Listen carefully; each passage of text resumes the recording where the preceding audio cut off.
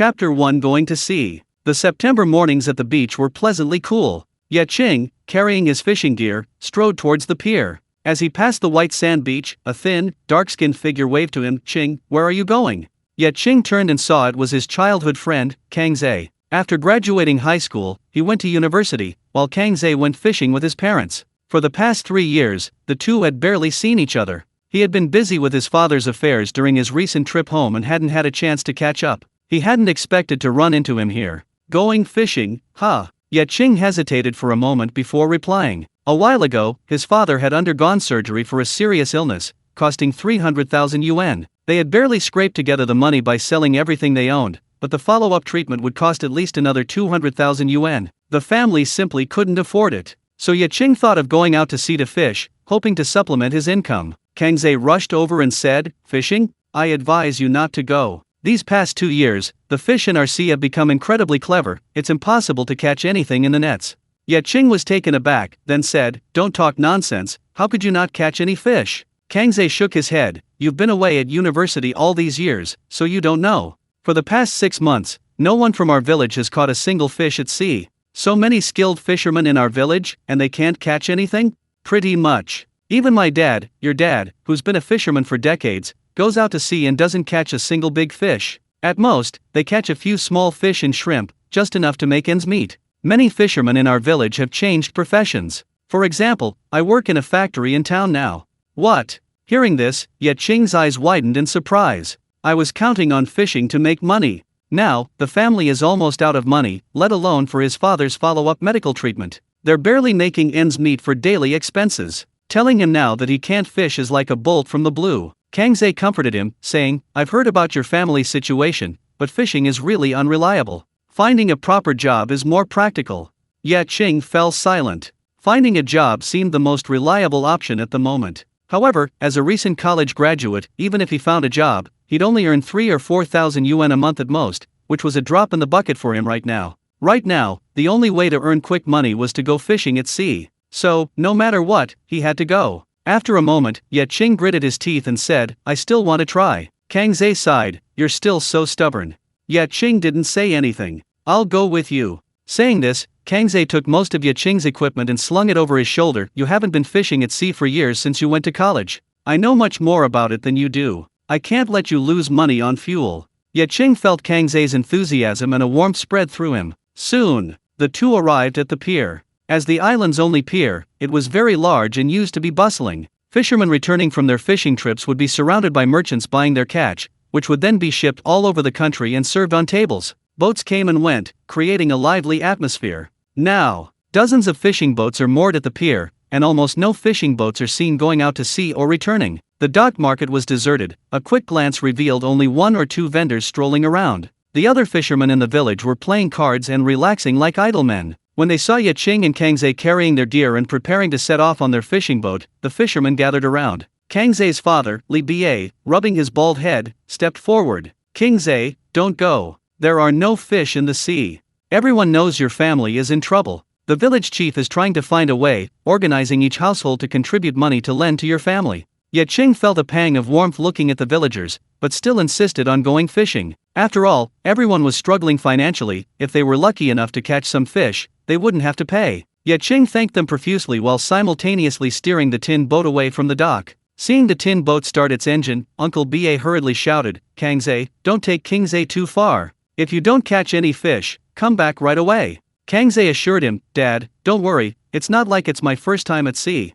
Watching the tin boat sail away, Uncle Ba looked into the distance and said, "May Maza protect these 2 boys, and may nothing happen to them." The old fishing boat cut through the waves. The sea rippled, shimmering in the sunlight. Seagulls circled overhead, the seawater surged and crashed, waves constantly pounding against the fishing boat. Kang Zhe steered the boat, and after 2 hours, they arrived at the fishing area where the island's fishermen frequented. A year ago, the once bustling fishing grounds were now completely deserted. Kang Zhe shouted loudly to the sea, "Today, we brothers have this area to ourselves. Fishing to our heart's content." Ye Qing nodded vigorously, full of enthusiasm. As the boat slowed down, he lowered the net. 2 hours later, Ye Qing looked utterly disappointed. Just as Kang Zhe had predicted, the net was completely empty, not a single fish. Ye Qing shouted, "Let's cast again." He refused to believe it. Not catching a single fish was simply too strange. Were the fish in this area truly sentient? He quickly cast the net again. Another 2 hours passed.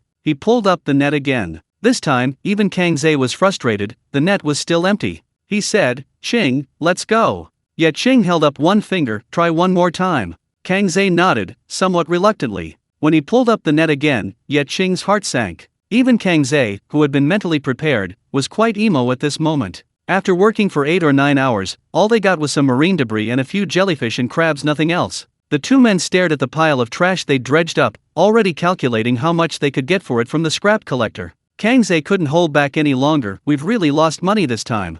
Ye Qing, staring at the seawater, was clearly unwilling to give up. After thinking for a long time, he said, "I'll dive down and take a look." He quickly put on his diving suit. Before Kang Ze could stop him, Ye Qing tilted his head back and plunged into the water. The water in this area wasn't clear, it was rather murky. But not because of pollution. It was because the waters near Longwei Island were where ocean currents converged, stirring up seabed silt and sediment, which became food for marine life. Logically, this place, with its exceptionally favorable conditions, should be perfect for fish to gather. However, when Ye Qing entered the sea, he found it completely empty. Looking around, he saw only a few small fish and shrimp. Ye Qing found this very strange, so he continued to dive, probing into the dark depths of the ocean. He descended to 20 meters. Ye Qing felt a little dizzy, but he could still bear it. He continued until 30 meters. His vision was severely obstructed, and the surroundings were almost completely dark. He had given up hope, and just as he was about to abandon his efforts, his eyes caught a glimpse. He spotted what appeared to be a light in the distance.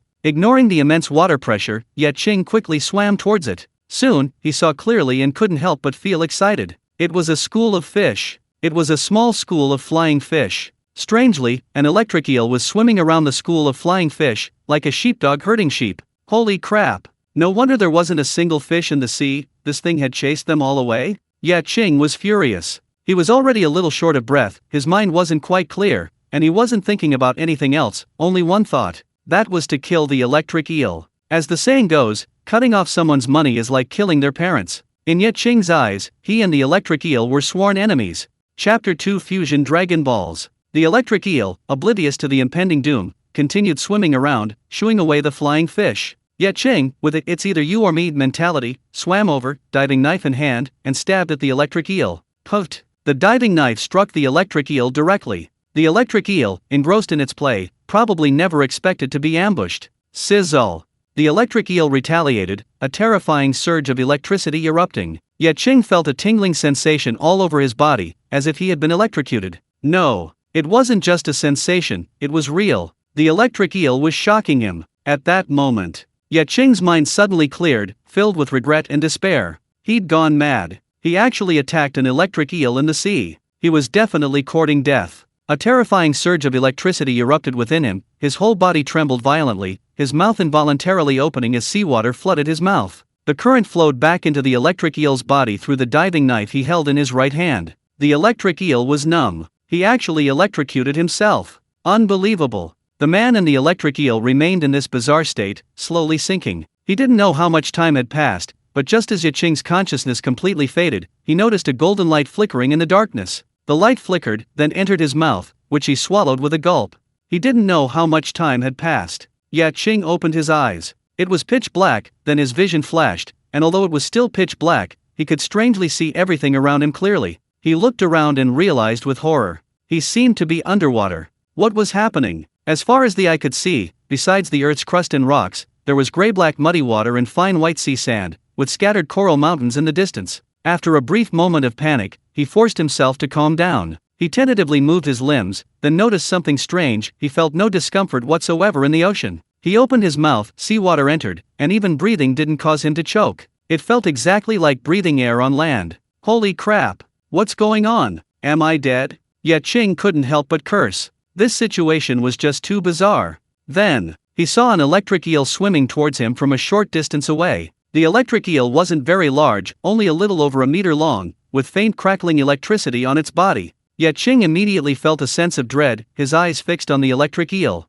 The next moment, he actually heard the electric eel's voice, "Master, master." It was the electric eel calling him, and he could even sense a hint of tension in its voice. Ye Qing shouted, "Stop." The electric eel stopped abruptly, as if slamming on the brakes. A thought flashed through his mind, and he commanded the electric eel to swim around him, circling again and again. The eel's consciousness re-emerged. Master, stop spinning, I'm a little dizzy. Ye Qing made it stop, not understanding why this was happening. The next moment, his mind jolted, and a flood of information automatically appeared in his head. The Dragon Ball. I have a Dragon Ball inside me. He murmured to himself, his face filled with shock. He hadn't expected to one day receive such an opportunity. So that's why. This electric eel had been guarding the Dragon Ball, and after he fell unconscious, the electric current had drawn it from the seabed. He was lucky enough to eat the Dragon Ball, which granted him underwater vision, immunity to water pressure, and made him the master of the electric eel. This was an incredible adventure. It took him a while to calm down. He looked up and decided to return to the boat first.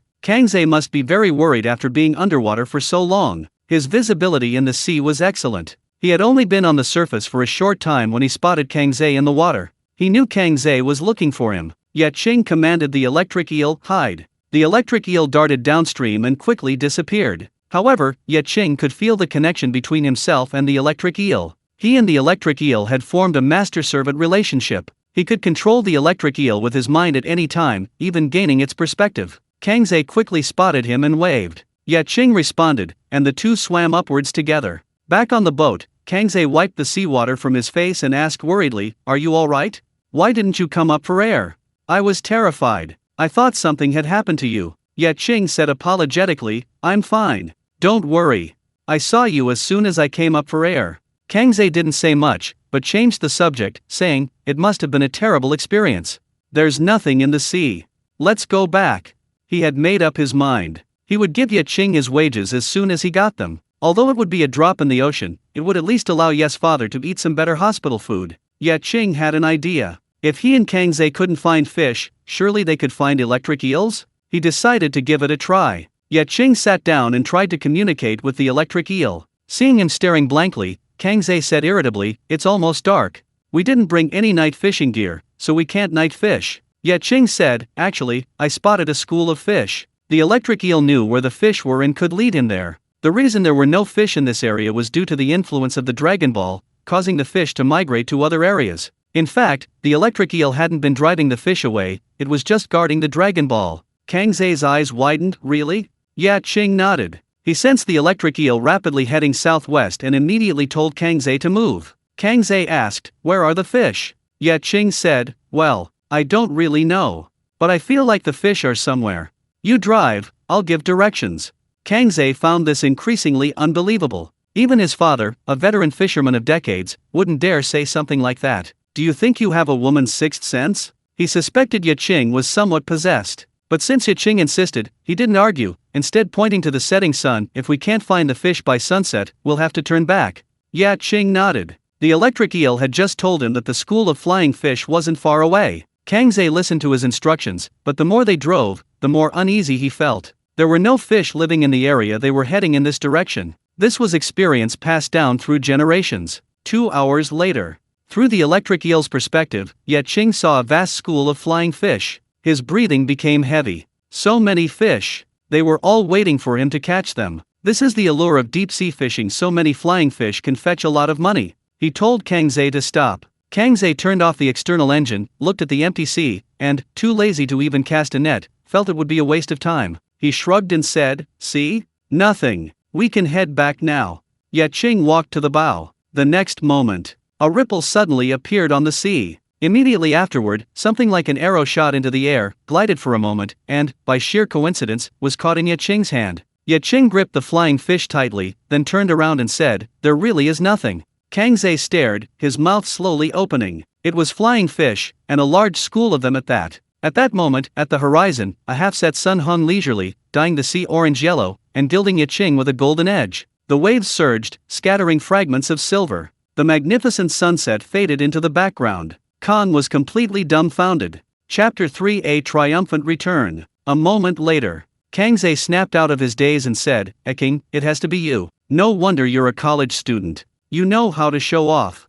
Hearing the teasing, Ye Qing chuckled. If young people don't show off, are they going to wait until they're old? Only a fool wouldn't take the opportunity to show off. Kangze walked over, picked up the flying fish, and said, "It's a swallowfish." The flying fish looked like a weaving shuttle, quite peculiar in appearance, with particularly well-developed pectoral fins, like bird wings. Actually, flying fish can fly not because of their wing-like pectoral fins, but because of their tail fins. Kangze looked at it seriously, then suddenly let out a soft and said, "This swallowfish must be about 40 centimeters long, and it's blue." As he spoke, he gestured with his hand. He suddenly shouted, "Could this be the Flying Fish King?" Everyone living in the fishing village knows the legend: if a fisherman catches the Flying Fish King, hundreds of flying fish will fly into his boat. Catching the Flying Fish King brings good luck for the whole year. Isn't that great? But the only thing to be careful of is that if there are too many flying fish, they can crush the boat and sink it. Ye Qing's expression changed. Just now, the electric eel had presented him with its treasure. It had specifically found the Flying Fish King, then ambushed it with a sudden, powerful tail sweep, pulling the Flying Fish King out of the water. That's how he caught it and made a grand entrance. It really is the Flying Fish King. Thank you, Electric Eel, Master, you're welcome. Ye Qing ignored the electric eel and looked at Kangze. Their eyes met. Both sensed something was wrong. The next moment, a sound came from the calm sea, and the next moment, it boiled like water. The flying fish were using their tails to rapidly slap the water for propulsion. Once the momentum wore off, their tails emerged completely from the water, propelling them into the air like arrows. Whoosh, whoosh, whoosh.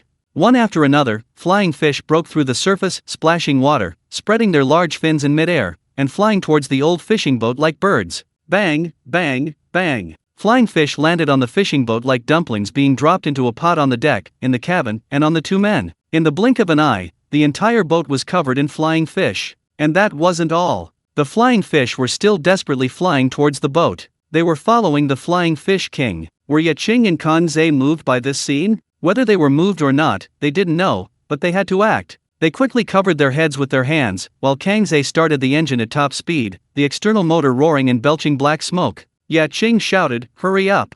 Kangze wiped his nose and laughed loudly. "It's time for me to show off. Watch me. Extreme drift. Catch the shrimp, catch the shrimp." The old fishing boat, following Kangze's sharp turn, traced an astonishing arc on the boiling sea, creaking and groaning. Moving at an extremely high speed, it was still no luxury yacht. Flying fish can fly for over 40 seconds at most, and these flying fish were putting in their utmost effort to accompany their Flying Fish King. One after another, they rushed forward, chasing the fishing boat down. Soon, the entire boat was filled with flying fish. Suddenly, a flying fish lunged at Ye Qing. He dodged to the side, but slipped and fell off the boat. Bang! He landed in the water, but not completely. There were too many flying fish, and they kept surfacing. By sheer luck, he stepped on several of them, and then stood on the water's surface. Kangze was completely dumbfounded. Damn it! That works? When it comes to showing off, it's all about Ye Qing. He's nowhere near as good. Impressive. Standing on the water, seemingly a coincidence, is actually something only Ye Qing could do.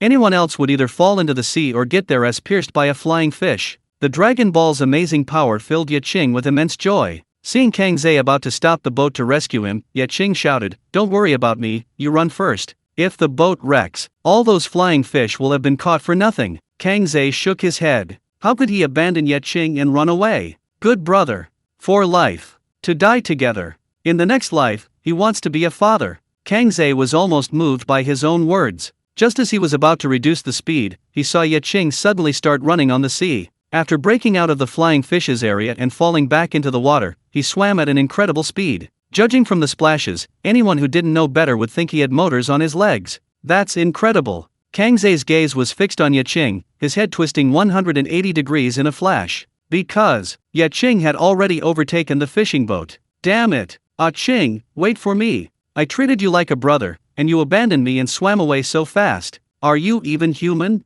Kangze activated his external attack again, and amidst billowing smoke, the old fishing boat fled in disarray under the death attack of the flying fish. The man in the boat then began a chase across the sea. 5 hours later, carrying a boatload of flying fish, the old fishing boat finally returned to the waters near the village, and the lighthouse on the small island was clearly visible. Upon reaching the dock, only a few lights were visible, a far cry from its usual brightly lit scene. Ye Qing stood on the deck, searching for merchants. After looking several times, not a single merchant was to be seen. Just as he secured the fishing boat, several figures ran over. The village had a tradition of mutual help. Whenever a fishing boat docked, anyone available at the dock would come to help. Uncle B.A., who was leading the charge, breathed a sigh of relief upon seeing the two return safely, saying, "It's good that you're back safe and sound. You must be starving. We left you some food at home, hurry home and eat." He didn't even ask about the catch. In his view, two novice fishermen couldn't possibly have caught anything, they might even have lost money on fuel. He didn't ask to avoid embarrassing the two young men.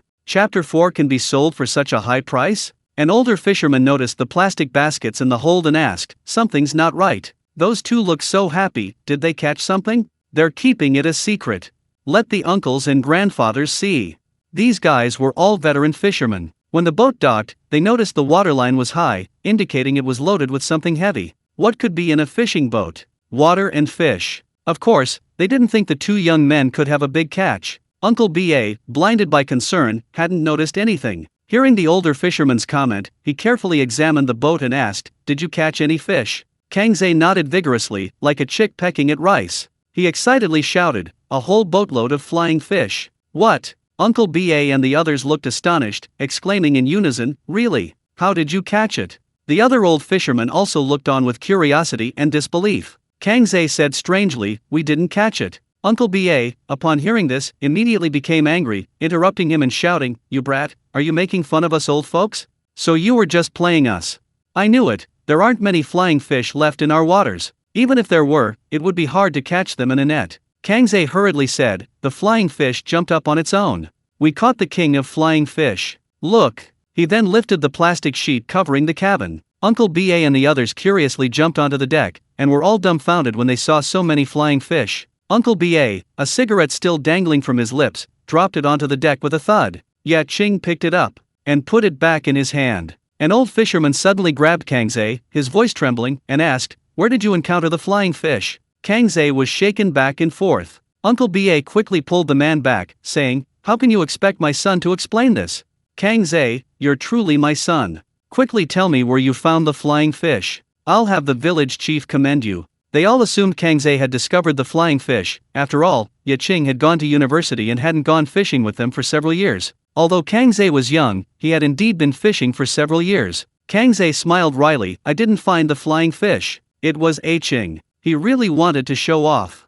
but reality wouldn't allow it. Uncle Ba's proud smile froze, somewhat embarrassed. All his previous pride and praise had been for nothing. He then looked at Ye Qing, gave him a thumbs up, and exclaimed, "Kangze, you're doing great. Haven't been to sea for years, and this one time you've had such a big catch. You haven't let your father down." Ye Qing smiled. He was proud to have made his father proud, but he humbly replied, "Just good luck." Uncle B.A. exclaimed, "That's incredible luck. These young people these days are even better at pretending than we were. Kangze, tell us in detail how you found it. Let us old folks see what you've got." Ye Qing didn't hide anything. In the village, anyone who finds a school of fish shares in a tradition passed down through generations. Besides, hiding it isn't practical. The ocean is so vast, all water, and not just one family's territory. Even if you can hide it for a while, you can't hide it forever. Someone willing to follow will eventually find out. Anyone who tries to hide it will inevitably be the subject of gossip and backbiting in the village. Besides, why not tell everyone? He has dragon balls and an electric eel. If they go fishing together, he'll definitely catch more than the other fishermen. He said he went by instinct, and ended up encountering a school of flying fish, and luckily caught the flying fish king, thus getting something for nothing, a whole boatload of flying fish. Uncle B.A. and the other old fishermen were astonished and exclaimed, "This doesn't make sense. How could there be a school of flying fish in that area?" Ye Qing chuckled. Of course it didn't make sense. He found the school of flying fish by coexisting with the electric eel. It seemed unscientific, yet it was perfectly logical. No wonder Uncle B.A. and the other old fishermen reacted so strongly. Through generations of exploration, they have essentially figured out the conditions of the surrounding waters. What kinds of fish are there in what locations? What kinds of fish are there in what season? The size of the fish was unknown. It was all already quite clear. Seeing Uncle B.A. and the others still in shock, Ye Qing changed the subject, asking, "Why can't we see a single vendor at the dock?" Uncle B.A. sheepishly replied, "Old Fang and the others left when no fishing boats returned. But they'll be back early tomorrow morning." Ye Qing's expression relaxed. Since the vendors would be coming tomorrow, he wouldn't need to rush to the harbor late at night to sell his fish. He could wait for them to come and buy them. After a day of fishing, he and Kangze were exhausted. Uncle B.A. called for his old buddies to help, and they readily agreed. They were there to help, keeping most of the live fish afloat with oxygen pumps, while the dead fish were placed in the low-temperature storage of the receiving boat. Everyone was busy and cheerful. After finishing their work and eating a quick bite, it was nearly midnight. Uncle B.A. stood on the deck and exclaimed, "This boatload of flying fish weighs at least 2,000 catties. At the highest price, it could fetch over 30,000 yuan. Ye Qing thought about it. The fuel cost for this trip was only a little over 1,000 yuan. A huge profit. Just as he thought, fishing at sea is very lucrative, provided you return with a full catch. Chapter 5 will definitely be in high demand. Ye Qing asked, Uncle B.A., can we sell it at the highest price? Uncle B.A. laughed heartily, of course. Scarcity drives up prices. I overheard merchants talking about flying fish the other day. They'll definitely be scrambling to buy your boatload of flying fish. Ye Qing breathed a sigh of relief. That's good. Selling the flying fish at a high price would solve their immediate problem. A little while later, Uncle B.A. and the others left the dock to go home, but Ye Qing stayed. His father had just undergone surgery and needed a series of follow-up treatments, meaning he wouldn't be able to leave the hospital for a long time, with his mother taking meticulous care of him. Being home alone gave him the opportunity to go fishing. Otherwise, if his parents were home, they would never have agreed to let him go fishing. With his parents away, he didn't want to go back. Mainly worried about the boatload of fish, he decided to spend the night in the wooden cabin of Grandpa Lin's small tavern not far from the dock. The wooden hut's door wasn't locked. Pushing it open would ring the wind chimes, producing a clear, melodious tinkling sound. As a child, he loved playing at the little tavern. It was always lively then. The village elders and visiting merchants liked to come here after dark to drink and chat about all sorts of interesting things, filling his still naive self with curiosity about the outside world.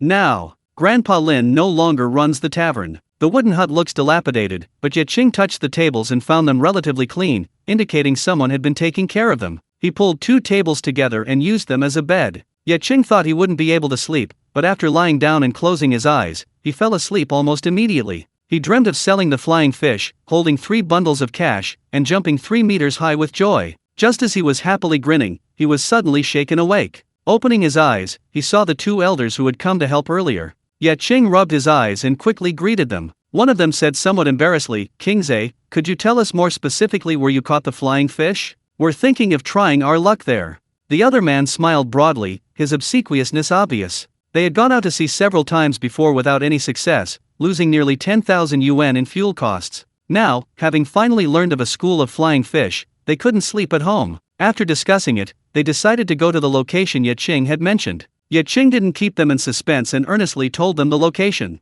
Both men were experienced fishermen, and from his description, they had basically pinpointed the location. They were overjoyed and boarded their respective fishing boats. Soon, under the deep darkness of night, the 2 fishing boats set sail. Ye Qing watched, no longer sleepy. He couldn't help but feel a surge of emotions. The village relied on the sea for their livelihood, and this past year, because of the Dragon Pearl, the fish schools had left the waters near Dragonmite Island, causing immense suffering for the fishermen. Look at him. Seeing him return with a boatload of flying fish, everyone got restless. He hoped his 2 elders would have a good catch too. Now that he'd absorbed the Dragon Pearl, the sea area was no longer affected, and the fish should slowly return. He also had his own selfish motives. For the past year, the fishermen of Dragonmite Island hadn't caught anything big, but today he'd caught a boatload of flying fish. Once, twice, could be attributed to good luck. But 10 times, 100 times? Everyone else was catching nothing, yet he was always overflowing with fish. Even a fool could tell something was wrong. As the saying goes, wealth shouldn't be flaunted.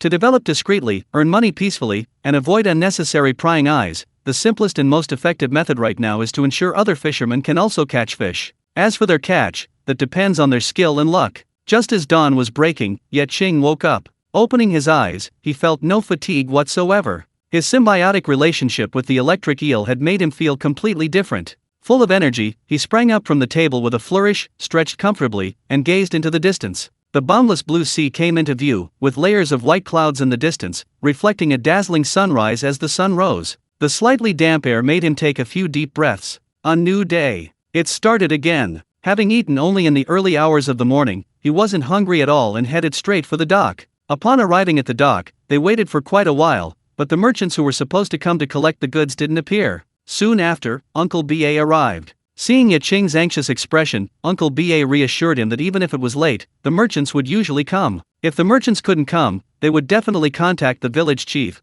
so everyone wouldn't have to wait in vain. Ye Qing, feeling helpless, chatted with Uncle B.A. while waiting. His mouth was dry from talking, but the merchants still hadn't arrived. Seeing his anxiety, Uncle B.A. said, waiting is getting frustrating. The tide's out, why don't you go beachcombing to pass the time? I'll stay here and let you know as soon as the merchants arrive. Ye Qing felt a little embarrassed. Uncle B.A. kicked him out, telling him to get lost so he wouldn't bother him while he smoked. Ye Qing thanked Uncle B.A., rubbed his backside, and headed towards the white sand beach. It was early in the morning. The white sand beach was deserted, save for a few villagers gathering seafood. They'd been busy all morning, but hadn't found much. The impact of the Dragon Ball on this sea area wouldn't disappear overnight. The seawater was relatively clear, perfect for playing and leisure, but the villagers depended on the sea for their livelihood, and their biggest concern was maximizing their catch. That was the general situation. Everyone was searching for a way out. He occasionally saw videos on video platforms of people gathering seafood and finding piles of catches on the beach,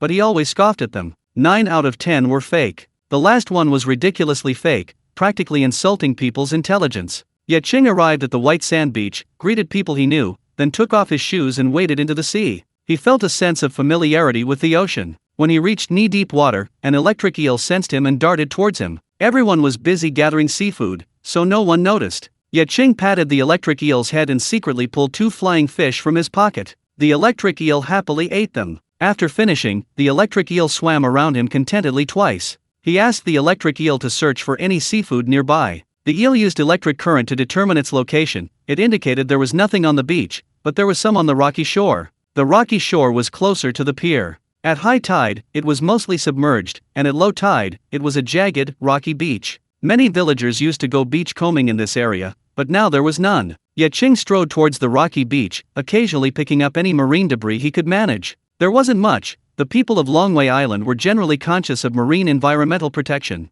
Not far away, a young fisherman, seeing Ye Qing constantly bent over picking things up, assumed he had found some seafood and hurried over. Seeing that he was picking up trash, he was greatly disappointed. "Kingzi, are you serious? Coming here to pick up trash so early in the morning?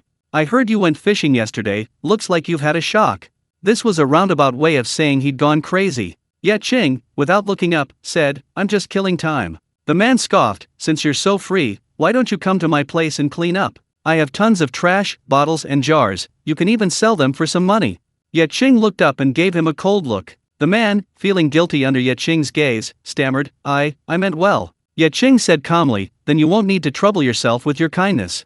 This man was Cai Ya, a villager of the same age, but not exactly childhood friends. Their relationship was strained, even hostile, for a simple reason: their parents' relationship was strained, and they didn't get along. From childhood, he had always been a better student than Cai Ya, for which Cai Ya had often been beaten by his father. Over time, Cai Ya had come to hate him. This was the first time they had met since Ye Qing went to university. Unexpectedly, upon meeting, Cai Ya came over and began to mock him. Just then, Ye Qing noticed a flash of red light at the cave formed by 2 overlapping rocks. At that moment, a surging wave crashed in, engulfing the cave with a thunderous roar. When the wave receded, nothing remained in the cave except for remnants of white foam, but he was certain that something had just been there. He sent the electric eel to confirm. Chapter 6: Unexpected Gains. Cai Ya, seeing him searching for something, mocked, "You're still thinking about collecting seafood? Is seafood really that hard to find these days? Look at your delicate skin and soft flesh, you're definitely not cut out for seafood.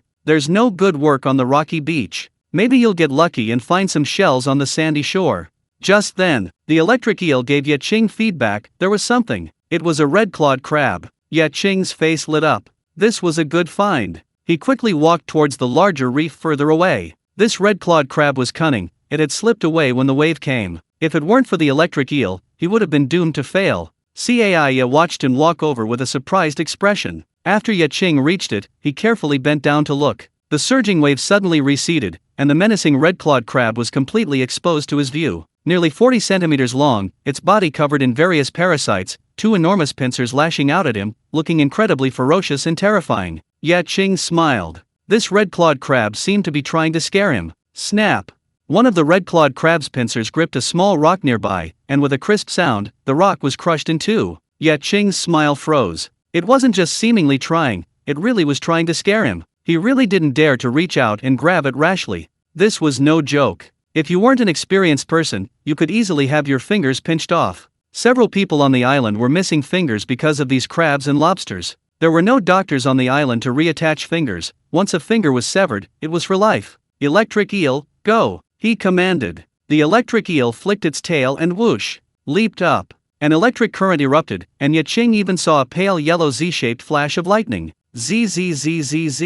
The red-clawed crab twitched all over. Ye Qing smiled brightly. This red-clawed crab was already quite old. It probably never imagined that it would be electrocuted by an electric eel in its old age. Splash! Ye Qing reached out, casually grabbed the red-clawed crab's claw, and yanked it upwards, sending a glistening spray of water flying, lifting it to his face. Wow, it's huge! He estimated it weighed about 4 or 5 pounds. If he sold it, it could fetch at least 1,000 yuan. Such a big harvest so early in the morning. Ye Qing couldn't contain his joy, his eyes shone even brighter. He felt more confident about the future. He not only wanted to earn money to pay off his debts and treat his father's illness, he also wanted to give his family a better life. At this moment, Cai, yelling and shouting, rushed over. Damn, what a huge red-clawed crab! Everyone gets a share! Everyone gets a share! Ye Qing was annoyed. Cai had just been sarcastic and mocking him, and now he was trying to take advantage of him. Plus, there was the old grudge of being beaten up by him in the past. He quietly opened the red-clawed crab's 2 pincers,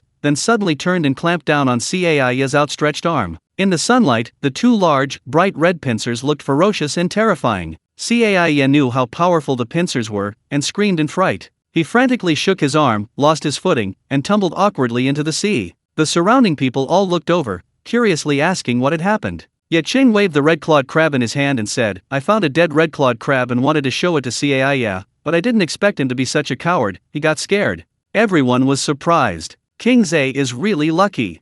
That's huge. It could fetch a lot of money.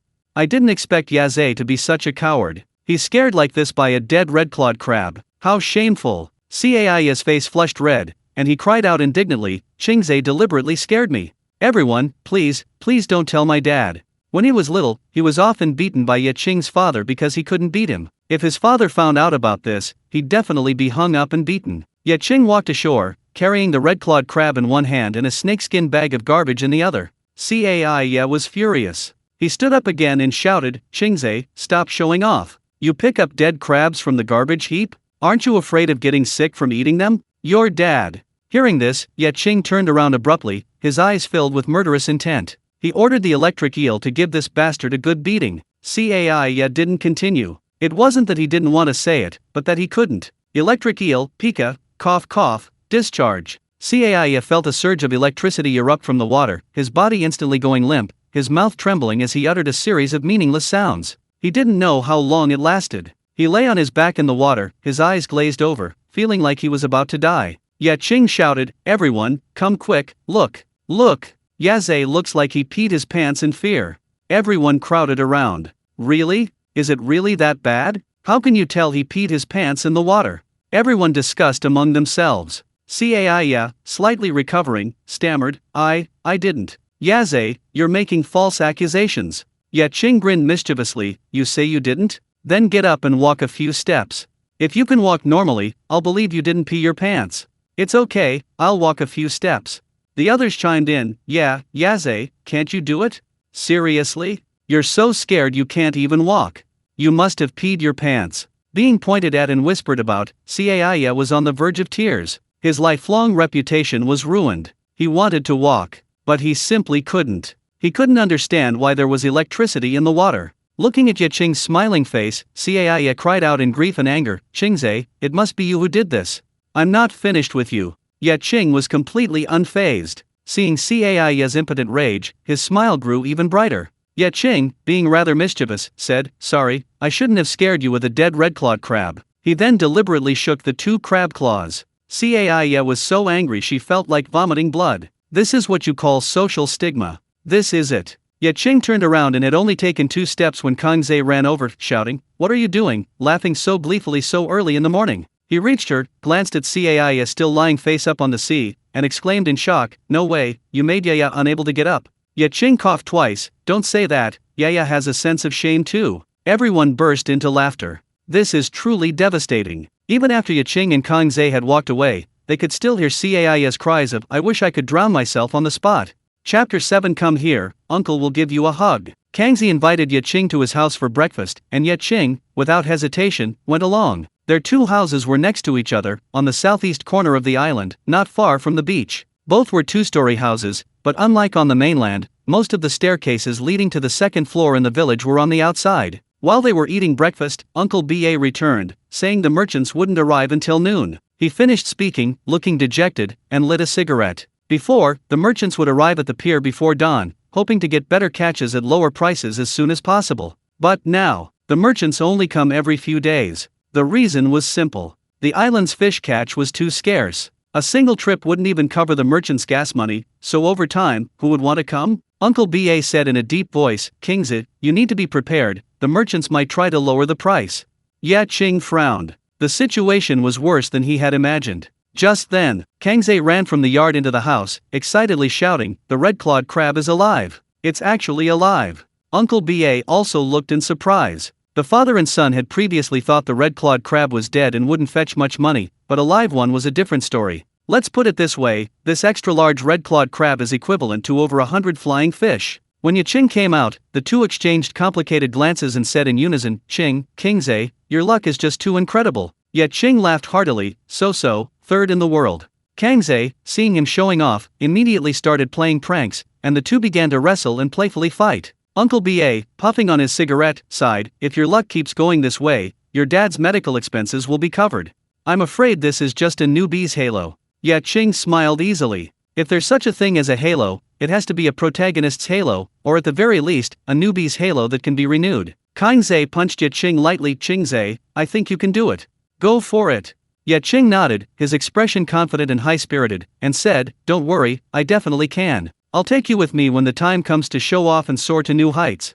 Kangze laughed heartily. Uncle Ba didn't say anything. Only young people mistake luck for skill. These old folks rely on experience and methods, never on ephemeral luck. Luck is destined to be temporary. He wanted to remind Ye Qing that fishing at sea is unreliable. A successful catch once or twice doesn't guarantee continued success. They needed to think of other, more reliable ways to make money. But considering Ye Qing's situation, he kept quiet. Because he was an old fisherman, he couldn't think of any reliable way to make money. Now, he was at a loss too. Seeing the smile on Ye Qing's face, he felt it was good, hope was better than despair. Ye Qing tied the red-clawed crab with a rope, then found a red plastic bag to put it in. Kangze saw this and couldn't help but exclaim in distress, what are you doing? Putting red-clawed crabs like that is a complete waste. Ye Qing scratched his head, what's wrong? Kangze nodded seriously and asked, are you going to the dock? Ye Qing nodded. Kangze said, I'll go to the dock with you and help you carry the red-clawed crab. Ye Qing agreed. This red-clawed crab weighed several pounds, and carrying it was quite strenuous. Since someone was willing to be his crab-carrying assistant, he was naturally happy to do so. After tying the red-clawed crabs tightly, Kangze hung a net around his neck and strode ahead with a proud and arrogant air. Ye Qing found it amusing, realizing Kangze was simply showing off. There's a mountain range in the middle of Longwei Island, said to be the transformation of a dragon, hence the name Longpan Mountain, Dragon Coiling Mountain. Ye Qing's village is located on the south side of Longpan Mountain, with houses built along the mountainside, gradually extending towards the sea. His and Kangze's houses are on the southeast corner near the sea, while the pier is on the northwest corner of the island. To get there, you basically have to cross the entire village, passing the village store. Kangze certainly stole the show along the way. Wow, red-clawed crabs. Kangze, so impressive. Tisk tisk, look how plump the crab legs are. Kangze laughed and said, I'm just helping carry them, they're Kingze's.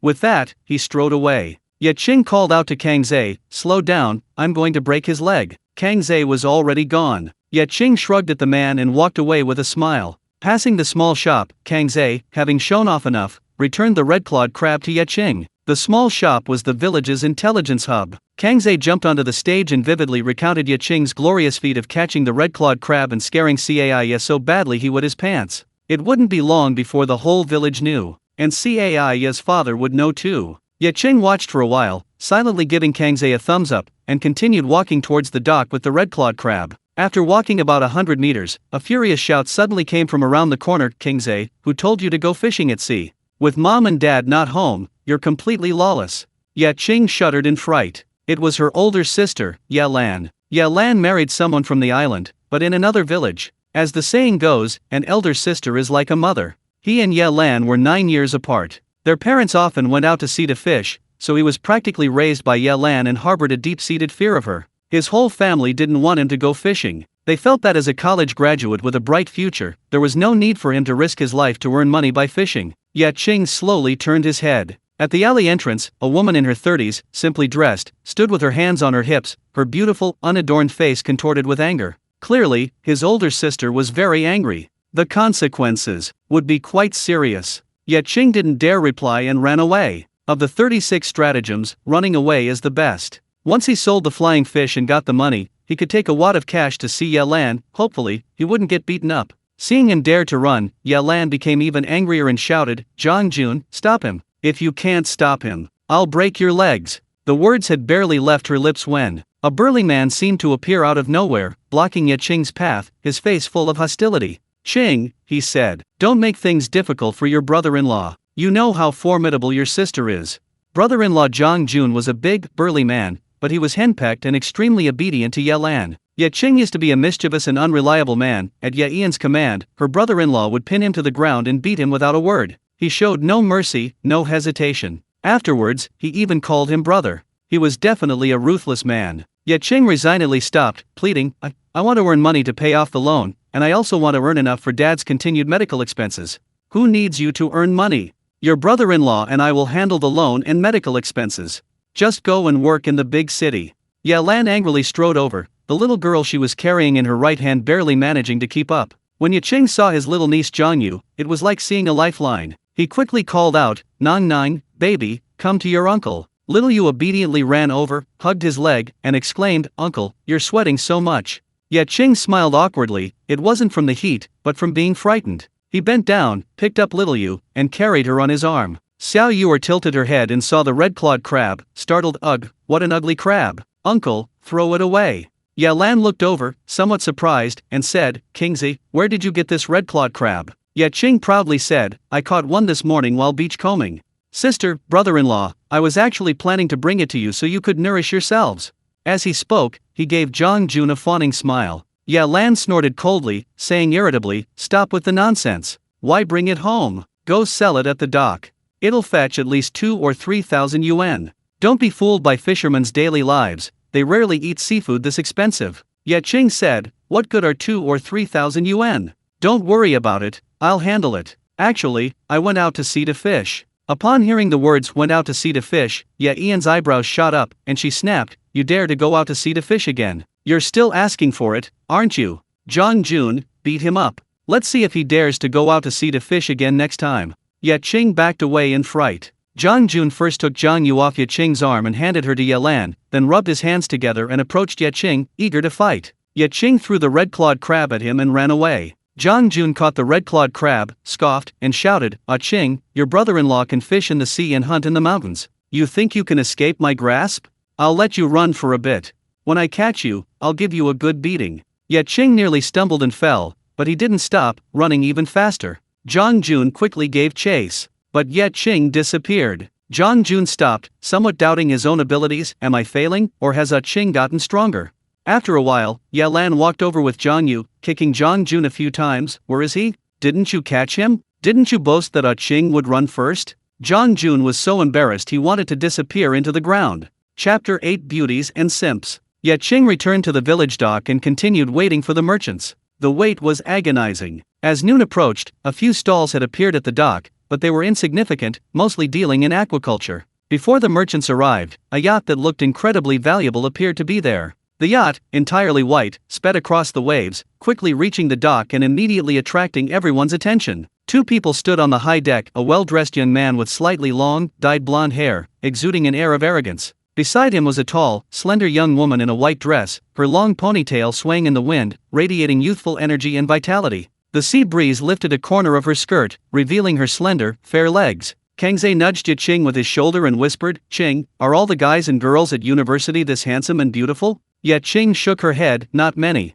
These two look like they come from wealthy families." As she spoke, the yacht docked, and the young man and woman quickly disembarked. The young man was dressed quite well, but his looks were rather ordinary. The young woman, however, was a different story. She was exceptionally beautiful, with flawless features, causing everyone on the dock to gasp in amazement. It seemed that girls as beautiful as TV stars really existed in real life. The young man frowned, his disdainful gaze sweeping over the crowd before settling on Ye Qing. He snapped, "What are you looking at?"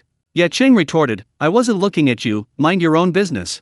The man glared, "You." The young girl spoke up, "Don't cause trouble, just shut up." She glanced at Ye Qing. He stood out in the crowd, handsome and fair-skinned. No wonder Wang Ming was hostile towards him. The young man snorted, ceasing his shouting at Ye Qing. He moved closer to the girl and said, "You die, let's go. This place has no way of selling the fish you want.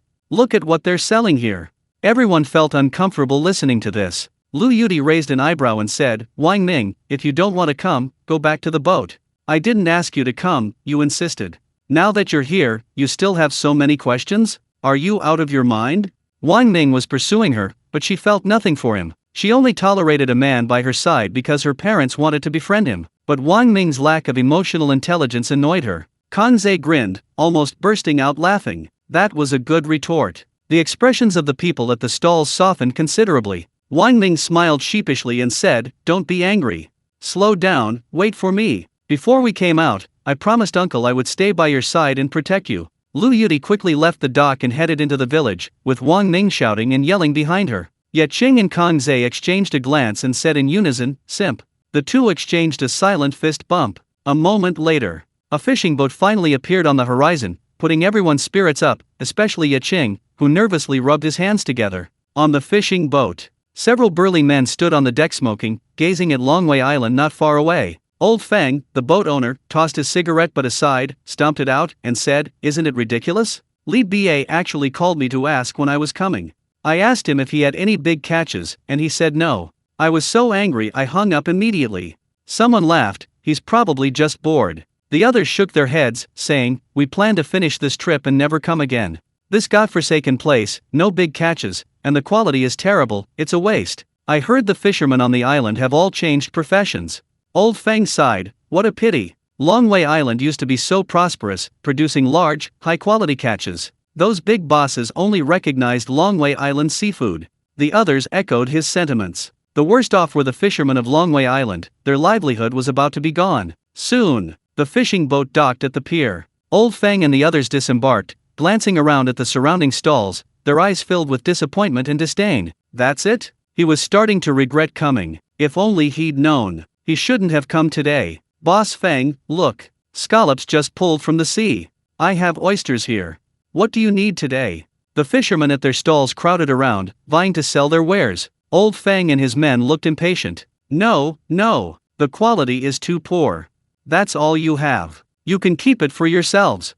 They shouted loudly. The fishermen were greatly disappointed and dispersed dejectedly. Old Feng and his men were even more disappointed. This trip was a waste, they'd lost money on fuel, but they certainly wouldn't come again. They were somewhat resigned to it. They didn't simply not come, instead, they planned to use this opportunity to inform the fishermen, so they wouldn't have to wait for them at the dock to collect their catch. Old Feng jumped onto the platform and shouted, Listen up, everyone. We know many of you have changed professions, which is good. You don't need to go out to sea to fish and take such risks. So, I, Old Feng, wish you all a safe and prosperous future.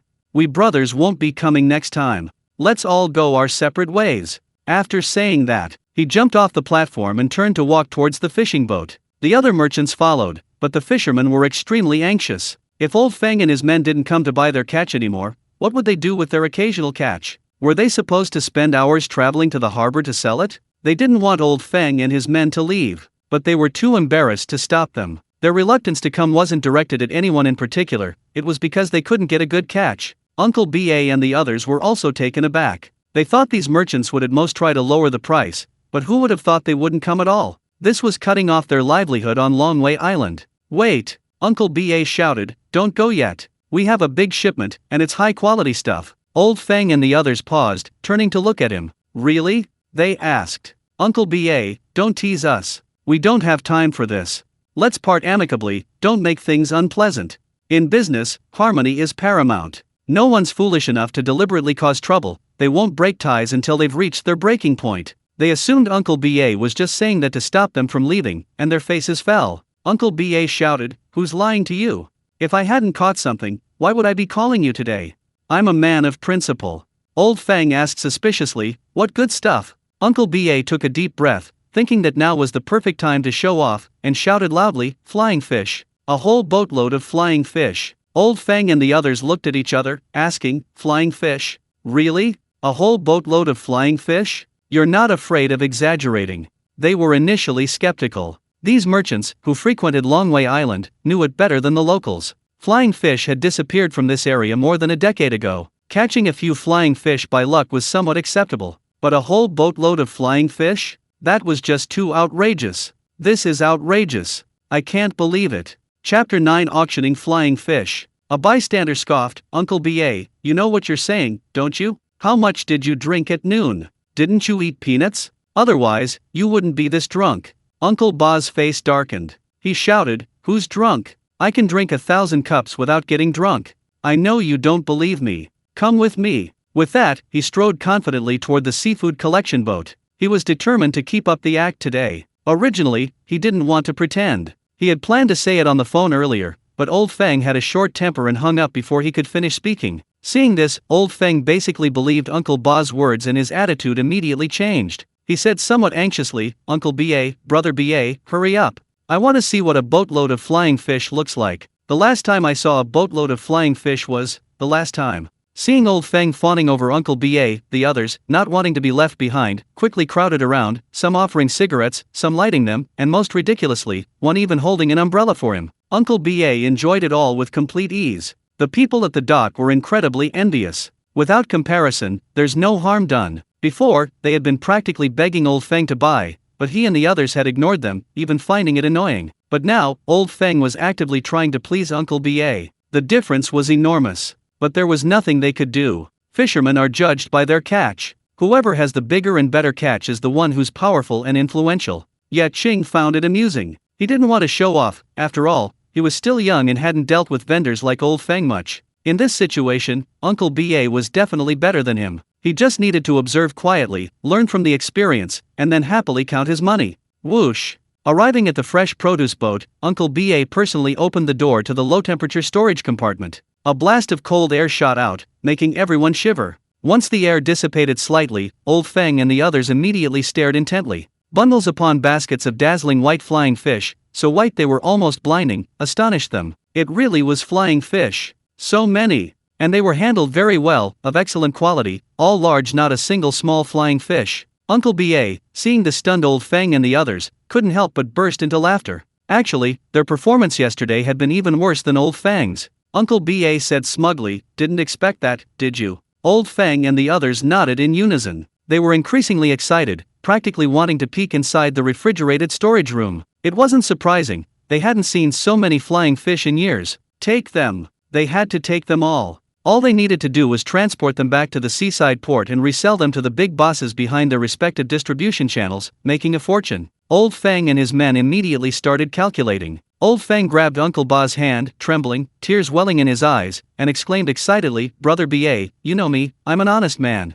I used to buy most of your catch. Today, I won't take advantage of you. 21 yuan a pound, I'll take it all." Uncle Ba's eyes lit up. This far exceeded the normal maximum price for flying fish. Generally, flying fish was only 15 or 16 yuan a pound. At this moment, the other vendors started to panic. They also wanted the flying fish. They couldn't let Old Feng have it all. They offered their prices. You offered 21 yuan per jin, I offered 22 yuan per jin, he offered 23 yuan per jin. They started bidding right there on the spot. None of them would give in. Ye Qing grinned from ear to ear. Before, Uncle Ba had said the flying fish would be very popular, and he had been somewhat skeptical. Seeing Old Feng and the others looking like they were about to fight, he felt completely relieved. Now, he didn't have to worry about the loan he had taken out to pay for medical expenses being overdue. Once he went out to sea again, his father's medical expenses would naturally be covered. His family's life would definitely get better and better. He was filled with boundless anticipation. Soon, a merchant named Lao Bao offered 24 yuan per jin, a premium of 10 yuan per jin. His eyes were bloodshot, and he looked determined to win. Old Feng and his group immediately became much more cautious, ceasing their bidding wars and instead taking out their phones to call their bosses. They possessed distribution channels, cooperating with restaurants, seafood eateries, small retailers, and seafood processing plants. No matter the catch, they could absorb it all at once. These people were essentially middlemen. However, the prices they offered the fishermen were actually quite fair, which was one of the reasons Ye Qing was willing to wait overnight to sell to Old Feng and his group. Even if he personally hauled the fish to the port, he might not be able to get that price. Furthermore, Old Feng and his group had maintained a relatively harmonious relationship with the fishermen of Longwei Island for many years. Even though Longwei Island hadn't had a large catch for nearly a year, they still persisted in coming. Their motto was, "Never abandon, never give up," otherwise they wouldn't have made a special trip to say goodbye today. It was precisely this goodwill that allowed them to reap this boatload of flying fish. It was fate. You repay a peach, I return a plum. Uncle Ba and the others watched with beaming smiles, each one joyful and deeply moved. They hadn't seen such a sight in years. In the past, if they were lucky enough to catch a giant king of fish, they would sell it through auctions. Old Fang and his gang would even fight over it. It could be said that those were the most glorious and successful times for fishermen. Soon, Old Fang finished his phone call, offered Uncle B.A. a cigarette with a smile, and said, "Brother B.A., given our relationship, I won't waste any more words.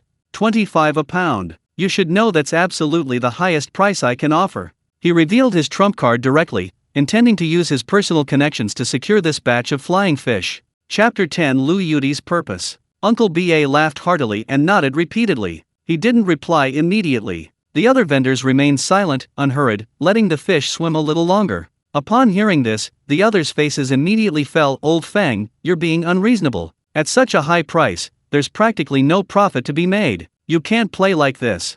You're on good terms with Brother B.A., but are we inferior?" The others were getting anxious. The highest price they could offer was 24 yuan per jin, approximately 500 grams, and even then, they weren't guaranteed a profit. Flying fish were rare. But ultimately, they were just flying fish. In the past, when flying fish were plentiful, they were something every household could afford, just one of the most common, everyday sea fish on the dinner table. As for how delicious they were, even the flying fish from Dragon Might Island was really just so-so. Old Fang and his group were willing to pay a high price for two reasons. First, they wanted to build their reputation, showing the big boss that they could buy seafood that other vendors couldn't, thus securing an exclusive, deep partnership. Second, the market hadn't seen so many flying fish from Longwei Island for a long time. Their sudden release would create a buying frenzy. However, if the price was too high, people would definitely choose other seafood that tasted better and had higher nutritional value. Sentimental appeals have their limits. Uncle B.A. coughed and said, all good, we're all good brothers." He handled the situation perfectly. He glanced discreetly at Ye Qing, who nodded slightly. Old Fang and his group were getting impatient. There was no need to haggle any longer. 25 yuan per jin, almost double the price, far exceeded his expectations. This time, they'd already made a killing. One shouldn't be too greedy. Establishing a good cooperative relationship with Old Fang and his group, a slow and steady approach, was the right way. Uncle B.A. raised his hand to signal Lao Fang and the others to be quiet, saying, "Then let's sell it for 25 yuan a pound." Lao Fang laughed heartily. Lao Bao and the others pulled Lao Fang aside, and the group argued heatedly for a moment. Afterward, they returned and decided to divide the flying fish and the refrigerated hold equally among the four of them. This way, they could give their partners an explanation. Moreover, the fewer flying fish each of them received, the higher the price per fish would be. Cooperation leads to a win-win situation. Next, they weighed the fish. Everyone was busy and happy. Soon, the entire hold of flying fish was weighed, totaling 1,045 pounds.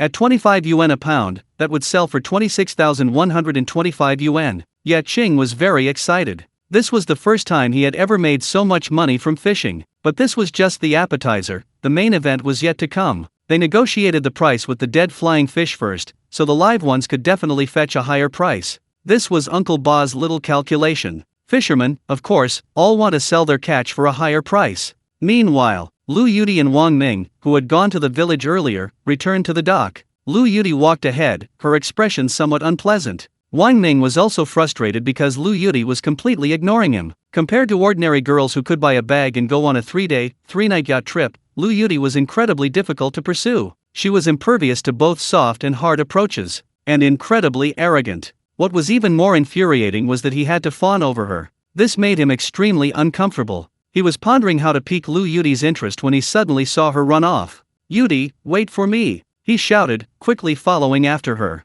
Meanwhile, Old Fang and the others were collecting money. Many of the island's older fishermen didn't have smartphones, and even though mobile payments were now possible, Old Fang and his group still settled in cash. Cash on delivery. Ye Qing was sitting on the deck of the fishing boat when he suddenly smelled a fragrant breeze. He instinctively looked up and saw a beautiful girl in a long white dress standing gracefully before him. Up close, the girl was even more stunning. She looked to be about 21 or 22 years old, probably his age. Bright eyes and white teeth, delicate features, a proud figure, and exceptional temperament, but there was an air of arrogant coldness between her brows, giving her a somewhat aloof feeling. He glanced at her. He glanced at her again. Ye Qing felt his heart race. Oh no. It seemed like a flutter of attraction. Lu Yuti looked down to meet his gaze, smiling slightly. "Could you move aside, please?" Ye Qing nodded, quickly shifting his position to the side. Lu Yuti lightly leaped from the gangplank onto the fishing boat deck, hurrying past Ye Qing. The sea breeze lifted a corner of her skirt, revealing her snow-white legs to Ye Qing's eyes.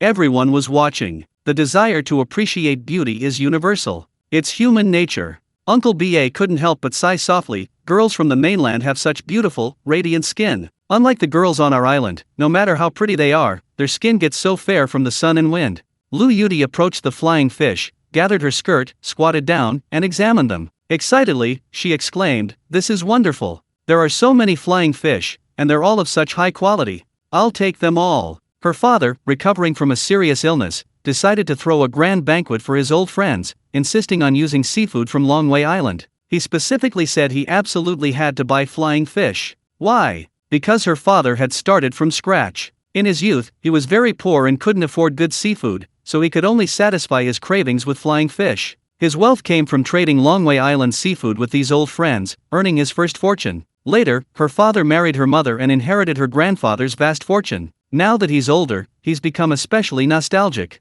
No amount of expensive seafood can compare to his longing for the flying fish of Longway Island. Yesterday, she waited all day at the harbor, but not a single fishing boat from Longway Island arrived. Frustrated, she made a special trip to Longway Island. But the result was utterly disappointing. The fish sold at the pier were of very poor quality. A visit to the village only deepened her despair. Almost all the fishermen had changed professions. Going back like this would likely disappoint her father, and the banquet would certainly be much less grand. Just as she was feeling down, she saw this boatload of flying fish. Overjoyed, she vowed to herself that she would catch these flying fish no matter what. Chapter 11. A rich young woman appears out of the box. Just then, Old Feng and the others had just collected the money into Old Feng's WeChat account, ready for him to transfer it all, when they heard Lu Yudi's words and were stunned. Old Feng anxiously called out, "Little beauty, I'm so sorry. We've already bought these flying fish. If you want to buy some to eat, I can give you a few." Lu Yudi stood up and looked over, shaking her head. "Uncle, I need a lot. I want all of these flying fish. You're fishmongers, right? Selling to anyone is the same, so why not just sell them to me?" The family banquet was going to last 3 days and 3 nights, and all the clansmen would be coming to eat, consuming a huge amount of seafood. She was worried that this amount of flying fish wouldn't be enough. Old Feng and the others hesitated. They had already made arrangements with their business partners. If they sold to Lu Yudi, how would they explain it to them? Doing business, the most important thing is integrity. They politely declined, indicating they wouldn't sell. Lu Yudi frowned slightly. She didn't press the matter, but her eyes flickered. Suddenly, she turned to Uncle BA and asked with a smile, "Uncle, how much did you pay for these flying fish?" Uncle BA replied, "25 a pound." Lu Yudi exclaimed, "Ah?" Uncle BA explained, "Don't be so surprised. It is indeed quite expensive, but you should know that the fish population near Longway Island has disappeared for almost a year. It took a lot of luck to catch this boatload. Scarcity drives up the price. A premium is normal. I'm not trying to rip you off." He pursed his lips, silently complaining to himself. Lu Yudi arrived in a yacht. She's clearly a wealthy young lady. She certainly doesn't lack money. Why is she making such a fuss? Lu Yudi smiled and said, "Don't misunderstand. I don't think you're ripping me off. It's just that I think this price is too cheap. You said that scarcity drives up prices.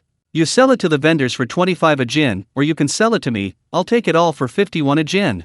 Everyone was stunned. Uncle BA was breathing heavily, his mouth agape, unable to speak for a long time. He thought 25 a jin was already an exorbitant price, and he was quite happy to have helped Ye Qing get such a high price. But this beautiful young woman appeared and actually asked for 51 a jin, doubling the price. He was dumbfounded. With that money, wouldn't it be better to buy some other seafood? Of course. He wasn't really going to ask such a stupid question, and was about to speak when Old Feng angrily called out, "Little beauty, you can't just snatch things like that. We're all going to pay. If you really want to buy, you can talk to us."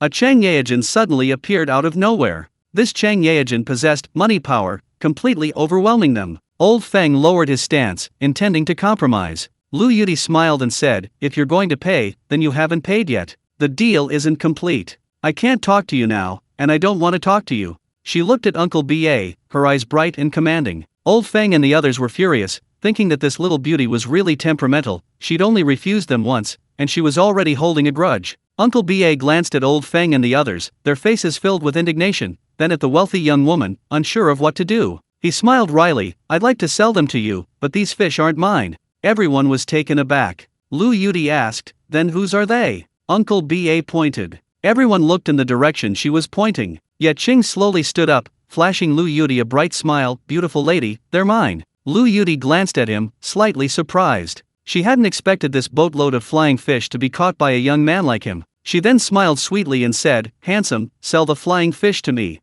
Ye Qing was momentarily stunned. That smile was incredibly powerful. He had almost nodded, but suddenly felt a warmth in his chest, and his mind cleared. He became more alert and said with a smile, "Of course they are." He drew out the last syllable. Lu Yudi's smile widened. No boy could resist her smile, though not just any boy could sway her with this skill. Just as she was feeling smug, Ye Qing continued, "I can't sell them to you." Lu Yudi didn't listen carefully and instinctively stammered, "You're refusing me. You actually refused?" Her face fell, her eyes filled with resentment as she looked at Ye Qing. Anyone who didn't know better would think Ye Qing was a scumbag who would renege on his promises. Ye Qing said awkwardly, "First come, first served. I've already discussed it with Uncle Feng and the others, these fish are theirs. I can't sell them to you." Lu Yudi was extremely frustrated. She was still quite bothered by old Feng's earlier refusal. Proud as she was, she'd run into this clueless Ye Qing. So annoying. Undeterred, she said in a slightly coquettish tone, "That's a difference of tens of thousands of yuan, you really don't want it?" This shows that being handsome really does get you treated differently. Previously, when old Feng rejected Lu Yudi, she angrily went to Uncle Ba to sell her fish. But after being rejected by Ye Qing, she persisted, even resorting to coquettishness. This troubled Ye Qing somewhat. Actually, there was no need. He didn't have the dead flying fish, but he had live ones. Ye Qing said, "Yes, of course I want it. Actually, I have more." At this moment, Wang Ning stormed over, shouting, "Kid, you're really good at playing hard to get. Trying to get Yudi to raise the price again, huh? How heartless." Hearing him shout like that, Lu Yudi's eyes flashed. Wang Ning continued, "You die, don't you think this boatload of flying fish is strange? There weren't any flying fish a long time ago. How did this boatload appear? I suspect these shrewd people and merchants brought them from somewhere else to deliberately rip you off." Lu Yudi's eyes sharpened. What Wang Ning said wasn't without merit. She stared at Ye Qing, waiting for an answer. Ye Qing said, "These flying fish were caught by me yesterday. In waters about 100 nautical miles from Longwei Island. They're probably Longwei Island flying fish, right? The seafood from the Longwei Island fishing grounds is of high quality and renowned far and wide. Especially this year, the disappearance of fish from the fishing grounds has made many gourmets sigh with envy." Wang Ning scoffed, "Whatever you say. Do you have any evidence to prove it?" Kang Zhe raised his hand and shouted, "I can prove it. I went with King Zhe." Wang Ning laughed loudly, "You're all in cahoots, what proof do you have?" Kang Zhe was furious, his mouth agape, but he didn't know how to retort. Unable to swallow his anger, he made a move to punch him. The fishermen of Longwei Island were all honest people, and they couldn't stand being slandered. Wang Ning yelled, "He's getting desperate. He's getting desperate. He's angry because I exposed the truth. Truly, troublemakers come from poor, remote areas. Yudi, let's go quickly. Don't pay attention to these troublemakers, lest we get entangled."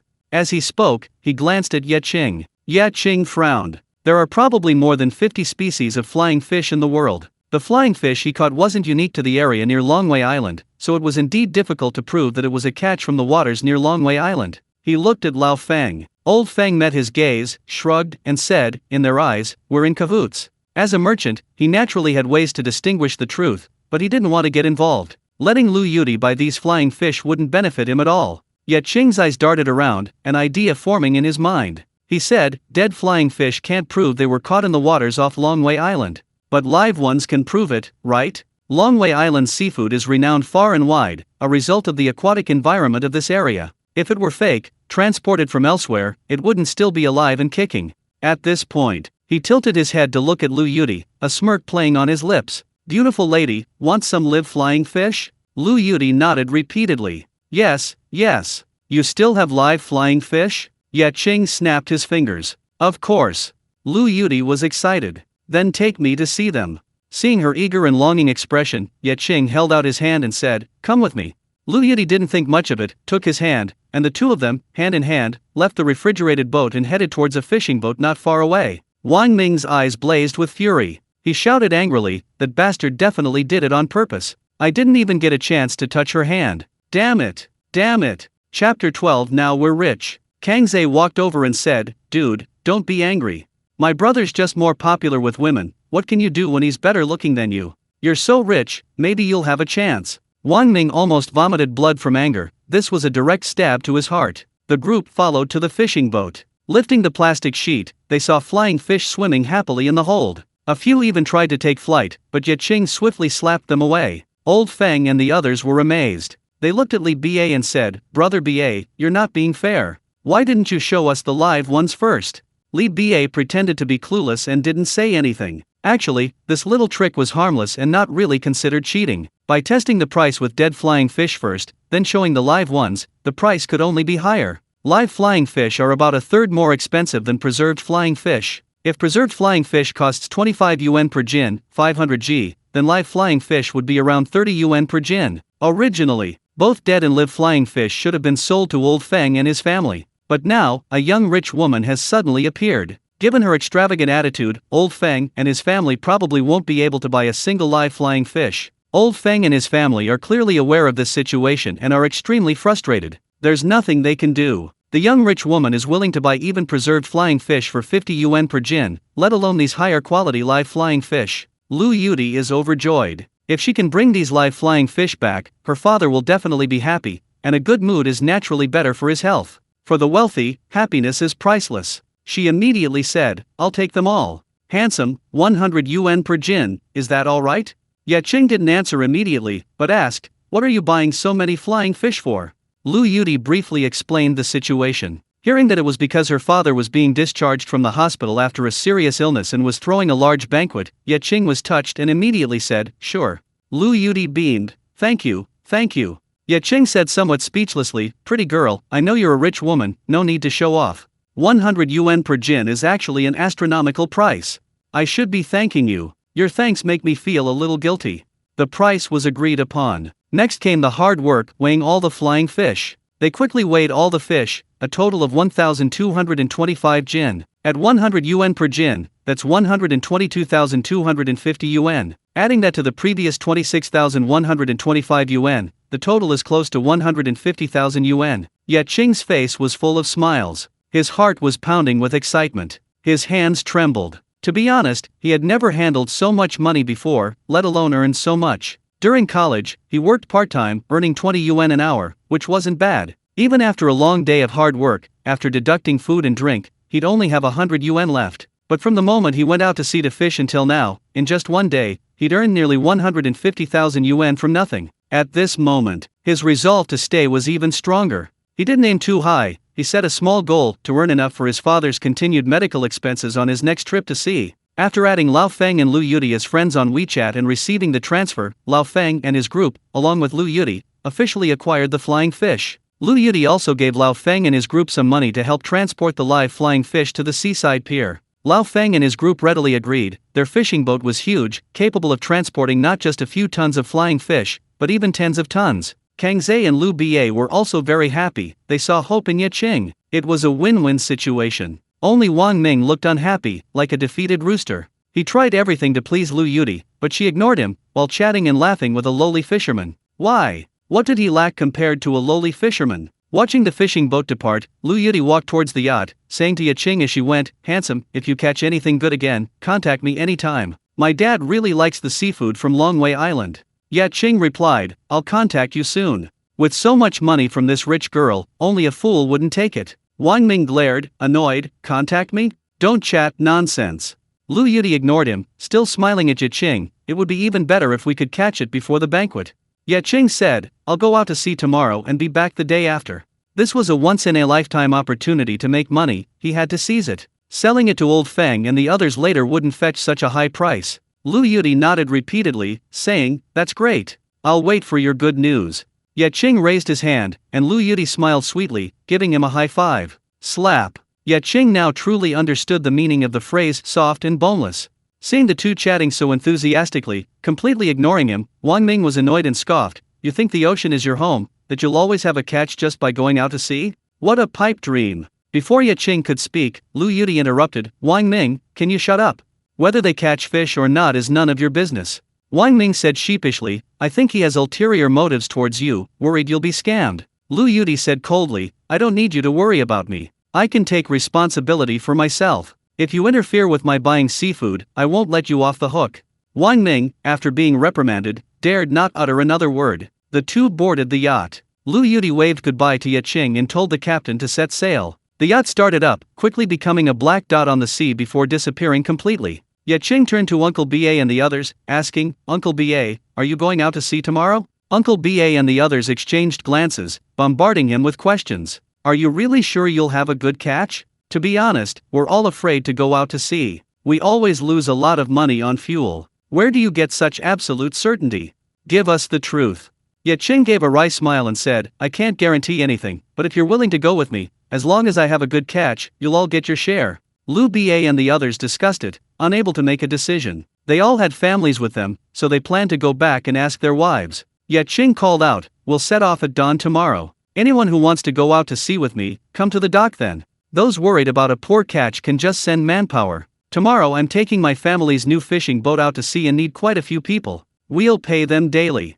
Lu BA, smoking a cigarette, shouted, I don't care about others, I'm going. The others hurried away from the dock to go home and discuss it. Ye Qing paid Kang Zhe his wages. Fishermen on Longwei Island either received a fixed salary or a 3% commission. Ye Qing transferred 4,500 yuan to Kang Zhe, using the latter calculation. Kang Zhe smiled happily, I'll quit my job tomorrow. One day's fishing earnings were equivalent to a month's hard work. He and Uncle BA chatted and laughed as they went home. Ye Qing followed them. Passing a house, they heard screams and the sound of a belt being whipped. The door was open, and looking inside, he and Kang Zhe laughed simultaneously. It was Cai being tied up and whipped by his father. This was a traditional performance. Back in school, whenever he got better grades than Cai would get a severe beating from his father. To be honest, sometimes, Ye Qing felt sorry for Cai having such a problematic father. But Cai's situation today was entirely his own fault. Chapter 13 The debt collectors come knocking. Ye Qing went home and took a shower.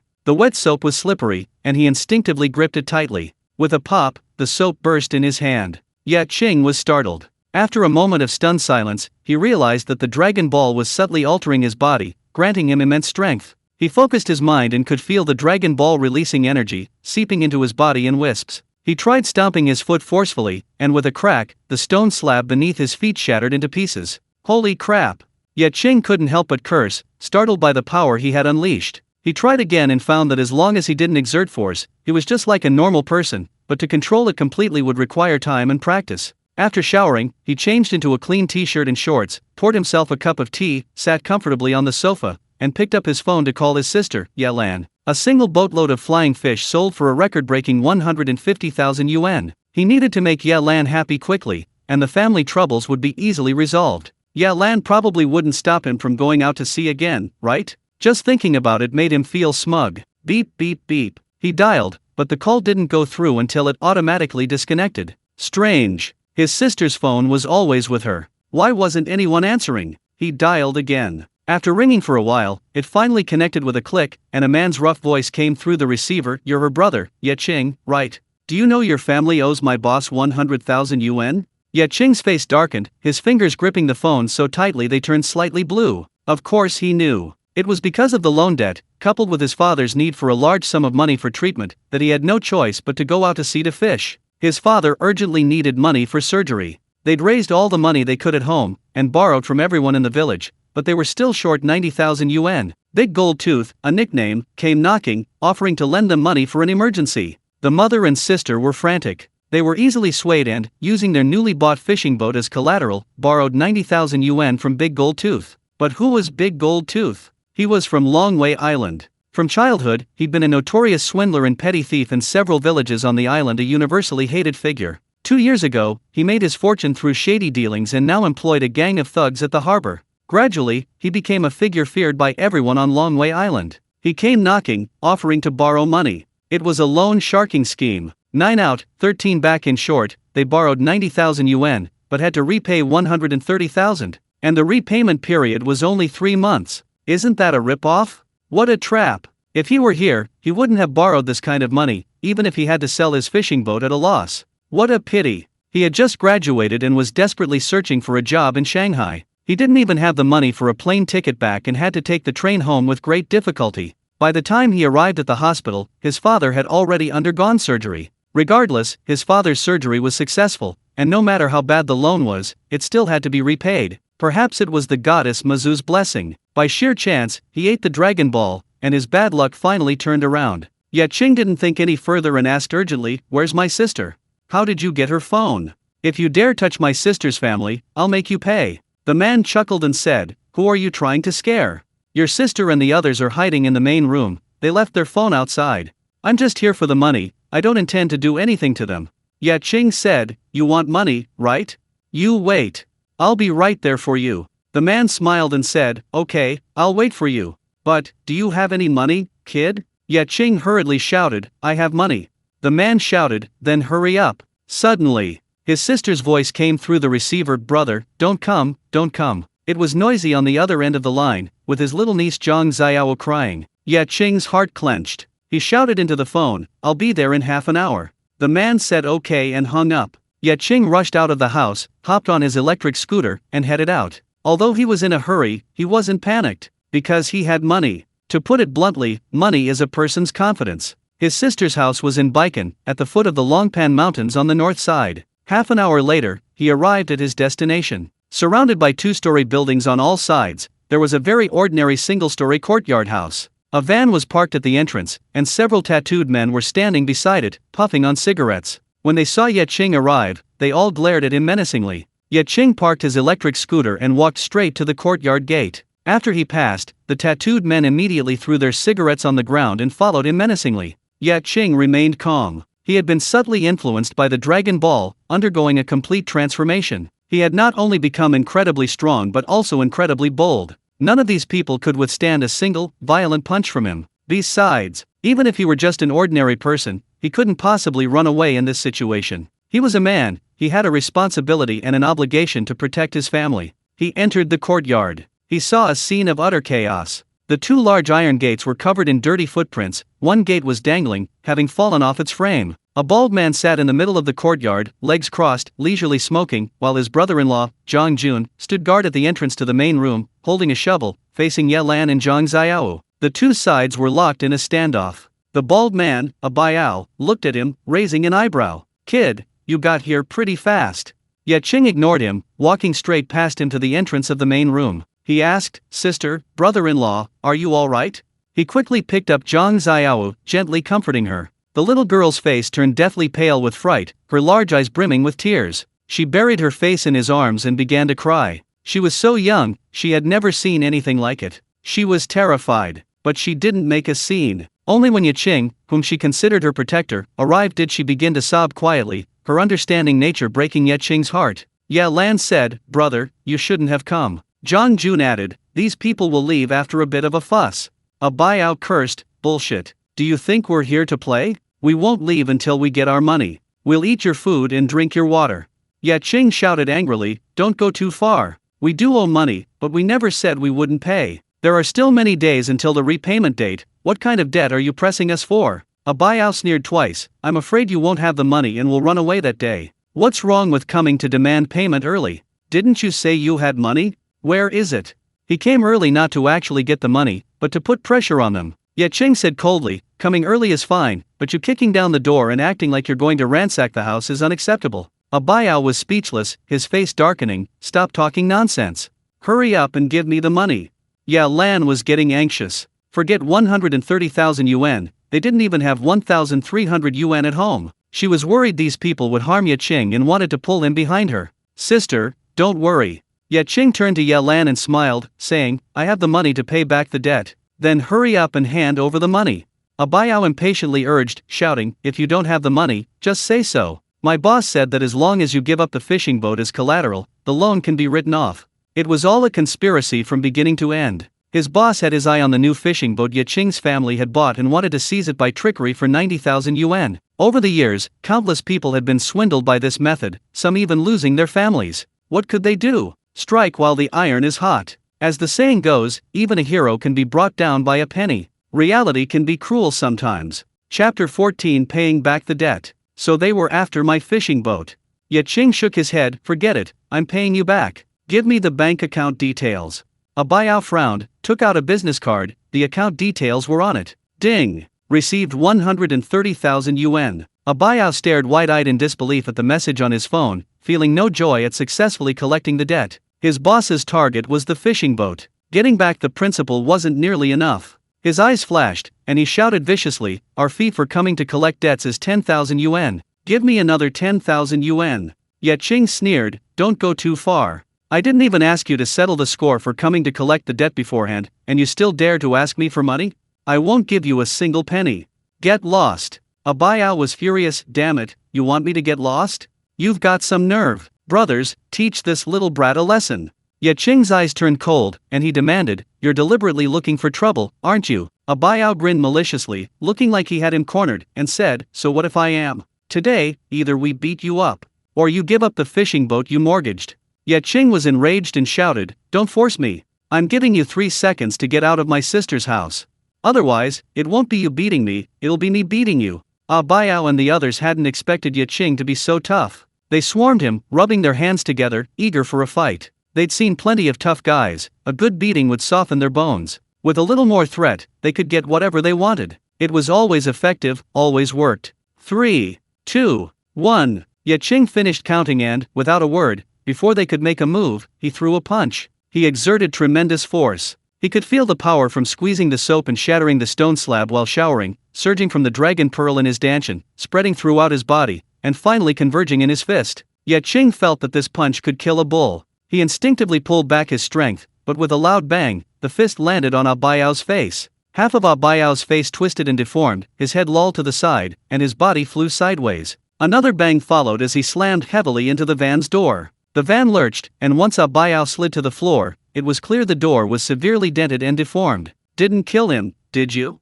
Ye Qing was slightly worried, seeing the exaggerated impact despite his restraint. He only breathed a sigh of relief after Abayao screamed. If he had killed him, it would have been a real problem. The other tattooed men who had been eagerly waiting were stunned. When Ye Qing approached, they retreated hastily, begging for mercy. Ye Qing walked up to Abayao and lifted him up. Abayao's face was swollen and red on one side. When he opened his mouth, blood mixed with broken teeth fell to the ground. He looked at Ye Qing with terrified eyes and cried out in a hoarse voice, I'll leave now. I don't want the money anymore. Please stop hitting me. He felt like he was going to be killed by that punch just now. Now, facing Ye Qing, he was terrified and had only one thought in mind, to run away as quickly as possible. He only made a little over 5,000 a month working for Big Gold Tooth. It wasn't worth risking his life for that. Ye Qing shook her head, too late. With that, she slapped him again. Abayao screamed, Spare me. Big Gold Tooth wanted your fishing boat. It's not my fault. Ye Qing said coldly, You kicked down my sister's door, made a mess, scared my little niece, the neighbors are gossiping, it's a terrible situation, and you say it's not your fault?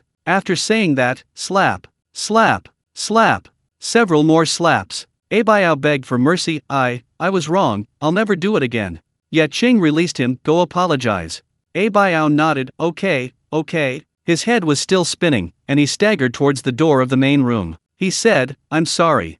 I was wrong, I shouldn't have kicked the door. Please forgive me. Ye Lan and Zhang Jun nodded, saying nothing. Just as Abayao was about to turn around, Ye Qing's voice rang out, And what about my little niece? Abayao froze. Zhang Ziaowa was only 4 or 5 years old. For him, a man in his early 20s, to apologize to such a child if word got out, how could he ever face anyone on Longwei Island again? He looked at Ye Qing. He told himself, a wise man doesn't fight a losing battle. He squatted down, looked at Zhang Ziaowu, and honestly apologized. Zhang Ziaowu hid in Ye Ian's arms, refusing to show her face. She was still very scared. This incident today must have left a shadow in her heart. Ye Qing shouted, Get out of here.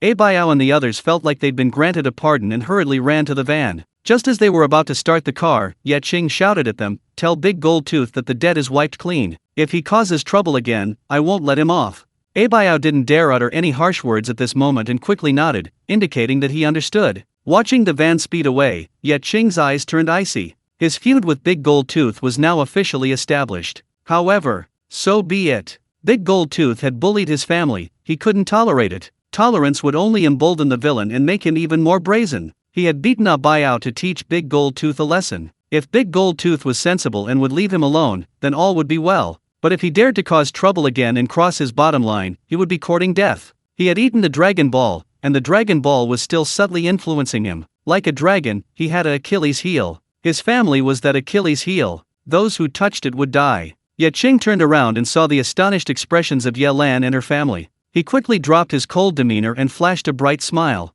Reaching the door, with a few quick clicks, he miraculously shoved the heavy iron gate back in place. Just as he was about to wash the footprints off the gate, neighbors gathered around, asking what had happened. These weren't there to watch the spectacle, most were genuinely concerned. Ye Lan briefly explained that everyone knew about his father's illness and hospitalization, so there was no point in hiding it. Most importantly, the debt had been paid off, and it felt incredibly satisfying. Upon learning that the debt was for surgery, the neighbors couldn't help but sigh with admiration. They immediately praised Ye Qing's abilities, saying he'd earned so much money right after graduating from university, and that he was sure to become a successful businessman and live a good life. Ye Lan was very low-key, speaking modestly, but her face was full of smiles, and the pride in her eyes was impossible to hide. Seeing the neighbors fawning over her sister and brother-in-law because of her, it would be a lie to say she wasn't proud. She was absolutely, just a tiny bit, very proud. After seeing the neighbors off, Ye Lan immediately closed the door, then stared intently at Ye Qing. Ye Qing felt uneasy under her gaze and said, "Sister, it was wrong of me to hit him just now, but I was so angry, I couldn't control myself.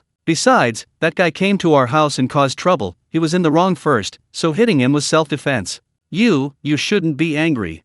As the saying goes, everyone has their weakness, and he was most afraid of Ye Lan. From childhood to adulthood, when he did something wrong, he wasn't disciplined by his parents, but by Ye Lan. Ye Lan chuckled at his innocent expression, unable to maintain her composure any longer. "Alright, your older sister knows a thing or two about the law," she said. "What's going on with you? You sent someone flying that far with a single punch? How can you be so strong? And where did all that money come from?" Ye Qing laughed along with her, puffing out his chest and saying, "Surprised? Unexpected? I earned it fishing at sea. As for the strength, maybe it's because I was so angry that my inner power exploded." Ye Lan was incredulous. "What did you catch that could sell for so much money?" Ye Qing said, "A boatload of flying fish sold for nearly 150,000, and I still have over 10,000 left." He then picked up his phone, opened WeChat, and placed it in front of Ye Lan. Ye Lan looked closely, her wallet showed 13,800 yen. Chapter 15, Winning Over My Sister and Brother-in-Law. So much money! Ye Lan exclaimed in surprise. Zhang Jun walked over and was also stunned by the amount of money. He exclaimed, "Brother, how did you do that? My God, it's good enough if I don't lose money fishing all year. You're the only one who's made this much money fishing." Seeing the two of them stunned and forgetting about hitting him, Ye Qing happily said, "Haha, it's just luck, I guess. Sister, I really acted impulsively when I went fishing before. I didn't tell you and made you worry. I apologize. Ye Lan didn't know what to say. The surprise came too suddenly. She felt like she was dreaming. As they talked, they walked into the courtyard. They had only taken a few steps. Ye Qing's stomach rumbled loudly. He had been busy since morning and had only eaten a little something in the morning. Now he was starving. Seeing the red-clawed crabs in the large basin, he couldn't help but swallow hard. He called out, "Sister, brother-in-law, I'm hungry. I want to eat red-clawed crabs." Ye Lan glared at him, saying irritably, "What red-clawed crabs? They're so expensive, they could sell for several thousand. The food is ready, just waiting for you to come and eat with us. Sit down for a moment, I'll bring it out." Ye Qing still wanted to try the taste of red-clawed crabs. Even though he grew up on Longwei Island, he had hardly ever eaten them. Such large red-clawed crabs, braised, steamed, braised again, 3 ways to prepare them. Just thinking about it made his mouth water. He turned his head and saw his little niece already wiping her drool. She swallowed hard, her voice still sweet and childish. "Uncle, I want some too." Ye Qing smiled. He suddenly stood up, grabbed a red-clawed crab, and went into the kitchen. With a few swift strokes of a cleaver, the crab was cleaned. Ye Lan and Zhang Jun were stunned, unable to stop him. They cried out that it was a terrible waste, several thousand yuan wasted. Ye Qing said seriously, "1 red-clawed crab is nothing. It's fine if you eat it. Tomorrow I'll go out to sea and catch a whole boatload of seafood for you. We still need to earn enough for Dad's medical expenses." If it were before, he wouldn't have been willing to eat red-clawed crabs. Selling them for 2 or 3,000 yuan would have been enough for him to live on for 2 or 3 months at university. That was a considerable sum. But now, he didn't care about 2 or 3,000 yuan at all. Not to mention that amount, even 2 or 300,000 yuan, he could easily earn it with a single trip out to sea in his new fishing boat. He caught a whole boatload of flying fish with a single try, easily selling them for nearly 150,000. From now on, he could eat red-clawed crabs like it's nothing. Ye Lan scolded him impatiently, "Do you think you can catch that much with just a boatload of seafood?" Zhang Jun added, "Ah Qing, luck doesn't pay the bills." Ye Qing felt somewhat helpless after being told this by the two of them. He couldn't very well reveal that he possessed a dragon pearl and could control electric eels. Even if he did, these two probably wouldn't believe him. But if he didn't reassure his sister and brother-in-law, they probably wouldn't easily allow him to go out to sea again. As Ye Qing was thinking about how to explain, all 3 of their phones suddenly rang simultaneously. They picked them up and saw it was the Nan Village chat group. Uncle BA tagged all members, breaking news. Breaking news. Old Zhang and Old Mao went out to sea last night and just returned to the dock. They both had a catch. Just weighed them, they caught a total of 300 jin of flying fish. Old Fang and the others bought them at 24 yuan per jin. The next moment, the chat group was flooded with messages. Congratulations! Congratulations! Caught flying fish again. Such good luck. After almost a year, finally, I haven't lost money at sea. Thank you, Mazu. Ye Qing, seeing this, was completely relieved. The waters around Longwei Island were already changing without the influence of the dragon pearl. He seized the opportunity to ask, "Sister, brother-in-law, do you know how Uncle Zhang and Uncle Mao caught the flying fish this time?" I gave them pointers. Ye Lan and Zhang Jun asked suspiciously, "Really?" At this moment, Old Zhang and Old Mao tagged Ye Qing in the chat group, saying, "We weren't just lucky, King Zhe guided us. We were able to catch flying fish all thanks to King Zhe. King Zhe, Uncle thanks you. We'll go out to sea with you tomorrow." Instantly, the chat group exploded. Ye Qing looked at Ye Lan and Zhang Jun, a smug grin on his face, and said, "Sister, brother-in-law, do you still think I was just lucky? I'm definitely going out to sea. Dad's medical expenses can't be delayed any longer. I promise we'll come back with a full catch." Ye Lan and Zhang Jun exchanged a glance. The couple went to the side and whispered something. After a moment, they returned. Zhang Jun coughed and said, "You can go out to sea, but I have to come along." Ye Qing nodded, "I'd love to." He had originally planned to have his brother-in-law go out to sea too. An extra helper would mean a bigger catch. He pointed to the red-clawed crab, already dismembered, and asked, "Can we cook the red-clawed crab now?" Ye Lan rolled her eyes and said, "You two drink your wine first.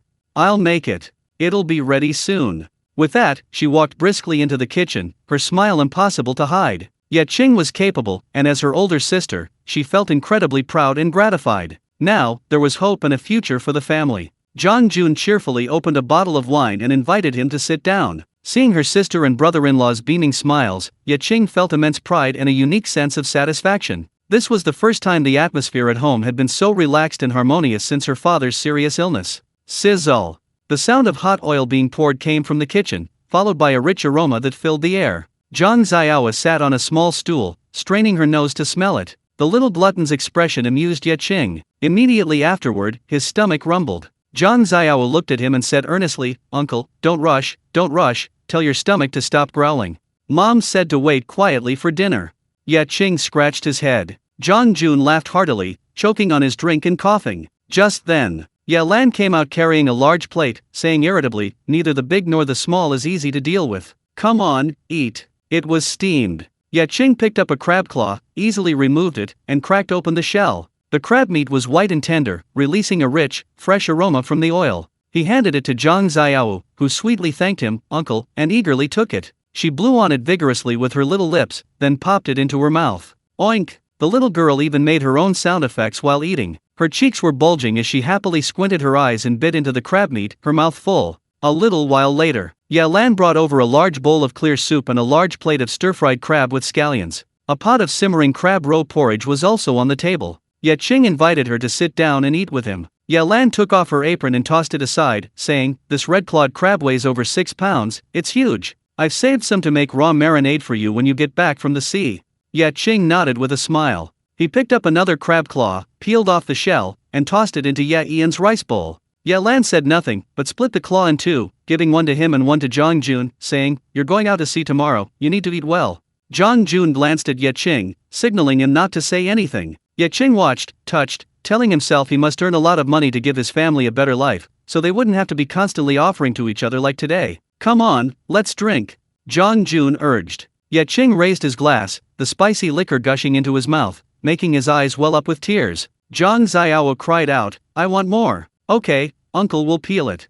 "Thank you, Uncle, you're so kind. It would be even better if you brought Xiaowa a toy." Paying off the debt was truly a joyful thing. Zhang Jun drank too much. Ye Qing felt alright, the alcohol hadn't had a chance to take effect before being digested by the Dragon Ball. But having eaten and drunk his fill, he felt a little sleepy. After helping Zhang Jun to bed, he fell asleep on the sofa. He had a lucid dream. Upon waking, everything in the dream remained vivid. In the dream, he transformed into a divine dragon, capable of creating clouds and rain with a flick of his wrist, traversing the 4 seas, omnipotent. Chapter 16 The Second Voyage. When he woke up, it wasn't dark yet. He went outside and saw Ye Lan preparing incense and candles, burning incense in joss paper. He leaned against the doorframe, watching Ye Lan burn the incense and pray. This was a prayer to the gods for their safe voyage and a bountiful return. The sea is unpredictable. Every year, fishermen lose their lives at sea. Before the power of the ocean, humanity is incredibly small. After Ye Lan finished the ritual, he quickly went to help her, saying, "Sister, don't worry.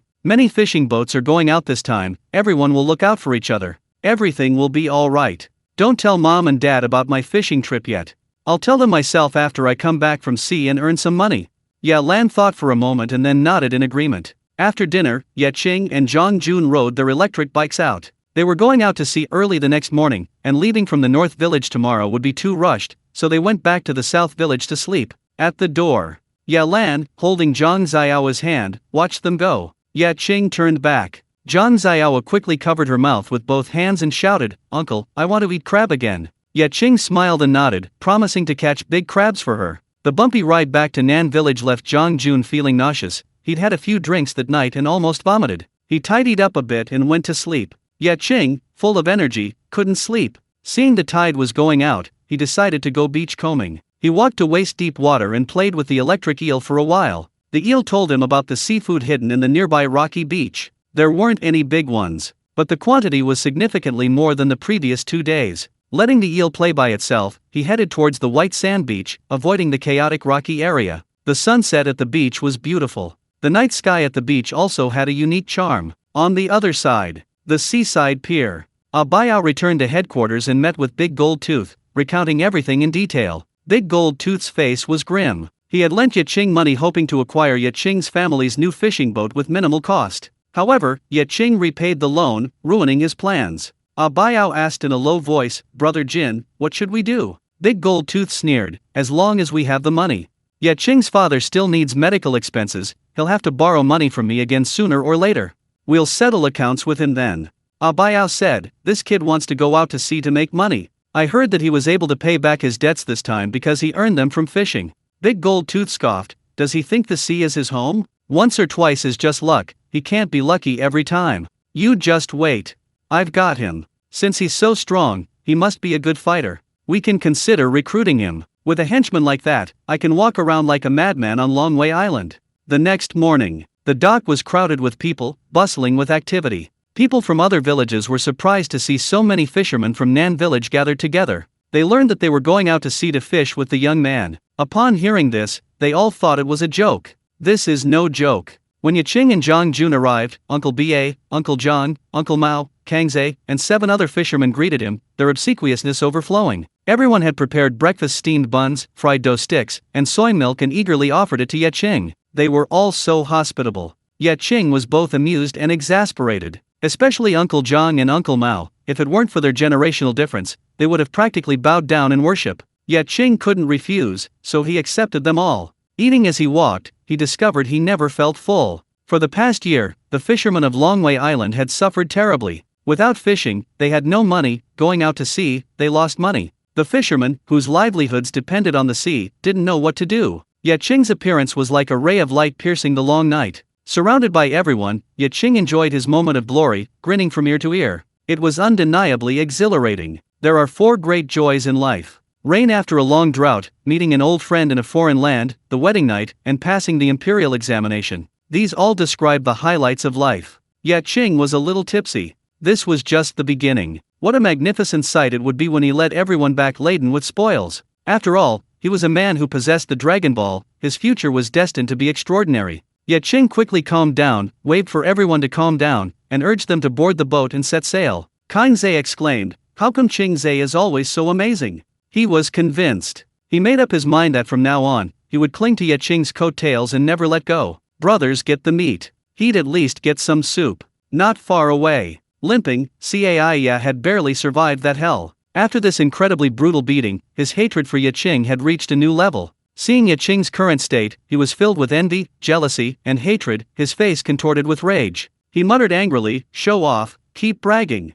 Wait until you come back empty-handed, then we'll see what you're up to. The higher you're praised, the harder you'll fall." No one was around. He hid in a dark corner, unnoticed, and viciously shouted, "No, he'd better die in the sea." Boarding. Ye Qing went to the deck. Below was a new fishing boat, about 20 meters long, without a number. This was its second voyage. The first time, his parents had gone out to sea and returned empty-handed. This time, absolutely no empty-handed. This time, he had 3 other fishermen on board, all from his village. They were worried about the catch, so they came as helpers. Their wages weren't based on a 3% commission, but a guaranteed minimum of 500 yuan per day. "Start the boat," he shouted towards the cabin. John Jun, acting as the makeshift captain, immediately started the fishing boat. With the engine roaring, the boat slowly left the dock. 5 more boats followed, making a total of 6, fanning out to sea. On the dock, many people watched. The sound of surging waves rose and fell. The morning sea breeze carried a slight chill. As the fishing boats accelerated, Longwei Island quickly became a black dot in sight, then was completely obscured by a thin mist. The morning sea was unusually calm. Ye Qing looked down at the surface. The electric eel was about a meter above the water, constantly following him. Ye Qing sat cross-legged on the deck, immersing his consciousness into the electric eel's body. When his vision blurred, he could control the electric eel. It was like playing a VR game. The experience was quite unique. Currently, he couldn't go into the sea himself, so he could only use the electric eel as his eyes and ears to scout the surrounding waters. However, the electric eel could barely keep up with the fishing boat. Whenever it explored the surroundings, it would be left far behind. Ye Qing had an idea. He channeled the energy of the Dragon Ball into the electric eel's body through the connection, and the electric eel's speed immediately increased significantly, darting through the sea like lightning. The energy of the Dragon Ball could not only modify itself but also allow the electric eel to evolve. Soon, the electric eel had scouted the waters several hundred meters around the fishing boat, only finding a few scattered fish, not even a small school. Compared to the last time he went out to sea, the situation was much better now. He estimated that it wouldn't be long before the fish that had left the waters around Dragon Might Island would return. He controlled the electric eel to explore further. Meanwhile, he instructed the helpers to set the trawl net. Trawls are suitable for catching almost any seafood. This time, he used a trawl with larger holes, allowing small fish and shrimp to pass through without being caught. This ensured the fish population wouldn't be affected. John Jun asked over the walkie-talkie, "We just left Longwei Island, isn't it too early to set the nets?" Uncle Ba also shouted over the walkie-talkie, "Kingze, don't be too hasty. There's no way you'll catch anything here." The others echoed his sentiment. They were all experienced fishermen, possessing keen eyesight and the ability to spot and intercept fish schools, essential skills for any fisherman. Therefore, they were so confident that setting nets here was a waste of fuel. Ye Qing smiled and said, "I'll give it a try." While this area lacked schools of fish, it wasn't entirely devoid of them. Even a small fish is still fish. Of course, that's something only he knew. Others, lacking electric eels as a fishing buddy, naturally wouldn't know. Soon, Ye Qing's eyes lit up. At a point where the fishing boat had shifted its course by 20 degrees, he spotted a small school of fish. Chapter 17 Harvest. They were sea bass. Ye Qing counted them. There were about 30. All were adult sea bass. They were all quite large, around half a meter long, and each weighed at least 5 or 6 kilograms. Sea bass are a highly valued economic fish, extremely popular with recreational anglers, and have been farmed in recent years. Purely wild sea bass of this size fetch between 60 and 80 yuan per kilogram. He was slightly excited. If he caught them all in one net, he could easily earn close to 10,000 yuan. Such a catch so early in the season was truly exhilarating. He knew this. So many people had followed him out to sea, placing a great deal of trust in him, but everyone was also feeling apprehensive. Catching these sea bass was a shot in the arm. Ye Qing, holding the walkie-talkie, shouted, "Brother-in-law, turn right. Uncle Li, I told you to haul in the net, so start hauling it in. Let's give it a try." John Jun frowned, but still adjusted the direction as Ye Qing instructed. Uncle Li and his 3 helpers shrugged. Since it was the winch, their job was simply to haul in the trawl net. Soon, reaching the vicinity of the sea bass school, the trawl net enveloped them. The sea bass, startled, tried to scatter and escape. Ye Qing watched, utterly astonished. Except for a few sea bass that panicked and crashed into the net, the others all found the correct escape route. No wonder everyone's been catching nothing. Even if this entire area were full of fish, given their intelligence, it's unlikely we'd get anything. Ye Qing muttered to himself. Of course, he wasn't going to let the sea bass escape, so he used the electric eel to block their escape routes. The electric eel released an electric current, creating crackling, radiating lightning in the seawater, signaling danger and startling the sea bass into turning tail. These sea bass, like sheep herded by a sheepdog, all rushed towards the trawl net. Through the electric eel's perspective, Ye Qing saw the purse seine trapping all the sea bass and beamed with delight, excitedly shouting, "Reel it in." Old Li and the others were stunned. Are they kidding? Trawl nets usually take 2 to 3 hours to be retrieved. From the time the net was cast until now, it's only been 15 minutes at most. The net has probably only just been set in the sea, reeling it in now will only bring the water to the surface. Click click click. Oldley pressed the switch, and the net winch started working. The other two helpers crossed their arms, watching the spectacle with glee. They were secretly glad they hadn't acted rashly and followed Ye Qing out. This was too unreliable. They assumed there was no chance of a catch and leisurely took out cigarettes to smoke. However, when the troll net was halfway in, Oldley, who had been observing, suddenly shouted, "A catch!" Based on his experience, Oldley felt this haul was quite substantial. Really? King's luck is that good? The other two helpers murmured, then came over to take a look and were immediately shocked. A large sea bass was hanging from the trawl net, still struggling and splashing seawater all over their faces. 1, 2, 3. Oldley excitedly counted them, eventually losing count completely. When the troll net was opened, he saw the other two still standing there dumbfounded and shouted, "What are you all standing there for? Get to work." Okay. Damn, what huge sea bass. The three of them quickly moved the sea bass into the fish hold, which was equipped with an oxygen pump, enough to keep the sea bass alive until they reached Longway Island dock. 3 female sea bass were thrown back into the sea by Uncle Lee and the others. Ye Qing watched without saying anything. John June couldn't help but come out of the cabin, looking at the lively sea bass in the fish hold, his face flushed with excitement, and exclaimed, "So many! King's luck is simply unbelievable." Ye Qing smiled. This was just the beginning, the appetizer. Their walkie-talkies were buzzing with inquiries. "A catch? What? All sea bass? We've run into a school of fish. By the grace of Mizzou, another school of fish has appeared in the waters around Longway Island. Great! King's you're really something. So many sea bass, that's worth at least 10,000 yuan. Uncle BA and the others spoke with envy. Just this first haul was enough for Ye Qing to break even and even make a profit. They were truly impressed by Ye Qing's luck. Uncle BA summed it up, "At sea, luck is also a form of skill." The others echoed his praise. Everyone's spirits soared, and they all became excited. Ye Qing was also very happy. With the increasing number of fish in the waters around Longway Island, his abilities could be maximized. If there were too few fish, none of the fishermen would catch anything, and if he could catch fish every time he went out to sea, his performance would be too conspicuous. If he were targeted by someone with ulterior motives, attracting their attention and even malicious intent, things would get very bad. He wasn't afraid, but he had family, friends, and many people and things he cared about and was concerned about, so he needed to keep a low profile. The best way he could think of to avoid drawing attention too early was to take everyone out to sea to fish. If everyone caught something, he wouldn't stand out so much. Even if his catch was more valuable, he could attribute it to good luck. After a while, John June asked through the walkie-talkie, "Kingsley, are we still casting the net?" Ye Qing scratched his head, "Wait." John June muttered under his breath, "Hurry up." Ye Qing was speechless. There were no fish in the sea, no matter how hard he tried, it wouldn't make a difference. Half an hour later, Oldley asked curiously, "Kingsley, can you feel anything?"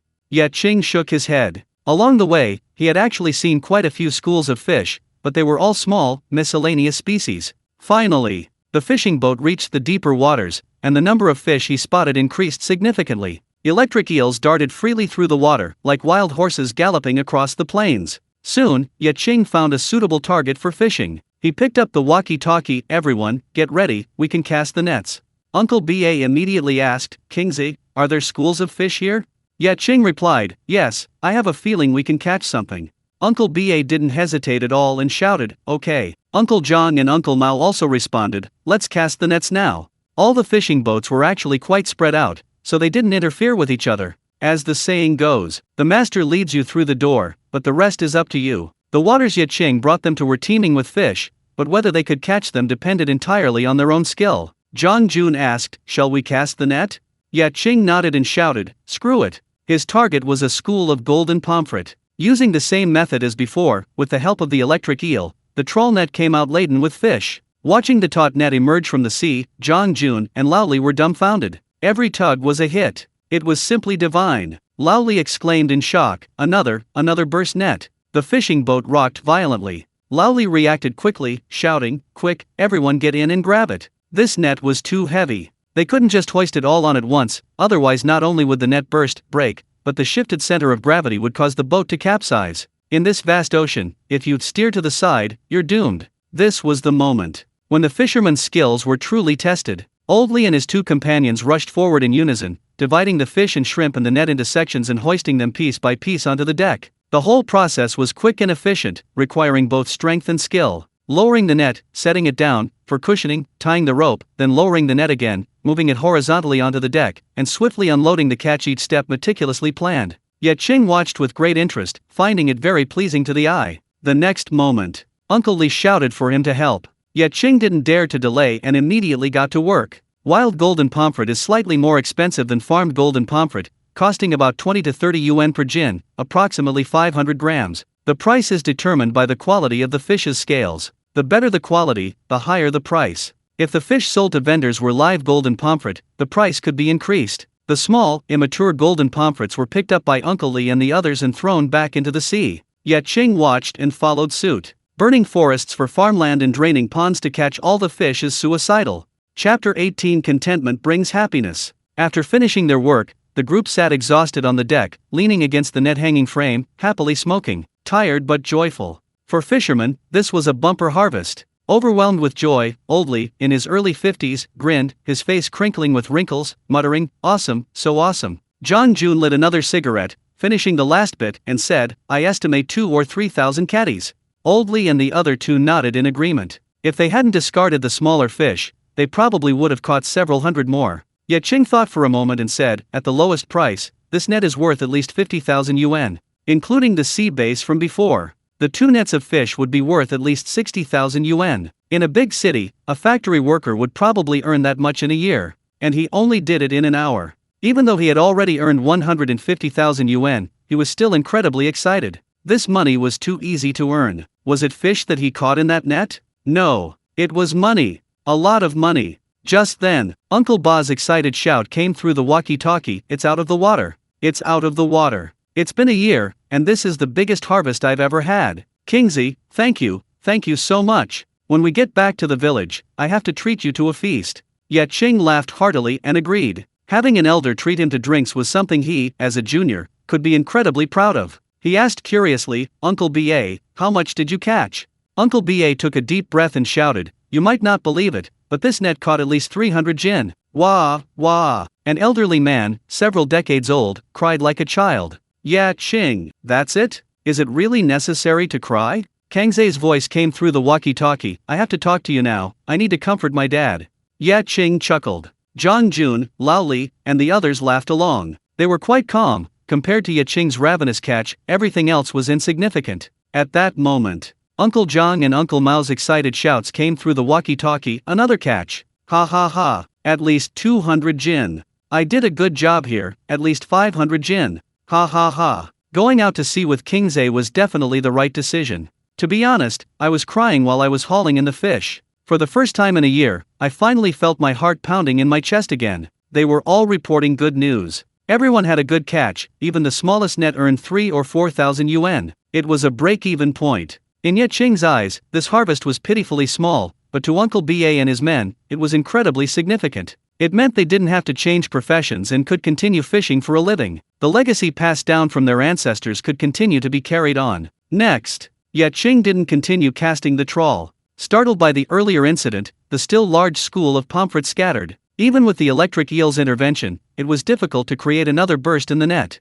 Uncle Ba and his men rested briefly and, based on experience, cast their nets again, but the catch was smaller each time. Everyone was terrified and dared not cast the net again. Only those who have lost something truly understand its value. Therefore, they cherished their ability to go out to sea and fish immensely, and dared not and could not bear to destroy it. Ye Qing was both amused and exasperated. Only he knew that it wasn't overfishing, the golden pomfret had simply run away with their buckets. He didn't say anything, simply agreeing, "Okay, let's go."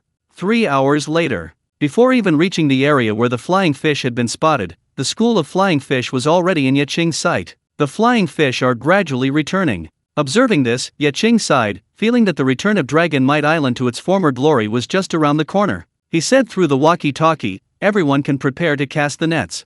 Uncle Ba shouted excitedly, "Kingsley, we've been waiting for your orders." Everyone was thrilled. The bow of the boat cut through the waves, rising into the wind. This time, Ye Qing decided to lend a hand. He manipulated the electric eel to release an electric current, directly charging into the school of flying fish. The electric eel sparked and crackled, startling the flying fish. The school of flying fish began to stir. The flying fish were aggressive when they charged, and Ye Qing, worried about injuring the electric eel, protected it with Dragon Ball energy throughout, shouting, "Brother-in-law, full speed ahead. Uncle Lee, you can haul in the net now." The flying fish were all in shallow water. A fully deployed trawl would reach the seabed, which was unnecessary. As the fishing boat moved at full speed, the trawl would rise and catch them all in one go. Under Ye Qing's command, Zhang Jun steered the fishing boat into the area where the flying fish were most concentrated. Then, like dumplings being dropped into a pot, the sea surface crackled with each splash as the fish flew up and fell back into the water, finally being caught by the trawl. Old Lee and the others were stunned. They had been fishermen their whole lives and had never seen flying fish so eagerly throwing themselves into the net. It was as if the goddess Mazu had intervened. It was like catching flying fish from the sea and giving them to them. The neighboring fishing boat. Uncle Ba and the others were dumbfounded, completely stunned. Kangze, having experienced it once before, quickly reacted and shouted, "Dad, don't just stand there. Quickly welcome the flying fish. Be enthusiastic."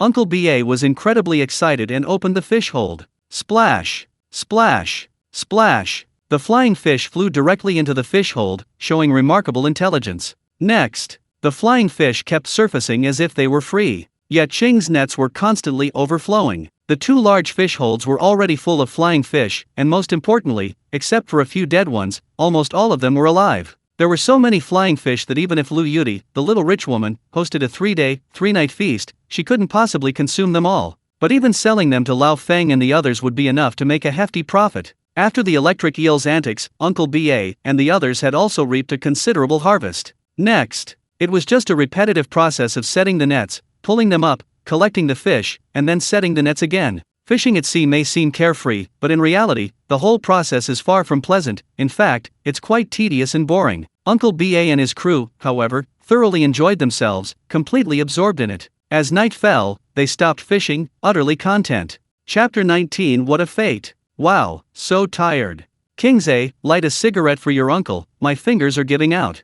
Zhang Jun and Uncle Lee complained loudly, collapsing to the ground, panting heavily. They hadn't felt it while they were busy, but as soon as they stopped, all their energy vanished, and they felt like their bodies were falling apart. Ye Qing served them tea and water, offered cigarettes, and even massages, a one-stop service. Zhang Jun looked at him enviously and asked, "Brother, aren't you tired?" Ye Qing shook his head. He was still full of energy. Zhang Jun said enviously, "Being young is great." Ye Qing smiled. It had nothing to do with being young. He couldn't stay idle. He went to the fish hole to quickly estimate the flying fish harvest, exchanging opinions with his brother-in-law Zhang Jun and the others. They estimated it to be around 5,000 jin. This trip had been a bumper harvest of flying fish. Old Feng and the others couldn't afford to buy at a premium, but they could still sell it for around 100,000 yuan. Ye Qing beamed. In just one day, he had almost earned enough to cover his father's follow-up medical expenses, and he was quite satisfied. Looking at the boundless sea, he was filled with anticipation. The sea teemed with marine life. Flying fish were just the most common. Many other, more valuable creatures awaited his discovery and capture. The flying fish swarms in the sea were still enormous. A year of dormancy had allowed them to multiply and grow to a considerable size. At this moment, led by several flying fish kings, the swarms were scattering, fleeing this area. Ye Qing watched silently. He was actually starting to look down on the flying fish. He stopped controlling the electric eel, letting it roam freely. After a day of work, even a mule needed a break, let alone a fish. Seeing that his brother-in-law and Uncle Lee were exhausted, he decided to prepare dinner himself. He couldn't neglect himself at sea. Besides the prepared food, he took a sea base from the refrigerator. He scaled it. Head removed. Innards removed. Back opened. Bone removed. Preserving the fattiest parts. Ye Qing gripped the knife, feeling his fingers incredibly nimble. The Dragon Ball had not only granted him immense strength but also incredible agility, a comprehensive enhancement. Quickly, the sea base fillet was sliced thinly and arranged on a plate. Finally, wasabi was squeezed onto the plate. Night fell. The sea was calm. The fishing boat bobbed gently with the waves. Ye Qing sat cross-legged on the deck, eating sashimi and sipping wine. The only downside was the chilly wind. It was too late to go to other areas. They could only rest and wait for dawn. Kangze, restless, took out his prepared casting rod and challenged, "Qing, let's see who catches more squid." Ye Qing cheerfully agreed. Next, he didn't ask the electric eel for help, intending to see if he could beat Kangze on his own. He turned on the lights. He cast the line sharply with the fly bait. Quickly, Kangze's phone rang loudly. He'd caught something. Kangze's smug laughter came through the walkie-talkie. "Qing, I caught a giant squid, about half my arm's length. You'd better hold on tight." I don't want to win too easily. He waited a while. Kangze didn't hear Ye Qing's response and frowned, wondering if Ye Qing was angry. He quickly asked with a laugh, seriously? Can't you handle this? Ye Qing still ignored him. It wasn't that he couldn't afford to play, but rather that he discovered, with the Dragon Balls modifying his body, that he now felt an inexplicable affinity for the ocean. Besides being able to swim like a fish underwater, he also possessed a certain level of perception of the sea. For example, right now, he could sense squid near his bait, and further down, a large fish. What kind of big fish? Why is it hiding under the squid school? As Ye Qing pondered this, suddenly the rod tip twitched rapidly. A squid had taken the bait. Ye Qing quickly jerked the rod back, about to reel in the line, when suddenly he felt a heavy weight in his hand, and the casting rod almost slipped from his grasp. What was that? Ye Qing couldn't help but widen his eyes, marveling at his luck. The squid he'd caught had been targeted by some kind of large fish, and the moment the squid took the bait, the large fish had bitten it. It really was a stroke of incredible luck. Logically, this was an unexpected bonus. The problem was, he was using a casting rod only for squid, and his reel and line were very ordinary. They couldn't withstand the force of a large fish dragging him. Just then, Kangze called out over the walkie-talkie, "Kingze, I caught another squid." "You haven't caught a single one yet, have you?" Ye Qing didn't have time to reply. Zhang Jun and Uncle Li noticed something was wrong and came over to look at the sea, exclaiming in surprise, "Wow, Kingze, you look like you caught a big fish. Could it be a tuna?" Ye Qing was startled. One of the favorite foods of tuna is squid. He was somewhat excited. On his 2 fishing trips, he hadn't caught any large fish. The smallest tuna was about a meter long, and wild ones cost at least 100 yuan per kilogram, with no upper limit. Ye Qing felt the dragging force and sensed that this one was definitely not small. His eyes gleamed. The chance of 2 people meeting is 1 in a million. The chance of him meeting this giant fish in the vast ocean is probably 1 in a billion. He absolutely cannot miss such a chance. Otherwise, he might regret it for the rest of his life. At this moment, the water churned, and a large fish thrashed. Splash! The fish's tail slapped the surface of the sea, making a crisp sound, and the splash it kicked up splattered Zhang Jun and Uncle Li, who were peering down, all over their faces. Damn it, it's splashing water on us? Damn it, it's become a spirit. It's probably getting revenge for being caught. Zhang Jun and Uncle Li wiped the seawater off their faces with their sleeves, laughing and cursing. Ye Qing hurriedly asked, "Brother-in-law, is it a tuna?"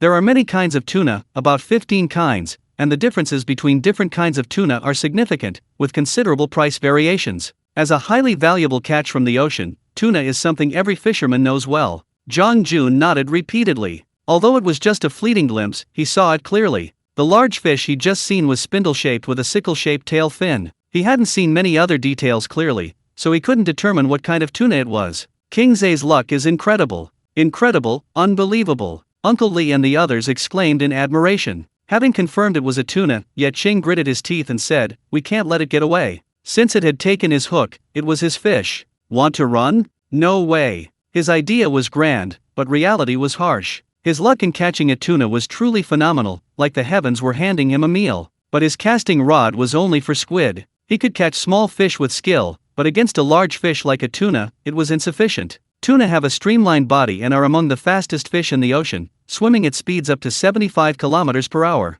The power they unleash when swimming at full speed is terrifying. Without proper equipment and skills, it's simply impossible to catch a tuna. And Ye Qing had only a broken casting rod. Screaming, screaming, screaming. As the tuna exerted its strength in the sea, the casting rod made a sound of strain. In Ye Qing's perception, the tuna was rapidly darting through the water, cleverly changing direction to make the casting rod wobble, increasing the likelihood of a break. Old Li watched, shaking his head. Kingze's casting rod is no good, and the leader isn't thick enough. Either he'll break the rod or the leader will snap. The others nodded in agreement. Zhang Jun remained silent, his eyes fixed on Ye Qing with anticipation. Could his brother-in-law possibly pull off a miracle?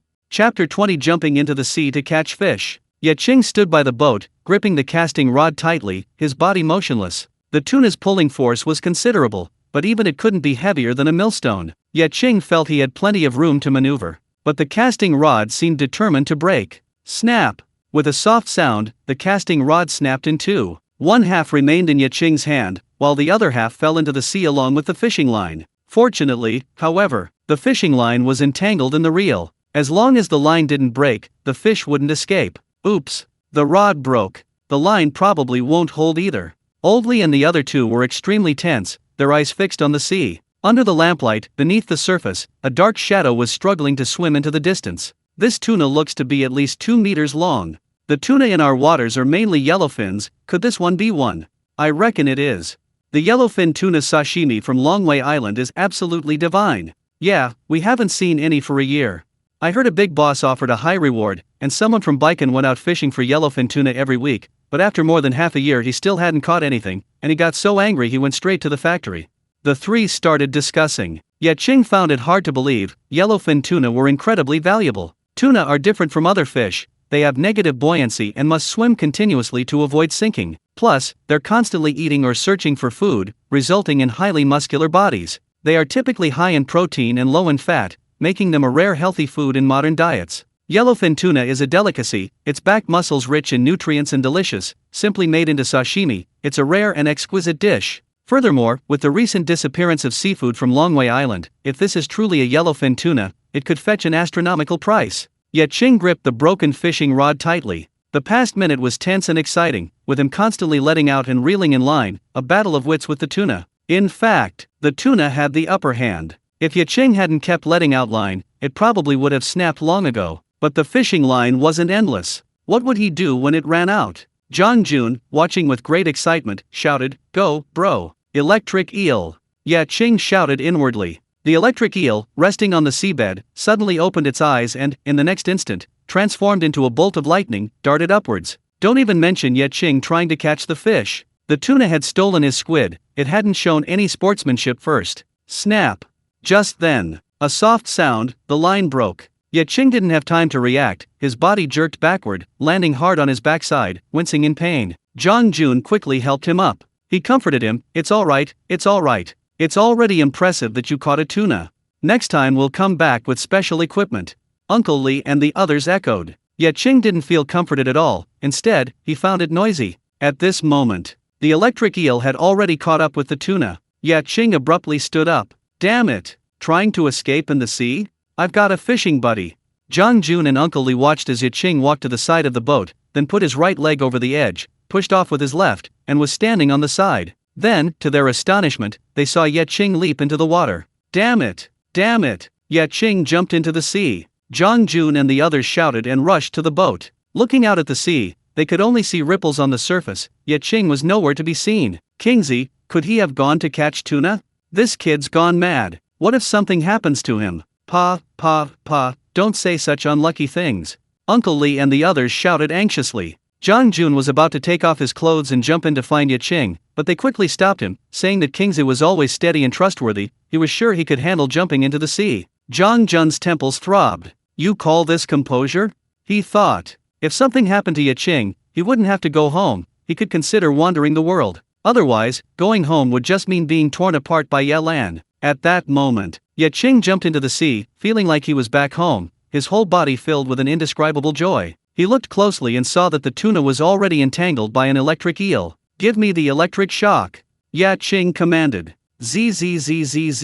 The tuna trembled violently, then sank into the sea. Ye Qing lunged forward, grabbing the tuna. Compared to his 1.82 meter frame, the fish was about 1.5 meters long. This tuna was very yellow, with bright yellow fins and faint yellow stripes on its body. It was definitely a yellowfin tuna. Holding the yellowfin tuna, Ye Qing swam towards the surface, his head quickly breaking the surface. A moment later, several ropes were swung to him. He first secured the yellowfin tuna, then nimbly pulled himself onto the boat using another rope. As soon as he was aboard, Zhang Jun hurriedly asked how he was doing. Ye Qing replied that he was fine, having successfully caught the yellowfin tuna. Old Li looked at him as if he were a god. It's quite normal for tuna fishing to result in a broken rod, a metaphor for a hook and rod breaking. With restrictions on wild fishing these days, only fishing with a rod is possible, and fishing with a rod is extremely difficult, which has caused the price of yellowfin tuna to rise. He'd never heard of someone catching a tuna after a broken rod. Looking at the yellowfin tuna on the deck, Zhang Jun and Uncle Li felt it was utterly unbelievable indeed. But before they could say anything, Uncle Ba and the others quickly began processing the tuna.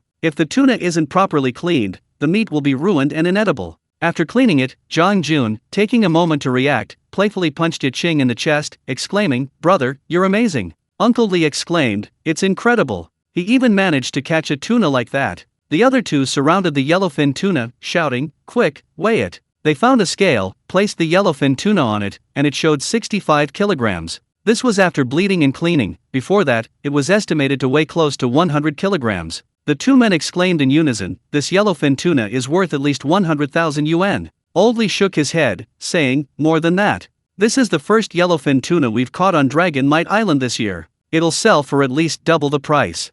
200,000. The value of this one fish is higher than all the sea bass, golden pomfret, and flying fish he caught in the net combined. That's the allure of high-end catches. Simply put, the bigger the fish, the more expensive it is. For example, ordinary golden pomfret costs 20 or 30 yuan per jin, 500 G, but a king golden pomfret weighing 2 or 3 jin can sell for tens of thousands. Sometimes, the value of one fish can be equal to, or even exceed, the value of an entire boatload of fish. For example, the annual kingfish can fetch millions at auction. Ye Qing thought to himself, with the dragon pearl at his disposal, the whole world is his playground. He can now specialize in hunting for high-end catches like yellowfin tuna. For example, the 8 treasures shrimp and the 10 famous fish will become his targets. Zhang Jun excitedly picked him up, shouting, "We're rich! We're rich!" Ye Qing was also overjoyed. From going out to sea to fishing until now, in just 3 days, he had earned over 500,000 yuan. It had to be said, the speed at which he made money was exhilarating. Ye Qing was certain that he wouldn't leave his hometown to work a miserable job in some big city. How much money could he earn there? When would he be able to pay for his father's medical expenses? When would he be able to buy a car and a house? Here, he could earn that in no time. Chapter 21 Returning Home. Just then, Kang Zhe's voice came through the walkie-talkie. "Qing, why haven't you made a move? It's okay if I didn't catch any squid. Just admit it, admit defeat. I only caught 17 or 18 squid." He finished speaking. He gave a sly, mischievous laugh. Ye Qing, in high spirits, picked up the walkie-talkie and said, "Impressive, impressive, I concede defeat. Actually, I almost caught a squid just now." Kang Zhe laughed wildly, thinking, "King Zhe, I never thought you'd have this day." He said gleefully, "Almost caught one, so you didn't actually catch any? Seriously, you didn't catch a single squid? Looks like your luck ran out. What goes around comes around." Ye Qing said, "Yeah, my luck is terrible. I finally caught a squid, and a yellowfin tuna that's 1.5 meters long stole it. It's infuriating." Kang Zhe laughed even harder, saying, "Ha ha ha, the mantis stalks the cicada, unaware of the oriole behind. You got robbed by a fish. Your luck is unbelievable." Uncle Ba asked curiously, "Are you sure it was a yellowfin tuna?" Ye Qing said, "Yes, yes." Kang Zhe joked, "Qing, daring to steal your squid, let's go catch it another day." Ye Qing thought to himself, "That's what I was waiting for," and immediately replied, "No need. I always settle scores on the spot. After catching the yellowfin tuna, I slapped it twice across the face. That was satisfying." Hearing this, Zhang Jun and Uncle Li couldn't help but laugh, thinking Ye Qing was too wicked, not going to be so provocative. The walkie-talkie is silent. On the other side, Kang Zhe's smile froze. Uncle Ba, who was smoking, shuddered. What had he just heard? Grab a yellowfin tuna and slap it twice across the face? After a while, Kang Zhe asked quietly, You caught a yellowfin tuna?"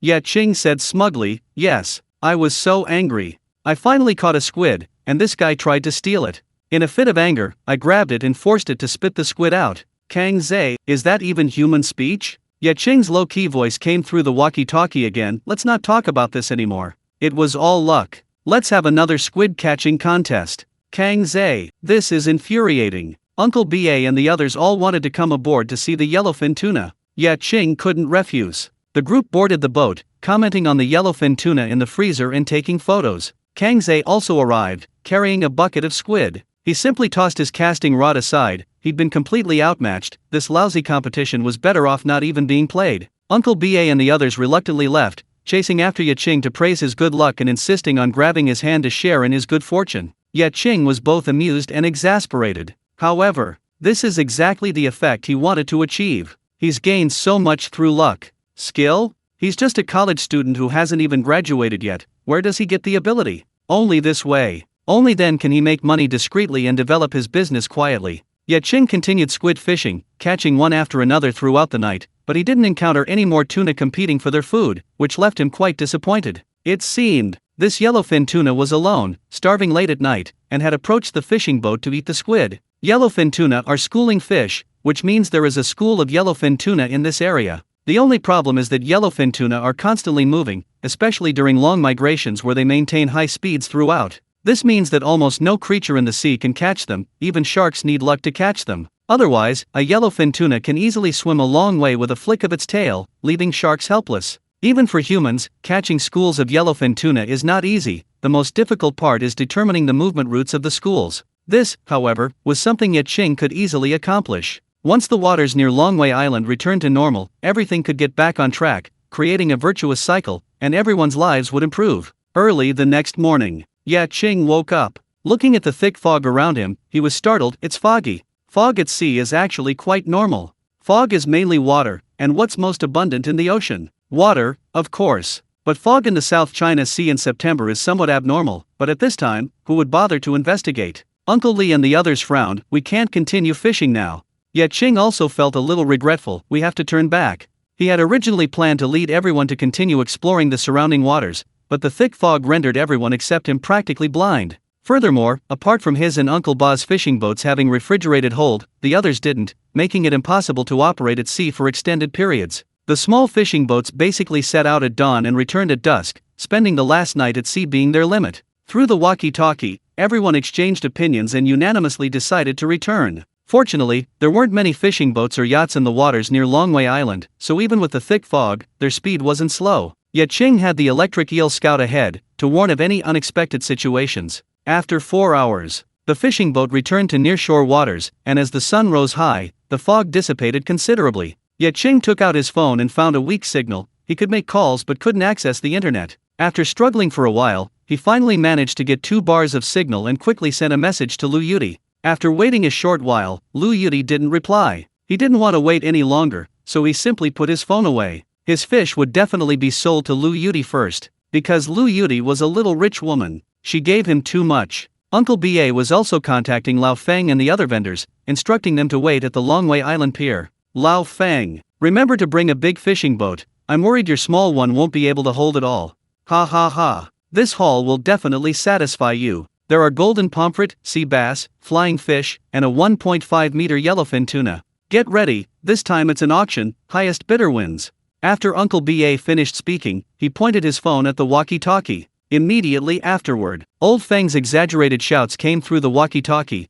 making them clearly audible to Ye Qing and the others. What? What did you say? Yellowfin tuna. How could you catch such a top-quality fish? Old Feng's voice cracked as he shouted, and Ye Qing couldn't help but chuckle. Old Feng pleaded, Brother Ba, Uncle Ba, given our relationship, you absolutely have to sell it to me. Uncle Ba pretended not to hear, shouting, What did you say? Hello, the signal is bad, hello. He immediately hung up and called the other vendors. Without exception, the reactions were all intense. Ye Qing thanked Uncle Ba. Competition was essential for fetching higher prices. Uncle Ba said that if anyone should say thank you, it should be him. Everyone nodded, not letting their joy cloud their judgment. They knew very well that their success in catching so many golden pomfret and flying fish was thanks to Ye Qing's leadership. Ye Qing smiled. He wasn't truly being selfless and altruistic in helping everyone, it was simply a matter of everyone getting what they needed. Just then, the electric eel suddenly issued a warning. A target was in the rocky area to the right. Chapter 22. A heart full of joy. Ye Qing was thrilled at the sight of prey.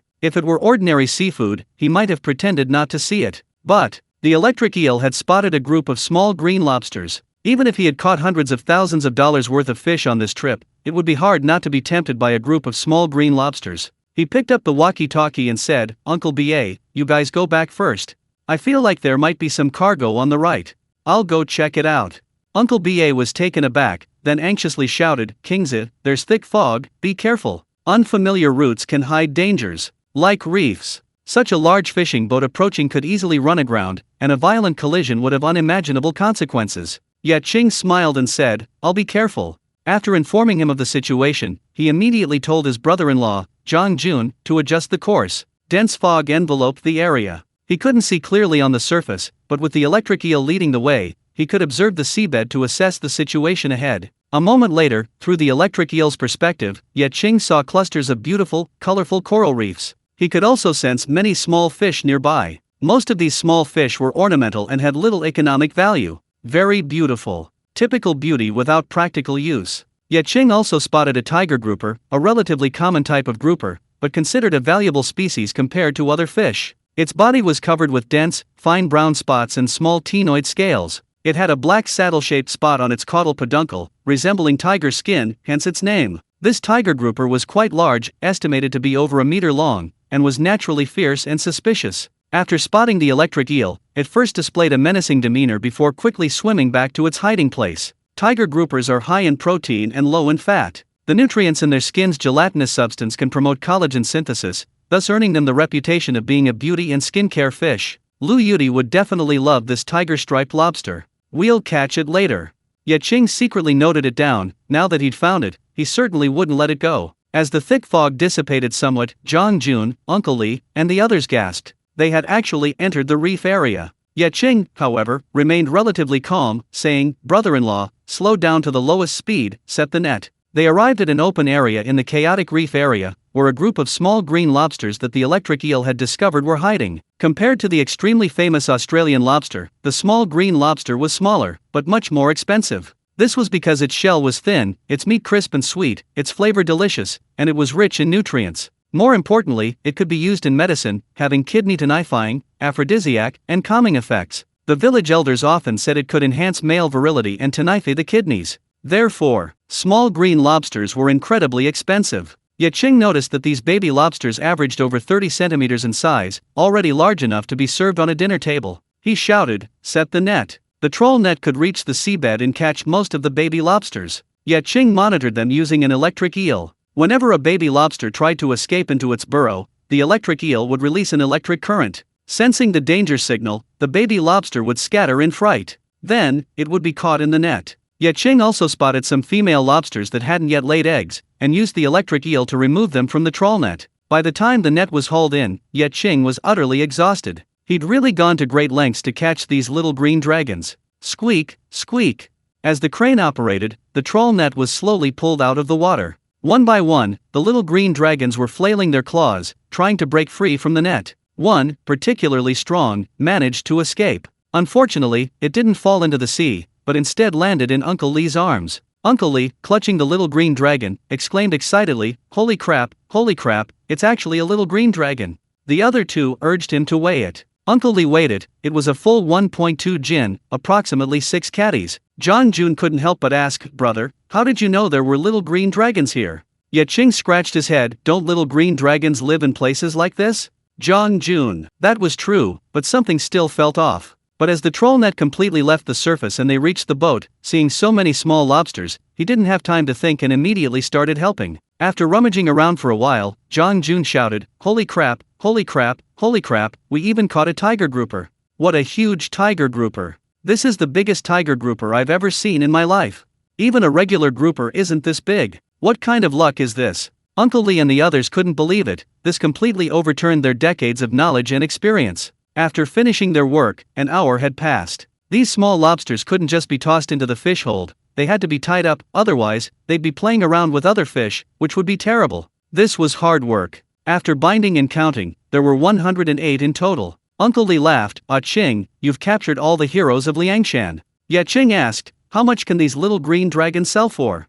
Uncle Li pondered for a moment and said, "Generally speaking, they can be sold individually. These quality ones could fetch 500 or 600 each, but now it's hard to say." Ye Qing asked, "Why is it hard to say?" Uncle Li grinned, "Either very expensive, or even more expensive." Ye Qing smiled too. He stood at the bow and shouted, "Return." The fishing boat slowly moved out of the reef area, gradually increasing its speed. As it returned, Uncle Ba and the others finally arrived at the Longway Wharf. Old Fang and the others were already eagerly waiting. Before Uncle Ba and the others could even disembark, they impatiently rushed onto the fishing boat. There weren't many merchants this time. Basically, each fishing boat had one or two. Old Fang approached Uncle Ba, lit a cigarette, and his movements were fluid and graceful. "Brother Bago, let us see the catch." Old Fang called out anxiously. Seeing the hold full of golden pomfret and flying fish, they were overjoyed. Great, all top quality stuff. The quality is amazing," they exclaimed in admiration, immediately agreeing on a price, 22 yuan per jin for flying fish and 31 yuan per jin for golden pomfret. This price was already high, but considering the current situation on Longway Island, it was quite reasonable. Old Fang pressed, "Isn't there tuna too? Where's the fish? Don't hide it, let us see it quickly." The other vendors also called out anxiously. At this moment, the yacht sped in, and Lu Yudi, dressed in a t-shirt and pleated skirt, looking radiant and beautiful, immediately disembarked. She ran to the fishing boat and asked, "Wait, let me see first." Uncle Ba and the others nodded hastily. This wealthy young woman was incredibly powerful, they had no choice but to defer to her. Old Feng and the others grew anxious. "They're robbing us again." But after Lu Yudi saw Uncle Ba's catch, she looked disappointed. "Just some golden pomfret and flying fish." "Wait, where's Handsome? Why isn't he here?" Chapter 23. Listen to me, thank you to my ancestors for 18 generations. Uncle Ba glanced back, saying uncertainly, "He should be back soon." Lu Yudi pressed, "What do you mean? Didn't you all go out to sea together? Why did you come back first?" "But he hasn't." Uncle Ba hesitated for a moment, then said, "He went looking for schools of fish based on his gut feeling. Who knows when he'll be back?" Hiss. Those who heard this gasped. A thick fog had risen at sea. Looking for fish in such conditions was extremely dangerous, it was just reckless. King Zay's getting carried away. I hope something bad happens to him. I wonder when this fog will clear. Lu Yudi stamped her foot. "Is he deliberately making me wait?" Uncle Ba scratched his head and said, "Definitely not." Lu Yudi wrinkled her nose. He'd better have more to show for it. She was still hoping Ye Qing would bring her a surprise. Uncle Ba looked at her and asked, "Miss Yudi, the golden pomfret and flying fish we caught are of very high quality, better than the ones King Zay raised last time. Are you sure you don't want them?" Lu Yudi shook her head. She wasn't buying the fish for business, but for a family banquet. The flying fish she brought home last time were a big hit with her father and his old friends. Before the banquet even started, they had eaten quite a lot. As her mother said, she rarely saw her father smile like a child. 1,000 pieces of gold can't buy what the heart desires. Lu Yudi felt that buying the flying fish was the best decision she had ever made. But happy times are always short-lived. For the banquet, her father specially commissioned the chef from their 5-star hotel to personally prepare the menu. The chef looked down on flying fish, considering it just an ordinary catch, and no matter how it was prepared, it would only be a low-grade dish. Then came the guests her father invited. Some of them were longtime business partners, especially the big bosses from upstream suppliers. They didn't know how their father knew he was going to serve them flying fish, but they all called to ask if it was true. They didn't have the same sentimentality as their father and his old buddies. Half-jokingly, they said they wouldn't attend the banquet if it were true. In short, what kind of class were they? Why would they eat flying fish? The father was sullen and even the flying fish on the table lost its flavor. Although the big boss's words were infuriating, he had to admit that flying fish was flying fish. Even a 5-star chef couldn't make it taste divine. It was just an ordinary dish on the table. Serving this to guests was indeed beneath their class and could easily lead to misunderstandings, damaging the reputation and prestige of their family's 5-star hotel. Therefore, Lu Yudi wanted to find some better quality fish, preferably wild-caught. She wandered around the seaside pier again and again. The seafood was plentiful, dazzling and varied, but the quality was disappointing, and some farmed seafood was being passed off as wild. Lu Yudi, who had grown up in hotels, was furious and taught several unscrupulous vendors a lesson on the spot. Finally, she chased the unscrupulous vendors out of the market, and she returned home disappointed. Just when she was feeling down and didn't know what to do, Ye Qing's photo arrived. Excited, she immediately set off from the pier, braving the thick fog, and went to Longwei Island. She arrived, but Ye Qing hadn't. Lu Yudi sullenly thought, "That guy's deliberately messing with me."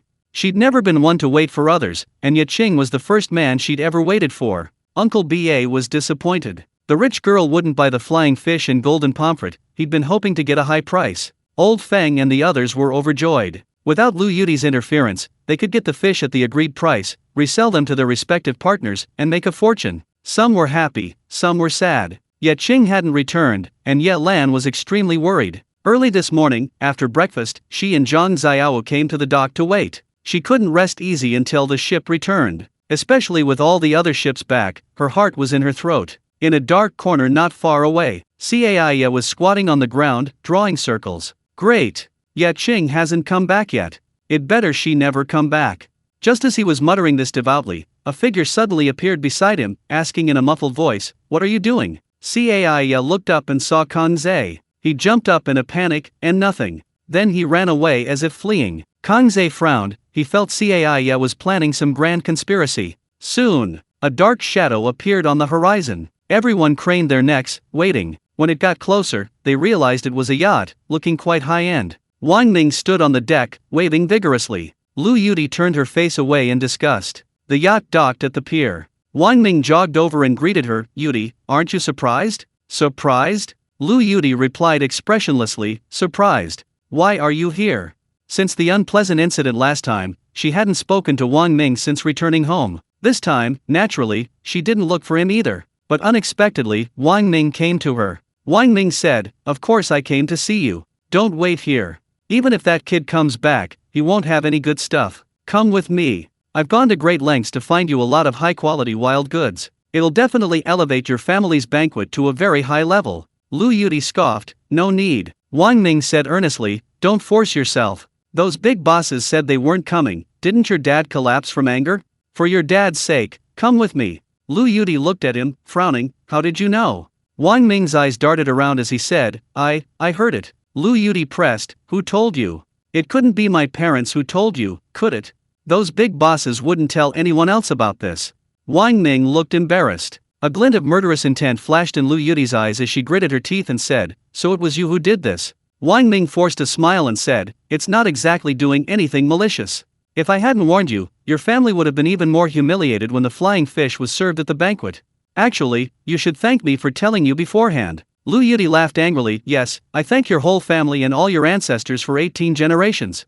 I don't want to see you. Stay away from me." Feeling humiliated, Wang Ming said, You'd better take back what you said. The banquet is tomorrow, you can't possibly not find good wild goods in such a short time. You can only rely on me now."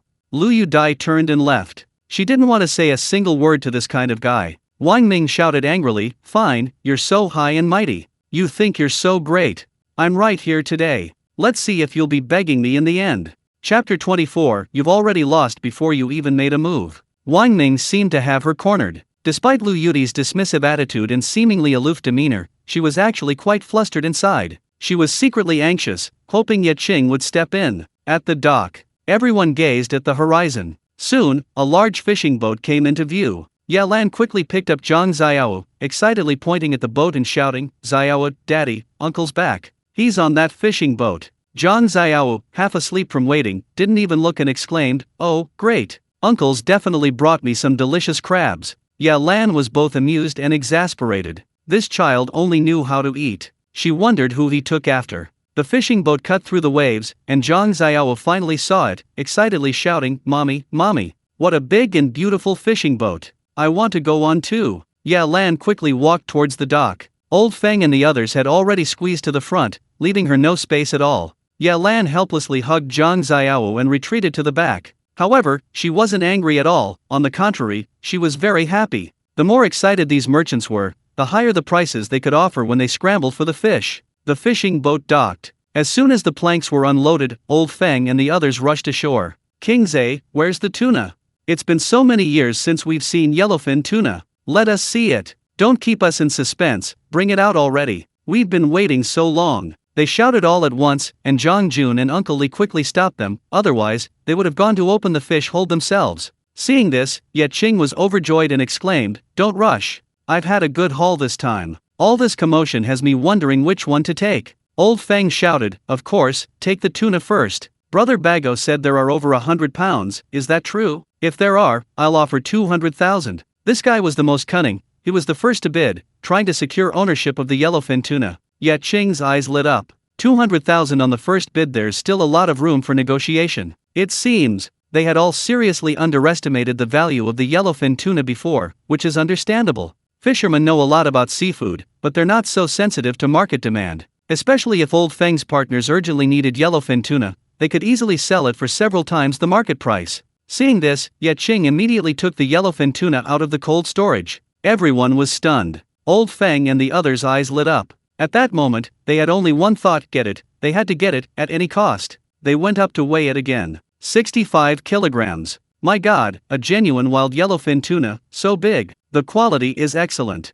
I'll bid 220,000. A vendor shouted immediately. Old Feng immediately raised his hand, 230,000. Another person eagerly offered 250,000. Ye Qing's face lit up. One fish was more expensive than a whole boatload of fish. Reality is indeed surreal. At this price, this yellowfin tuna was already close to 2,000 yuan per kilogram. What does that mean? Eating a slice of sashimi would cost about 100 yuan. Ordinary people simply can't afford this. Old Feng and the others hesitated slightly. Just then, a bright voice rang out behind them. No one's bidding 250,000? Then I'll offer 300,000, and I'll have it for sure. Everyone turned around abruptly, then made way. Lu Yudi walked up to Ye Qing with an incredibly arrogant air. Her haughty demeanor was like a declaration of ownership. Lu Yudi held out her hand. Deal. Yellowfin tuna sashimi is a rare and high-end delicacy, and it's from Longwei Island. Her father would definitely be delighted. A banquet doesn't need such a large yellowfin tuna, the extra can be offered as a special dish by the hotel. Therefore, spending 300,000 to get it is definitely a bargain. Why? She's essentially buying directly from the source, without middlemen like Old Feng. Did they really think she was stupid and rich? They were sorely mistaken. She and Ye Qing were both in a win-win situation. Old Feng and the others' faces fell. Under the power of money, they didn't even dare to speak. Ye Qing nodded, shook her hand, and smiled broadly. Lu Yudi wore a white Chanel-style jacket and high-waisted trousers that showed off her perfect leg lines. Her long, straight legs were particularly eye-catching. No wonder she's a young heiress. This kind of outfit is something most people couldn't pull off, but Lu Yudi handled it perfectly, exuding a fashionable and elegant temperament. Anyway, she was stunning. If he wanted to praise her, he could shower her with compliments. This young heiress was not only wealthy and powerful, but also so beautiful. As they shook hands, Ye Qing's heart started pounding uncontrollably, and his mind began to wander. After shaking hands, he subconsciously withdrew his hand, afraid of being impolite to the beauty. But then, it didn't budge. Ye Qing looked at her in astonishment, only to find that Lu Yudi's gaze was filled with fervor. What does this mean? Does she want to take him as well? Ye Qing swallowed hard, wondering if he should agree or not if it was what she thought. Lu Yudi winked at him and asked, "What else? Hurry up and bring it out. I want it all." She said this aloud, but inwardly she thought, "Handsome guy, you're truly my lucky star." The first time she came, she brought back a boatload of flying fish, making her father very happy. This time, she got yellowfin tuna, significantly elevating the banquet's quality. If Ye Qing could bring out more good stuff, this trip would definitely be worthwhile, and her father would be very pleased when they returned. Upon hearing this, Ye Qing, who was already thinking of a good deal and almost blurted out, "Let's just take him too," changed his mind at the last second. Okay. Old Feng and the others immediately became anxious. "Little beauty, you can't do this. You should at least leave us some soup when you eat meat. So inconsiderate. Does your family need so much seafood for a banquet?" Lu Yudi said arrogantly, "If we can't finish the food at the banquet, my family also owns a hotel. The Seaside Grand Hotel belongs to my family." Old Feng and the others were speechless upon hearing this. The Seaside Grand Hotel is a 5-star hotel, a landmark in Seaside City, and one of the city's premier hotels. These merchants couldn't even get inside. Why? The Seaside Grand Hotel has a dedicated purchasing department and simply doesn't cooperate with merchants like them. After Lao Feng and the others fell silent, Lu Yudi smiled smugly and urged, "Handsome, hurry up, I can't wait any longer."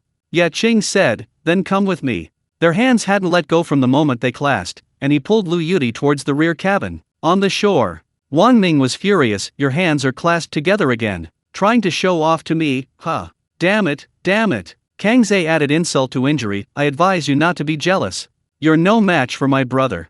Haven't you noticed? That rich girl has already fallen for my brother's fisherman's pants." Wang Ming glared and shouted, "Bullshit, he's nothing. Lu Yudi and I are family friends." Kang Zhe said, "My brother caught a yellowfin tuna." Wang Ming, "My family's got tons of money." Kang Zhe, "My brother caught a yellowfin tuna." Wang Ming, "My family owns a yacht, a villa, and several buildings." Kang Zhe, "My brother caught a yellowfin tuna." Wang Ming, can you fucking stop talking about yellowfin tuna?" Kang Zhe was about to speak. Lu Yudi's scream came from the back cabin, "My god, so many small lobsters. Ye Qing, how did you catch them? You're amazing.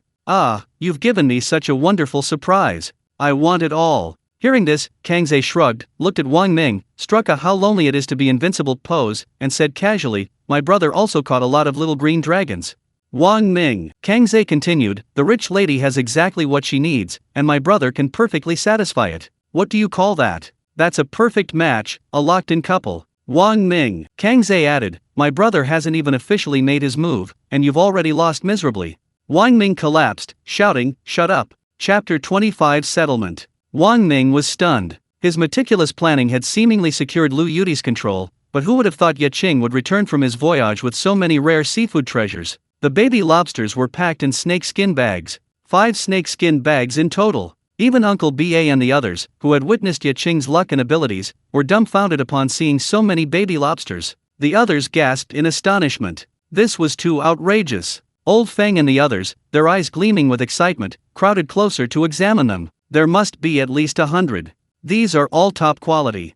I really want some. Baby lobsters are actually quite common. They're plentiful not only in coastal cities but also in inland cities. You can definitely find them in any large supermarket. However, the price, often exceeding 1,000 yuan, puts them out of reach for many customers. With an average salary of 4 to 5,000 yuan, who in the average family would be willing to spend that much money to buy baby lobsters? Eating a whole one wouldn't even fill you up. Just trying it out is hardly satisfying. Just because ordinary people can't afford it doesn't mean baby lobsters won't sell. Quite the opposite. Precisely because of their high price, extremely high medicinal value, and tender, crisp meat, they are highly favored by the upper class. Wild baby lobsters, in particular, cause a frenzy as soon as they hit the market. Seeing Lao Feng and the others about to grab them, Lu Yudi quickly called out, "Gentlemen, I've already bought these baby lobsters. If you want to touch them, don't you need my permission first?" Lao Feng asked, "Can we touch them?" Lu Yudi, "No, Lao Feng. This rich girl is so unreasonable.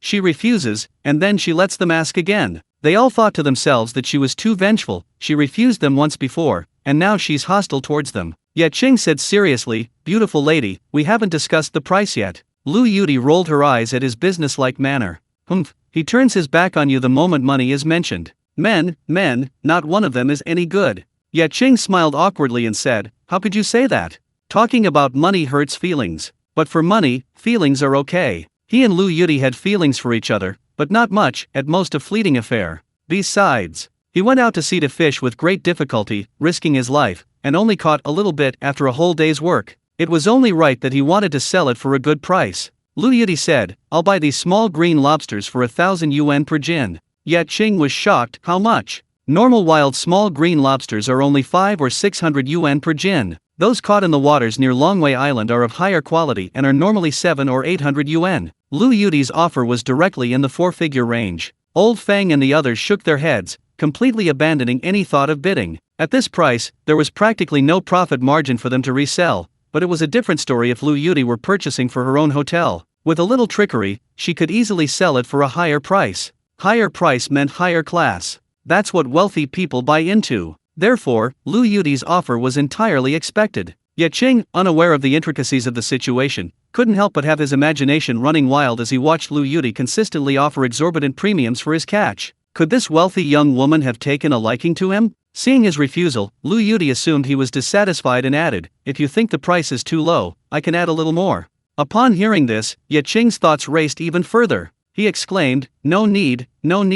We don't need to weigh them, that's too much trouble. One price, 1,000 each." Lu Yudi was generous, he couldn't be stingy. He was a grown man, earning his money honestly with his skills. How could he be supported by a woman? Lu Yudi smiled sweetly, "Okay." Seeing that Ye Qing wasn't being unreasonable with his money, her impression of him improved even more. Ye Qing asked, "Wild tiger grouper, do you want some?" Lu Yudi was taken aback, then exclaimed excitedly, "Wild tiger grouper? Handsome, how many more surprises are you going to give me? Do you know, tiger grouper is my favorite food. It's good for beauty and skin. The reason I'm so fair-skinned is because I eat a lot of tiger grouper. I want it, of course I want it." In her excitement, she grabbed Ye Qing's arm and shook it back and forth. Ye Qing, both amused and exasperated, said, "Fine, I'll give it to you, okay? Stop it. This coquettishness of yours, I can't handle it." Lu Yudi blushed and quickly let go. "Who's being coquettish? I just couldn't control myself." Ye Qing chuckled, "What feelings?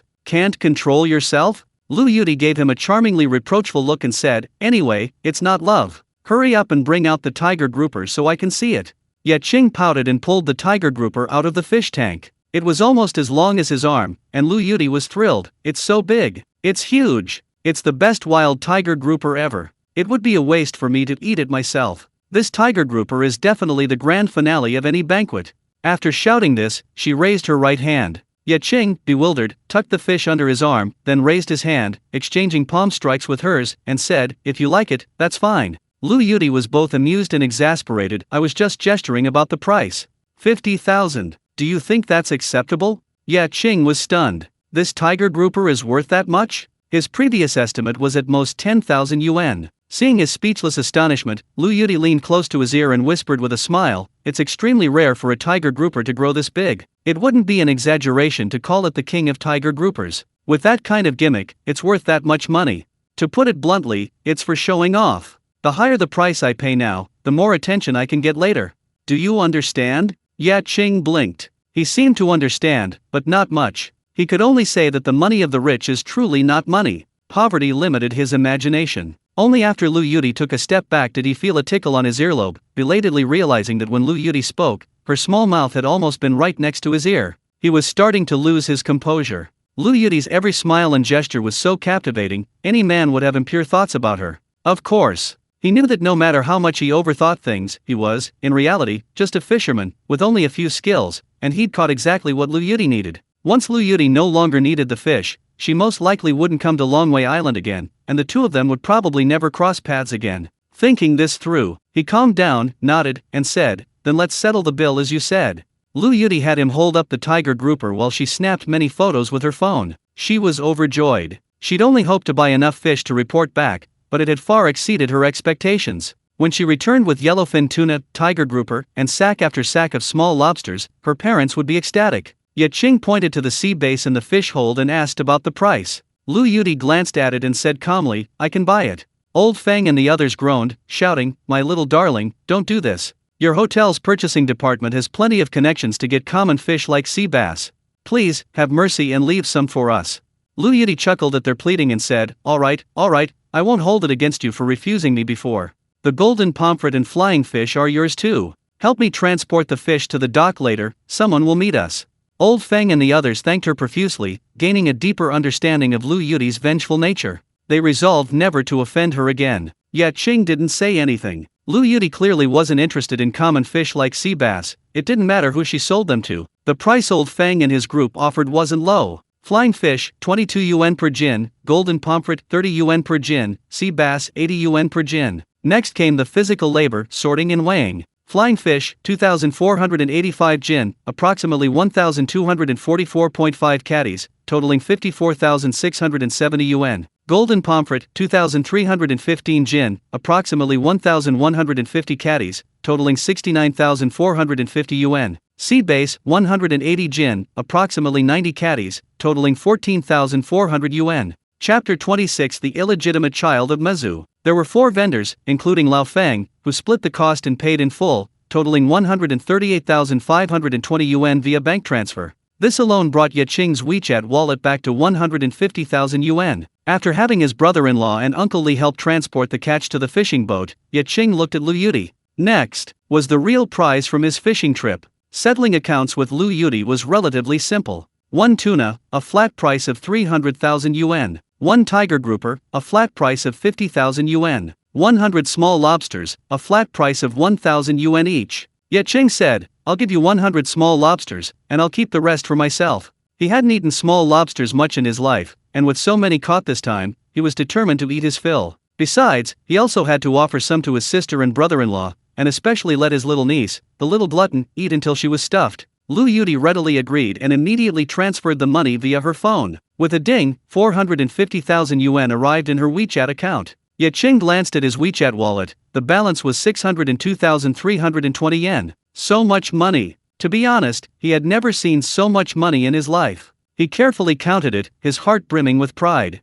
3 days ago. The family loans, his father's medical expenses, the debts owed to the villagers, these weighed heavily on him. At that time, he had just graduated and was in a period of confusion. Faced with his family's situation, he was utterly devastated, even desperate. He felt he would never be able to turn his life around. But now, in just 3 days, he went out to sea twice and earned over 700,000 yuan. After paying back the money raised by the villagers, the family's debts would be completely gone. He was extremely excited. He couldn't wait to tell his parents the good news, so they wouldn't have to worry anymore, could focus on their treatment, and then comfortably enjoy their retirement. Everyone looked at Ye Qing with complex emotions. Before yesterday, they felt sorry for Ye Qing. He had finally graduated from university, but his father's serious illness had bankrupted their already relatively well-off family. But today, they only felt envy and jealousy towards Ye Qing. His family had completely turned their lives around. Uncle Ba and the others had witnessed firsthand how Ye Qing had done it, and they were deeply moved. They had all gone out to sea together, but their average income was only 20,000 to 30,000 yuan, while Ye Qing had earned nearly 600,000 yuan. Rounding up, that's 20 or 30 times more than them. They now even suspected that Ye Qing might be an illegitimate child left behind by the goddess Mezu, otherwise, how could his luck be so good?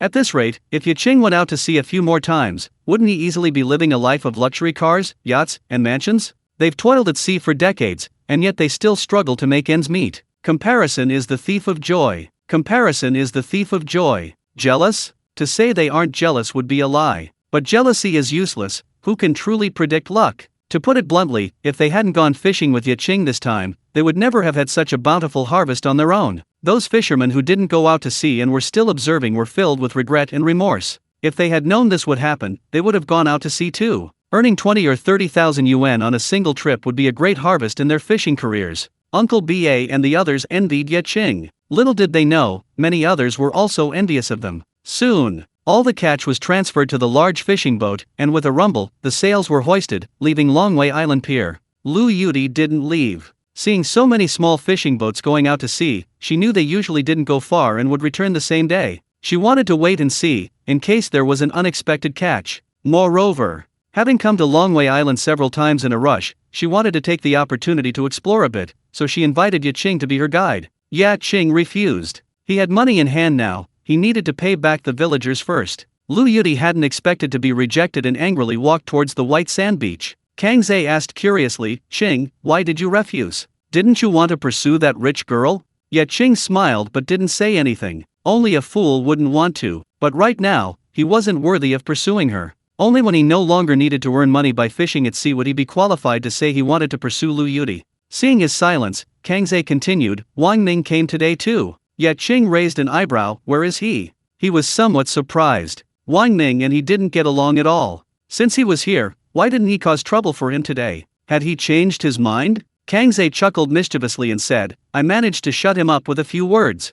He explained briefly. After listening, Ye Qing suddenly realized, no wonder she was so happy. It turns out I unintentionally helped her. Kang Zhe winked, "You have a good chance." Ye Qing smiled but didn't respond. It's too early for romance, all he wants right now is money. The fishing boats had all left, but Old Feng hadn't. He immediately announced, regardless of others' attitudes, "I, Old Feng, am determined to live and die with Longwei Island, sharing its riches and sorrows.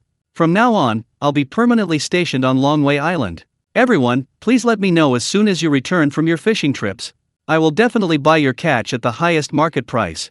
After saying this, he looked at everyone expectantly, but instead of the applause he expected, he found everyone staring blankly. Uncle Ba was the first to react, shouting, "Good." He then clapped enthusiastically. The other fishermen also clapped and cheered excitedly. Some of the more emotional ones even had tears in their eyes, unable to contain their excitement. Longwei Island hadn't been abandoned. They still had hope. Old Feng laughed, thinking everyone was applauding him. The next moment, however, he saw Uncle Ba and the others lift Ye Qing up. Then, the group tossed Ye Qing around. Old Feng was dumbfounded. So he was just a tool, a background character? Alright.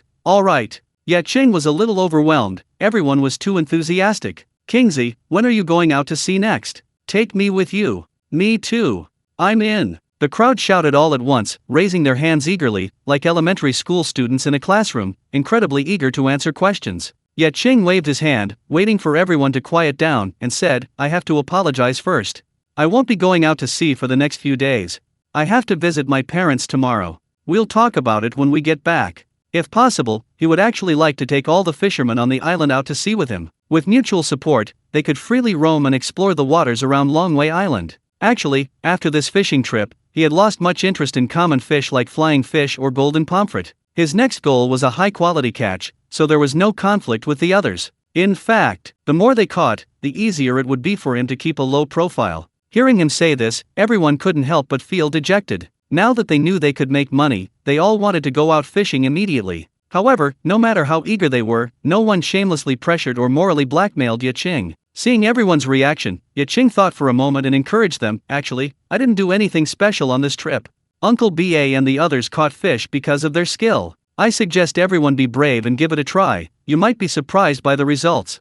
Upon hearing this, everyone was immediately intrigued. Should they give it a try? Some were worried, some were timid, while others had determined looks in their eyes. One even ran to his own fishing boat on the spot and set sail. No fisherman was a coward, they all possessed a pioneering and adventurous spirit. Once one person did it, another would follow. Ye Qing nodded in satisfaction. The waters around Longwei Island were gradually recovering. As long as the fishermen who went out to fish weren't too unlucky, they should all have a catch. Chapter 27 Debt-free and carefree. Ye Qing looked around and saw that Uncle Li and the other two had already left. He quickly took out his phone and transferred another 1,000 yuan to each of them, adding a message saying that the sea voyage was hard work and this 1,000 yuan was a bonus. To be honest, if it weren't for Uncle Lee and the other two, he wouldn't have been able to bring back so many fish today. Uncle Lee and the other two replied quickly, expressing their gratitude. Ye Qing sighed. Almost every fisherman in the village owned a boat, big or small. It would be difficult for him to find helpers as skilled as Uncle Lee and his companions again.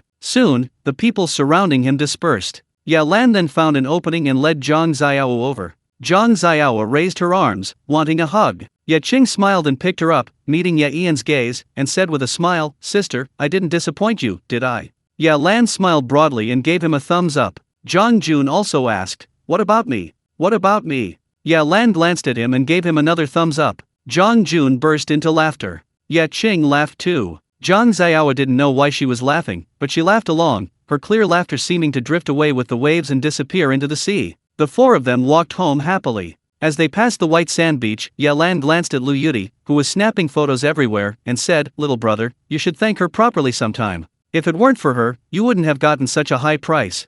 Ye Qing said, "No need, she should be thanking me." Zhang Jun winked and said, "Little brother, with your attitude, how will you ever get a girlfriend?" Ye Qing was taken aback. "What do you mean?" Zhang Jun laughed. "Your sister wants you to thank her, so shouldn't you treat her to a meal? A meal, a walk, a chat, or if it's in the city, shopping, a movie, or something. And then you'll have a girlfriend." Ye Qing suddenly understood and exclaimed, "Brother-in-law, you're so clever." Zhang Jun touched his hair and tossed his head triumphantly. Ye Qing asked, "Is this how you tricked my sister?" Zhang Jun froze. Ye Ian's eyes flashed. Zhang Jun quickly waved his hand. "What tricks? I relied on sincerity." Ye Lan snorted. This interruption stopped them from bringing up Lu Yudi again, and Ye Qing breathed a sigh of relief. He was genuinely worried that being manipulated by these people would give rise to inappropriate thoughts. Along the way, Zhang Jun embellished the entire fishing process, describing it vividly. When Ye Lan heard that Ye Qing had actually jumped into the sea to catch a yellowfin tuna, she couldn't help but slap him. Ye Qing looked bewildered, just grinning foolishly. Zhang Jun chimed in, "Don't worry, I think Qing jumped into the sea because he was confident." Having gone out to sea with him this time, he was completely convinced of Ye Qing's abilities. Everyone said Ye Qing got lucky, but Zhang Jun believed Ye Qing relied on his skills. Hearing Zhang Jun say this, Ye Qing raised an eyebrow. His brother-in-law had actually figured it out? Did his skills no longer allow him to be low-key? Okay, even if you're confident, don't jump into the sea next time. That sounds pretty scary. Ye Lan said, a smile involuntarily creeping onto her lips. Jumping into the sea to catch a yellowfin tuna, that's too incredible, even more exaggerated than in novels. It'll definitely spread throughout the entire Dragon Might Island. The thought of Ye Qing becoming famous on Dragon Might Island filled her, as the older sister, with pride. Ye Qing nodded repeatedly. He had to listen to his sister's teachings, but whether he would actually heed them depended on his mood. From the courtyard came Zhang Xiao's loud shouts, "Oh no! Mom! Dad! Uncle! Little green dragon ran away! Little green dragon, don't run away! I'm going to eat you later! Be good, come back quickly!" Ye Qing hurriedly ran out to see what was happening. Back home, he released Little Green Dragon into the basin. The large iron basin tilted to the ground, and Little Green Dragon crawled around everywhere. Zhang Xiao stamped her feet in panic, wanting to stop him but not daring to. Ye Qing found it amusing. Actually, Little Green Dragon wasn't aggressive at all. It didn't have pincers like a crab. If you tried to catch it rashly, you might get pinched. Ye Lan walked over, rolling up her sleeves. "We'll eat them for lunch today. There are many ways to cook the little green dragons. To exaggerate a bit, they're delicious no matter how you cook them." Now there are 8, giving Ye Lan plenty of time to showcase her culinary skills. Zhang Xiao followed closely behind, watching Ye Lan grab the little green dragons and press them onto the cutting board, asking, "Mommy, won't the little green dragons feel pain?" Ye Lan thought for a moment and said, "It'll be over in a second, they won't feel pain." Zhang Xiao looked at the little green dragons and said seriously, "Little green dragon, close your eyes quickly, Mommy said it'll be over soon." Ye Qing chuckled, turned around, and went back into the house to get a notebook. Zhang Jun came over and asked, "What's this?" Ye Qing opened the notebook. The first entry was for the village chief, Li Fu, followed by 1,000 yuan. Li Ba, 600 yuan. Li Kong, 300 yuan. Li. Most of them were a few hundred yuan. His father was seriously ill, and the money was raised by the villagers a total of 50,000 yuan. Ye Qing thought he would pay the money back before visiting his parents tomorrow, so his father could focus on his treatment once he knew. Ye Qing said, "Brother-in-law, come with me." Zhang Jun nodded. After leaving, Ye Qing transferred 20,000 yuan to Zhang Jun, whose salary was calculated at 3%. Zhang Jun exclaimed, "Why are you transferring so much to me?" Ye Qing said, "Xiao's tuition hasn't been paid yet, and I heard from my sister that Xiao likes to dance. There's a dance center that just opened in the town center, you could send her there to try it out." Zhang Jun clicked his tongue. How did you know all that?" Ye Qing smiled. He didn't usually say anything, but that didn't mean he didn't care. Before, he knew but couldn't help, now it was different. If his family wanted something, and money could solve it, then it wasn't a problem. His confidence stemmed from the boundless ocean. The ocean wasn't just full of seafood, but also countless resources and shipwrecked treasures, anything he could find a way to obtain if he wanted to. "Alright, I won't say any more." Zhang Jun paused, then stammered, "Brother, I have a favor to ask." Ye Qing asked, "What is it?" Zhang Jun scratched his head, somewhat embarrassed, and said, "Could you tell your sister that she only gave me 15,000? I want to keep 5,000 to buy her a surprise gift. Consider this 5,000 alone. Next time you go out to sea, give me 5,000 less." Ye Qing was taken aback, then gave him a thumbs up. "Brother-in-law, you're the best." Of course, no problem. He was genuinely envious of his sister and brother-in-law's relationship. As they talked, they soon arrived at a small courtyard behind the village. An old man was sitting in a rocking chair, enjoying the cool air. He walked over and called out, "Grandpa Village Chief, I've come to see you." He put down the cigarettes and alcohol he had bought from the small shop and went to the village chief. Village Chief Li Fu was already 60 years old, a highly respected figure in the village and even the entire island. He should have retired long ago, but he hadn't been able to find a suitable successor. The village chief's eyes lit up when he saw Ye Qing, and he quickly stood up to greet him. "Good lad, I knew I hadn't misjudged you. I heard you made hundreds of thousands on 2 fishing trips, and Baze and the others are full of praise for you." Ye Qing smiled and said, "Just good luck." The village chief shook his head and said, "Stop trying to fool me. Do you plan to go back to the big city? Interested in taking over my job?" Ye Qing immediately shook his head. "I don't have any plans for now." "Village chief, please rest. I still have to go to other houses." Leaving behind 1,000 yuan, he hurriedly left. Watching Ye Qing flee as if escaping, the village chief sighed. On his way to return the money to the other houses, Ye Qing expressed his gratitude to each one, saying he would treat everyone to a good meal after his father was discharged from the hospital. Ye Qing also made a promise with them that anyone willing could go fishing with him after he returned from the hospital. Everyone naturally agreed without hesitation. After paying off the debt, feeling debt-free, Ye Qing and Zhang Jun walked briskly home. As soon as they entered the courtyard, they were greeted by the rich aroma of seafood. Zhang Jun transferred 15,000 yuan to Ye Lan, repeating what Ye Qing had said. Upon hearing this, Ye Ian's eyes welled up with tears. Ye Qing pretended not to notice. This family wasn't about to put on a sentimental show. Chapter 28 Flirting. Steamed, braised, salt-baked, spicy, plus a pot of fresh porridge. The little green lobster was perfectly prepared. Ye Qing's appetite was whetted, and he devoured the food, letting out a satisfied burp after finishing. Zhang Xiao ate like a little kitten, and seeing the shells and shrimp meat Ye Qing had thrown away, she said somewhat angrily, "Uncle, can't you eat the little green lobster properly? How can you treat the little green lobster like this?" Ye Qing was both amused and exasperated, quickly finishing his food. Ye Lan and Zhang Jun were enjoying a harmonious meal. Zhang Xiao, though small, was quite precocious, speaking like a little adult. The family was happy and content. Just as they finished eating, Ye Ian's phone rang. She picked it up and saw it was a call from the hospital. Ye Lan said, "It's Dr. Huang, Dad's attending physician." Ye Qing said, "Answer it quickly." Ye Lan nodded, pressed the answer button, and turned on speakerphone. The voice of Director Huang came through the receiver. "Ms. Ye, I'm calling mainly to discuss your father's condition." Ye Lan asked nervously, "Director Huang, how is my father?" Ye Qing and Zhang Jun also listened intently. Director Huang said, "Your father's recovery is going well, but recently he's been somewhat negative about his treatment. He almost got into an argument with me about the medication, saying I was sabotaging him." Ye Lan was stunned at this. Director Huang continued, "Your mother has also asked me privately if we could go home for conservative treatment. I refused. Your father's illness is most vulnerable to stress and disruption. If it relapses, it will be even more dangerous than this time. I suggest continuing treatment in the hospital until he recovers and is discharged." Ye Lan quickly said, "You're right. Please don't listen to my parents." Director Huang said earnestly, "You, as his children, should think of a solution." Ye Lan quickly agreed. After discussing the condition a few more times, Director Huang hung up the phone. Ye Lan put down her phone and sighed. "Mom and Dad must be worried about the medical bills, that's why they're like this. I'll call them and tell them we have money now." "Sister, you try calling them first." Ye Qing stood up and said, "I'm going to the hospital."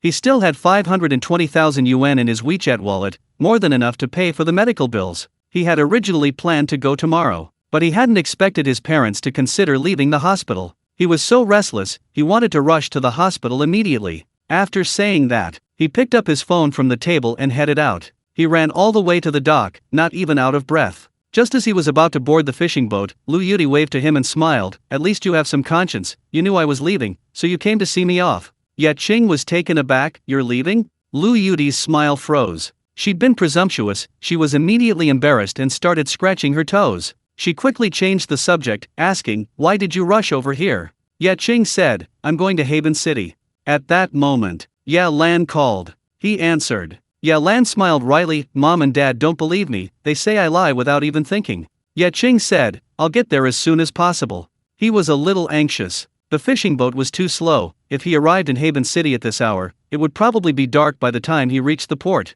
By the time he got to the hospital, it might be late at night. His parents would probably be asleep, and he didn't want to disturb them. Seeing his anxious expression, Lu Yudi asked, "What happened?" Ye Qing said, "My parents are worried we don't have enough money for medical expenses. They want to be discharged and receive conservative treatment at home. I have to go there personally to reassure them and let them focus on their treatment in the hospital." Speaking of this, he felt a pang of heartache and sorrow. To put it nicely, it was conservative treatment. To put it bluntly, it was gambling with their lives at home. Whether they lived or died was up to fate. Upon hearing this, Lu Yudi immediately said, "If you're in a hurry, come with me." With that, she took Ye Qing's hand and ran straight onto the 3-story luxury yacht. The yacht started up and sped away from the dock. Ye Qing, carrying his shoes, stood on the deck, gazing towards the coastal city. Lu Yudi walked over and helped him put his shoes in the cabinet next to him, saying, "Don't worry, I'll tell the captain to get back to the seaside dock as quickly as possible. Come on, come chat with me." She sat on the sofa next to him and patted the seat beside her.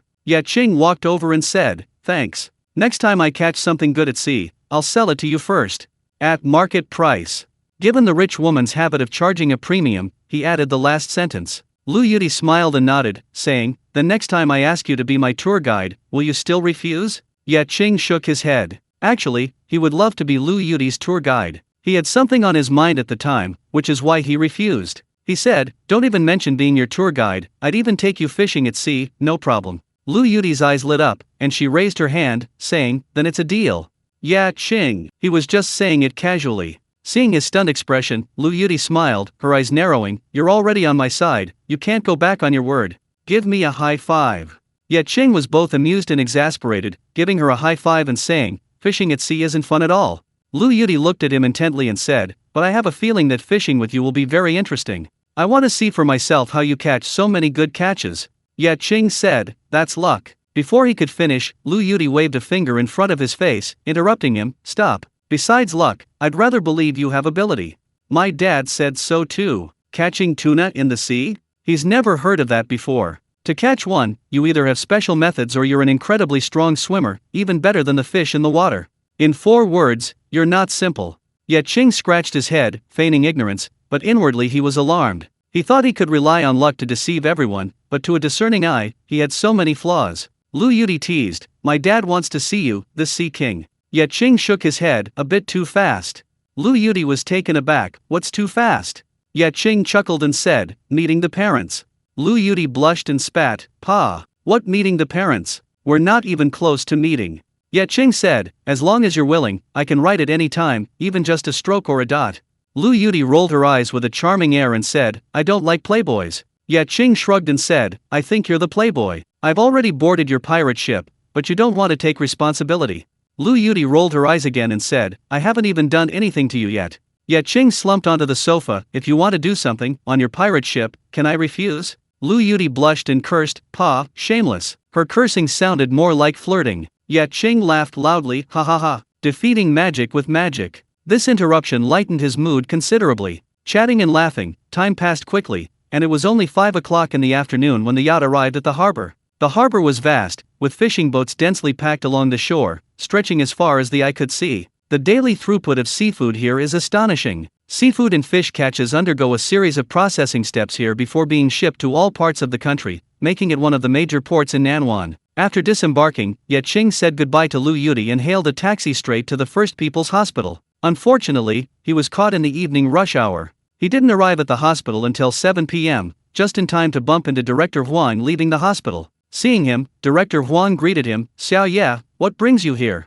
"I've come to see my parents," Ye Qing said. Then a thought struck him, and he asked, "Director Huang, does your hospital have private rooms?" Director Huang adjusted his glasses and looked at him, saying, "Yes, you're asking because you're planning to arrange for your father to stay there?" Ye Qing nodded and added, "I also want to give my father better medicine and the best treatment." Director Huang let out a soft "hmm." As the attending physician, he was aware of the patient's family situation, yet Qing didn't have the confidence to say such things. These thoughts raced through his mind, and he said, "All right, come to my office with me. I'll first discuss the best treatment plan for your father. If you're okay with it, then you can go pay the fees." Chapter 29 Comforting Parents. Ye Qing nodded and quickly smiled. "Then I'll trouble you, Director." After Director Huang parked the car and led him into the office, reviewing the treatment plan, Director Huang said, "To be honest, this treatment plan was devised by my teacher. According to my teacher's estimation, your father's recovery period can be shortened by half, and there's a 70% chance he'll recover to normal. However, most of the medications used are imported and not covered by medical insurance. So, see if the cost is acceptable." Ye Qing glanced at it. The total came to about 400,000 yuan. Money wasn't a problem. If the treatment was truly that effective, he could afford 4 million, it would just mean another trip to see. He said, "Please have Director Huang write the prescription." Director Huang glanced at him in surprise and asked, "Haven't seen you these past few days, struck it rich?" Ye Qing nodded and smiled, "Yes, a little windfall. Please, Director Huang, give my father the best private room." Director Huang's lips twitched. As a director, he also had performance targets. Since Ye Qing requested it, he waved his hand and directly opened a VIP private room. This kind of room wasn't something you could just open whenever you wanted, you needed connections. After paying the fees, Ye Qing rushed to the ward with a stack of payment slips, only to find that neither of his parents were there. He learned that they had gone for a walk in the small park behind the hospital's inpatient building after lunch. Sure enough, he hadn't gone far into the park when he saw his mother, Lu Qin, pushing his father, Ye Sheng, in a wheelchair. His father was wearing a hospital gown, his hair was graying, his skin was dark, and he was talking agitatedly. Seeing this, Ye Qing didn't go up to greet him directly. Instead, she quietly walked over, intending to listen to what her father was saying to avoid accidentally stepping into his trap. Her father, Ye Sheng, had a volatile temper and a loud voice. Even before she got close, his voice clearly reached Ye Qing's ears. "Director Huang is definitely ripping us off. What kind of medicine costs thousands? Every day, it's like throwing money into a bottomless pit. I could throw it into the sea and still see a splash. I feel like I'm fine now. Let's go home and rest, I'll be completely healed. We'll go see Director Huang to complete the formalities tomorrow. Did you hear me?" At home, her father was always the one who got his way. Now, he was getting more and more excited, directly ordering and shouting. The mother, Lu Qin, looked distressed and sighed, "But what are we going to say to the children?" Alan called at noon, saying that Qing made hundreds of thousands of yuan fishing at sea. "Tell me, this child would tell such an unrealistic lie just to put our minds at ease while we receive treatment here. Do you think the children will agree to us leaving the hospital without saying goodbye?" The father, Ye Sheng, snorted coldly, slamming his hand on the armrest of his wheelchair and shouting, "I don't care whether they want to or not. I have my own legs. If I want to leave the hospital, no one can stop me. Besides, I'm their father. Do they dare to tell me what to do?" Lu Qin gave a bitter laugh. "We're old, and the children are grown up, especially Alan. Her child is over 4 years old, of course she can tell you what to do." Director Huang said that unless Alan speaks up, he won't agree to our discharge. Upon hearing this, Ye Sheng slammed his hand on the wheelchair armrest again, glaring and shouting, "I refuse to believe that just because he doesn't agree, we can't go home. We can't stay in the hospital wasting money any longer, we're already broke. We owe so much money, we have to go home as soon as possible to earn money and pay it off. When we get home, you have to be on my side, understand?" Lu Qin nodded perfunctorily and said, "Stop yelling. You've made yourself sick because of all that yelling." Ye Sheng shouted, "I'm anxious. I'm the pillar of the family, how can I become a burden? Long hair, short on brains, do I need to explain this to you?" Lu Qin nodded and sat down on the bench nearby. The couple fell silent for a moment, only the sound of the wind and their sighs audible. Seeing this, Ye Qing felt conflicted. His father remained as domineering as ever. Even a serious illness seemed to have failed to break him, his spine remained straight, and his voice was still booming. From childhood, he had always felt a certain fear in his father's presence. But now, listening to his father's reprimand of his mother, he felt a pang of heartache. He went over and sat down beside his mother. Suddenly, someone sat down beside her. Lu Qin jumped in surprise, turning her head sharply to see Ye Qing. Qing, she exclaimed in surprise. Ye Qing turned to look at her, coughed, and asked, "What brings you here?" Ye Qing replied, "I came to see you and to put your minds at ease while you receive your treatment. I've paid off all the family debts." Hearing this, her parents were both amused and exasperated, shaking their heads. "Silly child, do you think we'll be at ease receiving treatment if you lie to us like this? Your parents know you and Alan are both filial children, but we're just an ordinary family. We really can't afford to spend so much money in the hospital. There's a line from a movie that's very realistic: there's only one disease in this world, and that's poverty." Ye Qing smiled, leaned back in his chair, and said, "If you don't believe me, call the village chief and ask." Seeing his confident demeanor, the elderly couple became somewhat suspicious. Was this kid not lying? Ye Qing didn't believe it. He took out his phone and called the village chief, Li Fu. The call connected quickly. Village chief Li Fu asked, "Ah Sheng, how are you feeling?" Ye Qing smiled and said he was much better and should be able to be discharged soon. After chatting for a few moments, Li Fu asked, "Is something wrong?" Ye Qing hesitated, unsure how to ask, and stammered, "Well, that." Li Fu urged, "Just say it. I'm busy with something right now." Ye Qing forced a smile and asked, "Uncle Fu, Ah Qing said she paid back the money to the villagers, is that true?" Li Fu smiled, "I thought it was something important." Yes, Xiao Qing went to pay back the villagers as soon as she got back from fishing. "Anything else you want to ask?" "I'm busy." Ye Qing blankly said nothing else, then hung up. Lu Qin asked incredulously, "Really paid it back?"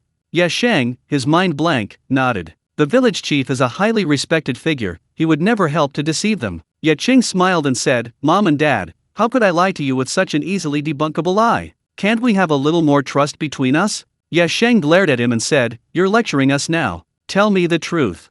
Where did the money come from?" "The villagers raised money, at least 50,000. Ye Qing smiled. "Is 50,000 a lot of money?" Before he went to sea, it certainly was. Back then, he didn't even have 5 yuan in his pocket, and he owed a lot of money on Alipay and Jibay. But now, after paying the medical bills, he still had more than 50,000 in his WeChat wallet. He said casually, "Since you asked, I'll lay it all out. It's money I earned from fishing at sea."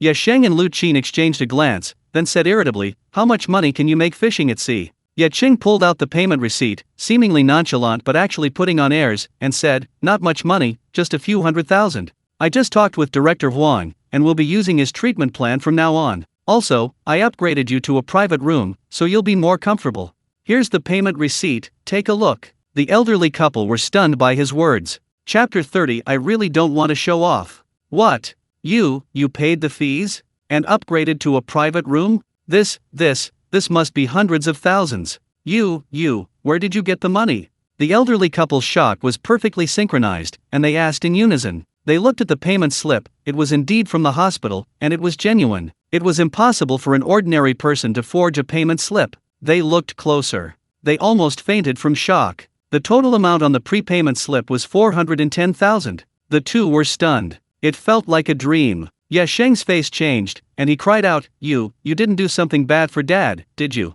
He was terrified. This illness, from surgery to treatment, would cost over 700,000, enough to buy a house in Haven City. In the hospital, most of those with his illness were elderly. There was a saying, "Close your eyes, and even your chickens and dogs ascend to heaven." He opened his eyes, and his property was gone. It really was. He'd lost a house, and thinking about it, Ye Qing felt a pang of heartache and immense guilt towards Ye Qing and Ye Lan. If the money hadn't come from legitimate sources, he truly wouldn't be able to live. Lu Qin's hands trembled slightly as she held the payment slip. It truly was a case of an excited heart and trembling hands. Ye Qing smiled and said, "Dad, don't flatter yourself. I wouldn't commit a crime for you. Don't worry, the money I paid was all legitimate. It's what I earned fishing at sea. Just focus on your treatment now, and go home to enjoy your retirement." Lu Qin asked incredulously, "Your sister isn't lying, you really earned that much money?" Ye Qing shook his head and said, "Impossible, absolutely impossible. He'd fished his whole life and never earned that much money." Instinctively, he couldn't believe Ye Qing could have earned so much. Ye Qing quickly said, "Dad, don't get so agitated. His father's illness wasn't actually rare. It was a cerebral hemorrhage. He was lucky, the attack happened at the seaside port, he was rushed to the hospital and underwent immediate surgery, which saved his life. Now, his legs were still weak, and there was a risk of another blood vessel rupturing in his brain. Emotional excitement could trigger it." Ye Qing nodded and said, "Go on." Ye Qing took out her phone, opened her WeChat transaction history, and said, "Mom and Dad, look, I really made money. Ye Qing and Lu Qin huddled together, staring intently at the phone screen. Seeing it was Lao Feng's transfer record, their eyes widened in disbelief. Ye Qing thought he was seeing things and rubbed his eyes vigorously. Old Feng transferred over 20,000. Lu Yudi transferred over 120,000. Old Feng transferred over 130,000. Lu Yudi transferred 450,000. How is this possible? Ye Qing looked like he'd seen a ghost, as if the world had turned upside down. When did fishing become so easy? If fishing hadn't been so difficult this year, causing him so much anxiety and stress, he wouldn't have suffered a stroke. Lu Qin gripped the payment slip tightly, her arms and body trembling uncontrollably. Her head was spinning, and she felt dizzy. How come she, as his mother, didn't know her son was so capable? Seeing their reaction, Ye Qing quickly said, "Mom and Dad, take a deep breath, inhale, exhale, calm down, calm down." The elderly couple immediately did as they were told, especially Ye Qing, who was genuinely afraid that the excitement would cause another stroke. That would be a disaster. "What kind of fish did you catch that could sell for so much money? Tell Mom and Dad quickly," the two asked impatiently. Ye Qing described the types of fish he had caught, adding that to avoid shocking his parents too much, he explained that the high price was due to the wealthy young woman, Lu Yudi, paying a premium. After hearing this, the elderly couple were dumbfounded. 1 yellowfin tuna, 1 tiger grouper, 100 small green lobsters, and 2 boatloads of flying fish and 1 boatload of pomfret. It sounded like something out of a novel. Could their son really do this? How could parents not know their son's abilities? Ye Qing went out to sea twice. Each time he earned more than the last. He even took the villagers out fishing, and they all returned with a full catch. If their son was this capable, why would he need to go to school? Their family would have been the richest on Longwei Island long ago. No, Longwei Island would probably be world famous. Incomprehensible. How did their son do it? How did he become so amazing? Ye Qing slapped the armrest of his wheelchair and laughed heartily. "Good, as expected of my son. Son, you haven't disappointed your father. Dad gives you a thumbs up." From childhood to adulthood, his father had always been a strict father, rarely smiling. Even when he got a perfect score on a test, he rarely praised him. It was clear that his father was genuinely happy, even using the word thumbs up. Now, receiving his father's praise, Ye Qing was truly overjoyed. Lu Qin covered her mouth, her eyes glistening with tears of emotion, and said, "You've grown up, a real man now. We never thought your parents could count on you so quickly. Tell your parents, how did you do it?" She could cry her eyes out. It wasn't that she was being overly sentimental. What good deeds had she done in her past life to have such an amazing son? They say sons are enemies, here to collect debts. Her son was definitely here to repay a debt. Ye Qing's face was beaming, his heart sweeter than honey. Normally, he could definitely hold back his smile. Unless he couldn't. Like now. The greatest joy for a child is being able to relieve their parents' worries and become their support. Ye Qing saw his father, Ye Qing, staring intently at him, waiting for an explanation. He thought he wouldn't get away with anything less than a plausible explanation. He wanted to tell the whole story, but fusing the dragon balls and controlling electric eels was too shocking. His parents might not accept it. What if they reported him to the government? That would be terrible. So he selectively confessed, only recounting the fishing experience. He didn't try to show off, constantly emphasizing that it was just good luck. Lu Qin said cheerfully, "Son, what incredible luck you had. It's amazing. It solved our family's problems all at once." To be honest, even with the facts right in front of her, it still felt unreal. She secretly pinched her arm hard. It hurt terribly, but she couldn't help laughing. At least it wasn't a dream. Her son had accomplished something seemingly impossible, which made her, as a mother, even more proud. Ye Qing nodded in agreement. Since his parents weren't asking any questions, he was happy with it, attributing it all to good luck, saving him the trouble of explaining. Ye Qing exclaimed, "What a stroke of luck! My son got it through skill. Try it with anyone you know, have them jump in and try to catch a yellowfin tuna. See if they can catch one." Lu Qin nodded quickly, shouting, "Definitely not. We've never heard of such a thing in all these years on Longwei Island. Only my son did it. Son, you're amazing." Ye Qing smiled sheepishly and said, "Actually, I just happened to jump in and kick a yellowfin tuna. It really was just pure luck." Ye Qing pressed, "What about the lobsters? Lobsters usually hide in burrows. If you didn't use some tricks, how could you have caught so many in one net?" Ye Qing was secretly alarmed, feeling like he was about to be exposed. Heaven knows, he really didn't come here to show off to his parents. But for now, he could only offer a forced explanation. Maybe the lobsters came out to sunbathe. They just happened to get caught in my trawl net. They're just unlucky. Actually, it was the electric eels that bothered them, forcing the little lobsters out of their burrows. As the saying goes, the layman sees the spectacle, the expert sees the details. His father, an old fisherman, knew all the ins and outs. Uncle BA and the others probably thought the same as his father, but even knowing he didn't just rely on luck, they couldn't figure out how he did it. This secret, as long as he didn't reveal it, no one could possibly guess. What Lu Yudi said on the yacht today, and what his father said now, made him realize relying on luck to cover things up wasn't a long-term solution. Next, he needed to find another way to conceal his secret and avoid being spied on by those with ulterior motives. Right now, the most important thing was to make money discreetly and develop quietly. As the old saying goes, the nail that sticks out gets hammered down, and a tall tree catches the wind, meaning that the most outstanding tree in the forest will inevitably be felled. Being too conspicuous is not good for him at the moment. Chapter 31 Set a small goal. Ye Qing snorted, about to say something, when Lu Qin nudged his shoulder. Lu Qin whispered, "Our son has his own secrets, let's not pry. Anyway, our son earns his money honestly. What's there to worry about?" Ye Qing thought she made sense, so he didn't say anything more. At this moment, old Ye had to admit that he was old, a former wave swept away by the next generation. He felt a little sad, but not much, because he had a very impressive son. Ye Qing secretly breathed a sigh of relief. Luckily, his mother was understanding and helped him out, otherwise, with his straightforward father pressing him for answers, he wouldn't have had to pretend to be cool even if he didn't want to. He stood up and said, "Mom and Dad, it's getting chilly. Don't stay out in the wind. Let's go back early and see if a private room is alright." Lu Qin nodded, incredibly relieved. She hadn't expected her son to turn the tide when the family was at their wits' end. Feeling lighthearted, she pushed Ye Qing around briskly. Ye Qing was quite startled. "Wife, slow down, slow down. This is a wheelchair, why are you drifting?" Lu Qin laughed, okay, don't overreact. I'll control myself. I was so happy just now, I almost lost control. People are in high spirits when good things happen, especially when they've experienced a miraculous turnaround. Ye Qing called out, "Take it easy.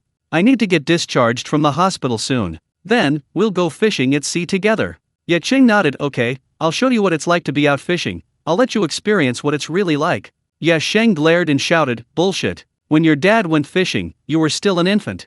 Let dad take you." Ye Qing shook his head, "The student surpasses the master, I'll take you." "Ye Qing, you little brat, you've gone too far." Lu Qin watched the father and son arguing endlessly, grinning from ear to ear. The competitive spirit of men. Before, even though Ye Qing had graduated from university, in their eyes, he was still a child, unable to handle things, needing support. But now, Ye Qing had become their support, which made her incredibly proud and gratified. Their previously terrible days had suddenly become better. The family enjoyed the joy together. Back in the ward, a nurse in charge of VIP private rooms was already waiting at the door. Seeing the family of three walking in, chatting and laughing, she quickly went to greet them and asked them to pack their things and come with her. Next, Ye Qing would undergo a series of more precise and professional examinations, and subsequent treatment would officially begin. Lu Qin quickly agreed, okay, just a moment, I'll pack right away. Ye Qing also followed into the ward to help pack. Even though it was a hospital room, there were still quite a few pots and pans. Ye Qing, sitting in his wheelchair, could only wait. He asked, "Nurse, how much is a private room per day?" The nurse said, "You're a VIP, so it's more expensive, 500 a day." Ye Qing was shocked. If he stayed for a year or two, the hospital fees alone would be close to 200,000. He sighed, "That's too expensive." The nurse chuckled, "There's a reason it's expensive, it's definitely worth the price. Besides, your son's got money." Director Huang even reminded us single nurses to seize the opportunity. Ye Qing laughed heartily, somewhat smug. In the ward, Ye Qing helped tidy up, her head throbbing from the noise. This was a 3-person ward, full. The other 2 patients were asleep, snoring deafeningly. That wasn't all, their companions were either eating or video chatting, making the ward incredibly noisy. Ye Qing admired how soundly the 2 patients could sleep under such conditions. No wonder her parents went out for a walk late at night, they were probably disturbed by the noise. This was a common problem in multi-person wards. There was nothing she could say. Since she couldn't join them, leaving was the best option. Seeing this, the young man accompanying her, who was eating, asked curiously, "Auntie, how are you packing? Are you really going to be discharged? Uncle isn't fully recovered yet, is he? You should listen to Director Huang and stay in the hospital for treatment. Director Huang is a highly skilled doctor, always thinking of us patients. He would never cheat us."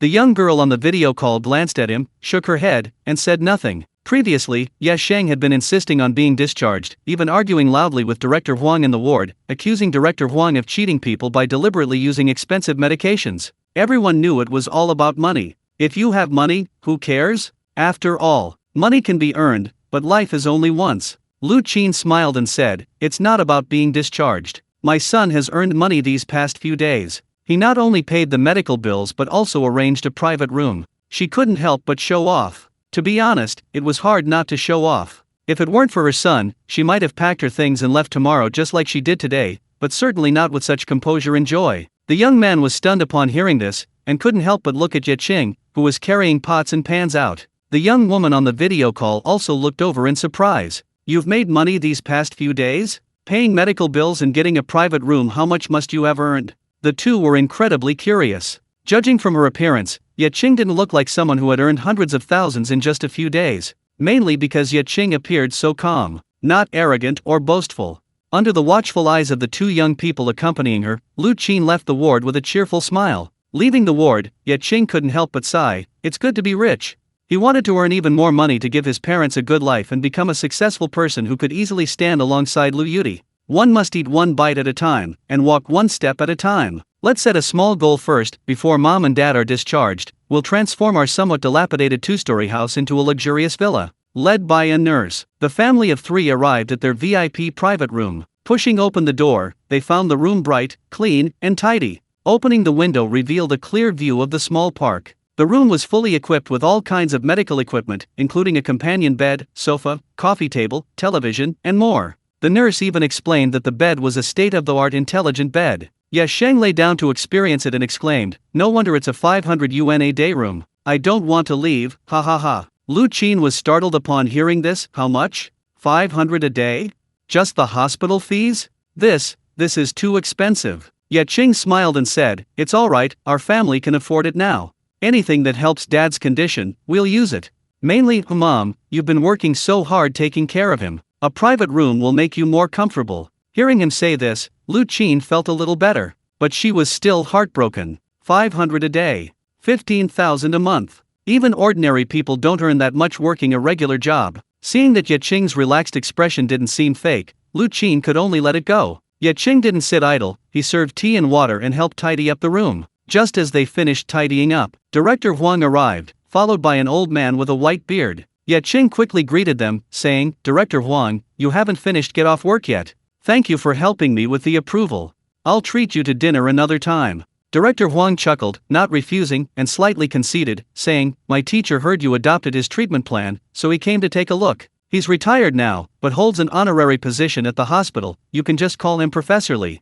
Ye Qing and her family quickly greeted him. Professor Li waved his hand and stepped forward to examine Ye Qing's condition, using traditional Chinese medicine techniques. Seemingly noticing Ye Qing's confusion, Director Huang proudly introduced, "My teacher comes from a family of traditional Chinese medicine practitioners. He was proficient in TCM from a young age, later earned a medical doctorate, and then studied Western medicine abroad for several years. He's an absolute expert in cardiovascular medicine." Lu Qin looked at Professor Li with even greater admiration, and Ye Qing became even more cooperative. Ye Qing couldn't help but sigh again. The power of money was indeed formidable, and the power of money was no joke. If he didn't have money, forget about Professor Li personally treating his father, he probably wouldn't even be able to see Professor Li. That's reality. Money isn't everything, but you can't do anything without it. Chapter 32. Just want to make money. A moment later. After examining him, Professor Li said, "According to my treatment plan, your father can be discharged in a month and a half at the earliest, and 3 months at the latest. During this time, he can eat more fish like large yellow croaker and grouper, which will greatly help his condition. Especially wild ones are best." Ye Qing was overjoyed. This was no problem for him. Ye Qing and Lu Qin nodded in agreement. As fishermen, they knew that some fish, besides being delicious, also had many health benefits. For example, tiger grouper is good for beauty and skin. The swim bladder of large yellow croaker, when stir-fried and roasted until golden brown, can be made into the traditional Chinese medicine fish swim bladder beads to treat peptic ulcers, kidney stones, and other diseases. Red-spotted fish is a health supplement with antithrombotic, blood pressure lowering, and therapeutic effects on myocardial infarction, coronary heart disease, vasculitis, cerebral arteriosclerosis, etc., and it can also activate brain nerve cells and improve brain function. It can be said to be the best supplement for Ye Qing at present. There are also some medium to large grouper, also known as giant grouper, a prized delicacy of the ocean. Its flesh is delicious, nutritious, and has high medicinal value, used to treat cardiovascular diseases such as hypertension, hyperlipidemia, and coronary heart disease. It can be said that the ocean is full of treasures. Ye Qing said, after accompanying Dad through the first phase of treatment. I'll go out to sea to catch some precious grouper. Dad, get ready, you can eat it all. Ye Qing smiled and nodded, saying, okay, I'll eat as many as you catch. Lu Qin also looked pleased. Whether they could catch any or not, Ye Qing's words made them overjoyed. Their son was so filial, they felt blessed for the rest of their lives. Director Huang and Professor Li smiled knowingly upon hearing this. However, they only took it as a joke. Unrealistic. The ocean is rich in resources, but its vastness is overwhelming. There's a saying, the ocean, you are all water. When an ordinary person enters the ocean, all they see is water. They know the ocean has schools of fish, rare species, and giant creatures, but they can't see or catch them. Even the most experienced fisherman can't guarantee a catch, let alone specifically searching for red-spotted fish or grouper. It's like looking for a needle in a haystack. Thinking this to himself, Professor Li said aloud, I really envy you too, having such a filial son. Ye Qing coughed, waved his hand, and said with an air of superiority, to be honest, I was originally planning to be discharged. My family simply doesn't have the money to stay here. But then, this kid secretly went out to sea to fish. He was lucky, he caught quite a bit of seafood. That's why he was able to stay in the hospital for treatment and even get such a nice ward. Director Huang and Professor Li looked at Ye Qing in surprise. They knew Ye Qing paid for the treatment, but they didn't know he made his fortune fishing. Living in a coastal city, the two had some understanding of fishing and knew very well that fishing wasn't easy for fishermen. What good luck! Getting sick is unfortunate, but having money for treatment is a stroke of good fortune. Professor Li said, so, your son wasn't just saying you wanted to go fishing for seafood. Ye Qing, feigning modesty, said, oh well. My wife and I are fishermen, this kid's followed in our footsteps. It's nothing special. Lu Qin rolled her eyes at this. Men, they can't stand not showing off. Ye Qing, on the other hand, couldn't help but chuckle. His dad was saying this about him, but actually, he was subtly praising him. However, being the subject of his parents' conversation felt pretty good. Professor Li and Director Huang were both amused. Professor Li said, that's a good attitude. Keep it up in the future. I can guarantee you, you absolutely won't relapse. Ye Qing nodded repeatedly. Before, he was poor, now that he has money, his mindset has naturally relaxed. After everything was finished, it was already late at night. Ye Qing bought a cup of instant noodles and ate it in his hospital room, scrolling through his WeChat moments as he ate. He happened to see a post from Lu Yuti and casually liked it. Suddenly, Lu Qin's voice rang in his ears, son, that's Lu Yuti. I checked the transfer records. Old Feng only had a few 100,000, but she had over 500,000. Is she a merchant? Ye Qing casually replied, no. She's a young rich woman, her family owns a hotel. What was said casually was taken seriously. Lu Qin, who was peeling a peach, paused, asking curiously, a young rich woman. Let mom see. Ye Qing said irritably, why are you looking at her picture? Lu Qin chuckled, let me see what this young rich woman looks like. I think she paid a premium, and such a huge premium, maybe she's interested in you. I need to check her out. Cough cough cough. Ye Qing, who had just slurped up a mouthful of noodles, almost choked and cried. He hurriedly waved his hand, saying, Mom, don't play matchmaker. She just happens to need the seafood I caught, that's why she paid a premium. I don't have any romantic intentions. Lu Qin teased, and what about you? Ye Qing took a sip of water, caught his breath, and said, right now, I just want to make money. Lu Qin laughed, yes, you need to make a lot of money. Her family owns a hotel, they must be very rich. Our family's circumstances are just too disparate. Your parents will have to make a lot of money for you. Ye Qing said, Mom, what are you talking about? It's too early to say that. But you won't have to worry about me anymore. I can earn money myself. It seemed like a joke, but it wasn't. To exaggerate a bit, resources from all over the world would be his future dowry. Don't even mention a rich woman, he could find a way to marry a fairy. Lu Qin couldn't stop smiling. As the saying goes, no one knows a son better than his mother. She knew from Ye Qing's reaction that he was interested in Lu Yuti. And here it was. With just a few words, she easily tricked Ye Qing into revealing his thoughts. Her son's awakening and attraction to girls was a great thing for her. Of the three unfilial acts, the greatest is to have no descendants. Before, Ye Qing insisted on being discharged from the hospital simply because he didn't want to be a burden on Ye Qing and hoped to leave him a legacy so he could settle down and start a family sooner. Now that Ye Qing can earn money and the family's troubles are gone, she naturally started thinking about encouraging him to date and get married sooner. It's just that her son's standards are a bit too high. Wealthy families are all about matching social status. Ye Qing lay on the hospital bed with his eyes closed, but he wasn't asleep. Hearing Ye Qing say he wanted to live by the sea to make money, he felt both amused and heartbroken. If Ye Qing really intended to pursue Lu Yudi, they really couldn't help him much. The two of them were just fishermen, they only knew how to fish, enough to make a living, but making a fortune with a family that owned a hotel was absolutely impossible. Ye Qing shook his head. He only had a simple appreciation for Lu Yudi's beauty and no other thoughts. But saying these things would only make things worse, so he got up and left the ward, making an excuse to take out the trash. Having just finished eating, he strolled to the hospital's small park, also thinking about how to make money next. He checked his WeChat wallet, he only had a few thousand yuan left. With no money in his pocket, he felt insecure. Who knows what might happen next? What if he urgently needed money and couldn't come up with it?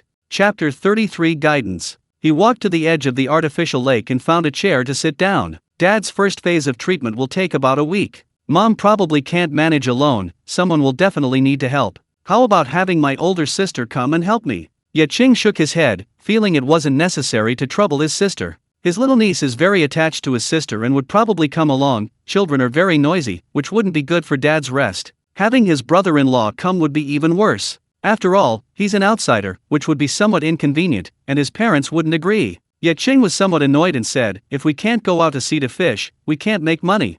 Suddenly, not far away, blue lights lit up on the lakeshore. Ye Qing looked over instinctively, it was a night fishing light. Someone was night fishing. He looked closer and was somewhat surprised. He saw that the person night fishing was Professor Li, and then he slapped his thigh. Sea fishing. Since we can't go back to Longwei Island to fish, I can rent a fishing boat at the seaside pier. Grouper lives in nearshore waters with rocky reefs, gravel, and coral reefs. It's convenient to come and go. If anything unexpected happens to Dad, I can rush back immediately. Ye Qing was a little excited, feeling that this was a viable option. Spending a week in the hospital was undeniably a waste, not to mention how much money he made. His father needed to keep up with his nutrition. Thinking of this, he walked towards Professor Li, not to fawn over him, but because he noticed that Professor Li was using lure fishing. Ye Qing wanted to learn. He had never used lure fishing before, always using the most primitive hand rod. Lure fishing is a fishing method that uses simulated small creatures to attract larger fish to bite. Simply put, it's the principle of big fish eating small fish, and small fish eating shrimp. Compared to traditional rod fishing, lure fishing requires more skill and full body movement. It doesn't require live bait or even ground baiting, making it more environmentally friendly and preventing water pollution. The advantage is that it's easy to catch predatory fish. The disadvantage is also obvious, it can only catch predatory fish or some starving non-predatory fish. His next target was the grouper, a predatory species, making lure fishing the most suitable. Ye Qing watched intently, approaching the task with a learning attitude. But half an hour passed, and the red fishing line still hadn't moved. Lure fishing doesn't use a float, you judge whether a fish has taken the bait by looking at the fishing line. After a while, Professor Li sighed, reeled in the line, and silently untangled it. This cast was a failure. He remarked the spot, assumed a side casting position, pressed the casting switch, and gave it a strong jerk. With a whoosh, the lure flew out. Ye Qing stared at the flying lure, noticing that Professor Li made a small movement just before it hit the water. He didn't see exactly what he did. Lure fishing requires much more skill than regular rod fishing. The difficulty has increased significantly. He roughly estimated that the lure had flown about 50 meters, reaching the center of the artificial lake. After casting, Professor Li reeled in the line using the spinning reel, occasionally moving the rod. He waited a moment. Nothing happened. Professor Li remained expressionless and calm, while Ye Qing, growing somewhat bored, had an idea. He tried using his ocean-based sensory abilities. To his surprise, he discovered that these abilities also worked in the artificial lake. Perfect. His sensory range reached the center of the artificial lake, roughly covering half of it. Through his senses, many various sizes and shapes of water creatures were swimming around. His senses could currently only detect things moving in the water, and he couldn't detect their specific species, but he could make a general judgment based on their shapes. Most of the fish were in the middle and upper layers of the water. There weren't many fish in the deeper layers, but each one was quite large. The lure Professor Li cast sank to the bottom, its lifelike shape resembling a real small fish as it swam along with the fishing line. However, whether it was Professor Li's bad luck or the larger fish in the deeper waters had already eaten their fill, they seemed oblivious to the lure, showing no intention of approaching it. Another half hour passed. Professor Li pulled the lure back, marked the spot again, and cast his line once more. To Ye Qing's dismay, Professor Li once again chose a spot devoid of large fish. Having avoided areas with large fish swimming around 3 times in a row, Professor Li is probably going to be shorting the market. Ye Qing muttered to himself, glancing at the time, it was already 11:30 p.m. He was starting to feel exhausted, while Professor Lee remained completely absorbed, showing no signs of fatigue. Look, that's professionalism. A true angler sits from morning till night, whether they're catching fish or not. Ye Qing felt a pang of sympathy and decided to help Professor Lee, not only to uphold the traditional virtues of respecting the elderly and caring for the young, but also to help Professor Lee and his father. Professor Lee was obsessed with fishing. After a whole night of fruitless fishing, how could he be in the mood to see his father? It wasn't that Ye Qing was malicious. Keeping Professor Lee in a good mood could only be beneficial. Besides, he also wanted Professor Lee to demonstrate how lure fishing works. Thinking of this, Ye Qing coughed twice and feigned surprise, saying, "Professor Lee, what a coincidence." Professor Lee didn't turn around and said, "A coincidence? Haven't you been watching from behind me for over an hour already?" Ye Qing was embarrassed. He hadn't expected Professor Lee, who was so engrossed in fishing, to be such a perceptive expert. He said awkwardly, "It's nothing, I just find your fishing very interesting and wanted to learn."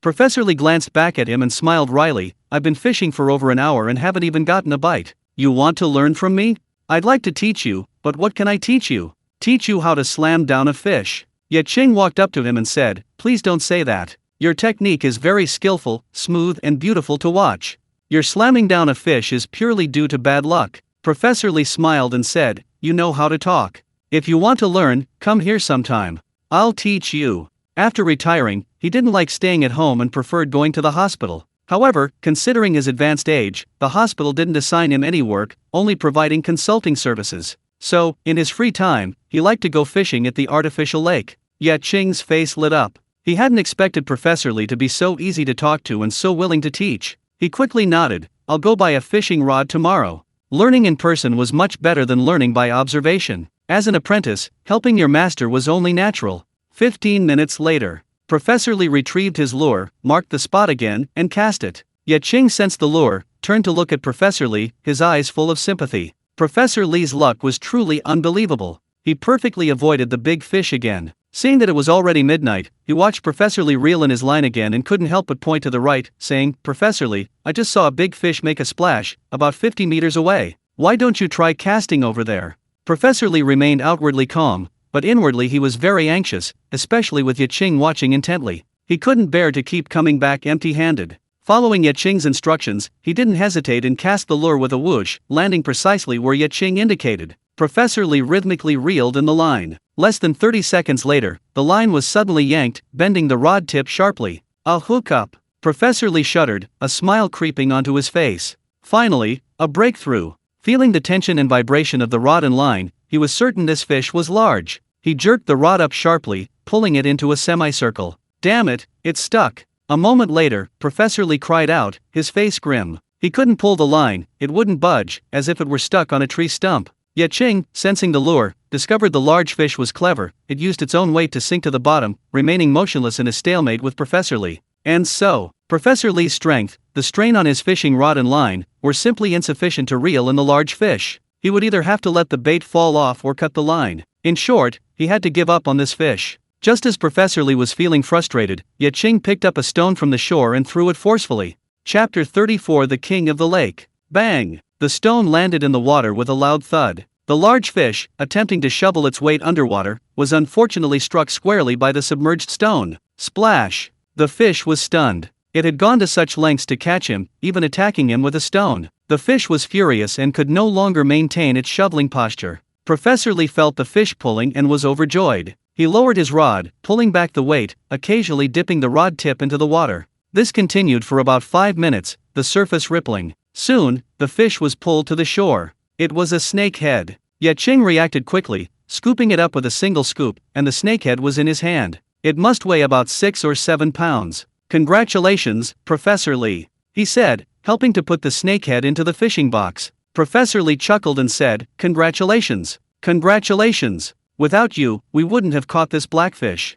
This fish is half thanks to you." Professor Lee cast his line again, but his luck was truly terrible. The fish wouldn't even go to the marked spot. It was as if they avoided a snake. Another 15 minutes passed. Professor Lee silently reeled in his line, marked the spot again, and cast his lure. His technique was quite good. The lure moved gracefully and skillfully in the water, but the big fish wouldn't even glance at it. Alas, he was helpless. Ye Qing yawned. He had a dragon ball inside him, possessing boundless energy, the kind who wouldn't get sleepy for 3 days and 3 nights, but he was actually getting sleepy watching Professor Lee fish. It was just too boring. It would be more pleasing to the eye if it were a young girl. It was already 12:30 a.m., and he was about to leave when Professor Lee called out to him, "Young man, wait a minute. Young man, you have good eyesight. Could you check the fish's eyes again?" He looked at him hopefully, with a hint of embarrassment in his eyes. This was the first time he'd ever asked someone for a favor like this. Ye Qing casually pointed and said, "At the spot where you caught the blackfish earlier, at a slightly different angle, about 15 degrees, the distance is about the same. I think there's a fish thrashing over there. You can try." He then stood still again. Since Professor Lee was willing to follow his instructions, he might as well learn. From casting to reeling in the fish, lure fishing requires a certain level of skill. As the saying goes, sharpening your axe doesn't delay your work. If you go sea fishing with only a superficial understanding, even if you have a magic weapon, you might still make a mistake. Know yourself and know your enemy, and you will never be defeated. About a minute later. Got it. Professor Lee felt the fishing line tighten, the rod suddenly dipped, and his face lit up with joy. A moment later. A large bass, weighing 4 or 5 pounds, was pulled up. Again. Professor Lee, full of confidence, cast his line. The bait had barely touched the water when the surface began to throb. "Wow!" Professor Lee exclaimed in surprise, "It's splashing," as the name suggests. Simply put, a big fish bit the bait as soon as it was cast in. Quickly, Professor Lee pulled the fish up and saw that the bait was actually caught on the bass's body. He couldn't help but laugh and said, "It's like a car accident." Ye Qing looked at it and thought, "Wow, that's quite a description." Listening to Professor Lee's explanation, he became increasingly interested in lure fishing and filled with anticipation for the upcoming sea fishing trip. If he could catch a valuable species while sea fishing, he might earn more than fishing with nets from a boat. An hour later. Professor Lee, sweating profusely, sat on the ground, a satisfied smile spreading across his face as he looked at the meter-long bass on the bank. "Goodness, I haven't caught a meter-long fish in years," he exclaimed. "Young man, thank you so much for today. If it weren't for your guidance, I probably would have gone home empty-handed by dawn." Ye Qing smiled and said, "Professor Lee, you flatter me. I just pointed randomly. You're really amazing, managing to catch such a big fish." Professor Lee chuckled, "Young man, you're quite the smooth talker. Enough with the mutual flattery. Come on, let's take a picture together." He had Ye Qing grab the bass, then placed his phone on the table, put his arm around Ye Qing's shoulder, and gave a thumbs up to the camera. Click. After taking the photo, Professor Lee added Ye Qing on WeChat and sent him the picture. Ye Qing glanced at the photo. Professor Lee's smile was exceptionally bright. Not long after, the hospital cafeteria chef arrived and, seeing 5 or 6 large fish, exclaimed in surprise, "Professor Lee, which deity did you worship today? I remember you were in the Air Force for a while, weren't you?" Professor Lee, somewhat embarrassed, coughed twice and said, "I worship this young man. His father is in a ward on the 10th floor. Make sure he gets some snacks for me every day." The cafeteria chef nodded repeatedly, indicating he wouldn't dare neglect him. After the chef left, Professor Lee started packing up his gear, with Ye Qing helping him. Ye Qing asked, "Professor Lee, when are you coming fishing tomorrow?" Professor Lee was taken aback. "You really plan to learn fishing?" Ye Qing nodded and said, "I plan to learn from you for 2 days, then go out to sea to fish for grouper." "You." Professor Lee was about to say that Ye Qing was cramming at the last minute. Trying to learn sea fishing on the spot was unrealistic, but considering Ye Qing was fishing to help his father improve his health, he couldn't bring himself to say anything discouraging. He could only nod and say, "Okay, I'll take you on as my fishing apprentice. Your father needs treatment during the day, I'll be with him the whole time, so how about coming here in the evening? You have a fishing rod." "Oh, I remember, you said you were going to buy a fishing rod." Ye Qing nodded, "I'll try to buy one when I have time tomorrow." Professor Lee said, "As a beginner, you don't need to buy anything too expensive. An entry-level set will do, a few $100 should be enough for a complete set. There's a fishing tackle shop near the hospital, look it up on the map. The owner seems reliable." Ye Qing thanked him happily. Having a mentor would save him a lot of trouble. Besides, Professor Lee was his father's doctor, building a good relationship could only be beneficial. After watching Professor Lee leave, Ye Qing squatted by the lake and put his hand in. After his hand touched the water, his senses improved, allowing him to more keenly perceive the movements of fish in the lake. At the bottom of the lake, there was a particularly large fish, which, according to his senses, was much larger than the meter-long giant fish that Professor Lee had caught, slowly swimming. "If nothing unexpected happens, this should be the king of fish in this artificial lake," Ye Qing muttered to himself. Earlier, Professor Lee's lure landed near this king of fish. At first, the king of fish was unmoved, but later, unable to resist the urge, it didn't bite the lure rashly, instead driving other large fish to bite. The king of fish seemed to have become sentient. "Before going sea fishing, I'll catch this king of fish." Ye Qing silently set a goal for himself, then withdrew his hand from the water and turned to walk towards the impatient building. Lake bottom. The giant creature shuddered, its massive head swaying from side to side. For a moment, it felt a chill run down its spine, a sense of impending doom. Swept away, the giant creature slowly swam away. Behind it followed 7 or 8 large fish, like armed guards protecting the giant creature. On the other side, Seaside Grand Hotel. Even late at night, Lu Yudi was still in the hotel kitchen, busy preparing for tomorrow's banquet. The head chef was full of praise for the seafood she had brought back. "Miss, these lobsters can be called large lobsters, they're all top quality. The only regret is that there aren't enough female lobsters. As you know, female lobsters are especially rich in roe, they're truly exceptional. And this yellowfin tuna, just wait for my sashimi cutting skills tomorrow. It's just that this tiger grouper is a bit of a problem. It's too big. I need to carefully consider how to prepare it, it'll be the grand finale of the banquet." The head chef spoke with great enthusiasm. Lu Yudi listened, a relieved smile spreading across her face. The banquet for the next 3 days should be a sure thing. She left the kitchen. Lu Yudi went into her private room in the hotel, took a comfortable shower, and checked her phone. It was already 1:30 a.m. She held her phone, a look of hesitation on her face. Should we ask about the handsome guy? He's a friend, after all, it's only natural to show concern. Lu Yudi muttered to herself, then found Ye Qing on WeChat and sent him a message. Chapter 35 Agreement. Meanwhile, Ye Qing, having just finished showering and lying down, picked up his phone and saw a message from Lu Yudi. "My chef raved about the seafood. The banquet for the next 3 days is basically secured. By the way, did your parents listen to your advice?" Ye Qing grinned, surprised that Lu Yudi was so concerned. He immediately replied, "They listened. Why aren't you asleep yet?" Lu Yudi sent a distressed emoji and replied, "Of course I'm busy. This is the first big thing my dad entrusted to me after he was discharged from the hospital. I have to do it well. Why aren't you asleep yet?" Ye Qing replied, "I saw some people night fishing with lures at the artificial lake near the hospital, and I've been learning from them ever since. I'm planning to go sea fishing in a few days." Lu Yudi saw this message and jumped up, her loose nightgown billowing open, revealing glimpses of her trembling breasts. She quickly replied, "Take me with you. We agreed to go sea fishing together.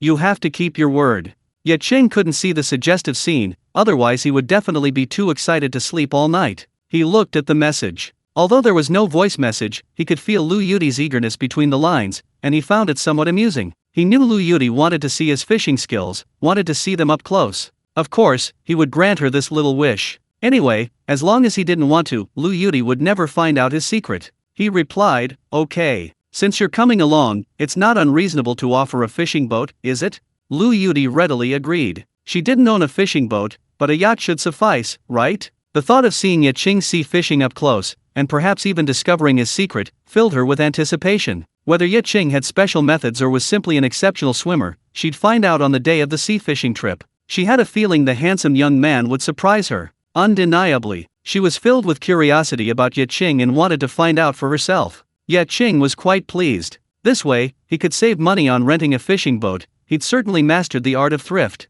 He'd come to the seaside pier today, boarded Lu Yudi's yacht, and promised to take her fishing. This way, he could fulfill his promise and repay the favor. Besides, sea fishing was actually quite boring. The vast ocean was just water, nothing but water. Having a beautiful woman by his side to chat with is much better than being alone. It's a win-win-win situation. Ye Qing was overjoyed and replied, "Your banquet is going to last 3 days, so let's set off in 3 days, is that alright?" Lu Yudi gave him a grin and said, "No problem, you're really considerate of me."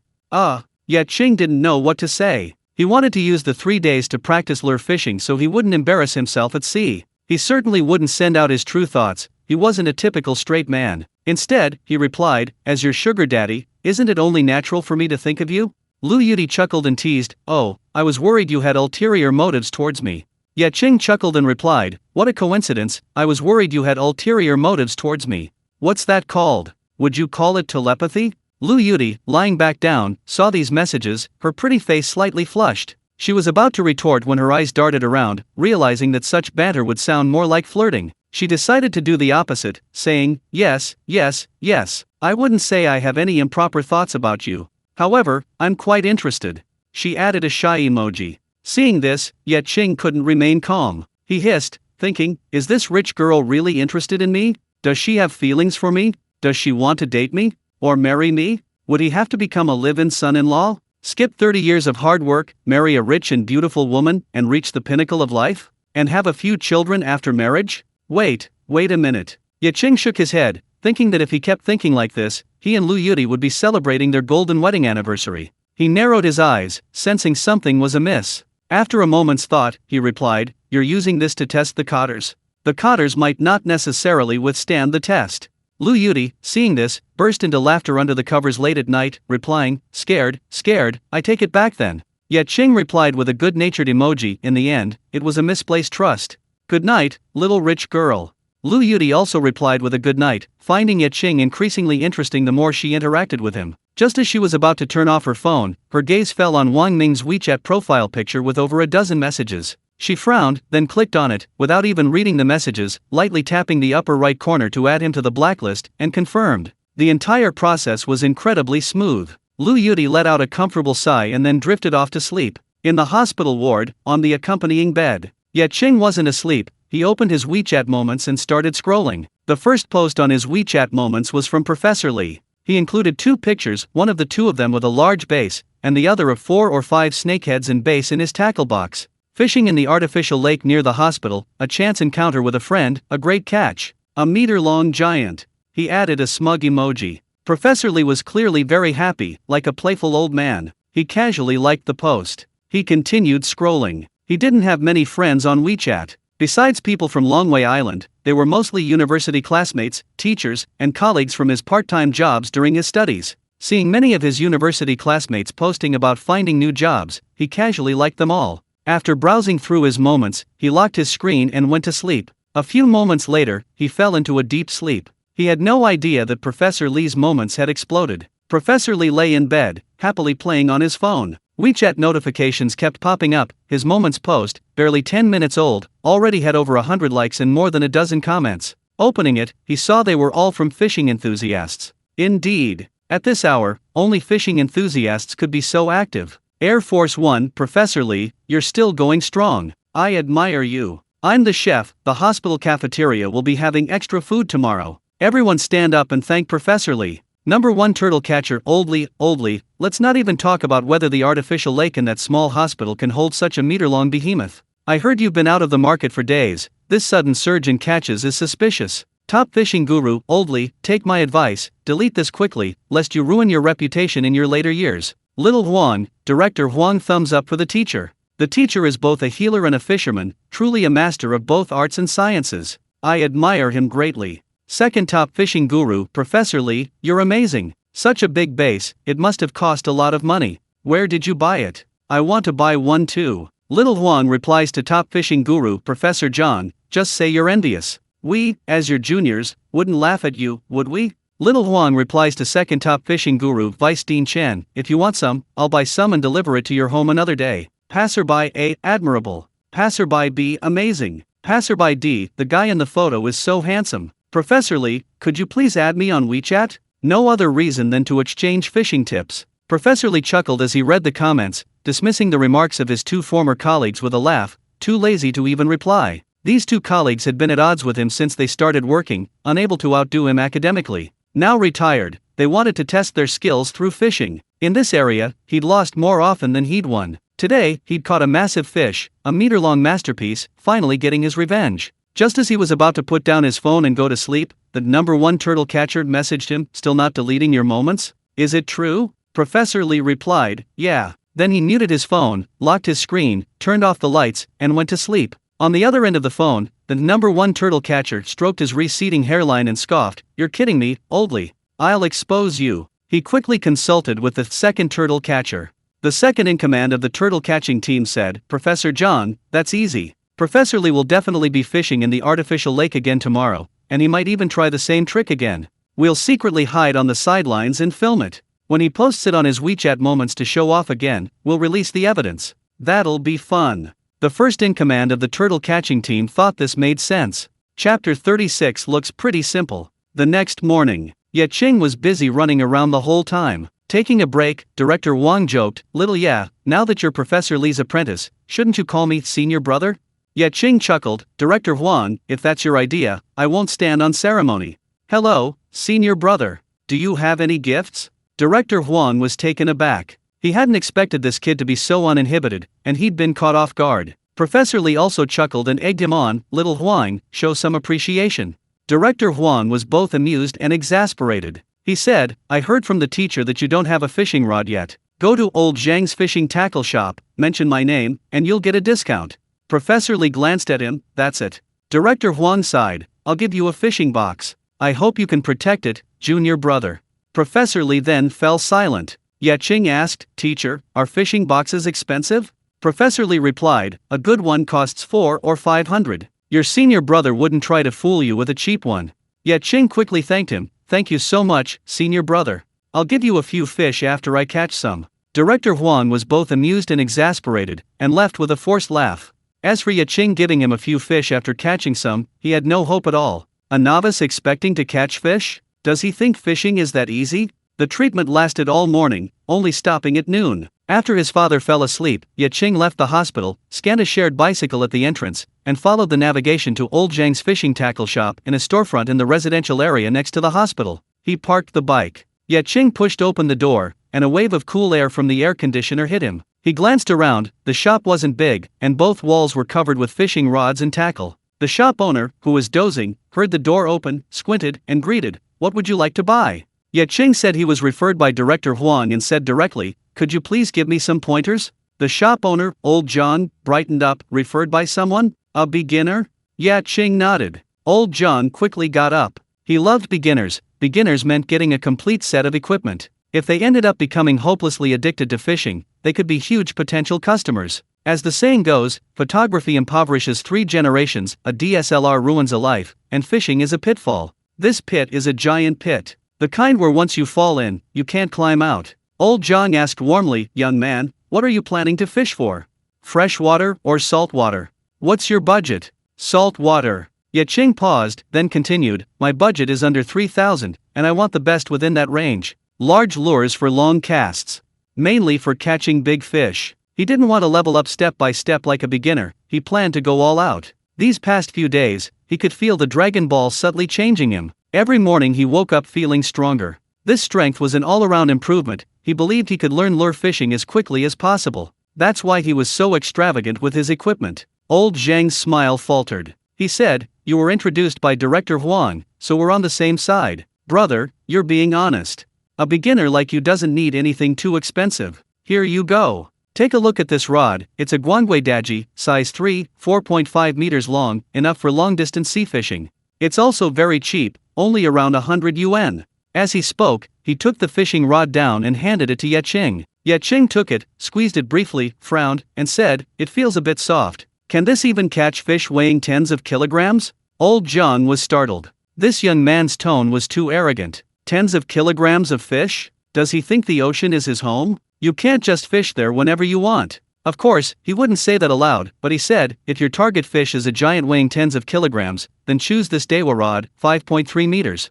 With the right fishing line and reel, theoretically, you can catch a giant weighing tens of kilograms. Then, old Zhang silently added in his mind, provided you can actually reel it in. A great rod alone is useless. Actually, the rod itself isn't that bad, most can withstand the pull of a large fish. The key is whether the reel and fishing line can withstand it, and most importantly, it's about personal skill. Ye Qing held the rod in his hand, squeezed it, and felt the feel was decent. He wasn't very knowledgeable, just going by feel. He nodded and said, Not bad. How much? It was originally 1,000, but I'll give you a discount, 800.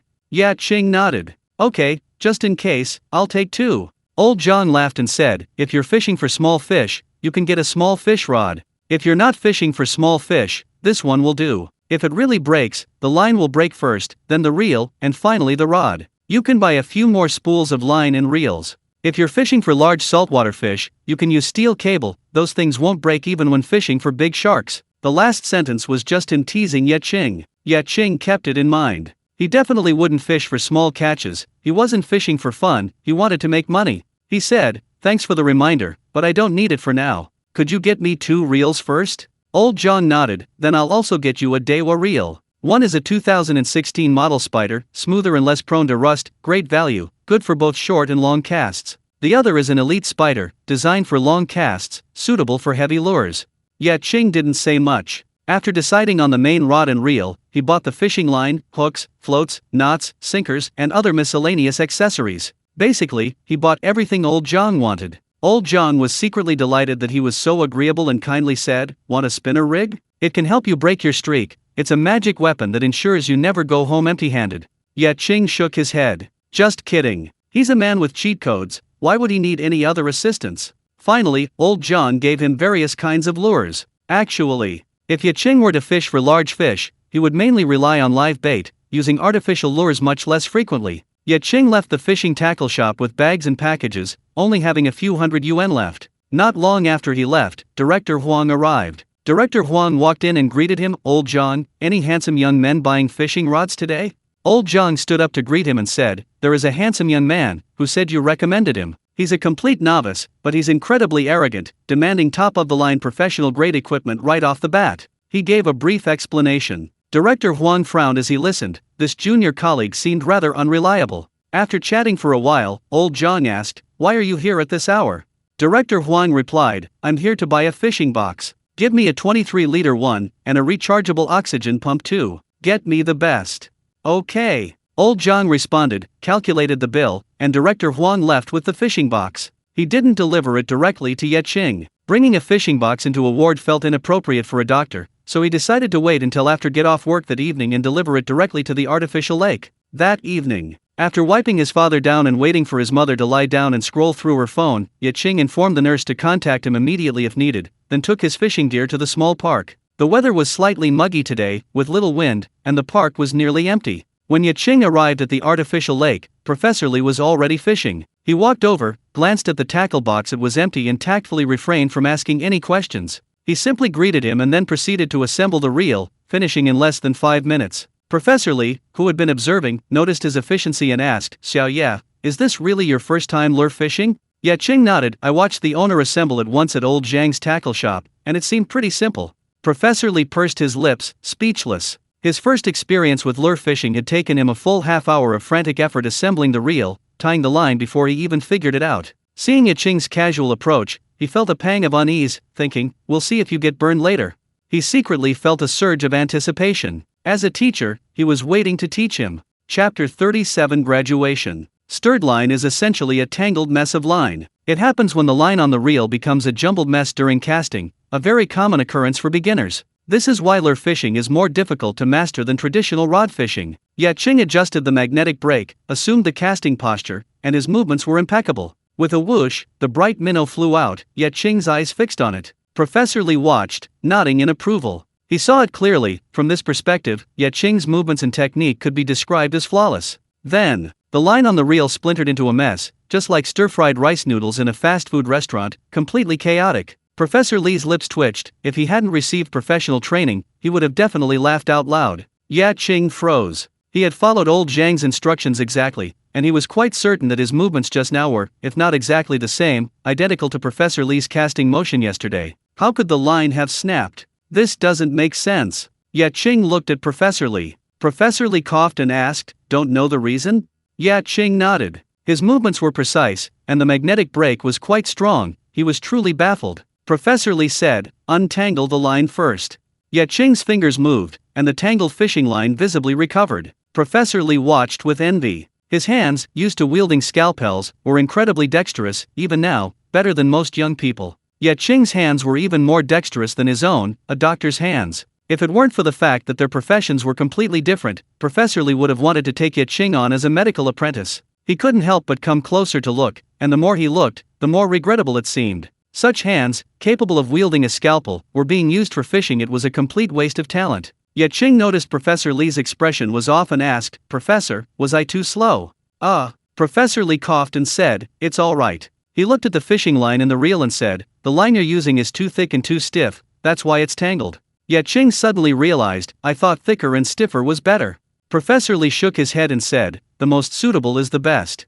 Just as Ye Qing was pulling on the fishing line in the water, the rod tip suddenly bent. A fish was on. Professor Li was dumbfounded and exclaimed, "It's already been blessed?" He had been there for almost half an hour and hadn't had a single bite, while Ye Qing had just arrived, his line still tangled, and he was already catching a fish. It was unbelievable. Ye Qing quickly reeled in the line. In no time at all, he pulled the fish up. Professor Li looked at the base and nodded. "Not bad, still a good bite. His luck is unbelievable." After placing the bass in Professor Li's tackle box, Ye Qing obediently changed the fishing line. Professor Li also told him to switch his minnow lure to a heavier one. He got into position again, pressed the casting switch, and gave it a strong jerk. The lure flew out, and just before it hit the water, he pressed the reel with his thumb, and it landed steadily in the middle of the lake. Perfect! Professor Li nodded repeatedly. Reaching over 50 meters on his second cast, and using a bait casting reel at that, Ye Qing's learning ability was undeniable. Ye Qing grinned. He could feel the lure swaying and bobbing in the water, moving with his movements, lifelike like a small fish.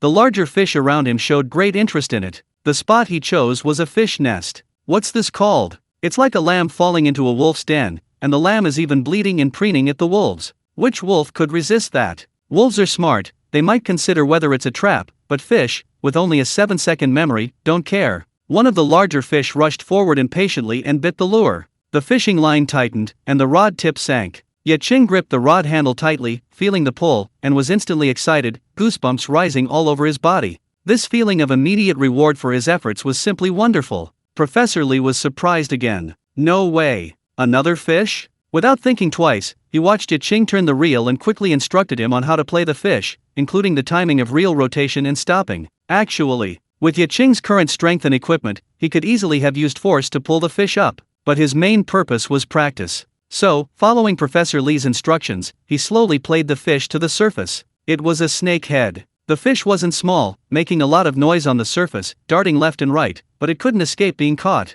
Professor Li, holding the landing net, waited until the snakehead was close and then scooped it up. Wow, that's big! Professor Li exclaimed. The snakehead struggled, and the net almost slipped from his grasp. Seeing Ye Qing's effortless handling, he had assumed the fish wasn't big, but it turned out to be a snakehead weighing over 10 pounds. After Ye Qing put the black fish into the fishing box, Professor Li exclaimed, "Such strength and such good luck! It's a real loss not to fish." Ye Qing chuckled sheepishly. These two fish alone had already recouped the cost of the fishing rod. Tonight's small goal, to earn back all the money spent at the fishing tackle shop. Half an hour later, Professor Li stared at the overflowing fishing box, lost in thought. The fishing box was his. A large 30-liter capacity. Now it was full of fish. But he hadn't caught a single one. He looked at Ye Qing casting again, his mind reeling. For the past half hour, Ye Qing cast and reeled in his line repeatedly without a single snag. Every time he cast his lure, a fish would bite. His first fishing trip was a resounding success. He graduated on the spot. His teacher, however, could only watch with boredom and unbearable envy. Professor Li couldn't take it anymore and finally asked, forcing a smile, "Little Ye, where do you think the fish might be?" Ye Qing casually pointed, "About 50 meters away, I think there should be fish there." Professor Li immediately marked the spot and baited the hook. In less than 5 minutes, he caught a crucian carp. He laughed heartily, "Not bad, it's a big crucian carp. Xiao Ye, give me some more pointers." Ye Qing was generous with his advice. Anyway, this artificial lake was connected to the outer river, and the resources were quite abundant. No matter how much the master and apprentice fished, they could never catch enough. And at this moment, in the nearby bushes, Professor Zhang and Vice Dean Chen, who had been waiting there since early morning, were not only numb from squatting, but their arms holding their phones were also aching, and they were completely dumbfounded. Snap! Professor Zhang slapped his face not at himself, but to kill a mosquito. He immediately regretted it. Hiding there, not only was he being harassed and bitten by mosquitoes, but he'd also witnessed old Li's boastful display of his fishing skills. He was miserable. Seeing Professor Zhang slap himself, Vice Dean Chen quickly comforted him. "Professor Zhang, it's not that bad. We can just leave quietly, block Professor Li's WeChat, and pretend nothing happened." What a clever self-deception. Professor Zhang scratched his balding head and said, "Okay, as long as we do it discreetly, old Li won't be able to brag in front of us." The two of them, helping each other up from the bushes, saw Director Huang standing not far away with his fishing box and exclaimed in surprise, "Professor Zhang, Vice Dean Chen, what are you doing?" Vice Dean Chen was startled, dropping his phone. Director Huang, quick-witted and agile, rushed to pick it up. He glanced at the screen and saw it was recording. He immediately understood what was going on, and feigning ignorance, said, "Everyone says you senior leaders have a good relationship. It seems it's true. My teacher is overly protective, and you even came to record it. Are you planning to promote my teacher?" Professor Zhang and Vice Dean Chen couldn't deny it and could only reluctantly agree. Director Huang pulled the two along, laughing, "We can't be unsung heroes. Come on, let's go together." Professor Zhang and Vice Dean Chen were a million times unwilling, but at this moment they had no choice but to follow. Chapter 38 Different Generations. Upon arriving, Director Huang leaned close to Professor Li's ear and explained what he had discovered. Professor Li chuckled. As one of his old buddies, he knew perfectly well what old Zhang and old Chen were up to. They thought he was bragging on social media yesterday, so they'd come over today to secretly film him and ruin his reputation. The result. Seeing their utterly dejected expressions, they were clearly embarrassed by his and Ye Qing's display of skill. And, coincidentally, they'd been caught red-handed by Huang. Professor Li didn't kick them while they were down. Instead, he smiled and said, "Since you're here, let's go fishing together." Professor Zhang and Vice Dean Chen nodded. Leaving now would be even more embarrassing. Moreover, the two were also quite resentful. They had always been the ones who outshone Old Li when it came to fishing. Now that Old Li had humiliated them, they were planning to retaliate with a bang on the spot. Both men were seasoned anglers, their car fully equipped. They quickly found their spots and cast their lures. Yet Qing glanced around, their spots weren't great. Few large fish passed by, and catching anything would require a stroke of incredible luck. Just then, Director Huang brought over his tackle box, having just pulled up a golden carp. He said, "Senior, you've come just in time, thank you.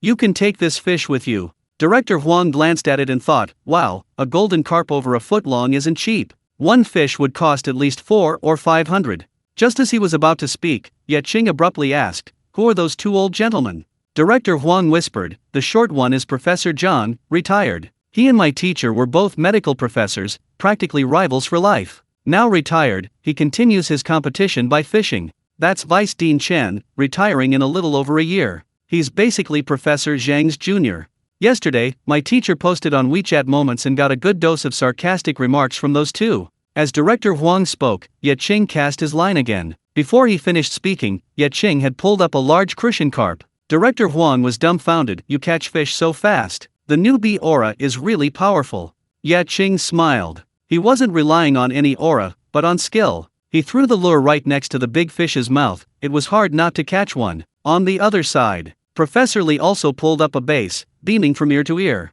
Professor Zhang and Vice Dean Chen's faces darkened considerably. Why couldn't they just rest at home this late at night? Why did they have to come here to torment themselves? Half an hour later, seeing Professor Li pull up another black-feathered fish, the two old men became even more agitated. Director Huang, who hadn't left, clapped and cheered, "Teacher, you're amazing. Professor Zhang, Vice Dean Chen, keep up the good work." Seeing the two old men's faces contorted with anger, Director Huang chuckled inwardly. He had to admit, experience counts. Professor Li hadn't confronted them directly, but instead used the opportunity to keep Professor Zhang and Vice Dean Chen occupied, making their torment even more satisfying. Professor Zhang, still furious, shouted, "Old Li, don't be so smug. I don't have any fish here. If we switch places, I can take over."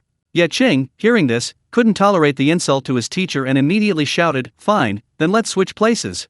He had already planned to move. He and Professor Li caught fish one after another. The larger fish in the area were startled and were fleeing, most of them heading towards Professor Zhang and Vice Dean Chen's fishing spots. Professor Li was somewhat unhappy. He didn't have Ye Qing's sensory abilities and didn't know the larger fish were escaping. Such a lucrative fishing spot meant it was a fish hotspot. Giving it up like this was too much of a loss. However, Ye Qing had already agreed, so he couldn't say anything more. Professor Zhang was overjoyed and called out to Ye Qing, "Young man, you're so generous. Thank you, thank you." They switched spots. Professor Li, still somewhat resentful, cast his lure, expecting no success. But less than 3 minutes later, the line tightened. A fish was on. Looking at the golden carp he'd pulled up, Professor Li laughed heartily. "Old Zhang, there's a fish here." Professor Zhang was so angry he almost threw his fishing rod away. It was too heartbreaking. After gloating, Professor Li looked at the composed Ye Qing and asked, "Little Ye, did you know fish would bite here?" Ye Qing chuckled, "It's all luck. In the end, I have to thank Professor Zhang for taking the initiative to change positions." He delivered a fatal blow to Professor Zhang's already bleeding heart. Professor Li nodded and called out to Professor Zhang, "Old Zhang, thanks. I wish you a speedy breakthrough too." This was a truly devastating blow. Professor Zhang trembled violently, nearly spitting out blood. Seeing this, Vice Dean Chen assumed he had caught a fish and hurriedly reminded him, "Professor Zhang, don't just stand there, reel in the line." Upon hearing this, Professor Zhang's face turned ashen. "Reel in my ass. I'm just furious." He desperately wanted to storm off, but he still had his pride. He didn't want to lose face completely, and stubbornly insisted, "Old Li, you don't need to put me down. I see now, your amazing skills are thanks to that young man's guidance. If he had guided me, I'd definitely be better than you." Professor Li almost laughed out loud, and then said, "Then why don't you let him guide you?" Professor Zhang didn't lose his temper. After all, he wasn't a young man anymore. Even with a fiery temper, he could maintain his composure. He had already lost face today, but he had to find a way to salvage his reputation. The only way was to use the Po Jun skill. Catching a fish is better than catching a turtle. He grinned and said, "Young man, let's be friends. Give me some pointers. At least let me catch a fish." Ye Qing asked, "Giving you pointers is no problem, but are you sure you want to be friends with me?" Professor Zhang nodded vigorously. "Yes, as long as I catch a fish, I'll definitely be your friend." Ye Qing casually pointed, "Try over there." Professor Zhang didn't suspect anything, quickly reeled in the line, cast again, and the lure had barely been in the water for a minute when the line immediately tightened and the rod tip dipped. A fish was on. Professor Zhang's face lit up with joy, and he was about to reel in the line when suddenly the big fish leaped out of the water. Under the light, it was clear that the fish's head was about the size of a child's head. It was a large bass. Seeing this, Professor Zhang was not pleased but alarmed. "Oh no!" he shouted, and the next moment, the large bass violently thrashed its head, breaking free of the hook. With a flick of its tail, it plunged back into the water. Professor Zhang, caught off guard, fell backward and landed on his backside. "I finally caught a fish, and it attacked my gills." Professor Zhang was furious, pounding his fist on the ground. Even with his age and composure, he was starting to lose his temper. Undeterred, he looked at Ye Qing. "Young friend, could you give me some more pointers?" Ye Qing pointed in another direction. Don't be fooled by his casual gesture, it wasn't random. He had predicted the fish's movements based on his senses. Sure enough, he was right. Professor Zhang cast his lure again and quickly reeled in a blackfish. Overjoyed, he thanked Ye Qing profusely, calling him young friend repeatedly. He brandished the black carp at Professor Li. "Old Li, with my young friend's guidance, neither of us is any better than the other." Professor Li shook his head. "No, we're not the same." Professor Zhang asked, "How are we different?" Professor Li coughed and said, "You and he are friends, he and I are master and apprentice. How can that be the same? A whole generation apart." "Right, my good apprentice." Ye Qing grinned, saying innocently, "Teacher is right." Professor Zhang stood there dumbfounded. Director Huang burst into laughter. Vice Dean Chen couldn't help but chuckle, then quickly covered his mouth with his hand, but the laughter that was already on the tip of his tongue couldn't be contained by simply covering his mouth. Humph, humph, humph. His old face turned bright red. He was really embarrassed. Professor Zhang, though old, was still shrewd. He immediately shouted, "Old Li, don't try to take advantage of me. Let's each keep to our own business."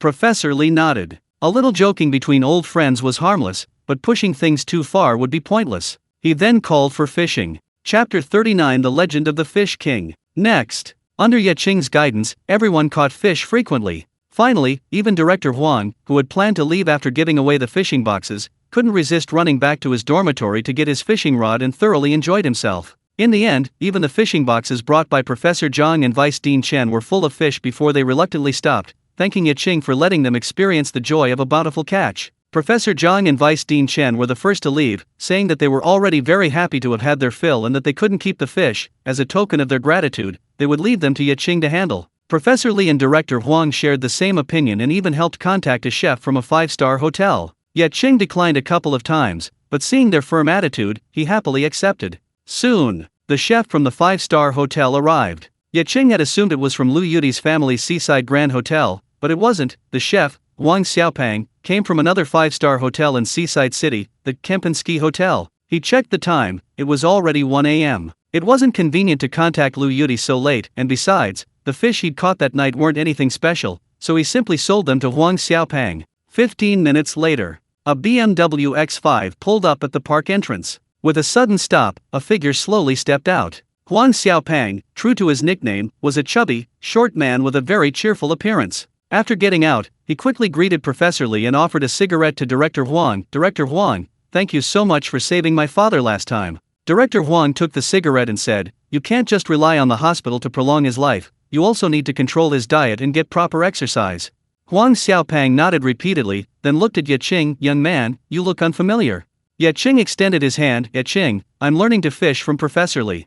Huang Xiaopang shook his hand. Director Huang introduced them. Huang Xiaopang started as an apprentice at a hotel at 14. Now 38, he's the head chef at the Kempinski Hotel. He's undoubtedly a major contributor to his and his father's large size. Ye Qing nodded. He understood the saying, "Don't judge a book by its cover." Take Huang Xiaopang, for example, fair-skinned and clean-cut, looking like a model. Who would guess he was a fisherman? Huang Xiaopang exclaimed upon seeing the fish in the 4 fishing boxes, a full catch on your first fishing trip. That's incredible luck. The newbie aura is truly powerful. He sighed, sorting the fish by type: bass, snakehead, large crucian carp, and golden carp. Despite his size, he was surprisingly agile. A nimble fat man. Huang Xiaopang said, "This is like a timely pillow. I was worried about how hard it is to catch wild freshwater fish lately. I don't know why, but most anglers have gone home empty-handed.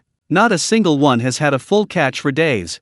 Hearing this, Professor Li and Director Huang turned to look at Ye Qing, thinking that if it weren't for him, they probably would have been members of the Air Force as well. Huang Xiaopang quickly sorted the fish and said, "They're all in very good condition. And they're all quite large, there isn't a single small fish. Wild freshwater perch, 60 yuan per jin. Wild large crucian carp, 30 yuan per jin. Wild black carp, 50 yuan per jin. The price of golden koi is hard to say. Golden scales and red tails, they're so beautiful. If they're for eating, I'll buy them for 100 yuan per jin, 500 G. But if they're for ornamental purposes, they'll start at 4 figures. Ye Qing looked surprised. He hadn't expected that of all the fish he caught, the most valuable were 3 golden koi. He looked at Director Huang and said, "Senior brother, you choose one." Director Huang quickly waved his hand, saying, "No, this is too valuable. Your family needs the money.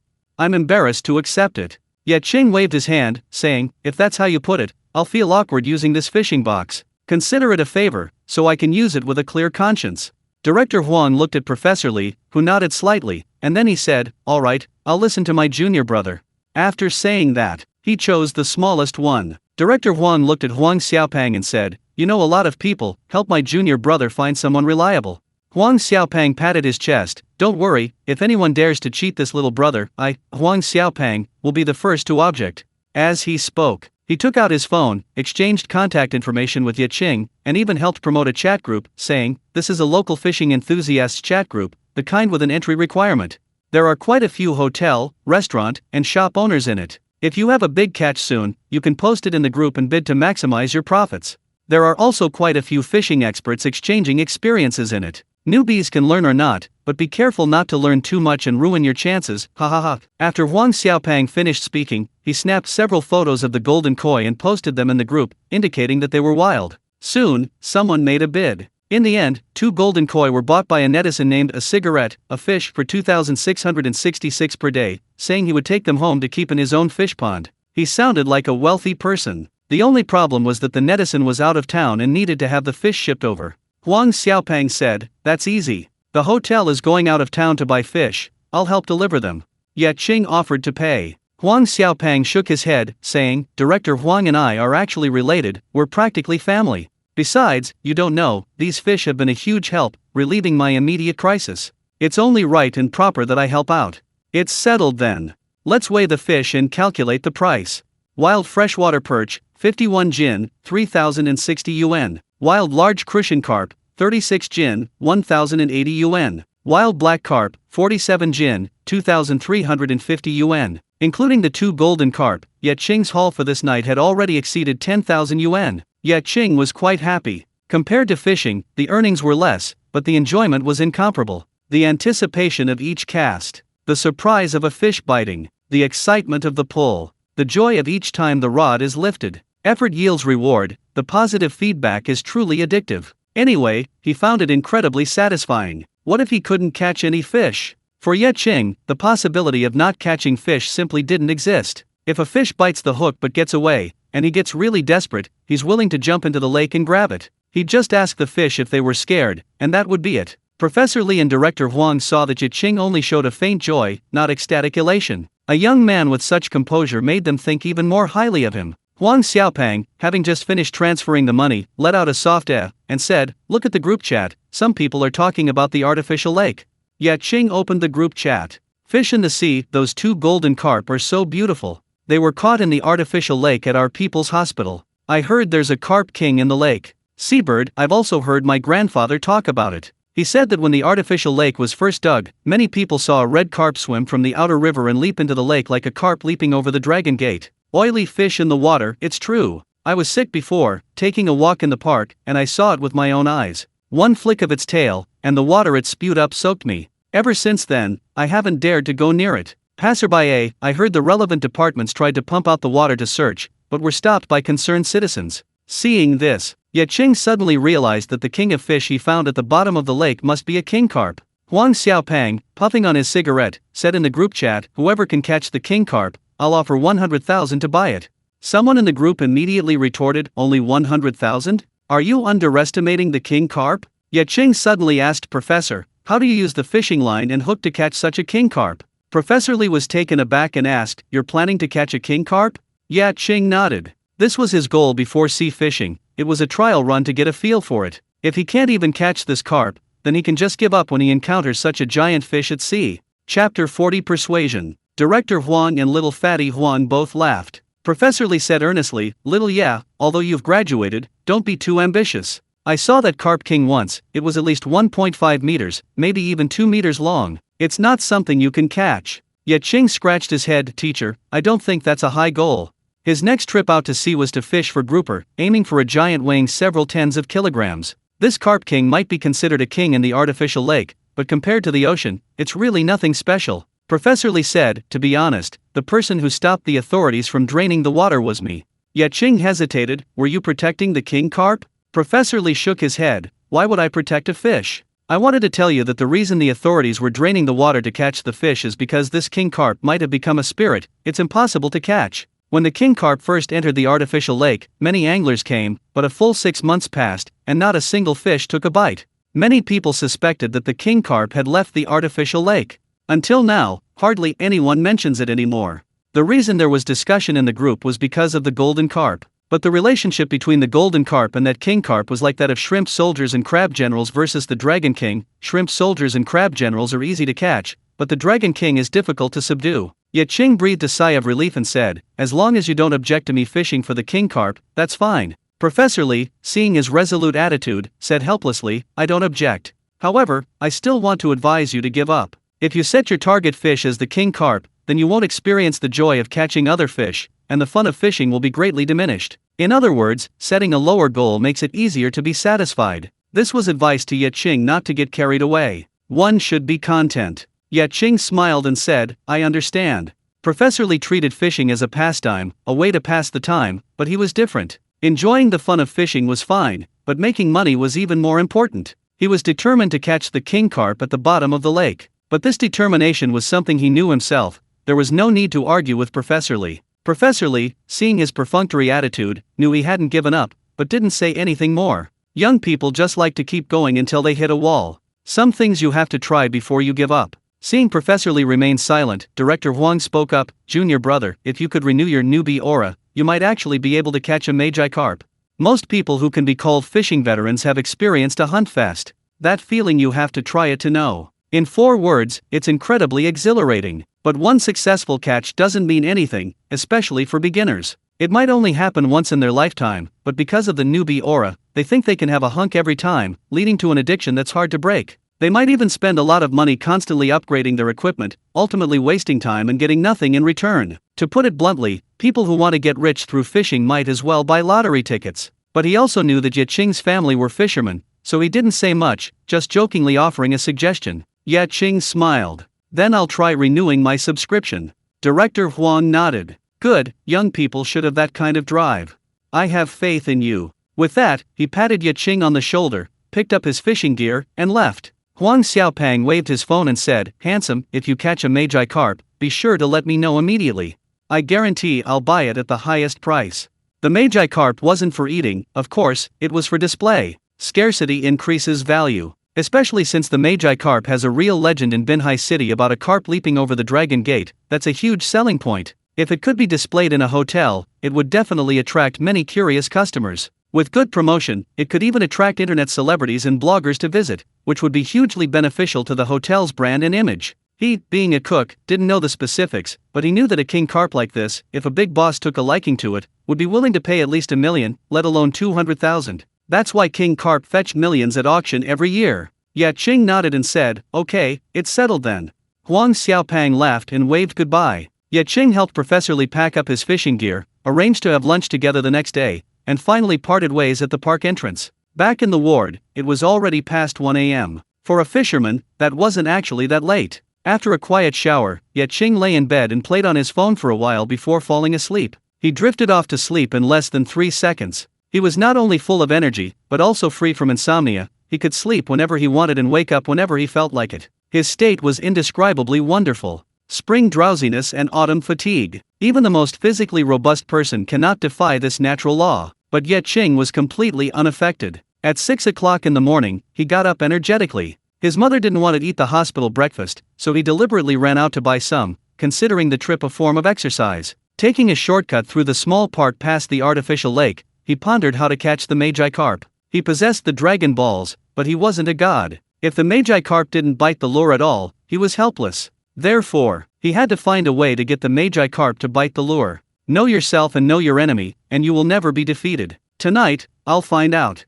Ye Qing muttered to himself, and with an idea in mind, he quickened his pace and ran back to his ward. After breakfast, another day of treatment. For Ye Qing and his mother, who were accompanying their father, the process was both tense and boring. They were tense because of the effectiveness of his treatment, and bored because they could only accompany him and couldn't do anything else. Noon. Ye Qing called Professor Li and Director Huang, and also contacted Professor Zhang and Vice President Chen by phone. The group headed straight to the Seaside Grand Hotel. He had earned over 10,000 yuan last night, half of which came from the catch Professor Li and his team had made. They hadn't accepted it, it was a favor, and he couldn't take it for granted. So, he took the opportunity to treat them to a meal, partly to repay the favor, and partly to strengthen their relationship. They booked a private room. Ye Qing, being very tactful, inquired about his dietary restrictions and let Professor Li order first. After everyone had ordered, he added 2 more specialty dishes at the end. After finishing his meal and settling the bill, he contacted Lu Yuti to ask if she was busy and praised the hotel's food.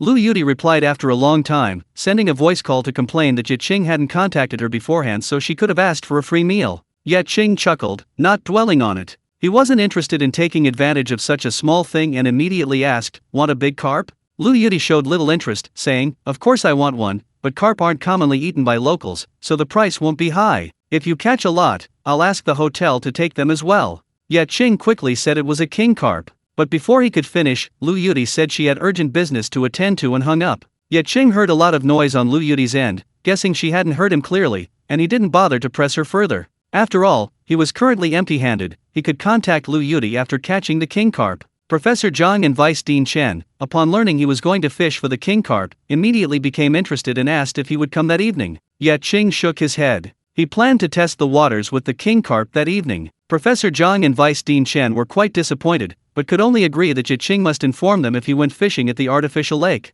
They weren't hoping for the king carp, but they still wanted to experience the thrill of a big catch. Chapter 41 Infiltration. It was past 10 o'clock at night. Ye Qing tiptoed out of the ward. The small park was very quiet, save for the sounds of insects and birds. A cool breeze was blowing gently, very comfortable. Ye Qing went to the lakeside. The surface of the lake rippled slightly in the wind. He looked around. At this late hour, there was no one else around except for fishermen. Ye Qing's eyesight and hearing were now extraordinary. Although he couldn't see as clearly at night as he could during the day, he could still see very far. After scanning the area and confirming that no one was around, he took off his coat and jumped into the lake. With a single dive, he disappeared. The lake quickly calmed down. The artificial lake wasn't large, but it was quite deep and connected to an outer river, so there were undercurrents at the bottom. Ye Qing swam around freely and easily. He felt very comfortable, without the slightest discomfort. He even raced a base, easily leaving it behind. The base was completely bewildered. What the hell? A water monster? Ye Qing laughed heartily, extremely pleased with himself. In this lake, who could possibly be more powerful than him? Ye Qing's playful nature was piqued, and he decided to take this opportunity to test his underwater abilities. He spotted a school of crucian carp not far ahead. With a leap, he charged forward like an arrow, instantly plunging into the school, scaring the fish into scattering in all directions. Several crucian carp, in their panic, fled towards the shore, unable to stop in time, their heads slamming hard against the bank, instantly becoming dazed and floating to the surface. If anyone else were standing on the lakeshore at that moment, they would be astonished to see large fish leaping from the surface every now and then, as if some monster in the lake was chasing them. To the fish living in the lake, Ye Qing was indeed a monster. He swam freely in the water like a true giant fish, slightly faster than ordinary fish. All the fish scattered at the sight of him as if avoiding a snake. In this lake, he had become the overlord. This was also because there weren't any ferocious fish in the lake. In the deep sea, Ye Qing wouldn't dare to be so reckless. Soon, he reached the deepest part of the artificial lake. Here, aquatic plants were abundant, forming a forest on the lakebed, indicating that this was a good place with rich resources. Ye Qing approached cautiously, slowly parting the aquatic plants, careful not to disturb the carp king hidden there. But he miscalculated. As he carefully parted the aquatic plants, he made eye contact with a golden carp. In that instant, both were stunned. Ye Qing could sense that the golden carp was in a daze. The golden carp was on guard. This was Magikarp's order. Although it didn't see the point in keeping watch at the bottom of the lake, what could possibly dare to challenge Magikarp's authority? It was convinced it couldn't. While it was slacking off, it suddenly spotted a monster. This monster didn't look like a good thing. Then, the golden carp jolted, suddenly realizing what was happening. Holy crap! Enemy attack! The golden carp flicked its tail and darted deeper into the seaweed. Caught off guard, Ye Qing was slapped by its tail. Ouch! He gasped. It actually hurt quite a bit. Watching the golden carp disappear into the water plants in an instant, Ye Qing gritted his teeth. This grudge was dead. He'd find that golden carp sooner or later and eat it. The next moment, many golden carp burst out of the water plants, frantically stirring up the mud and sand. Ye Qing was dumbfounded. He felt incredulous. These fish were creating chaos to make him lose sight of them. Was that fish that was acting as a lookout? After spotting him, instead of fleeing, it went to alert others. Otherwise, how could he explain this batch of golden carp emerging? It must be the Magi Carp King's doing. Probably like Professor Lee said, it's become sentient.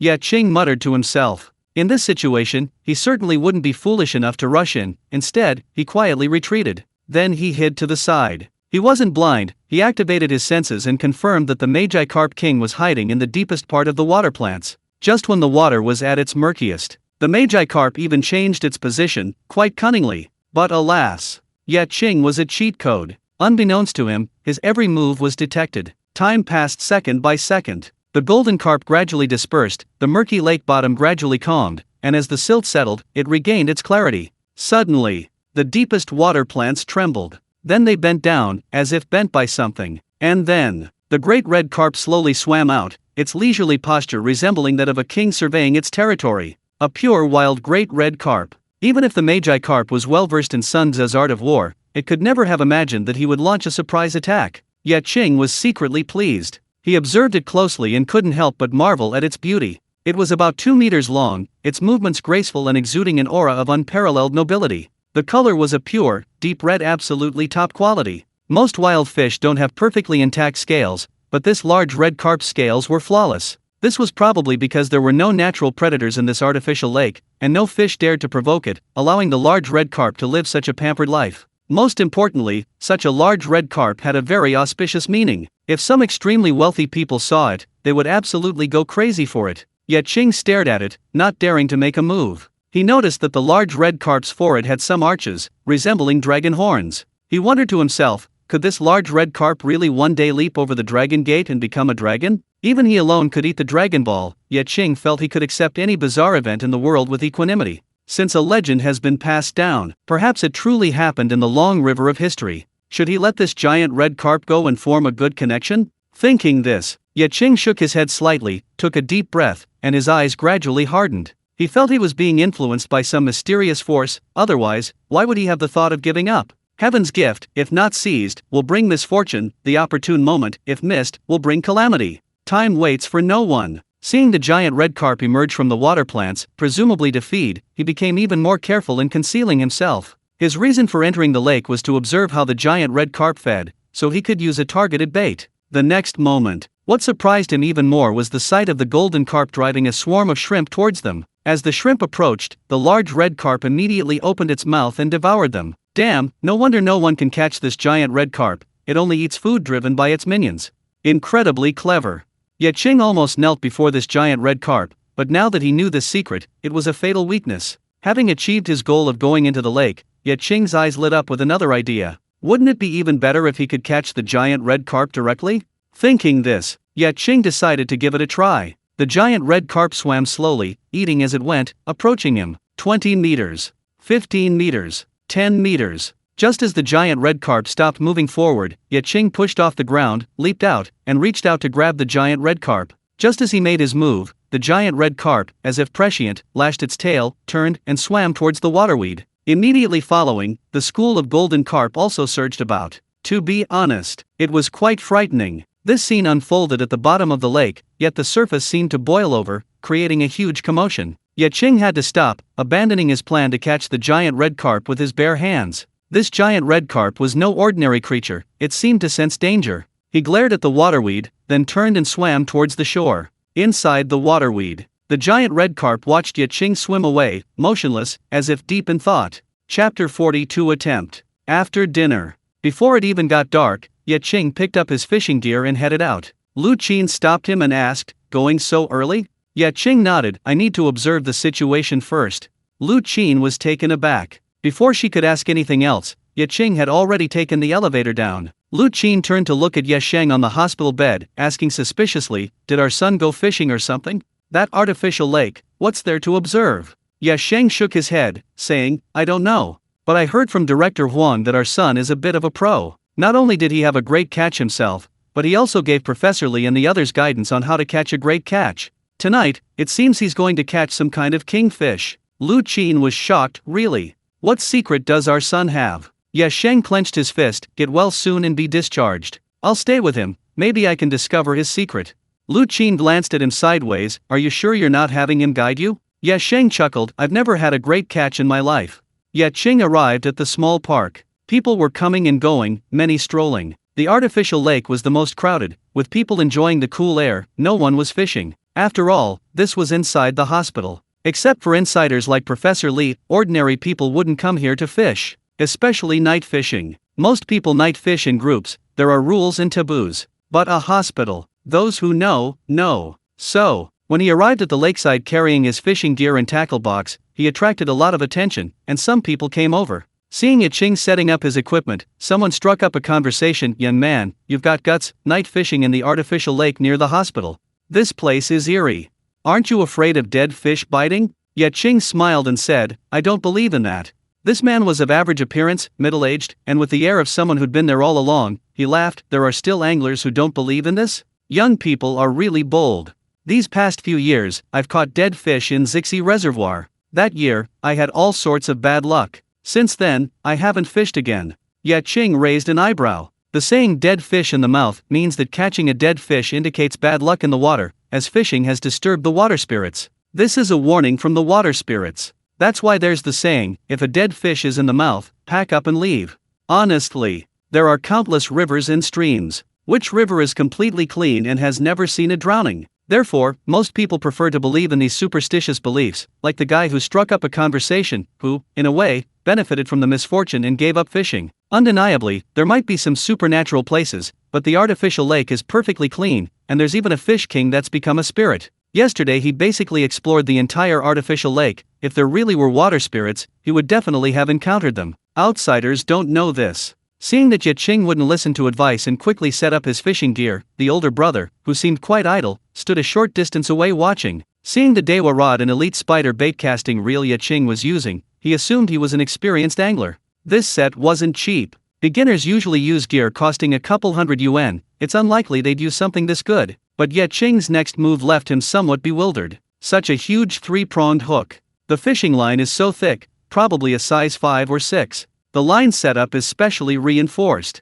Is he planning to fish for a giant in this artificial lake? The older brother muttered, taking in the whole scene, then saw Ye Qing cast his line. Seeing the lure land in the center of the artificial lake, about 50 meters away, he exclaimed in admiration, "Beautiful." Ye Qing's movements were almost flawless. His micromanagement was perfect, with absolutely no sign of the line getting tangled. In Ye Qing's perception, the lure landed on the weedy area but didn't touch the bottom. He had specially bought a shrimp lure from old Zhang's fishing tackle shop, and now, under his control, the lure was jumping around like a real river shrimp. But no matter how well he positioned himself, the large red carp lying in the weedy area showed no sign of moving. Ye Qing wasn't in a hurry at all. Haste makes waste. Tonight, he had only one goal: to catch the big red carp. He took out his phone and notified Professor Li and the others via WeChat. About half an hour later, Professor Li, Professor John, and Vice Dean Chen arrived. Seeing Ye Qing already fishing, they asked with a smile, "How many have you caught?" Before Ye Qing could answer, the older man watching from behind laughed. "How many more? You've been fishing for almost an hour without catching anything." Professor Li and the others were incredibly surprised. Impossible. Has Ye Qing's newbie aura failed him? Just then, Ye Qing tried to reel in the line but couldn't. Using his senses, he discovered the line was snagged on a clump of seaweed. Perfect, let's test the pull. Soon, he pulled the clump of seaweed up by the roots. Ye Qing's face lit up with joy. If he could even pull up seaweed, the big red carp wouldn't be able to escape once it took the bait. The older man exclaimed, "Good heavens, brute force can work wonders." He then laughed, but it was a mocking laugh. Professor Li frowned. His apprentice being laughed at was embarrassing for him, the master. He looked closely and noticed Ye Qing's large hook, asking, "Are you planning to catch a king carp today?" Ye Qing nodded, "I was just trying." Professor Li paused for 2 seconds, then said tactfully, "Why don't you use a normal hook? Even if you don't catch a king carp, you can still catch some smaller ones." Ye Qing shook his head, "No need. I'm only fishing for king carp today. Although small hooks can catch big fish, it's never as reliable as a large hook. The big red carp might be sentient." He had to go all out. Seeing that Professor Zhang and the others were about to speak, Ye Qing quickly pointed to several fishing spots. "Professor Zhang, Vice Dean Chen, I just looked around, and these spots are good. Casting about 40 meters, there's a good chance of a big catch." Professor Zhang and Vice Dean Chen immediately got excited and, too lazy to try and dissuade Ye Qing, quickly went over, took their positions, and started fishing with their lures. The two weren't very lucky. One got a line snag, and the other misfired, demonstrating various lure fishing jargon. Professor Li shook his head and walked to the fishing spot Ye Qing had indicated. The older gentleman performed steadily, casting, baiting, catching the fish, and landing the net perfectly, demonstrating the entire lure fishing process, prompting the man to clap and cheer. Ye Qing nodded in agreement. He had grasped the techniques, but he wasn't quite proficient enough to achieve mastery. There were no shortcuts, he could only fish more.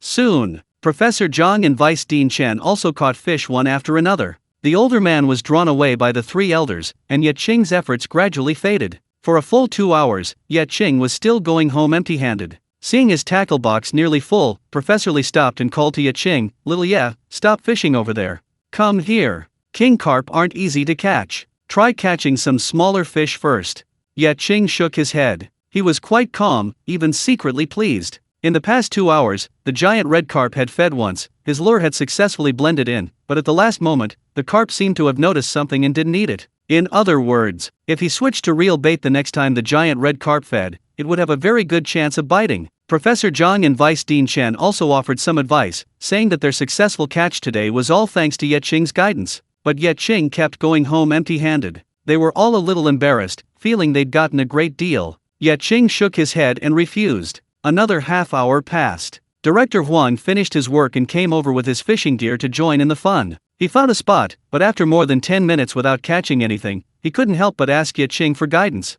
Ye Qing casually pointed, and soon a fish took the bait. Director Huang sighed, "Junior brother, if you hadn't focused so intently on catching the king carp, you'd definitely have a great catch now. Sometimes giving up is the only way to gain more. You should listen to advice." Ye Qing ignored him, because he noticed the giant red carp was about to feed again. He quickly changed to live bait, cast the line perfectly, and then held his breath, waiting for the live bait to be driven to the big red carp by the school of golden carp. Chapter 43, Taking the Hook. Director Huang shook his head. "What a stubborn brat." Professor Li sighed, unsure what to say. Professor Zhang and Vice Dean Chen muttered amongst themselves, "Young people these days love to get stuck on trivial matters. They don't understand the importance of listening to advice." The man watching the fishing hadn't left yet. He chuckled, "So you're trying to catch a king carp, huh? Young man, ambitious indeed." "Heh." The last laugh was quite spirited. Professor Li turned and glared at him, but the man was engrossed in his phone, completely ignoring his gaze. The man was also in the local chat group. "Someone's fishing for a king carp in the People's Hospital's artificial lake. Looks pretty convincing." He sent 2 messages and then secretly snapped a picture of Ye Qing's back. A short while later, Chef Liak Xiang, "Damn, it's my friend.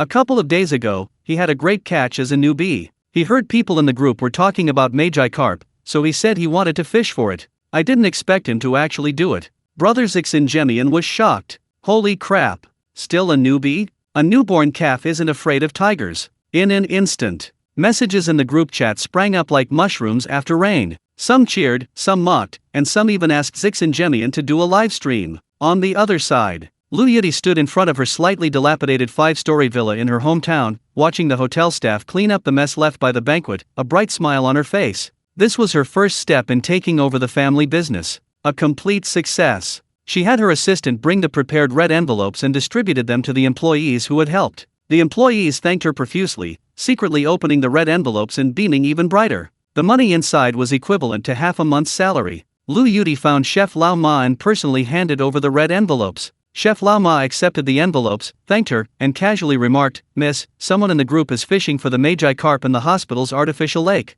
Lu Yuti was taken aback. Of course, she knew the legend of the Magi carp. She shook her head. "That's just a legend. It's unbelievable that someone actually believes it." Lao Ma smiled and asked, "If that Magi carp really were caught, how much would be a reasonable price?" Lu Yuti thought for a moment and said, "My dad has a friend who loves collecting koi. He once offered $1 million for my dad to help find one.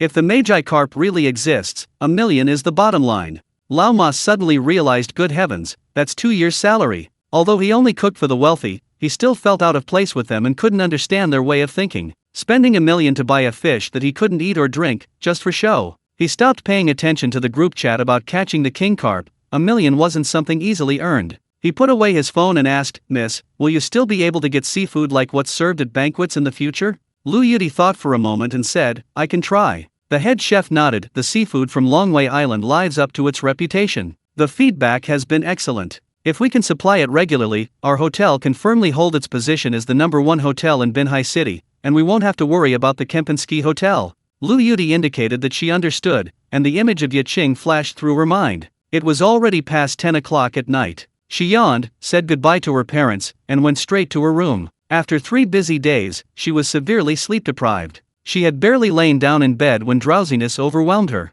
She simply turned off her phone and specifically set it to do not disturb. "I need a good night's sleep. Tomorrow I'm going fishing with Ye Qing at sea. I have to present my best self." Huang Xiaopang, who was near the hospital, saw the message in the group chat and immediately ran to the artificial lake. Seeing Ye Qing, he quickly greeted her but received no response. He clicked his tongue and said, "So focused." Director Huang asked, "Why are you here?"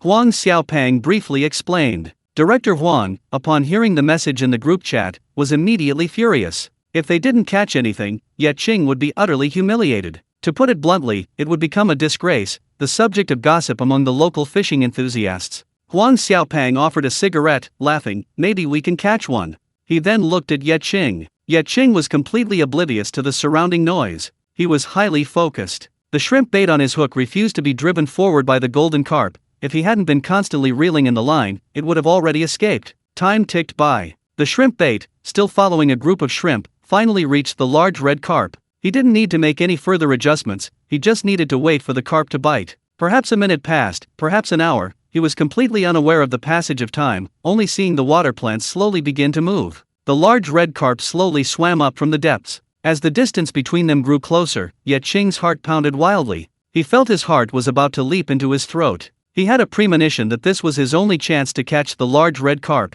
Just then, the fishing line moved. It was being pulled violently. Huang Xiaopang, who was watching, exclaimed, "Holy crap, is it biting?" Director Huang also looked over. The men on the shore were all on tiptoe. They shouted, "Such a loud commotion, it's very likely a bite." "Young man, Xiao Ye, quick, cast the line." Both were very excited. Ye Qing remained unmoved. It wasn't the big red carp that had bitten, but rather the shrimp bait seemed to sense danger and was struggling frantically to escape to one side, causing such a commotion. If he didn't have his sensory abilities, he would definitely have thought it was a fish biting. Just as he hesitated whether to reel in the line and pull the shrimp bait, the big red carp suddenly moved. In his perception, the big red carp almost instantly rushed forward and then swallowed the shrimp bait with incredible ferocity. Ye Qing was overjoyed. The shrimp bait's fleeing posture had likely enraged the giant red carp. He had specifically chosen the same type of shrimp bait from the artificial lake, and since ordinary shrimp bait is generally larger, the giant red carp, no matter how small, wouldn't pass up such a delicious meal. The fishing line taut suddenly, and the rod tip dipped down. "It's done!" A jolt of electricity shot through the fishing line, to the rod tip, to the handle, then up his arm, and finally throughout his entire body, filling him with excitement. Ye Qing took a deep breath. He couldn't remember the last time he'd breathed. He knew that getting the giant red carp to bite was just the beginning. The real test was yet to come. Swish! The next moment, he released his grip on the fishing rod and jerked it upwards. Snap! The fishing rod instantly arched taut like a full moon, the tip pointing directly at the lake's surface, remaining perfectly still. With the line taut, he and the large red carp were locked in a stalemate. The large red carp was clever. It knew it was hooked. There was no panicked struggle, but rather a steady, slow descent. It was trying to sink. Ye Qing could feel the taut line transmitting its pulling force to the rod. Instead of blindly reeling in the line quickly, he slowly let it out. This was going to be a long battle. Huang Xiaopang abruptly threw his cigarette aside, strode over to Ye Qing, and asked, "Did you really catch it?" Director Huang also dropped his fishing rod and walked over, shouting, "Don't disturb my junior brother. It's definitely a catch." Luckily he didn't listen to us, otherwise it would have gotten away. Huang Xiaopeng quickly covered his mouth. The older man also took a few steps closer and asked, "Could it be a king carp?" Ye Qing didn't answer. Director Huang said, "Even if it's not a king carp, anything that bites must be a big one." Huang Xiaopeng and the older man nodded repeatedly in agreement. At this moment, the large red carp had sunk to the bottom, and around it, golden carp swam frantically, trying to break the fishing line. Unfortunately, Ye Qing was prepared. The fishing line was incredibly thick, even the large red carp couldn't break it, let alone the smaller carp. Not long after, Ye Qing tightened the reel, while the hungly pulled back, making a squeaking sound. "It's in good shape. It's been reeling in for so long, it'll be caught sooner or later. Quick, get the landing net ready." Director Huang and Huang Xiaopeng shouted. The older brother, quick as a flash, saw the landing net right there and grabbed it, then was surprised to find it was an extra large size. He smirked, this kid really came prepared. The octopus in question 44 was so large that it couldn't fit in one pot. Huang Xiaopeng took the landing net from his older brother, and Director Huang turned and ran back to get his own. The two of them, like two trusted lieutenants, stood ready on either side. The older brother took 2 steps back, snapped a photo, and posted it to the chat group. The chat group, which had been quiet just moments before, erupted in excitement again. "Taken. Fish on the hook. Xiaopeng's landing net is bigger than him. That's hilarious. Photo fraud. I don't believe someone can catch a king magi carp." Messages flooded the group chat, with all sorts of opinions. The older brother didn't reply. After posting the photo, he put away his phone, staring intently. Seeing someone catch a king magi carp was something he could brag about for a lifetime. He couldn't afford to miss a single second. 10 minutes passed. The large red carp was still at the bottom of the lake, and Ye Qing's forehead was already sweating. He believed the carp must be suffering even more. And indeed it was. After a stalemate of 20 minutes, the large red carp began to struggle violently. Good. A look of joy appeared on Ye Qing's face. He wasn't afraid of the struggle, he was afraid the carp wouldn't move. The more violently the carp moved, the more excited he became. This is really exciting. Ye Qing thought to himself. He had really prepared thoroughly for catching this large red carp. The large blue stone he was standing on had been specially moved from a nearby flower bush. At this moment, the large blue stone had moved forward several centimeters, almost submerging the lake water. Without this large blue stone, with his feet firmly planted on the muddy shore, even with all his strength, the carp would have dragged him into the water. Professor Li, Professor Zhang, and Vice Dean Chen had already rushed over to watch. Seeing the situation, they began whispering among themselves. "It's probably a magi carp. Anything with that kind of momentum in this artificial lake can only be a magi carp. Good lad, worthy of being my apprentice."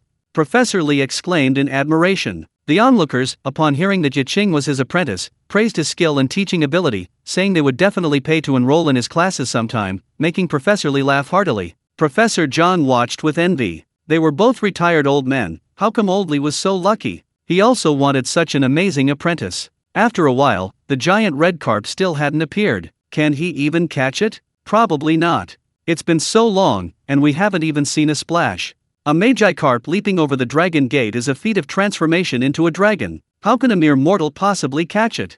I bet he won't catch it. Either the line breaks, or the rod breaks. A few people made sarcastic remarks, drawing angry glares from Professor Li and his colleagues. These envious people were relatively few, most were cheering Ye Qing on, hoping to witness the historic moment of a magi carp being caught. Half an hour passed. Professor Li, sweating for Ye Qing, watched his movements and the extent of the rods trembling, and excitedly shouted, "The magi carp is done for." Before this, Ye Qing had to empty the reel-to-reel in the big red carp, a rather dangerous situation that made everyone on the edge of their seats, fearing the line would snap. Ye Qing, however, remained calm. Others might not know, but he could clearly see it through his senses. Emptying the reel was the giant carp's last desperate struggle. After that, the carp had no strength left. At this moment, Ye Qing looked at the nearly half-full line in the reel, a smile appearing on his face. Professor Li quickly reminded him, "Xiao Ye, don't be careless. This might be the magi carp feigning weakness. Be careful of gill washing." This was lure fishing slang. Gill washing refers to a fish, after being hooked, actively jumping out of the water and violently shaking its head, trying to spit out the hook. Many inexperienced anglers, caught off guard, can only watch helplessly as the fish jumps back into the water. Generally, only bass do this, but who can guarantee that the magi carp won't? The words had barely left his lips. Suddenly, under the illumination of several lights, a huge black shadow appeared on the lake's surface. The shadow approached aggressively and quickly. In the blink of an eye, ripples spread across the calm water. Then the ripples grew larger and larger. With a splash, a torrent of water erupted, as if a bomb had exploded underwater, and a colossal creature burst forth. It was Magi Carp. Its massive body, over 2 meters long, stood upright on the water's surface, much taller than an average adult, exuding an imposing aura like an ancient beast. But that wasn't all. It continued its upward surge, its tail thrashing wildly, propelling it even higher. Water splashed from its shimmering red scales, sparkling with iridescent colors under the lights. This scene sent chills down everyone's spines, a strange sense of awe rising within them. This was the legendary creature that could leap over the dragon gate and transform into a dragon. Was it about to become a dragon? Of course, Magi Carp wasn't just jumping out to show off, it was trying to cleanse its gills and escape the hook. Ye Qing's eyes lit up. He had been waiting for this opportunity. The Magi Carp leaped into the air, unable to gain leverage, presenting a perfect opportunity for him to quickly pull it up. Swish, swish, swish. He reeled in the line rapidly, gripping the rod tightly, and then jerked it upwards to its highest point. As the line tightened, the giant carp paused in midair, the rod tip bending to its limit. Ye Qing felt the energy surging from the dragon ball flowing through his body, shouted, and pulled the rod backwards. The giant carp was pulled forward like a kite, and by the time it hit the water, it had been dragged several meters, only a dozen meters from the shore. Bang! The giant carp plunged back into the water, the huge splash soaking Ye Qing and the others. After a brief silence, a deafening roar echoed throughout the small park. Everyone was ecstatic. My God, it's a Magi Carp. I've never seen such a big fish in my life. A fish that big could probably eat a person if it got aggressive. Too bad I didn't get a picture. Hearing everyone's exclamations of amazement, Huang Xiaopang laughed and said, "Don't worry, everyone. Once we catch the Magi Carp, there will be plenty of opportunities for you to take pictures. One group photo costs 100. You can sign up here first." Everyone couldn't help but laugh and curse. Next, the giant red carp tried to leap out of the water to wash its gills again, showing it possessed some intelligence, but not much. Professor Lee chuckled, "It's still jumping up to wash its gills. This actually makes it easier for Xiao Ye to pull it ashore." As it leaped lower and lower out of the water, it was clear to everyone that the giant red carp was bound to be caught sooner or later. At this moment, the giant red carp was being pulled so hard it couldn't sink. Its massive body struggled and writhed on the lake's surface, still looking incredibly ferocious, churning up the water and creating waves half a meter high. However, Ye Qing remained unmoved, like a rock, like a pillar of strength, slowly pulling it towards the shore. The crowd that had been surrounding Ye Qing quickly retreated in fright. This giant red carp was simply enormous. It felt like a single leap from the carp could leave a person half dead. Luckily, Ye Qing was no ordinary person. As the giant red carp drew closer, Director Huang, quick as a flash, slammed the landing net down on its head. He'd never caught a fish this big before and couldn't resist being the first to try his luck. But embarrassingly, the net was too small, it didn't even cover the carp's head. "I'll try," Huang Xiaopang shouted, slamming the large net down, right on the head. He tried to scoop it up, but he missed. Splash! With a jerk of the carp's head, Huang Xiaopang tumbled into the lake, the net still hanging on its head, looking like he'd been cuckolded. Good heavens! The fish is so big, it can't fit in one pot. The middle-aged man who had watched from beginning to end couldn't help but shout a little rhyme, making everyone laugh. Huang Xiaopang climbed out of the lake, wiped the water from his face, and immediately shouted, "Big brother, you still want to eat it? This is priceless. It has to be kept and worshipped. On behalf of the Kempinski Hotel, I'm willing to pay 500,000 to buy this king carp." Everyone gasped in astonishment. 500,000 for a fish? That's more profitable than robbing a bank. Chapter 45, The Biggest Gain. Huang Xiaopang sidled up to Ye Qing, his face beaming, and said, "Brother Ye, I'm very sincere. As long as you nod, I'll have someone transfer the money to you immediately." 500,000. Is that a lot? Actually, no. It's no exaggeration to say that Magi Carp is extremely rare. From ancient times to the present, and even in the future, it's unlikely that there will ever be a larger and more beautiful red Magi Carp than this one. Ye Qing chuckled and said, we'll see. He couldn't just sell it to Huang Xiaopang directly. He should at least inform Lu Yudi. Huang Xiaopang was getting anxious and shouted, "I can add another 100,000. He had to act quickly. If he delayed any longer, the news would get out, and he wouldn't be able to gain the upper hand. Everyone was incredibly envious. A fish could be exchanged for a house. His luck was unparalleled. Hearing everyone say Ye Qing was lucky, Professor Lee shook his head slightly. Luck? Since the artificial lake was dug, countless people have come to fish for the king carp, but no one has ever been lucky enough to get a single bite. Ye Qing, however, caught the king carp directly. You're telling me it's luck? It's clearly skill. Thinking this, Professor Li couldn't help but laugh. What kind of monstrous disciple have I taken in? Ye Qing chuckled, ignoring Huang Xiaopeng, and immediately went into the lake, carrying the exhausted giant red carp in his arms. Like pulling up a stalk of grass from dry land, he lifted the carp directly from the water. Just as he reached the shore, he faced another problem. The giant red carp was over 2 meters long, far exceeding the size of some giant fish in reservoirs. His fishing box simply couldn't hold it, or rather, there was nothing that could fit it. Just then, the lake's surface, which had just calmed down, suddenly boiled. The next moment, everyone screamed in horror. Ye Qing whirled around to see what had happened, and saw a golden carp leap from the lake, flying towards him. Splash! The golden carp hit his forehead and fell back into the water. Ouch! Ye Qing winced in pain. Before he could say anything, more golden carp leaped from the lake, splashing onto the shore, mostly surrounding the large red carp. Everyone was stunned. Ye Qing was also shocked. Looking at the 7 or 8 golden carp splashing on the shore, he fell into deep thought. These golden carp are following the big red carp. Good heavens, they're fighting to the death, a desperate pursuit. A martyr would be more fitting. So touching. Wah, the golden carp are so pitiful. Ye Qing was also quite moved and quickly called out to Professor Li, "Professor, help me collect the fish." Soon, Ye Qing's fishing box was full, and the onlookers were incredibly envious. Professor Li exclaimed, "I didn't expect there to be so many golden carp in the artificial lake.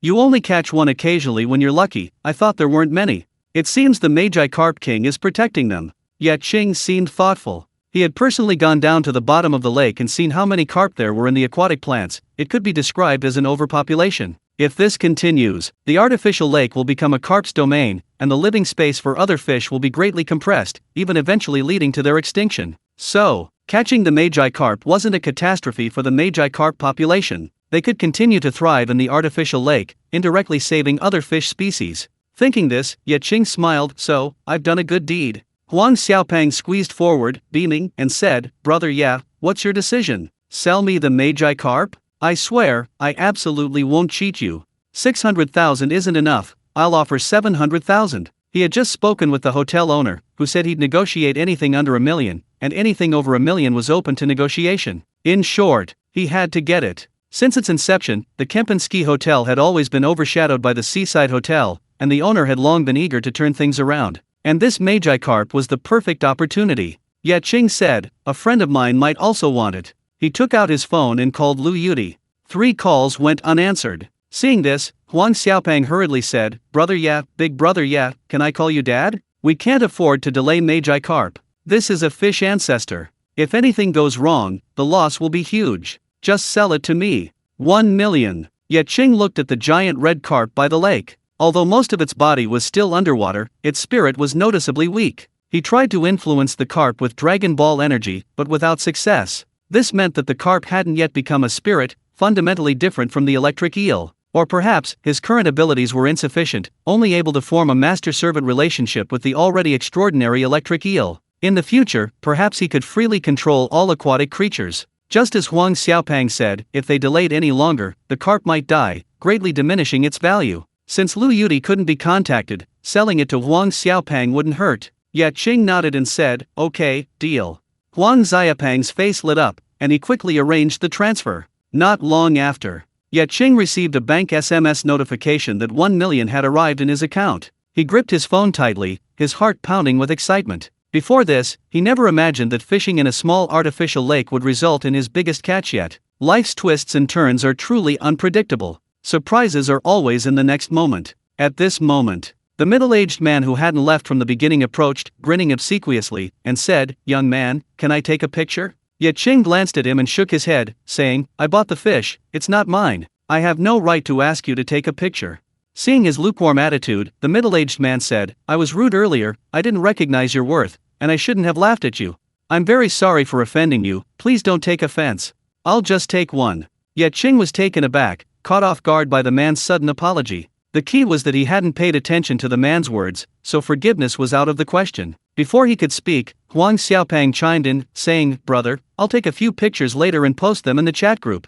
Take any pictures you like." Then he looked at Ye Qing and said, "Brother Ye, you caught the Magi carp. Why don't you hold it and take a picture?" Ye Qing thought for a moment and shook his head in refusal. He didn't want to draw attention to himself. If someone with ulterior motives targeted him and tried to uncover his secrets, he would be in a very passive position. To be on the safe side, he had specifically given instructions. Huang Xiaopang looked surprised. You really don't want to reveal your identity? A fisherman who doesn't show off? Then what's the point of fishing? Many fishermen fish, saying it's to enjoy the feeling of catching fish, but really it's to catch fish so they can post on social media and show off. Catching fish equals showing off. Ye Qing nodded. Huang Xiaopang was about to say something when Professor Li said, "Little Ye fishes to support his family." Huang Xiaopang laughed, more like getting rich. Ye Qing said, "Good luck, good luck. Actually, it's just a one-off deal." Everyone was speechless after hearing this. Is this something a human being would say? You made $1 million in one fell swoop. What about all those people here who've worked for 7 or 8 years and haven't earned that much? Huang Xiaopang tried to pick up the Magi carp, but failed several times. He simply lay down next to it, letting the middle-aged man take pictures from various angles. He didn't keep any of it to himself, he posted them all in the chat group. This wasn't showing off, it was exchanging ideas. The next moment, the group exploded. Magi carp? So big, so long. Little fatty, how tall are you? You only reach the fish's belly. Unless Magi carp says it was caught, I'll never believe it. Magi carp, I'm already heartbroken about being caught. I don't care if you believe me or not. Repentant, I watched it from beginning to end, and my face is swollen from being slapped. Chef's fragrance, the Magi carp has been bought by the Kempinski Hotel for 1 million. Interested friends are welcome to come and admire it at the Kempinski Hotel. Wow. The group chat exploded again. 1 million. Aside from the wealthy patrons in the group, many experienced anglers were filled with envy and resentment, spamming the chat asking how he managed to catch it. Chapter 46 Influence. Huang Xiaopang, eager to show off, posted photos of Ye Qing's fishing rod, line, and hook. Old Zhang's fishing tackle shop. Holy crap, holy crap, holy crap. That's my fishing tackle. This set was just bought a few days ago by a newbie, who said he wanted to catch a giant carp. I didn't believe him, but now I'm posting these messages on my knees. Fishing buddies, want to catch a king carp? Look for Old Zhang's fishing tackle shop. Messages flooded the screen. Newbie? The newbie protection period is truly terrifying. On the other side, Old Ma, the head chef at the Seaside Hotel, was still finishing up the last bit of work. His subordinates were busy, so he didn't need to lift a finger. Boredom, he took out his phone and noticed the local chat group had 999 plus messages. He couldn't help but wonder what everyone was talking about and how there could be so many messages. Could someone have posted? Following his principle of reporting anything he found, he quickly opened the local chat group. Looking down, the more he looked, the more anxious he became. Someone had actually caught a Magi carp. That's outrageous. And that's not all. The Kempinski Hotel had already bought the Magi carp for $1 million, moving so fast that no one else had a chance to compete. The Magi carp hype was huge, its influence was evident from the popularity of the chat groups. A little promotion would definitely create a sensation. Rich people love chasing expensive, flashy things. If it overshadowed the Seaside Hotel and caused a drop in revenue, it would directly affect his salary as the head chef. His salary was directly linked to the hotel's performance. What's $1 million? The Seaside Hotel could easily pay $2 million. Even if the Kempinski Hotel had already bought it, there was still a possibility of them snatching it away halfway. He looked at the third-floor balcony, hesitated for a moment, and then ran over and knocked on the door. A moment later, Lu Yuti opened the door, her eyes still blurry with sleep, and asked, "Old Ma, what's wrong?" Old Ma, phone in hand, shouted, "Something's happened. Someone caught a Magi carp." Lu Yuti yawned. A Magi carp, caught. Her eyes widened suddenly. The group chat said someone was fishing for a Magi carp, and it actually happened. How did they catch it? Find out who it is. What are you waiting for? Find a way to contact them, we have to buy it. She had a keen sense that the Magi carp gimmick was extraordinary, possessing immense commercial value. Old Ma shook his head. The Magi carp has already been bought by the Kempinski Hotel. Check the group chat. Lu Yuti was also in the local chat group. She quickly opened her phone, entered the chat group, scrolled through the messages, and her heart sank. After reading it, she shook her head and said, "It's too late. There's no way we can snatch it now. I'll go talk to my parents." She went back inside to change her clothes, then drove off. Arriving at her parents' mountain cottage, she found it brightly lit. Pushing open the door, she saw her father, Lu Ming, drinking tea. Seeing her rushing over, he waved and said, "Keep it down, your mother's still sleeping. I already know what happened. I'll have someone go to the Kempinski Hotel tomorrow and buy the Magi carp directly," trying to avoid giving the Kempinski Hotel time to advertise. Sitting opposite her, Lu Yudi frowned and said, "The Kempinski Hotel will definitely take this opportunity to make an exorbitant demand." Lu Ming smiled and said, "As long as they're willing to bid, everything is fine. The only problem is if they don't bid. You don't need to worry about this." Lu Yudi thought for a moment and reassured him, "Dad, I don't think you need to take it too seriously. The Kempinski Hotel was just lucky this time. The hype is only temporary. Our seaside hotel will definitely continue to suppress the Kempinski Hotel." The matter was already settled. Lu Yudi felt that it wasn't necessary to dwell on the matter of winning the Magi Carp, but rather to find ways to improve themselves and defend the title of the #1 hotel in Binhai City with absolute strength. Lu Ming smiled and said, "It's good that you think that way. Judging from your tone, it seems you have some winning formula. Tell me more." Lu Yudi nodded and said, "Seafood from Longwei Island. Old Ma hopes to secure a long-term supply of seafood from Longwei Island. If we can secure the seafood supply from Longwei Island, even if the Kempinski Hotel gains fame with the Magi Carp gimmick, its glory will only be temporary." Lu Ming patted his round belly. He agreed with Lu Yudi's idea, but the problem was, the supply of seafood from Longwei Island was a major issue. He hadn't been able to do it when the catch from Longwei Island was normal. Now that the catch was almost gone, how could Lu Yudi possibly do it? He asked, "Can you do it?" Lu Yudi said earnestly, "Dad, don't worry, I can definitely do it. I will defeat the Kempinski Hotel. The #1 hotel in Binhai City can only be our Binhai Hotel." She was now taking over the family business. But she was too young, still a girl, and many senior executives distrusted her, not believing she could succeed them, and secretly encouraged Lu Ming to find a capable son-in-law to assist her. Therefore, in the past 2 years, she had directly or indirectly come into contact with many so-called young talents. However, she looked down on them all. The young talent she had recently met was Wang Ming, whom she found utterly repulsive. She wanted to prove herself. And by taking the seaside hotel to the next level, she could silence many people, and her family would no longer pressure her into blind dates. Lu Ming laughed, "That way, Dad can retire and enjoy life." Ye Qing glanced at the commotion in the group chat. To be honest, being envied, praised, and even worshipped by so many people made him feel quite good. Soon, the giant red carp was transferred away, and the onlookers gradually left. The artificial lake returned to its calm. If it weren't for the mess on the shore, Professor Li and the others would have felt like they were in a dream. In this dream, they were all supporting characters. Ye Qing packed up his fishing gear and said, "Teacher, Professor John, Vice Dean Chen, Senior Brother, I'm going back. If you want to fish, there are a few good spots." Professor Li and the others shook their heads. They had already had a great day, catching a ton of fish. And then the king carp was caught. Even though it was Ye Qing's effort, they were still anxious and frustrated. After calming down, they found themselves exhausted. After Ye Qing and the others left, the middle-aged man was still there, looking thoughtfully at the fishing spots, then suddenly turned and ran away. Not long after, the middle-aged man returned, carrying his fishing gear on his back. He looked around. Apart from a few scattered lights, there wasn't a soul in sight. He mustered his courage and cast his lure. Not long after, a fish took the bait. "Young man, you're amazing." The man was thrilled. He gave it a sharp tug, but something felt wrong. The fish wasn't struggling at all. He pulled it out and his face turned pale. A dead fish, hooked. Why? Others catch so many fish without incident, and this is my first one, hooked. He trembled with fear, hurriedly packed up his gear, and quickly ran off. On the other side, Ye Qing returned to the hospital room to find his parents awake. He asked, "Dad, Mom, did I wake you?" His father, Ye Sheng, shook his head, pointed to the artificial lake, and said, "There was quite a commotion just now. What happened over there?" Ye Qing casually replied, "Nothing much, just caught a really big red carp."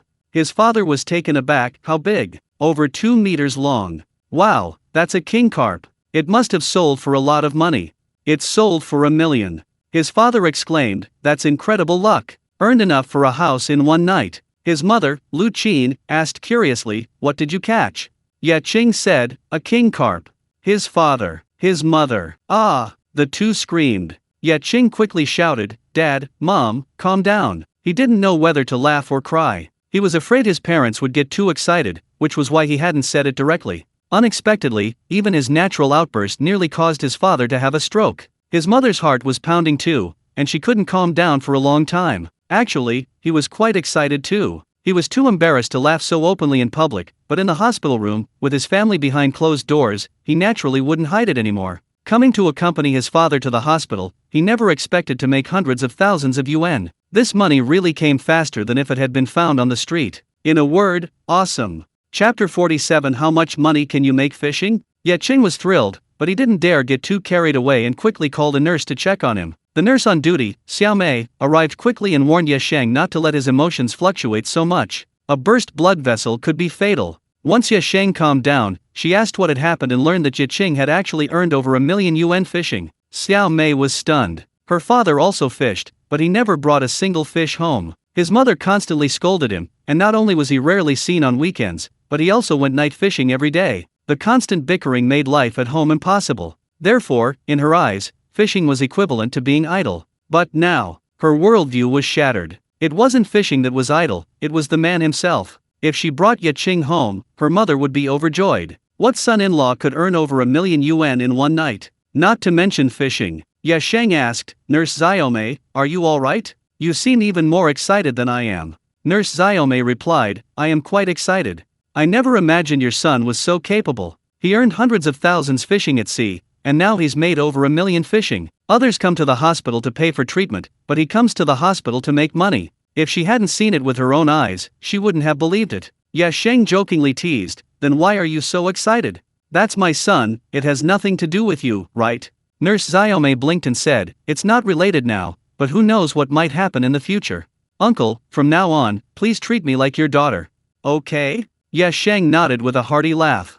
Lu Qin was also quite happy. Nurse Xiaomei was quite pretty, the most outstanding among all the nurses, and nursing was a stable job, a very good daughter-in-law option. Aside, Ye Qing faced the window, looking up at the sky. Nurse Xiaomei walked over, took out her phone, and said, "Handsome, can we add each other on WeChat?" Ye Qing had no choice but to turn around. Faced with Nurse Xiaomei's burning gaze, he hesitated whether to refuse. But what if he refused, and Nurse Xiaomei, driven by love turned to hate, started targeting his father? For his father's sake, he nodded, "Okay." He swore to the moon that he had absolutely no other intentions, it was all for his father's sake. Ding! They added each other on WeChat. Nurse Xiaomei said with a smile, "I also quite like fishing. Let's go fishing together sometime." Ye Qing asked, "Lure fishing?" Nurse Xiaomei was taken aback, "What's lure fishing?" Ye Qing. He was speechless. Nurse Xiaomei clearly had ulterior motives, she was using fishing as a pretext to get close to him. Don't let his outward calm fool you, he was secretly pleased.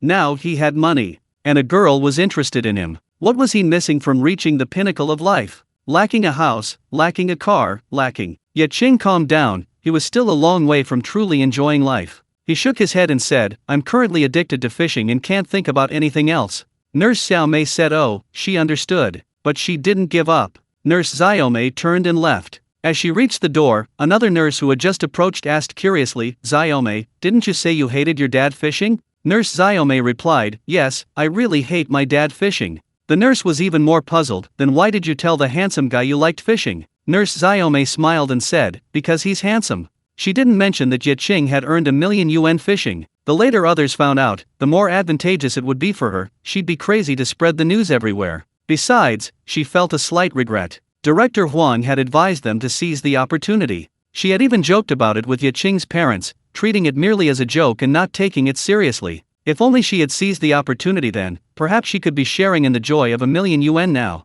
The nurse turned back. Ye Qing was indeed quite handsome, but even if he was, he shouldn't have made Nurse Xiaomei so unprincipled. After the nurses left, Dad and Mom were overjoyed, beaming from ear to ear, urging Ye Qing and Nurse Xiaomei to give it a try. Ye Qing shook his head. He said, "Dad, Mom, what is your son's status now?" "A fishing master. A master angler. A man who earned nearly $2 million in just a few days. A future net worth of over $100 million is not a dream. A man like me is hard to find even with a lantern, women are just fleeting clouds. Nurse Xiaomei's thoughts are not pure, she's definitely not a good match. What I pursue is a soulmate connection. Do you understand?" Dad and Mom exchanged a glance and shouted in unison, "Get lost. In front of us, you're just a son. What are you so smug about? Get us a daughter-in-law soon." Sigh. Ye Qing quickly withdrew. With this joking around, his parents should be less annoyed with him for now. Humming a song while showering, the image of Lu Yudi flashed through his mind. "I wonder if we're compatible." Ye Qing muttered to himself. Don't let his joke fool you, it was actually true. He was no longer an ordinary college graduate. Give him time to develop, and he was absolutely confident that, given time, his achievements would far exceed just a net worth of over $100 million. After showering, lying in bed, Ye Qing opened his phone and scrolled through the chat group. Even though more than 2 hours had passed, the group was still discussing Magi Carp. Someone asked who caught it. How was it caught? In short, these people wanted to dig up his entire family history. Ye Qing found it satisfying, but also glad he had chosen to keep a low profile.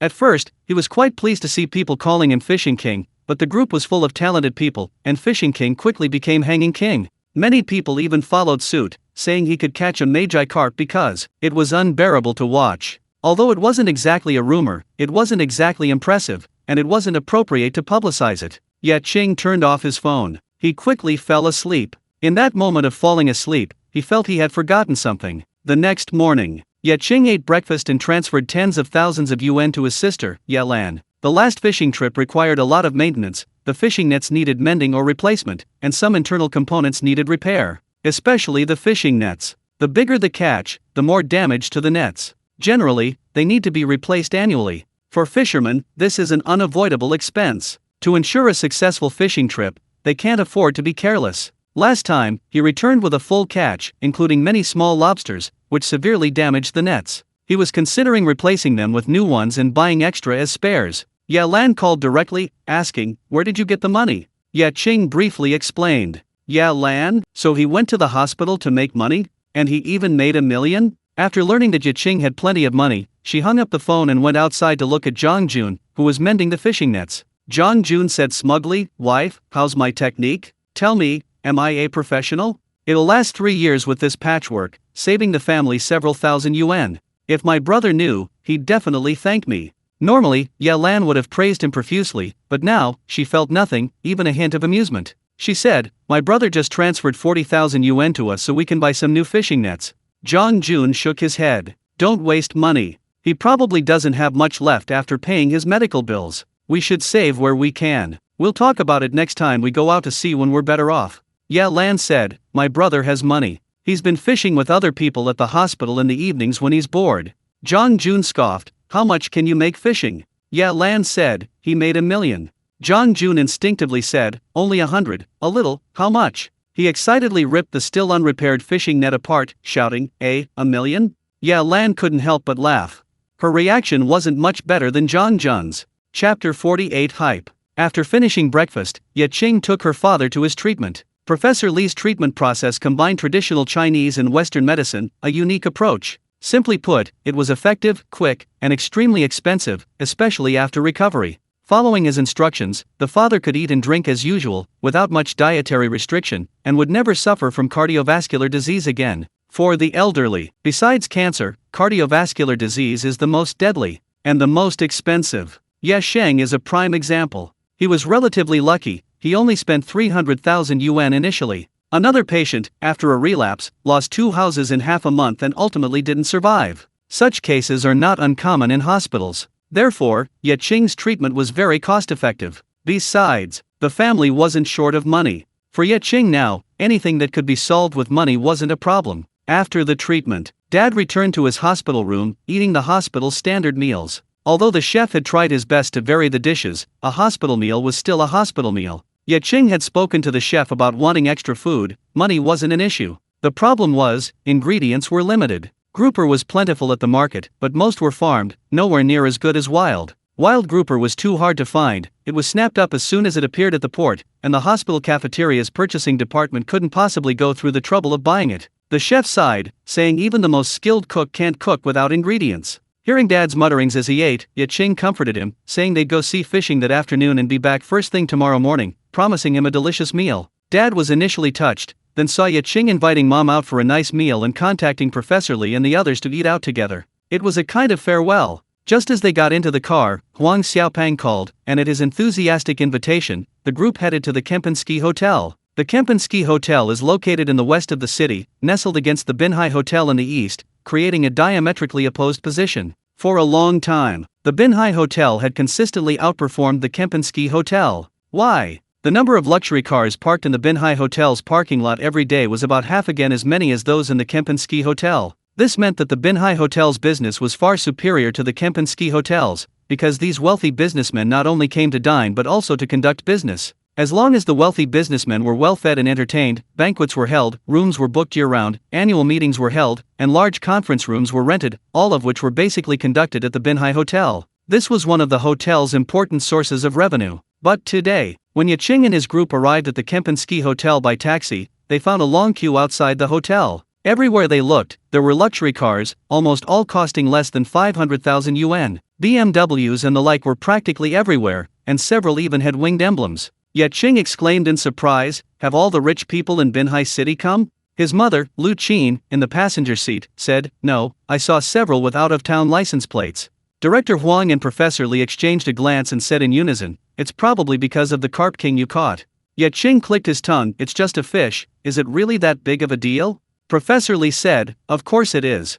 This fish is incredibly rare. The Kempinski Hotel is creating a huge buzz about it, it's had a massive impact." Ye Qing's eyes lit up, "What if I catch a fish even rarer than Magi carp in the future?" Professor Li thought for a moment and said, "Probably." Ye Qing looked expectant. Then, Professor Li said, "You'll probably spend your life in jail." Ye Qing. Director Huang laughed, "Don't let the teacher scare you, there are many valuable fish in the sea, and you won't go to jail." Ye Qing nodded, deciding to cram on his knowledge in this area. What if the big catch he worked so hard to catch turned out to be uncatchable? That would be a huge loss. He didn't want to waste his efforts. As long as he knew in advance which fish he could and couldn't catch, he could just have the electric eel take a look beforehand. This was one of his advantages. After a full 10 minutes of walking and stopping, they finally arrived at the hotel entrance, parked, and got out. Although Ye Qing had mentally prepared himself, knowing the Kempinski Hotel would be very popular, seeing it with his own eyes, he realized he had underestimated the power of the word hype. The impact of catching the Magi carp, once intentionally publicized, was terrifying. At the entrance, many reporters were setting up their cameras and microphones, filming. One reporter, microphone in hand, was reporting, "Viewers, I'm currently at the Kempinski Hotel in this city, and you can see the flow of people is enormous. The legendary Magi carp is in the hotel lobby. Please follow the reporter to see for yourself." As the reporter went inside, the flow of people followed, and Ye Qing was passively carried along. What came into view was a huge crystal tank, placed in the center of the hotel lobby. The Magi carp swam around in the crystal tank, its red scales shimmering brilliantly under the lights, dazzling in the water. The reporters were stunned. It was absolutely beautiful. After a moment, the reporter finally reacted and hurriedly said, "Viewers, look, this is the legendary Magi carp. Isn't it incredible? According to experts, this Magi carp is nearly 100 years old.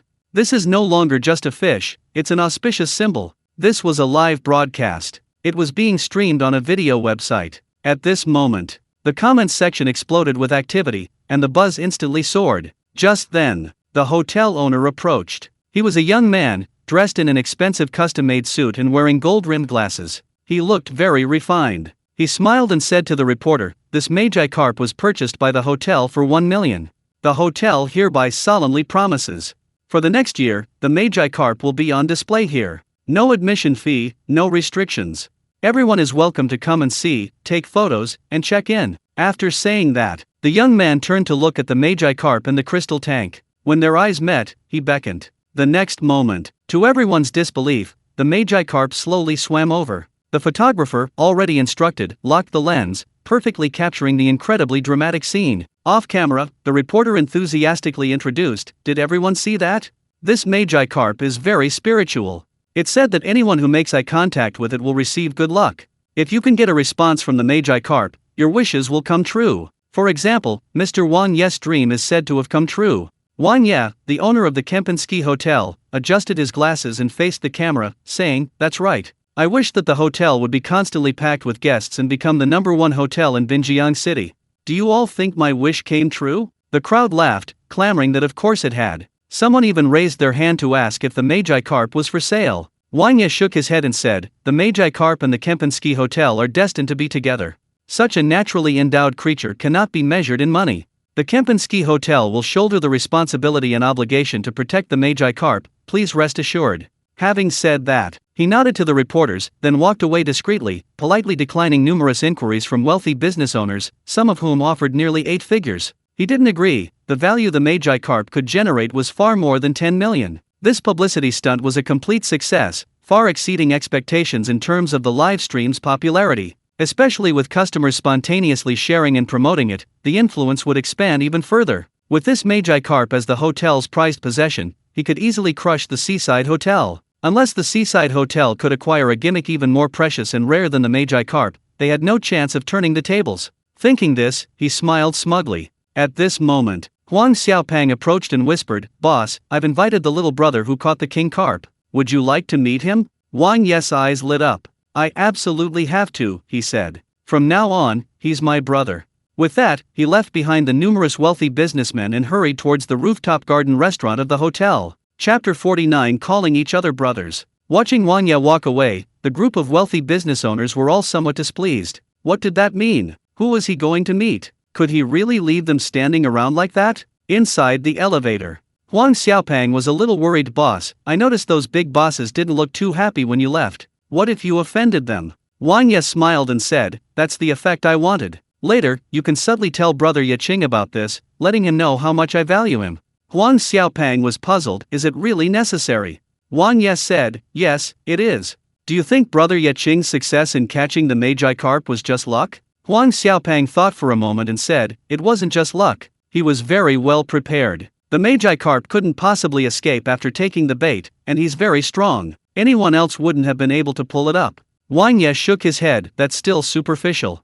Huang Xiaopang asked, "Boss, could you elaborate?" Wang Ye sneered, "What business is it of mine?"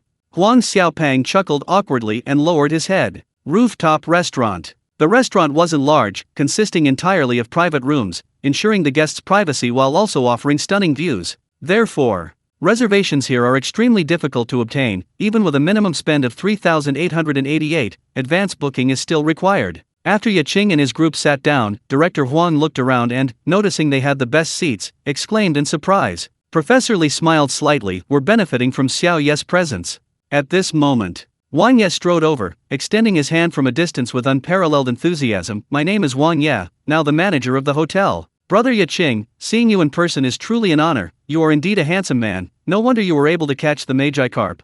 I'm probably a bit older than you, just call me Brother Ye. From now on, we're friends. Any meal at the Kempinski Hotel is free." Ye Qing was startled. This handsome guy is too enthusiastic. As everyone knows, the free things are the most expensive. He secretly became more vigilant, pulling his hands away from Wang Ye's tightly clenched grip, and said, "Mr. Wang, you're too kind. Such a grand gesture from you, I can't accept it. I can't accept something for nothing." Wang Ye laughed heartily and said, "Brother Ye, there's no need to refuse.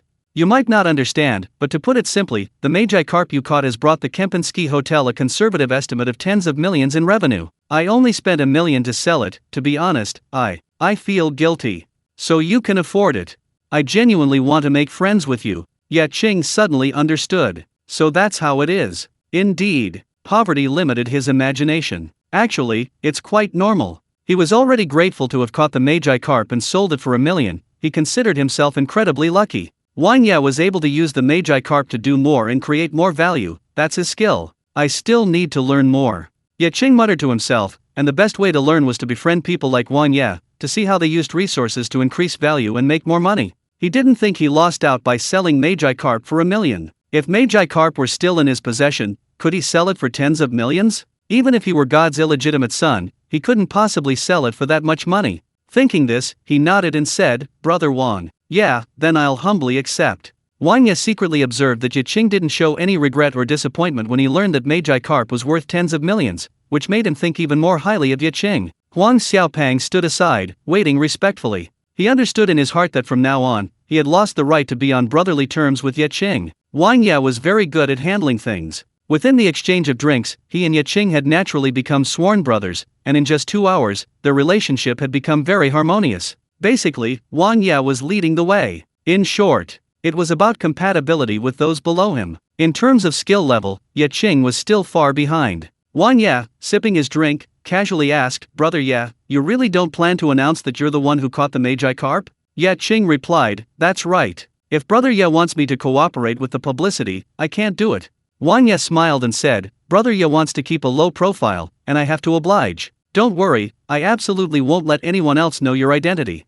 I'll also keep it a secret for you." Ye Qing raised an eyebrow. "Really?" Wang Ye nodded. This also suited his interests. After all, wouldn't it be wonderful to have Ye Qing all to himself? He was now completely certain that Ye Qing was no ordinary person and definitely had a big secret. If he caught the Magi carp by luck, he would definitely publicize it as if he wanted the whole world to know. What needs to be hidden? Skill. It's a very simple logic. Not only did he think of this, but other clever people also thought of this, asking him in various ways who he bought the Magi carp from, saying things like they wanted to share in the good fortune and avoid going home empty-handed.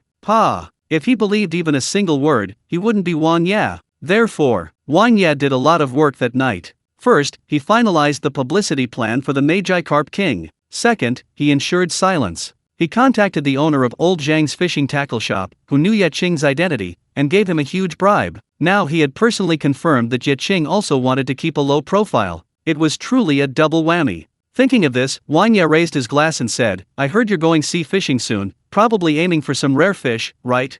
You have to contact me as soon as you get back. Brother will definitely not let you suffer." Ye Qing hesitated. The Seaside Grand Hotel and the Kempinski Grand Hotel were competitors. He had previously promised Lu Yudi that he would sell the best catches to her first. As a man, he had to keep his word. If I hadn't failed to get through to Lu Yudi on the phone yesterday, I definitely would have sold the Magi carp to her. Besides, Lu Yudi came along on this sea fishing trip. After she's finished picking through her catch, I reckon Wang Ye won't be interested in the rest. Wang Ye, observing my expression, asked, "What's wrong? Having trouble?" Ye Qing thought for a moment and said, "A little. I promised a girl I'd show her if I caught anything good. So, I'm really sorry. I can only contact Brother Ye if she doesn't want it." Wang Ye assumed Ye Qing was making that promise because he was pursuing a girl, and thought it wouldn't affect him much, so he didn't press the matter. He patted Ye Qing on the shoulder and laughed. "I didn't expect Brother Ye to be so romantic." "Okay, Brother Ye is willing to be your backup." Ye Qing chuckled and brushed it off. He deliberately let Wang Ye misunderstand. The two hotels were rivals, and if Wang Ye knew he had given his girlfriend to Lu Yudi first, he would definitely pester him endlessly. As for what would happen when Wang Ye found out the truth? So what if he found out? He hadn't lied to anyone from beginning to end. Soon, they finished their meal. At this moment, the hotel manager strode over and whispered something in Wang Ye's ear. Wang Ye frowned upon hearing this and said, "Excuse me, I need to take care of a small matter." After saying that, he got up and followed the hotel manager towards the elevator. Ye Qing narrowed his eyes, because he had overheard the hotel manager say that someone had just offered an exorbitant price to buy the Magi carp. The offer was so tempting that Wang Ye had to personally intervene. He wasn't intentionally eavesdropping, his hearing was simply incredibly sharp now. He could hear everything clearly, not just those sitting together, but even the conversation in the next booth. And once he started listening, he couldn't stop, because the people in the next booth were talking about him. "I didn't expect old Wang to let his son, Wang Ye, take over the hotel so quickly. He's already made such a big splash right off the bat. Old Wang is probably grinning from ear to ear now. However, he's still too young, jumping to conclusions. He's even trying to win over the fisherman. Does Wang Ye actually expect the fisherman to catch another Magi carp?" Ye Qing felt a pang of discomfort upon hearing this. Looking down on the fisherman? "If you really piss him off, I'll catch a fish worth even more than a Magi carp and slap its tail across his face." Ye Qing muttered to himself, unaware that the person speaking was Lu Yudi's father, Lu Ming. Sitting opposite Lu Ming was Chef Ma. Old Ma asked, "Boss, you really intend to eat the Magi carp that cost so much money?" Lu Ming smiled coldly. "If I don't eat it, am I supposed to keep it for the new year?" Chapter 50 Calculation. Old Ma, being a chef, naturally had plenty of ways to prepare Magi carp, but he felt it was a waste. Spending tens of millions to buy it, only to eat it? He wouldn't even bear to defecate after taking a bite. A single poop is worth tens of thousands. Old Ma advised, "Boss, the Kempinski Hotel hyped up Magi carp, you could do it too, and you'd definitely do it better than the Kempinski Hotel. You spent tens of millions to buy it." He felt sorry for his boss. Lu Ming sneered, "That would be like imitating someone poorly. People would just laugh at me for being foolish and having too much money. But if I bought it and ate it directly, it would be a completely different story." Old Ma paused, then said, "How is it different?" He felt that spending tens of millions to buy a fish and then eating it seemed even more idiotic. Of course, he didn't dare say this to Lu Ming's face, he could only complain in his heart. Lu Ming, always eager to sound knowledgeable, coughed and said, "Wang Ye's been hyping it up relentlessly, he's got it all under his belt, right?" Old Ma nodded repeatedly. "Most of Binhai City's high society has come. Rumor has it that many big bosses have even signed cooperation agreements with the Kempinski Hotel. Why? Because of the Magi carp gimmick. These big bosses' banquets now appear more upscale and sophisticated. To be honest, even as a rival, Old Ma had to admire Wang Ye. Young people are indeed courageous." Lu Ming sneered, "But Magi carp can be both his blessing and his curse. Everything in the world has two sides. Wang Ye has elevated Magi carp to such a high level, everyone treats it like a lucky charm. What will everyone's reaction be if someone suddenly buys and eats it?"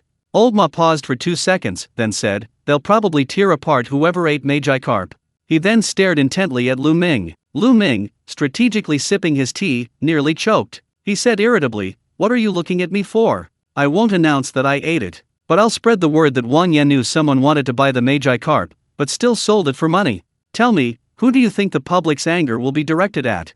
Old Ma gasped, "Wang Ye, they'll definitely all go after him." Lu Ming grinned mischievously, "Exactly, that's called backlash. That's why I said Wang Ye is too naive. The hotel manager will be disgraced, condemned by everyone. Do you think anyone will still patronize the Kempinski Hotel?" Old Ma was speechless with shock. In that case, the Kempinski Hotel might not even be able to stay in business, let alone become the #1 hotel in Binjiang City. A vicious scheme. Ruthless enough. After a long pause, Old Ma finally flattered him, as expected of the boss, "Impressive, impressive. What if that kid Wang Ye doesn't take the bait?" Lu Ming sipped his tea and smiled. "First of all, the Magi carp gimmick can't be hyped up indefinitely. I'm giving him time, I'm just reserving it.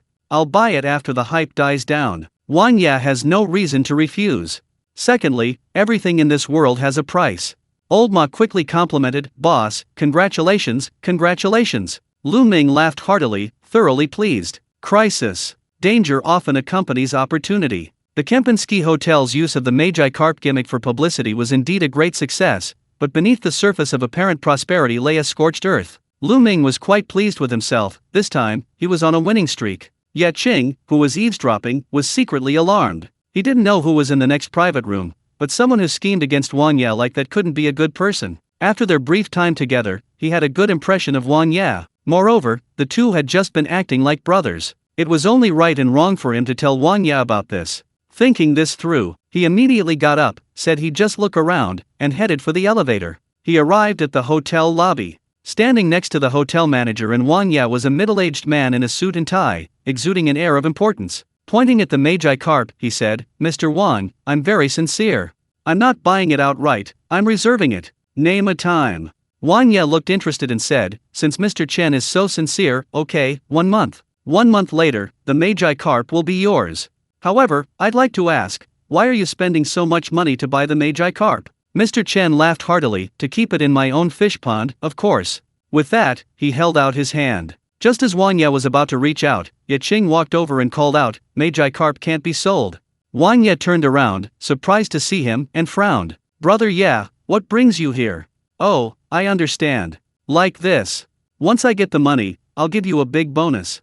I guarantee you'll be satisfied." Ye Qing shook his head. "That's not what I meant." After saying that, he pulled Wang Ye aside and lowered his voice, saying, "Someone's plotting against you." Wang Ye was taken aback and asked, "What do you mean? You can't just say things like that." Ye Qing pulled him aside and said, "I overheard someone plotting against you in the next private room. This guy is just a tool to help buy the Magi carp. The person plotting against you wants to eat the Magi carp. Afterwards, they'll spread rumors that you sold the Magi carp knowing it was going to be eaten for money. You might be ruined."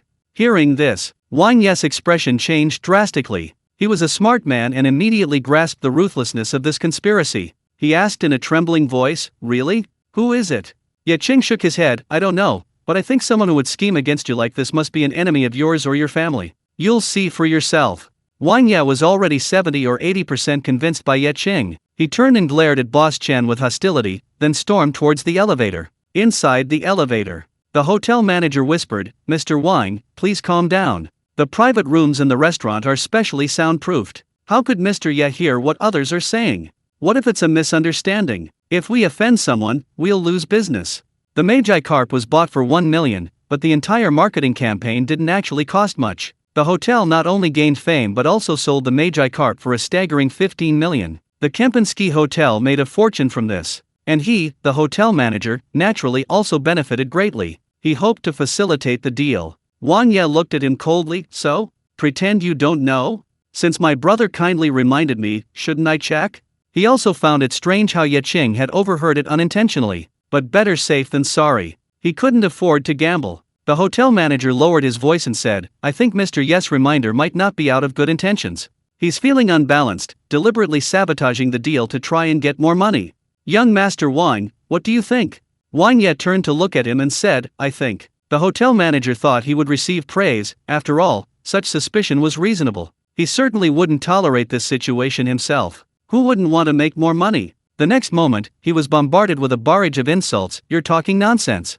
If you dare to slander my friend in front of me again, don't bother coming tomorrow. Wang Ye finished speaking without any mercy. Actually, he had thought the same thing about Ye Qing before, and looking at the hotel manager's ugly face, he despised himself. The elevator doors opened with a ding, and Wang Ye strode out, leaving the hotel manager standing there dumbfounded. If he remembered correctly, today was the first day Wang Ye and Ye Qing had met. Just one meal, and they're already so close? What? Have they hit it off? The hotel manager, having been scolded so harshly, was very resentful and maliciously started making accusations against the two of them in his mind. Chapter 51 Playing Both Sides. Wang Ye stepped out of the elevator, straightened his clothes, and composed himself. He then summoned Huang Xiaopang and, posing as the head chef, inquired about the guests in the private dining room. He opened the door. He peeked inside discreetly. Although the person was wearing a hat and sunglasses, he immediately recognized Lu Ming, seated at the head of the table. As hotel tycoons on par with his father, the two families had been rivals for decades.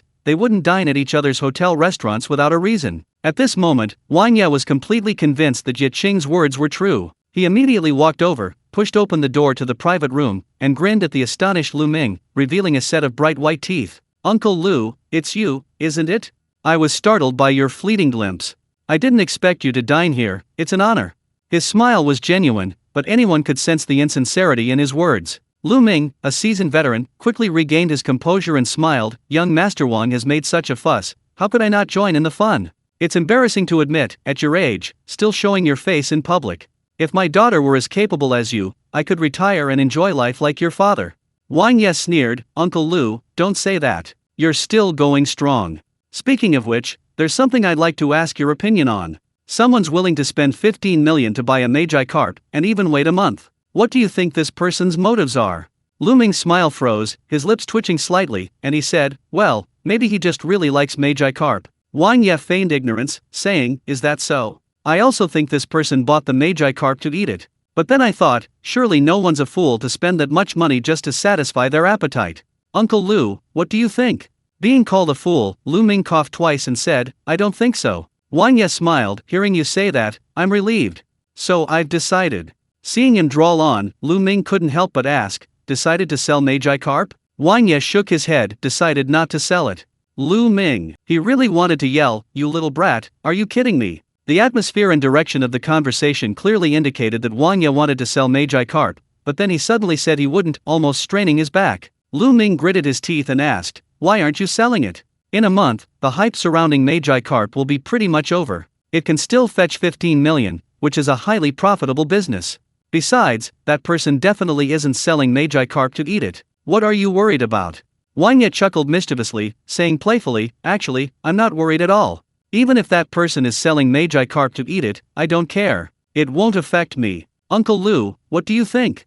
I'm not selling it because I feel that keeping Magi carp in the hotel will bring good luck to me and the hotel. Lu Ming's lips twitched. You're right. He could only say he couldn't understand the thought process of young people these days. Such a perfect plan had fallen apart so frivolously, he was very unwilling to accept it. After stabbing Lu Ming in the back, Wang Ye felt much better seeing Lu Ming's sullen expression and smiled. Uncle Lu, enjoy your meal. Don't hesitate to ask if you need anything. Lu Ming had no appetite and led old Ma towards the elevator. Ding! The elevator doors opened, and Ye Qing briefly met the two men. He stepped out, and Lu Ming and old Ma entered. As the elevator doors closed, Ye Qing hadn't taken 2 steps when Wang Ye suddenly rushed over, grabbed his hands, and waved them up and down, saying gratefully, Brother Ye, you must have been sent by God to save me. If it weren't for you, I would have been screwed over by that old bastard Lu Ming. Ye Qing smiled and said, that's an exaggeration. Even without my warning, you're not stupid, you would have found a way to deal with that guy's scheme against you. You overestimate me, Wang Ye said with a wry smile, then beckoned to the hotel manager. When the manager approached, he said, go and process the paperwork to reserve the number 3 VIP suite permanently for Brother Ye. The hotel manager looked up in shock, speechless. This was even more extravagant than giving away a whole apartment. The number 3 VIP suite at the Cane Grand Hotel was priced at 10,000 per night, which would be 3.65 million per year. Of course, no one would actually stay in the VIP suite for a year, but even with a low occupancy rate, it still generated hundreds of thousands in revenue for the hotel annually. There's a reason for the high price. Top-tier suites offer many hidden services and benefits. For example, private butler service and customized meals by a private chef, among many others. And now, it's being offered to Ye Qing for free. It's confirmed. The fact that they're reserving a top-tier suite long-term means their relationship is definitely not ordinary. The hotel manager, though shocked, quickly went to process the paperwork and soon respectfully handed Ye Qing a gilded room key. Ye Qing refused, waving his hand and saying, "This isn't appropriate, I feel unworthy. It was just a small favor." Wang Ye shoved the room key into his hand, saying seriously, "Perfect, absolutely perfect. Brother Ye, this isn't a small favor.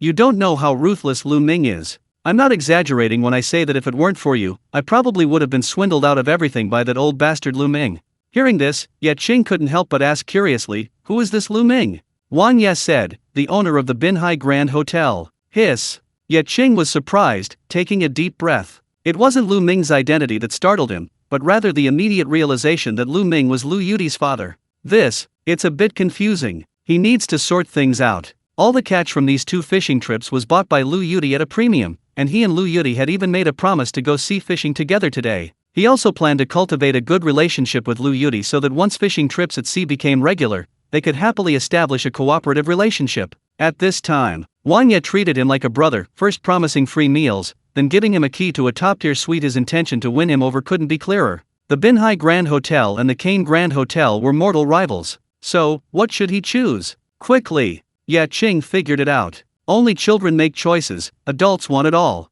He was just a small-time fisherman. The competition between hotels was none of his business. Moreover, the fiercer the competition between these 2 companies, the better for him. He still needed to cultivate his relationship with Lu Yuti, the closer the better. As for Wang Ye, he should accept the room key as it was. They could maintain a brotherly relationship. Seeing Ye Qing's reaction, Wang Ye assumed he was afraid of retaliation and patted his chest, saying, "Don't worry, Lu Ming won't know you helped me." Ye Qing smiled, accepted the room key, and said, "Thank you very much then." Actually, he didn't care whether Lu Ming knew or not. Even if Lu Ming knew, it was he who alerted Wang Ye, thwarting his scheme, so what? He did a good deed and has a clear conscience. Ye Qing thinks that if Lu Yuti knew about this, given her wealthy upbringing, she would probably give him a thumbs up and think he did the right thing. Just then, his phone suddenly rang. He took it out and saw the screen display 3 words, "Little Rich Woman." It's none other than someone else. It was Lu Yuti who called. Chapter 52 has been discovered. Ye Qing stepped back and answered the phone.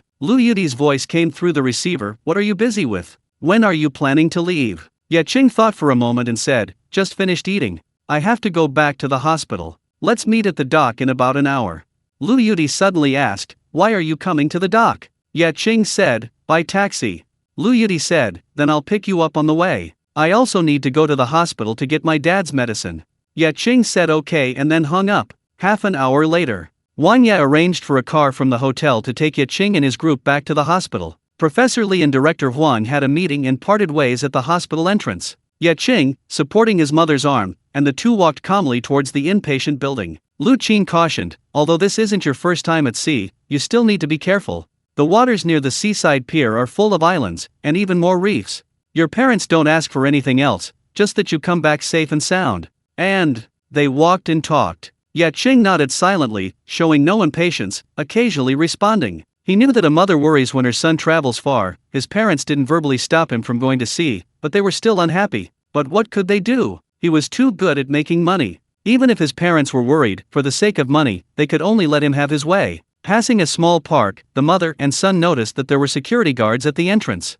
Besides patients in hospital gowns and their companions, quite a few people were already being stopped at the gate. Ye Qing noticed reporters and cameras, and he pulled Lu Qing, trying to walk around them. He didn't want to join in the commotion. Seeing this, Lu Qing, instead of avoiding it, went to greet it. The reporter, facing the camera, was reporting, "Viewers, this is the small park near the People's Hospital. The infamous King of Carp was caught in the artificial lake inside this park. This morning, it's become a popular spot for online photos. Many fishing enthusiasts come here, hoping to emulate the expert who caught the King of Carp and have a successful catch. Secondly, many couples come to make wishes in the artificial lake, supposedly so their wishes will come true. Because there are too many outsiders taking photos, disrupting the hospital's normal order, the hospital has decided to temporarily close the small park. Please, citizens, do not follow suit." Ye Qing listened, utterly speechless. What kind of nonsense is this? The King of Carp was caught. How could wishes made in an artificial lake possibly come true? What are they thinking? Everyone says falling in love makes you lose your mind, and it seems you lose your IQ too. Luckily, I don't have a girlfriend anymore, Ye Qing muttered. Like most graduates, he graduated and broke up at the same time, and he didn't plan to date again anytime soon. He tugged at Lu Qing's sleeve and said, "Mom, let's go." "What's so interesting about this?" The entrance was noisy because many people were being held back. Lu Qing smiled broadly. "Of course it's interesting, son. It's all because of you. I have to have a good talk with Kangze's mom. To make her happy too." Ye Qing was speechless. It wasn't like his son was showing off. Why was he so happy? It was clearly just him trying to brag about his son. He didn't say anything. It wasn't something he could stop. Back in the ward, his father was already asleep. Around 3 p.m., Lu Yudi called. Ye Qing grabbed his fishing gear and went to the hospital entrance. A white Porsche Cayenne slowly pulled up to the side of the road, and the rear window rolled down. Ye Qing looked down and saw Lu Yudi sitting in the driver's seat, smiling brightly, waving at him, "Get in." Under the astonished gazes of many people at the hospital entrance, Ye Qing opened the back door, put his fishing gear away, and then opened the passenger door and got in. Seeing this, the astonished looks of those around him were filled with envy. Sitting in the passenger seat meant their relationship was definitely not ordinary, and seeing a beautiful woman in the driver's seat made many men feel incredibly jealous. Ye Qing fastened his seatbelt and looked around the car. It has to be said, luxury cars are incredibly comfortable. He got his driver's license in college, about 2 years ago, but had never actually driven one. Now that he had some money, he wanted to buy a car. "How much is this car?" he asked curiously. Lu Yudi casually replied, "A little over $1,000,000. My dad bought it for me. I don't really know the exact price." Ye Qing, "Oh, well, he couldn't afford it yet, but only temporarily. If there was an unexpected surprise on this sea fishing trip, it should be enough." Lu Yudi looked at him and said, "Want to buy one?" Ye Qing nodded. Lu Yudi said, "I think you'll be able to afford one very soon." Ye Qing nodded again. Seeing his honest expression, Lu Yudi laughed. "It's a pity you didn't catch the Magi carp, otherwise you could afford it now." Ye Qing was taken aback, his expression somewhat strange. "How do you know I didn't catch the Magi carp?" Lu Yudi said, "If you had caught it, you would definitely have sold it to me. Why would I sell it to anyone else? Few traces of my own hotel's rival." Looking at her confident demeanor, Ye Qing's lips twitched. He tentatively asked, "What if it's me?" Lu Yudi rolled her eyes at him and said, "Then you're finished. If you dare betray me, I'll kill you." Ye Qing quickly squeezed his legs together, stammering, "How can this be considered betrayal?" Lu Yudi looked at him suspiciously. "Why are you so nervous?" Ye Qing coughed twice, thinking it best to avoid trouble. Although he had a clear conscience, it was better not to let Lu Yudi know. He said, "I'm not nervous. You just startled me with what you said." Lu Yudi grinned mischievously. "What are you thinking? When I said kill, I meant slit your throat." Ye Qing, "I'm afraid of that too. What else do you think I'm afraid of?" Lu Yudi scoffed, not pursuing the topic further. The afternoon traffic was light, and the journey was smooth. The two chatted as they quickly arrived at the seaside port. After getting out of the car, Ye Qing walked ahead carrying fishing gear, but didn't notice Lu Yudi lagging behind. His eyes sharpened. In the car, Ye Qing's behavior was strange, too suspicious. She was driving and couldn't investigate closely, but then she opened the chat group and found a picture of a back view posted by Reformed in the chat history. She held up her phone, and the more she looked at Ye Qing's back, the more it resembled the back of the person who caught the Magi carp in the photo. Moreover, Ye Qing was also a beginner. Most importantly, when she casually asked earlier, Ye Qing had said he'd been practicing lure fishing at the artificial lake these past few days. So, the person who caught the Magi carp and sold it to the Kempinski Hotel is him. Lu Yudi muttered through gritted teeth. Chapter 53. Don't try to have your hands on both sides. Just as Lu Yudi was about to confront Ye Qing, her phone suddenly rang. She took it out and saw it was Chef Ma calling. She knew that Chef Ma had gone to the Kempinski Hotel with her father, Lu Ming, to buy a giant carp that noon. She answered immediately. After exchanging greetings, she asked, "Dad, did you buy the Magi carp?" Old Ma sighed and said, "No." Everything was going smoothly until, for some reason, that kid Wanya suddenly refused to sell, saying the Magi carp would bring him good luck. "I think that kid is clearly trying to rip you off. Miss, the boss told me not to tell you about this, so please don't let it slip." Lu Yudi said, "I know." Old Ma continued, "Besides that, we also saw Wanya hosting a banquet for the fisherman who caught the Magi carp, trying to win him over in every way imaginable, completely shameless, and incredibly pretentious. He's supposed to be a hotel manager, yet he's so shameless as to try and win over a fisherman. Does he expect the fisherman to catch another Magi carp? It's ridiculous." Hearing this, Lu Yudi's heart skipped a beat. Has Wanya also realized that Ye Qing is not simple? She was tense and anxious. She absolutely couldn't let Wanya win over Ye Qing. Hearing Ma mocking the matter, she said irritably, "What's so funny? What if he really catches a second king carp? Old Ma was taken aback, then clicked his tongue. Impossible. That kind of luck is incredible, even once in a lifetime. Another time, then. Lu Yudi scoffed. Others might not be able to, but he definitely will. Old Ma, him? Miss, do you know the angler who caught the king carp? Lu Yudi was currently in a state of turmoil, and said somewhat impatiently, yes, but it's hard to explain over the phone. I'll talk to him when I get back from my sea fishing trip tomorrow. You should try to persuade my dad, tell him not to worry, Wanya won't be arrogant for long. Old Ma wanted to say something more, but found the call had already been disconnected. He quickly informed Lu Ming of the situation. Lu Ming, who was taking his medication, felt his blood pressure rise again after hearing this. He said irritably, you're not planning to compete with Wanya to win over the fisherman, are you? Old Ma nodded. I think so. Lu Ming scoffed, nonsense. It's a complete waste of time and energy, a useless effort. Even if the fisherman is really skilled, there's only one king carp. Where are you going to catch another one? Besides, the same gimmick can only be used once.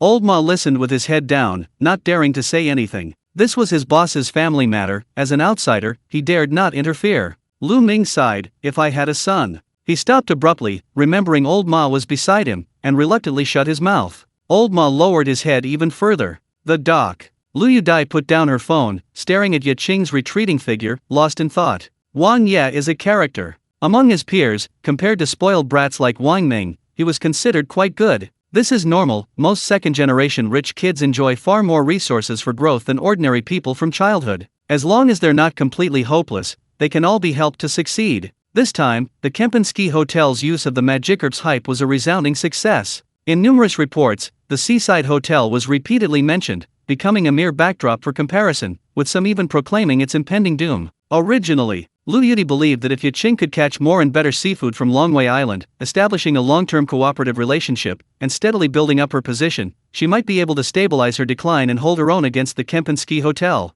Frankly, pinning the hotel's hopes on a single fisherman seemed somewhat unreliable. She wasn't entirely confident either. Besides, she had made many other arrangements. Her father's attempt to buy the Magi carp at a high price with Lao Ma ultimately stemmed from a lack of trust in her ability to succeed. But then, Ye Qing brought her an even bigger surprise. Her understanding of Ye Qing was still too superficial and insufficient. Ye Qing's capabilities far exceeded her expectations. As long as she could cooperate with Ye Qing, she was confident she could contend with the Kempinski Hotel, even turn the tide and completely crush it. Unexpectedly, Ye Qing has become the key to the success or failure of our two hotels' competition. Lu Yudi muttered to herself. With Wang Ye also trying to win over Ye Qing, she had to be cautious. If she offended Ye Qing, causing Ye Qing to side with Wang Ye, the balance of power would shift, and her future attempts to contend with the Kempinski Hotel would be utterly daunting. This was absolutely unacceptable. Ye Qing knows that Wang Ye and I are competitors. He kept it from me, which means he doesn't want to fall out with me.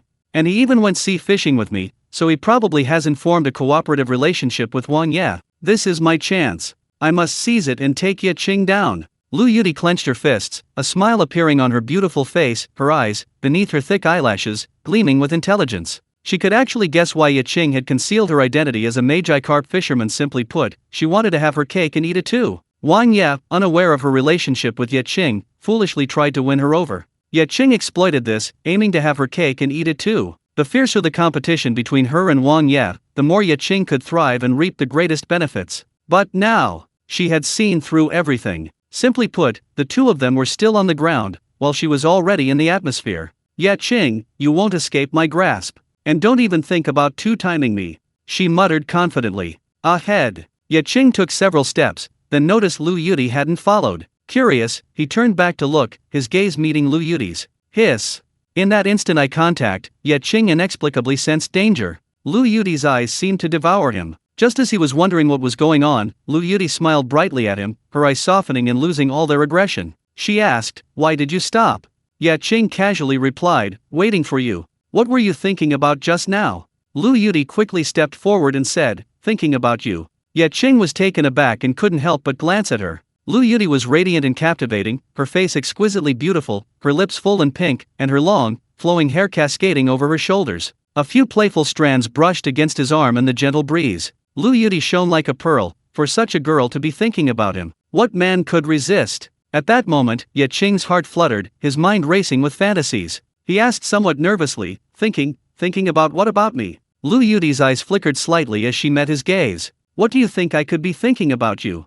After saying that, she even stood on tiptoe, her beautiful face almost touching Ye Qing's eyes, and said with a mischievous smile, "You seem very nervous."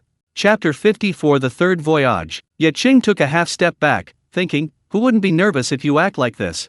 He was very worried that Lu Yuti had ulterior motives towards him. If that happened, he wasn't sure he could control himself. Seeing him blush and speechless, Lu Yuti smiled smugly to herself. She was very satisfied with the effect. Her beauty was her advantage, and she knew how to use it effectively. She didn't tease Ye Qing further, but instead tucked a few strands of hair behind her ear and said, I was just wondering, you're so good at fishing, can you handle angling? Besides, you're still a beginner. What if you don't catch anything this time? Ye Qing smiled, don't worry. I've always had good luck. And haven't you heard of the beginner's protection period? Don't underestimate beginners, they might be able to catch something big. Lu Yuti said, of course I've heard of it.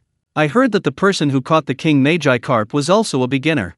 Actually, I've never fished before. Do you think I can also catch a valuable fish species during the beginner's protection period? Ye Qing's heart skipped a beat. He sensed that Lu Yuti had something on her mind, and said seriously, definitely. To be honest. Although he called Lu Yuti that night and she didn't answer, ultimately, he sold the king Magi carp to Wang Ye, swindling Lu Yuti and her family's hotel. As a friend, he still felt somewhat guilty. This trip to sea was also an attempt to make amends to Lu Yuti. Lu Yuti smiled, then I'll take your kind words. As they talked, they walked to the harbor's mooring area, where several luxury yachts stood out conspicuously among the fishing boats. Several young men and women stood on the top deck of Lu Yuti's yacht, waving in their direction. Lu Yuti waved back, saying to Ye Qing, these are my friends, we're going sea fishing together. Ye Qing frowned, why are there other friends? Lu Yuti walked towards the yacht, smiling as she asked, why do you look so disappointed? Do you want to go sea alone with me? Should I ask my friends to leave? But wouldn't it be inappropriate for a man and a woman to spend the night alone at sea? Ye Qing awkwardly waved his hand, I don't. Even without your friends, there's a captain and crew on board. We're not exactly a man and a woman alone. He sensed something was off about Lu Yuti. Why was she constantly flirting and teasing him? This woman's playing with fire? Lu Yuti suddenly realized, I understand. Should I have the captain and crew come down too? But what if I can't drive? Ye Qing. He could drive, but he dared not say so right now. He asked, Wang Ming isn't here, is he? Lu Yuti shook her head, I stopped paying attention to him a long time ago. Look, the yacht furthest to the side is his. Ye Qing glanced over and vaguely saw figures on the yacht. His expression relaxed considerably upon learning that Wang Ming wouldn't be there. He didn't want such a troublesome guy around during his sea fishing trip. The two boarded the yacht and went to the top deck. As the host, Lu Yuti took Ye Qing's wrist and led him to the three young men and women, introducing him, my friend Ye Qing is from Longwei Island and just graduated from university. The seafood at my family's banquet was all caught by him. He also organized this sea fishing trip. The three young men and women looked at Ye Qing and nodded in greeting. It was clear that Lu Yuti valued Ye Qing highly, otherwise, how could a mere fisherman be qualified to board this yacht? The three of them were friends of Lu Yuti's circle, their parents were hotel suppliers, and they earned their living through the hotel business. Therefore, seeing Lu Yuti's attitude towards Ye Qing, none of them dared to be too disrespectful. At least on the surface, they maintained a warm demeanor. Lu Yuti looked at Ye Qing and said, these friends of mine are all expert anglers, and this one is a top-notch amateur.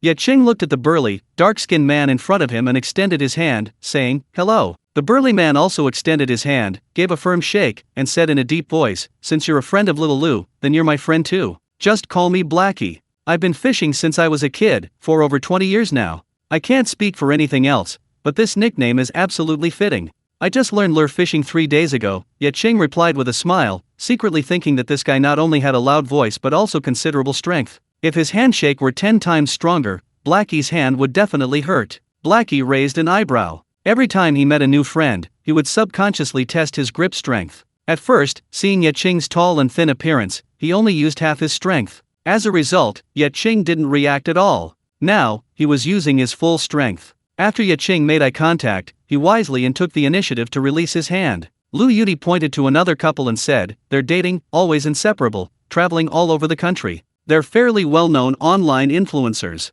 Ye Qing looked at the two. The young man was short, wore glasses, and had small eyes. He smiled with narrowed eyes and said, my name is Chen Hu, nicknamed Tiger Brother. Not only am I a tiger, but I'm also a tiger when it comes to fishing. I have around 100,000 followers online. Ye Qing gave him a thumbs up, really impressive. The young woman next to him, named Wang Ji, was dressed conservatively and wore sunglasses, so her face wasn't clear. She laughed and said, "Impressive? Don't listen to your tiger brothers bragging. We've been busy like crazy lately, going home empty-handed several times while fishing. We don't even have any footage to post on video. Well, I heard Yudi's going sea fishing, so we're hoping to hitch a ride on a yacht and have a beautiful woman on camera, gather some footage to post on social media, proving we haven't given up." Zay shouted loudly, "Hey you two, where do you put me? No need to film the yacht and the beautiful Yudi. Wait until we film my big catch, it'll definitely boost your followers in no time." Chen, who scratched his head, looking smug, and said, "I'll handle the big catch myself. I promised Yudi I'd catch some rare fish for her, so I have to keep my promise. Everyone online knows I, Tiger, always keep my word." Lu Yudi watched their antics and laughed, "Then I'll thank you in advance."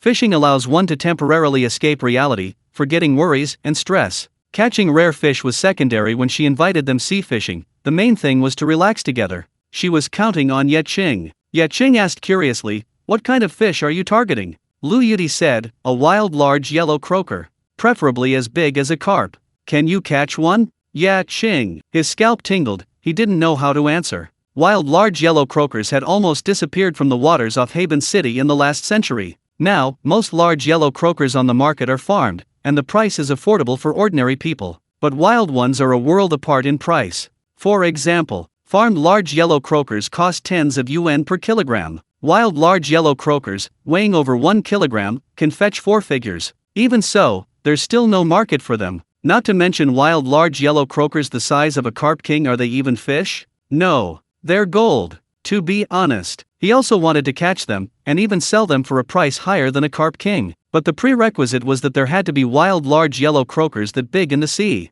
Lu Yudi smiled and said, "Don't feel pressured. I was just joking. I'd be very satisfied if I caught some grouper. Wild grouper isn't common in the market. If they could get a batch, supplying the hotel for a while until the hype surrounding the king of carp died down, they could win back many big clients." Ye Qing nodded, "No problem. I'm going for grouper today too. My fishing tackle can catch giant grouper." Giant grouper are rare, but they exist, so he was confident. Zay shouted loudly, "Then what are we waiting for? Let's go." Lu Yudi quickly informed the captain, and soon the yacht left the harbor, heading towards the target area. The yacht cut through the waves, the sea breeze rustling the hem of their clothes. Sitting on the sofas on the top deck, everyone was enjoying the refreshing sea breeze. No one noticed that Wang Ming's yacht had also sailed away from the harbor, following them at a distance. Chapter 55. Wang Ming comes to annoy people. The waters near Haven City are dotted with islands of all shapes and sizes, large and small, square and round, scattered like chess pieces on a vast sea. Some are rich in resources and lush with trees, while others are so barren that they consist only of rocks. Fishing boats frequent the vicinity of many islands. The surrounding waters offer an excellent habitat and abundant marine resources, ideal for fish to congregate, thus creating numerous fishing spots. Moreover, the sea conditions near the islands are poor, riddled with reefs, unsuitable for fishing boats, but ideal for aquaculture. Lu Yudi and her group were heading there for grouper. Zay knew of a renowned grouper fishing spot, Sifang Island, named for its square shape, about a 2-hour boat ride from Havenport. About an hour later, on the sea within sight, only one yacht remained behind them. Ye Qing noticed and gestured to Lu Yudi. Lu Yudi took out her binoculars and her face immediately fell. "It's Wang Ming. He actually followed us." Zay flexed his biceps and said, "Ms. Lu, if he dares to harass you, I'll definitely give him a concussion." Chen, who pointed to the GoPro in his girlfriend Wang Ji's hand and said, "Expose him to the entire internet." Lu Yudi said, "Thanks then." Soon, they arrived at Sifang Island. Zay pointed and said, "The resources here are amazing. You can catch grouper anywhere along the coastline. With good luck, good technique, and a bit of strength, you can even catch giant grouper. If it weren't for Ms. Lu, I wouldn't have brought anyone here." Ye Qing listened attentively to his introduction. Despite his flowery words, the bottom line was that Sifang Island was just a wild island. If it had an owner, even if grouper were rampant, they could only watch from afar. Ye Qing thought that if he had the chance, he'd definitely want to buy a small island. If he stayed on Dragon Island, he'd have to keep a low profile, but if he had his own island, he could do whatever he wanted. Just thinking about it made his heart race. Lu Yudi, seeing him lost in thought, asked, "What are you thinking about?" Ye Qing subconsciously replied, "I want to buy an island." Everyone froze, then couldn't help but laugh, but quickly stopped, not laughing out loud, but all suppressing their laughter. Lu Yudi was speechless, and whispered, daydreaming in broad daylight. "What would you do with an island?" "Develop, renovate, operate, expand." To make an island profitable, you need a massive investment, and there's no guarantee of a return. Even I wouldn't dare think about that, so don't even think about it. Buying islands is common abroad, but not so much in China, due to numerous restrictions. Moreover, most islands don't have much economic value. Ye Qing was a little embarrassed by what was said, so he didn't say anything more, but he wasn't discouraged. He possessed the Dragon Ball, anything was possible. As long as he wanted to and did it, he would reap the rewards. He shouted, "Alright, get ready to fish. I have a giant rod, 6.3 meters, with an 8,000 reel, specifically for catching big fish. Giant grouper, here I come." He yelled and cast his line. The bait flew about 50 meters, without any frying powder, remarkably stable. No wonder he'd been fishing for over 20 years. He kept maneuvering the rod while glancing at Ye Qing. Ye Qing also picked up his rod, caught a small shrimp, baited it, and cast sideways, sending it over 40 meters. Stable performance. Actually, sea fishing is far more difficult than river fishing. The ocean is vast, the fish's range is wide, and it's difficult to bait the area. Comparatively, it's hellish. But for Ye Qing, the most difficult part wasn't the main challenge.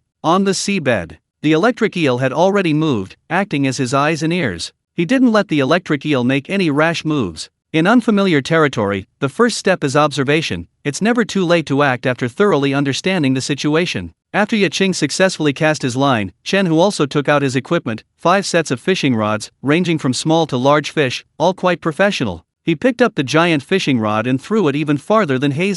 He glanced at him and snorted. Lu Yudi and Wang Ji stood together, saying in unison, men's ever-present competitive spirit. Just then, Wang Ming's yacht pulled up. He stood on the deck, flanked by 2 glamorous women. Seeing that no one paid him any attention, he had to take the initiative and call out, "Count me in for fishing. I also brought a few friends along." Lu Yudi turned around and looked at him, coldly saying, "Wang Ming, what do you want? This kind of persistent pestering is pointless. You don't want our parents to lose all their friends, do you?" Wang Ming's smile froze, and he gritted his teeth, shouting, "Lu Yudi, you win. I'm not bothered by you. I'm fishing with girls, it's none of your business, isn't it? Lu Yudi, you." Wang Ming was clearly trying to annoy her, and she couldn't do anything about it. Wang Ming took out 3 fishing rods, giving one to each of the glamorous women. The 3 of them then began fishing with great seriousness. The 2 women weren't very skilled and were just there for show, but Wang Ming acted quite professionally, casting 40 or 50 meters with a casual flick of his wrist. Ye Qing, watching this, muttered, "Looks like he's not entirely a novice after all." The next moment, Wang Ming reeled in the line, and suddenly the rod tip-dipped. A fish on. He hooked it. A short while later, under the watchful eyes of Ye Qing and the others, he had caught a green carp. Wang Ming, holding the green carp about half the size of his arm, laughed loudly, showing off, "Is fishing that hard? I could catch one with my eyes closed. Are you guys even capable?" He gritted his teeth in anger. Chen, whose expression was also grim. They were filming a video, and then this happened. Now it's impossible to post it online. He didn't post videos to embarrass himself. Wang Ming continued shouting, "Want me to give you some pointers? Don't worry. It's free, no money required. Just let me on the boat."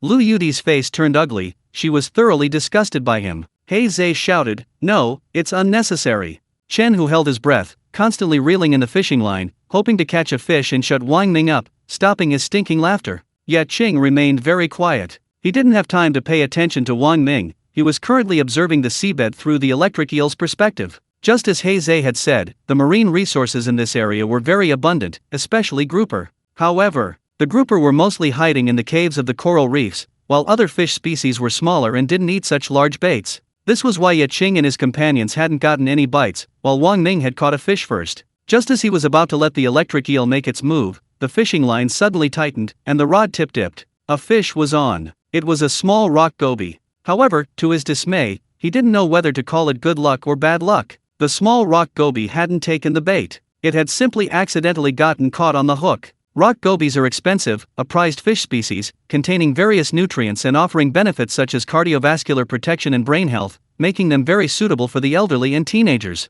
It was more valuable than a common grouper. Just as he was hesitating whether to cast the line, He and Chen Hu, seeing his hesitation, anxiously called out, "Hurry up and set the hook." Ye Qing nodded, set the line, and reeled it in. A small grouper, no need to reel it in, he simply pulled it out of the water. Everyone was stunned for a moment. Wang Ming laughed heartily, bending over with laughter. "Wow, what a big fish. Luckily, I'm brave. Otherwise, it would have scared me." He mocked sarcastically, feeling incredibly satisfied. as if he had returned all the humiliation he had suffered at Ye Qing's hands. The two women beside him also joined in the mocking laughter. He Zhe and Chen, whose lips twitched, but they said nothing. Although the fish they caught was small, Ye Qing had at least managed to swoon, unlike the two of them, who were still struggling. Ye Qing carefully removed the small stone goby from the hook, avoiding the sharp spines on its fins. These things are poisonous, and a sting would be extremely painful. He tossed the fish back into the sea, not even enough to fill a tooth gap. Hearing Wang Ming's mockery and laughter, he felt a sharp pain in his groin. This was a slap in the face from Wang Ming. Unacceptable. Chapter 56. Such small fish don't need a landing net. Sensing its master's emotions, the electric eel immediately responded, "Master, should I go teach the enemy a lesson?" Ye Qing shook his head, establishing a connection with the electric eel. "No need. Go and drive the grouper out first.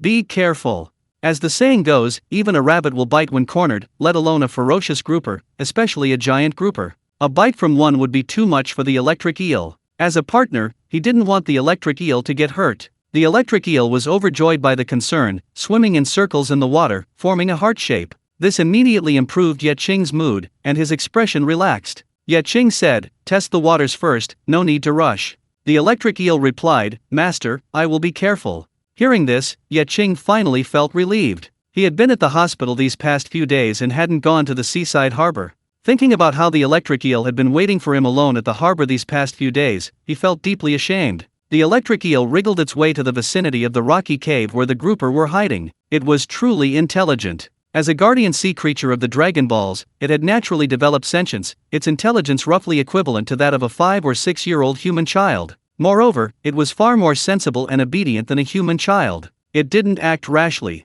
Instead, it quietly went to a rocky cave, circled behind the grouper, and then released an electric current. The grouper shuddered, sensing the danger, and whoosh, scurried out of their hiding place. By the time they turned to look, the electric eel had already quietly disappeared. The grouper were completely bewildered. Unable to find the culprit, and too afraid to return to their hiding place, they were feeling incredibly frustrated when suddenly they saw a small shrimp wriggling and scratching in front of them. It seemed to be saying, "Come on, gentlemen, have some fun, cool off." Which fish could withstand such a test? Several groupers rushed forward, jostling each other. Ye Qing watched silently, gripping his fishing rod tightly, bracing himself for the fierce impact of a grouper taking the bait. Across the street, Wang Ming, seeing Ye Qing focused on fishing and ignoring him, felt a frustrating sense of punching cotton. Damn it! How dare he ignore him? What right does a fisherman like him have to ignore people? He was furious and shouted, "Ye Qing, you stinking fisherman, you're good at fishing at sea. But when it comes to fishing, you're a noob in front of me.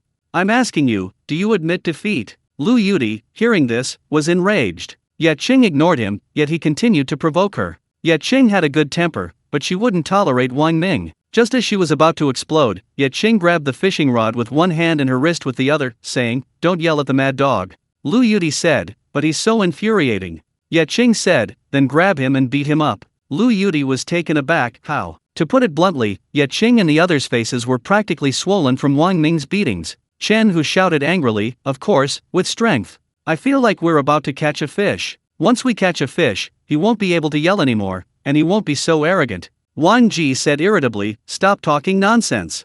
What do you mean, about to catch? A fish is a fish, and if it's not, it's not. If you say that now, and it doesn't catch anything later, won't that be even more embarrassing?" Chen, who was speechless after being rebuked by his woman. He was about to speak, but after hearing the last few words, he reluctantly shut his mouth. Indeed, the more he said now, the more humiliated he would be. Wang Ming laughed loudly upon hearing Wang Ji's words. "Well said, beautiful lady." Wang Ji pulled down her sunglasses and glared at him. "I'm not speaking up for you." Wang Ming glanced at her and said sarcastically, "Fine, I take back what I just said. You're not beautiful. You're rather average looking." Wang Ji was hurt by the rebuke. She was average looking, but being told that still made her very angry. Right now, Wang Ming's momentum was too strong, rendering the three grown men, including Ye Qing, powerless. If she were to yell and curse like a shrew, she would appear even less classy. Chen, who, seeing his woman being rebuked, couldn't control his temper. "Damn it. Say that again, you little brat. You." At this moment, Wang Ming suddenly yelled, "Holy crap. I caught another fish. Ha ha ha. Hey you, stop yelling. Only those who catch fish have the right to talk. Now, all of you shut up." Chen, who was exasperated, Wang Ji patted his shoulder and whispered, "Maybe we shouldn't record today. Recording it would be embarrassing. They wouldn't even want to watch it a second time, let alone post it." Wang Ming was still shouting, "It's a big fish. So strong. It pulled really hard. So satisfying. Ye Qing, do you know what this feels like?" The taunting was at its peak. Chen Hu and He both looked over. Seeing Ye Qing, their mood suddenly wasn't so bad anymore. Compared to Ye Qing, who was being directly attacked, they were at most caught in the crossfire, suffering negligible damage. Ye Qing ignored him and continued his bottom fishing technique, a seemingly sophisticated method that essentially involved making the bait move more aggressively to provoke the fish. Several groupers fell for it. The largest grouper, the most ferocious and aggressive, swam the fastest, opening its massive mouth and swallowing the shrimp whole. It was quite pleased with itself. It wiggled its head to show off to its companions, then suddenly felt a sharp pain in its mouth. Holy crap! This shrimp is poisonous. The grouper, hooked, thrashed violently and swam towards the rocky cave. Ye Qing jerked the rod sharply to set the hook. The immense pull traveled along the taut line, the rod tip sank, and Ye Qing, bracing the metal end, bent the rod into a deep bow, an arc more alluring than a woman's peach-shaped buttocks to an angler. A clean bite. The hooked grouper couldn't escape. The electric eel was hiding nearby, clearly visible to Ye Qing through its perspective. The grouper weighed about 8 or 9 pounds, not very big, posing no threat to the fishing line or rod. Ye Qing didn't even bother playing the fish, focusing all his energy on reeling it in. While reeling in, he called out, "Xiao Ming, I got a fish too." Lu Yudi immediately came over, gripping the boat's handrail with both hands, craning her neck to look, and exclaimed excitedly, "We really got a fish." Wang Ji, who had just put down her GoPro, instinctively raised her hand, pointing the camera at Ye Qing. Chen Hu and He looked over, their eyes filled with envy. Seeing Ye Qing's relaxed demeanor, the two shook their heads and said in unison, "It doesn't look very big." Ye Qing nodded and said, "It isn't very big, but it's still better than the previous Shi Zhugong," he said. With a splash, he pulled the grouper out of the water. Water splashed everywhere. It was a tiger grouper. Ye Qing appeared very calm. This tiger grouper was completely different from the one he caught last time. It was at least half the size, so it was just an ordinary fish, only good for normal sale. According to the market price, it would be about 150 yuan per jin, 500 grams. The value of this fish was only just over 4 figures. To be fair, saltwater fish are stronger than freshwater fish. The moment the fish was hooked, the taut fishing line and the resulting pull were quite satisfying. Very wonderful. This was completely different from the feeling of shivering and then feeling utterly bored. It was much more exhilarating. It was even more addictive. He'd already pulled the tiger grouper out of the water, but the trembling from excitement wouldn't subside anytime soon. He watched with envy, shouting, "I was wrong. I actually thought the fish wasn't big. I've come here several times and never caught a tiger grouper this big. Dude, where's the landing net?" Ye Qing shook his head, "Didn't bring one. You don't need a landing net for such a small fish." As he spoke, he jerked the fishing rod up, the line snapped, and with a flick of the wrist, the tiger grouper arced through the air, landing perfectly in Ye Qing's hand. Everyone. Chapter 57. Torture him. Ye Qing had no intention of showing off. He was a straightforward person. He always said what he meant. It was true that he didn't need a landing net. Swinging the fish directly up wasn't his invention. This was lure fishing for flying fish. Most people could do it, but few could fly the fish that high, and even fewer could catch it afterward. Ye Qing's casual grabbing of the tiger grouper was an instinctive action. After all, his body had been enhanced in every way by the Dragon Ball, making his eyes and hands ridiculously fast. He couldn't deliberately avoid catching the tiger grouper just to keep a low profile. If he did, the tiger grouper would die, and even a 4-figure sum wouldn't be enough to buy it. He had to do this to make money. But seeing the astonished and stunned expressions of Lu Yudi and the others, Ye Qing belatedly realized that his instinctive action had a powerful impact on ordinary people. At this moment, he deeply felt the gap between himself and ordinary people, a chasm that seemed insurmountable. From now on, his situation in the world of ordinary people would only become more and more difficult. Ye Qing realized that thinking like this was rather irritating. He decided to stop thinking about it. Whatever. His strength no longer allowed him to be low-key. He clenched his fist and muttered, "Damn it, such a show-off." Chen Hu's lips twitched, and he actually pulled it off. Wang Ji pointed her GoPro at Ye Qing and asked, "Handsome, you call this a small fish?" Hearing their question, Ye Qing explained, "It's only about 8 or 9 pounds, not even half the size of the tiger grouper I caught before. Comparatively speaking, it's not big. I didn't mean to say this fish was small. Don't misunderstand. What's the point of showing off to his own people? If he wanted to show off, he should go to Wang Ming." Lu Yudi rolled her eyes, thinking that the previous fish could be considered a king, and compared to that, this blind fish was practically a small fry. To use a somewhat inappropriate analogy, compare a tank to a train. Isn't the tank small? But can you say a tank is a small car? Wang Ji was also speechless. Ye Qing looked kind and gentle, but she never expected him to be so unstoppable when he started showing off. What do you mean, only 8 or 9 pounds? What are He Zhe and her boyfriend supposed to do, who haven't caught a single fish? Are they even going to fish anymore? And he caught a much bigger tiger grouper before? Well, he's successfully shown off again. Under Ye Qing's overwhelming aura, the defeated He Zhe and Chen, who silently returned to their fishing spots, gripping their rods, their eyes fixed on the sea, silently praying to the goddess Mizu for a catch. If they didn't catch any more fish, neither of them would survive. On the neighboring yacht, Wang Ming, still focused on reeling in his fish, grumbled, "Who are you calling Xiao Ming? Xiao Ming? Who are you to call Xiao Ming? You little brat, you." He looked up, cursing, and saw Ye Qing holding a tiger grouper about half a meter long. The rest of his words caught in his throat, unable to come out. At that moment, the fish he was reeling in surfaced, also a tiger grouper, but clearly much smaller than the one Ye Qing was holding. Simply put, if Ye Qing's fish was the father, then the one he caught was definitely the son. Originally, he was quite pleased with his string of catches, but now, Ye Qing had poured cold water on his enthusiasm. The comparison was too stark. Wang Ming was even more annoyed, shouting irritably, "You actually caught something this big?" Ye Qing smiled and said, "Not bad, right? It's only slightly bigger than your 2 fish combined. Want to experience catching a big fish? Just call me brother, and I'll give you free pointers." Wang Ming's face darkened with anger. Ye Qing was using his own words against him, and he couldn't refute it. He was so angry he wanted to throw away the tiger grouper he had just caught, but then he thought better of it. But he had nowhere to vent his anger. Looking at the tiger grouper in his hand, he grew angrier. It was all this tiger grouper's fault. It made him look so foolish. He grabbed the grouper and slapped it twice, making its head wobble. Not only were the 2 women beside him stunned, but the grouper was probably dumbfounded too. Being caught was bad enough, but to make matters worse, he slapped it. This man was truly inhuman. If there were a fish rights association, it would definitely sue Wang Ming to death. Lu Yudi, seeing Wang Ming taking his anger out on the grouper, was overjoyed, laughing hysterically. Even the most beautiful scenery couldn't compare to her smile. She kindly advised, "Wang Ming, hurry up and leave. If you don't leave, you're going to get tortured." Wang Ming gritted his teeth and shouted, "Even if I jump off this cliff and drown here, I won't leave. We'll see. Let's see who tortures whom." Lu Yudi looked at Ye Qing. Ye Qing smiled and said, "You've really set the mood perfectly.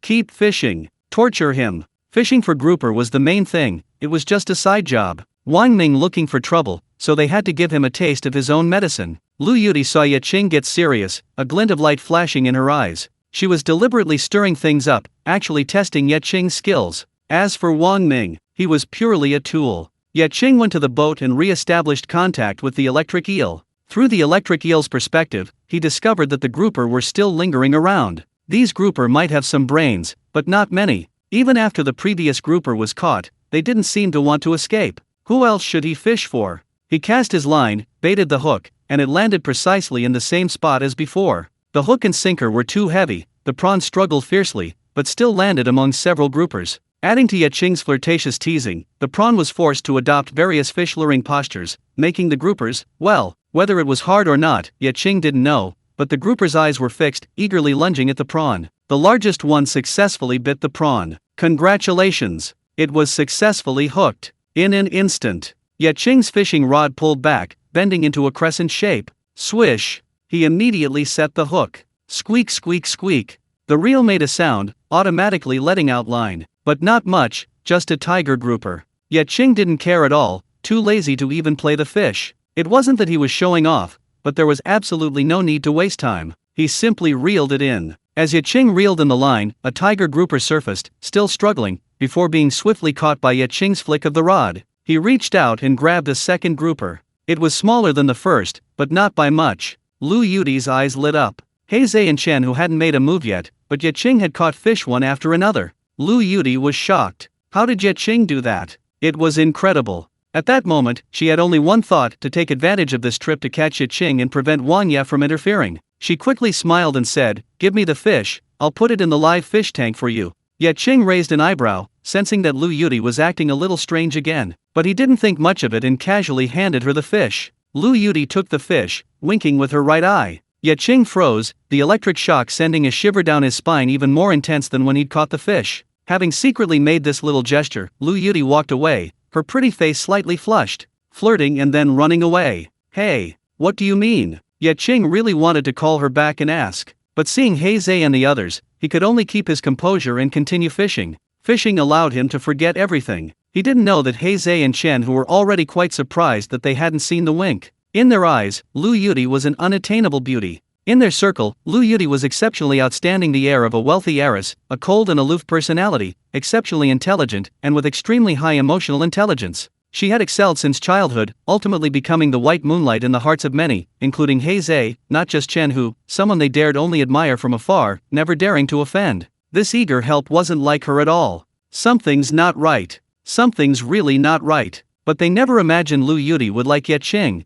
because it was absolutely impossible. Lu Yuti had even rejected the absolute academic genius and heartthrob in their circle, so how could she possibly be interested in a mere fisherman? Chapter 58 The Chosen One. Without them saying a word, Ye Qing knew that Lu Yuti couldn't possibly have feelings for him. This was reality. It wasn't a novel. Even in novels, the male lead is incredibly powerful, possessing various superhuman abilities to make women swoon. Something unusual must be going on. Lu Yuti's little scheme was practically right in front of him. He silently analyzed why Lu Yuti was doing this. What was she after? Ye Qing thought it over. Besides his perfectly proportioned height of over 1.8 meters, 8-pack ABS, and a handsome face comparable to the average guy, he didn't seem to have anything worth coveting. Therefore, there's only one truth. Lu Yuti was trying to win him over. She was just using the wrong methods, taking him for something else. Ye Qing decided to play along. Let her try to win him over, let her tease him, let her do whatever she wants. I'll eat my hat if I even move. To be honest, if he didn't possess the dragon pearl and have a clear head, he probably would have really been bewitched by her and become her devoted follower. Just as he was lost in thought, a tremendous pulling force came. Yo-ho! A fish on board. It feels so good. Ye Qing was so immersed in the joy of catching the fish that he completely forgot about Lu Yuti. It was a grouper. With a casual flick of his wrist, the flying fish landed on the yacht, accurately caught in his hand, and then handed it to the back. Take the fish. Lu Yuti responded, coming. Watching her take the fish away, Ye Qing felt perfectly justified in doing so. What? You're trying to take advantage of me, and I can't even order you around? It has to be said, it's quite easy to use. In 3 words, it's so satisfying to use. The fishing boat next door. Wang Ming, out of the corner of his eye, saw Ye Qing catch another fish, and his heart pounded with anxiety. He was here to settle scores, not to be humiliated. When it came to fishing, he wasn't bragging, he was an absolute expert. From childhood, the first time his parents praised him was because he loved fishing. In their words, fishing was great, and it didn't cost much. When they said they wanted to buy a yacht, they happily bought him 2 on the spot. Therefore, Wang Ming had always treated fishing as a career. But now, his career was facing its biggest challenge. He was about to be humiliated by that stinky fisherman Ye Qing. So, he decided to pretend he didn't see it. Just then, the 2 women beside him started shouting, "Young Master Ming, he's caught another fish. That's the 4th one. Young Master Ming, keep it up. You've only caught 2 fish." Wang Ming's face darkened. Were these 2 silly women cheering him on or mocking him? Wang Ming, somewhat exasperated, shouted, "Shut up." The 2 women exchanged a glance and quickly shut their mouths. They were just 2 fishing enthusiasts, knowing only a little about fishing, but they paid to keep Wang Ming company and didn't dare offend him. Seeing Wang Ming's expression, they belatedly realized he was angry. Why was he angry? So what if he caught 2 fewer fish than that handsome guy? What's the big deal? Fishing enthusiasts are always a little eccentric. Silently criticizing them, the 2 women wisely kept quiet until they saw Wang Ming catch a fish. Then, wanting to make amends, they excitedly clapped and cheered. He caught a fish. Young Master Ming is so awesome. Young Master Ming is the best. Tai Ku La. Amidst their exaggerated shouts and yells, Wang Ming used his waist strength to jerk the rod and set the hook, but the fish got away. The 2 fishing girls were still yelling. Wang Ming was exasperated. Had he paid these 2 just to suffer? He yelled, "Stop yelling. Why did these 2 have to grow mouths?" He swore. Next time, he'd definitely blacklist these 2 jerks. The fish capsized next door. Ye Qing was having a great time catching fish. He set the hook. He pulled the rod back like a full moon. Wang Ji was filming with her GoPro. The setting sun was blood red, and the way she flicked the rod to catch the fish was incredibly stylish. Ye Qing's profile in the afterglow was breathtakingly handsome. Zhe and Chen, who were envious and jealous. Ye Qing kept catching fish. It made the 2 of them look like complete losers. Holy crap! This isn't scientific. Why is he catching fish so often? Is my bait not moving fast enough? The newcomer was completely baffled. Lu Yuti walked over, reaching out to catch a fish. when she was accidentally slapped on the cheek by the tiger grouper's tail. The pain was intense, and she said resentfully, "Ye Qing, take it easy. Catching fish like this, aren't you tired?" "I am." Ye Qing nodded. Casting the line, baiting the hook. "Fish on." He turned to Lu Yudi, shrugging, "You see, I'm very casual." It wasn't that he wanted to fish, it was that the fish were relentlessly biting. Lu Yudi gritted her teeth. "I think you're trying to kill me." Ye Qing chuckled. Article 5, Article 6. Lu Yudi had just put the previous fish into the live fish tank and was still walking to the boat when she saw Ye Qing putting in more fish. Her legs trembled, and wiping the sweat from her brow, she gasped, "Go put the fish into the live fish tank yourself." The smallest of these fish weighed at least 8 or 9 pounds, and they were still lively and jumping around. She, a pampered young lady who had never lifted a finger, waited on hand and foot, with a maid at home and a driver when she went out, had never experienced this kind of hard work. What she couldn't stand the most was that Ye Qing was actually ordering her around so arrogantly. How infuriating. Did he really treat her like a servant? Ye Qing teased, "Is that all you can do?" Lu Yudi rolled her eyes. "So what if I can't? I'm a girl, I can't do it. Go do it yourself. Don't expect me to help you." "Humph." She sat down angrily, turning her face away, deciding to give up on this method of trying to please Ye Qing. Ye Qing sighed, "Fine." He hadn't expected Lu Yudi to be so easily worn down. What a pity. Zai and Chen, who were incredibly spurred on, they wanted to work that hard too, even if it killed them, but their strength wouldn't allow it. In the past half hour, they had also caught some fish, 2 each. But what was there to say? In front of Ye Qing, they were nothing but trash. Wang Ji, a little tired from holding the GoPro, sat down next to Lu Yudi and asked curiously, "Where did you find such a pro?" Lu Yudi smiled and said, "Fate, I guess." Wang Ji narrowed her eyes, "You like him?" Lu Yudi hesitated for a moment, then shook her head and said, "Just interested, curious, and amazed at how lucky he is. If you fell for him, he could skip 30 years of hard work." Wang Ji joked. Seeing Lu Yudi's lack of response, feeling awkward, she quickly added, "But he's incredibly lucky, practically a chosen one." As she spoke, she glanced at Zai and Chen Hu. They had already caught 3 fish, which was actually quite normal. If they were always catching a ton, nobody would bother with work, everyone would just go fishing. But compared to Ye Qing, they were nothing. She calculated that Ye Qing had already caught 10 fish in just 1 hour. 6 minutes per fish. Subtracting the time to reel them in, it was basically a 1 cast per fish catch. It was unbelievable. The two of them had watched the whole thing, and there was even a GoPro filming. They could say with certainty that Ye Qing hadn't done anything special. From fishing deer to bait, all 3 of them used the same thing. To be honest, Ye Qing was still a novice when it came to casting and reeling in fish. His movements and posture were standard, but he lacked adaptability. Logically, Zai and Chen Hu should have caught more fish than Ye Qing. But the result was quite the opposite. Ye Qing showed absolutely no signs of cheating. Therefore, it could only be attributed to luck. Chapter 59. Wang Ming cried. Another half hour passed. The 13th tiger grouper. Ye Qing tossed the fish into the first live fish tank and silently counted. I glanced at the 2 live fish tanks next door. There were only 3 or 4 fish in each. A quick comparison made me quite satisfied with my haul. There weren't any tiger groupers weighing over 7 or 8 pounds around here where the yacht was moored. "Let's go somewhere else," he said. Zai and Chen Hu exchanged a glance and nodded. He'd listened to advice and eaten his fill. Zai said, "Whatever you say. Where do you think we're going?" Ye Qing was taken aback. I said. Zai said somewhat embarrassedly, "Yes, you're so lucky. Don't mind if we tag along?" Ye Qing smiled, "Not at all." "Then let the captain take the boat.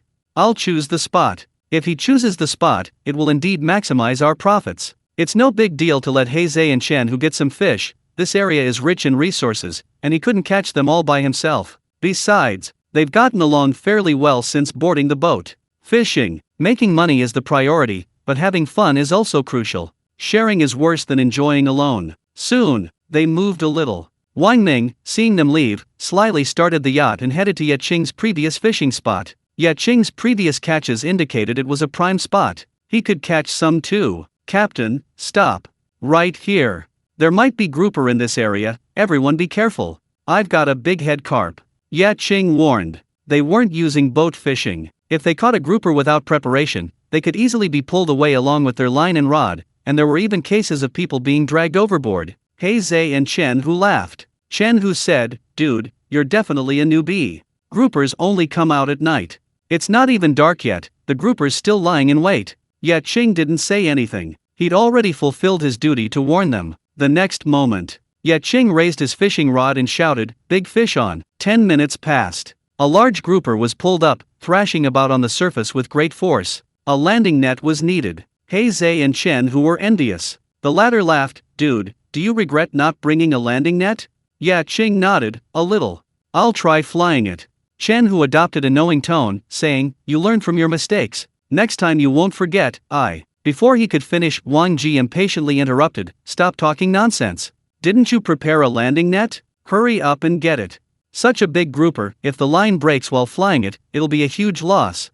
Chen, who whispered, "That's my landing net." Wang Ji kicked him, "Do you need it?" Chen, who didn't dare say a word and quickly prepared the landing net. A few more minutes passed. The big grouper was scooped up. Ye Qing looked at the landing net and said, "I'll have to keep this handy from now on." Chen, who teased, "Using a landing net is a mystery. Take me for example, I always bring it, but I've never used it. The last time I used it was probably last year. But if you don't bring it, you'll be landing big loads, like you, ha ha ha." Ye Qing glanced at him and said calmly, "That's you. I'm different." Chen, whose laughter stopped abruptly. Damn it. He got away with it. Comparison is the thief of joy. Next, Zhe and Chen, who also caught fish one after another. A huge catch. They were very excited, unaware that there was an electric eel working underwater. Lu Yuti, watching with envy, also grabbed a fishing rod and prepared to fish. She used a small hook, so she pulled up a yellowfin sea bream weighing about a pound. She cast her line and easily flew the fish onto the boat.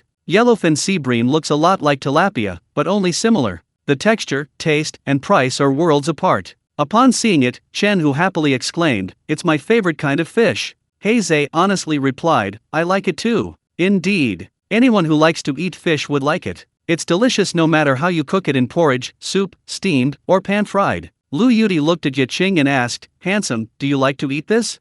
Ye Qing nodded, "I like pan-fried." Lu Yuti said, "Then let's have an extra dish tonight, pan-fried dried fish." Chen, Hu and Zhe looked at Ye Qing with even more envy and jealousy. A little while later, Lu Yuti caught another fish, a purplish-red snapper. Ye Qing, seeing it, said, "Red snapper, braised, the taste is indescribable." Lu Yuti immediately said, "Then we'll braise it tonight." A few moments later, a rockfish, just caught, was served to Ye Qing by Lu Yuti. Ye Qing thanked her with a smile. Zhe and Chen, who were incredibly envious. Wang Ji, as the photographer, recorded all of this material. That's it. Lu Yuti had specially prepared 6 live fish tanks on the yacht, planning to fish for a maximum of 10 hours, thinking she'd be lucky to fill them halfway. But who could have imagined that before dark, the second tank was already nearly full. More than 20 large fish were thrashing about inside, making it somewhat crowded. For now, they'd just have to make do. Just then, Ye Qing caught a sea bass. It wasn't small,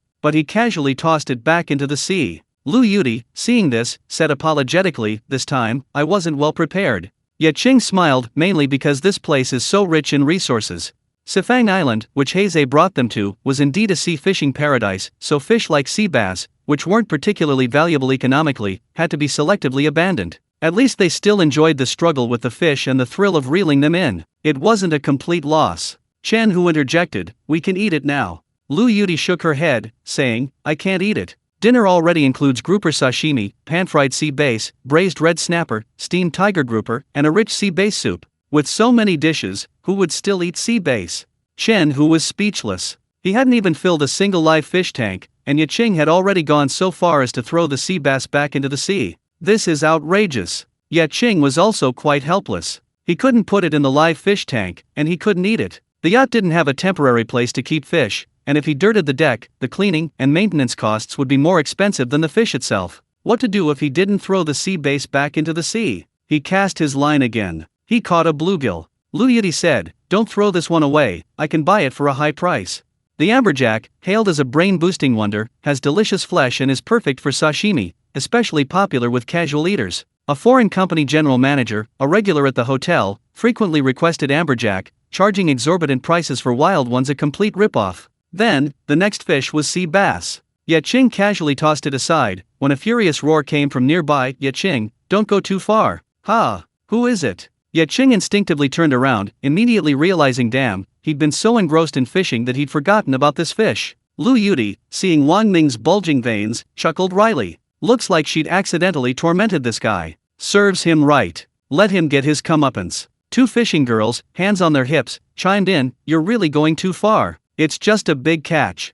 You even threw away the fish you caught. That's outrageous, so outrageous. You'll stop at nothing to torment young Master Ming. It's just a few dozen fish, what's there to brag about? Young Master Ming has plenty of money, he can buy them. Our young Master Ming may have lost, but he's still honorable. Young Master Ming, you got sand in your eyes? Why are you crying? The two fishing girls panicked. On the adjacent yacht, Ye Qing and the other 5 were stunned. Where did Wang Ming find these 2 gems? Anyone who didn't know better would think they were spies they'd planted. Sand in his eyes? Where would sand come from in this vast ocean? These 2 fishing girls really have no sense of propriety. Wang Ming wasn't brought to tears by their insults, but they managed to make him cry. Every word they shouted was like a knife, stabbing into Wang Ming's heart, the kind that splattered with blood. Chapter 60 Discovery of the Large Yellow Croaker. Wang Ming screamed hysterically, "Shut up! If you don't shut up, I'll throw you all over the sea right now." "Oh, Goddess Mazu, I'm guilty, you can have the police arrest me.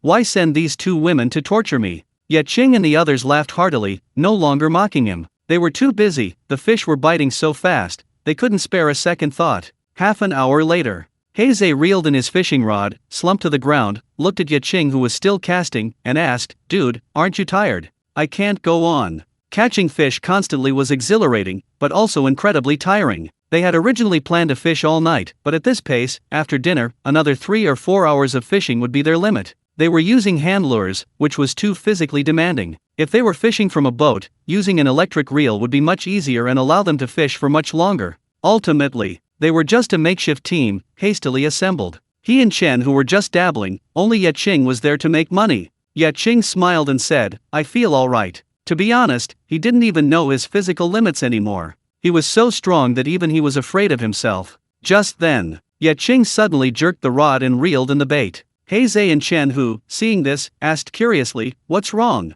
Planning to stop?" Ye Qing shook his head and said, "I feel like there's a big one over there."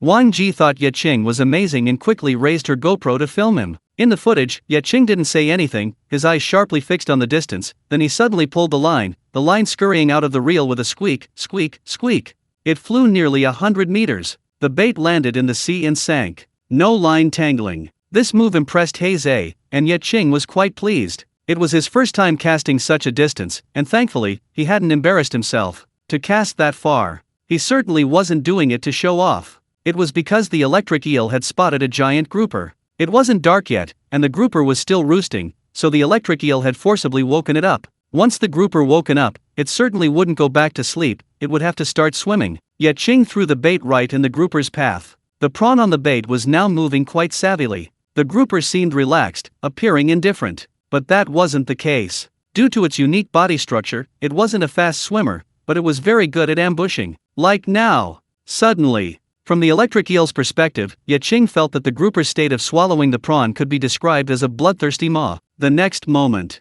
a fierce, surging force transmitted through his arm, causing him to sway slightly. He quickly raised the rod, braced his waist, and then exerted force. Squeak, squeak, squeak. The reel continuously let out line, emitting a sound of strain. The fishing line, under immense tension, emitted a beautiful, buzzing sound as it cut through the water. Yet Qing was truly excited, feeling his blood boiling, the power surging from the dragon pearl erupting through his limbs. Awesome! Incredibly awesome! Indescribable! Exquisitely wonderful! Yet Qing felt that even if Lu Yudi were shoved into his arms and played with at will, he would push her away immediately. No one could stop him from fishing. The first step in fishing is to eliminate the woman in your heart. With no woman in your heart, casting the rod will naturally be divine. At this moment, his eyes were only on the grouper. The two were mortal enemies, it was a fight to the death. There was nothing more to say. The giant grouper struggled with all its might, trying to swim towards the underwater reef. Once it got into the hole, even a god couldn't catch it. This was the survival experience it had gained over the years.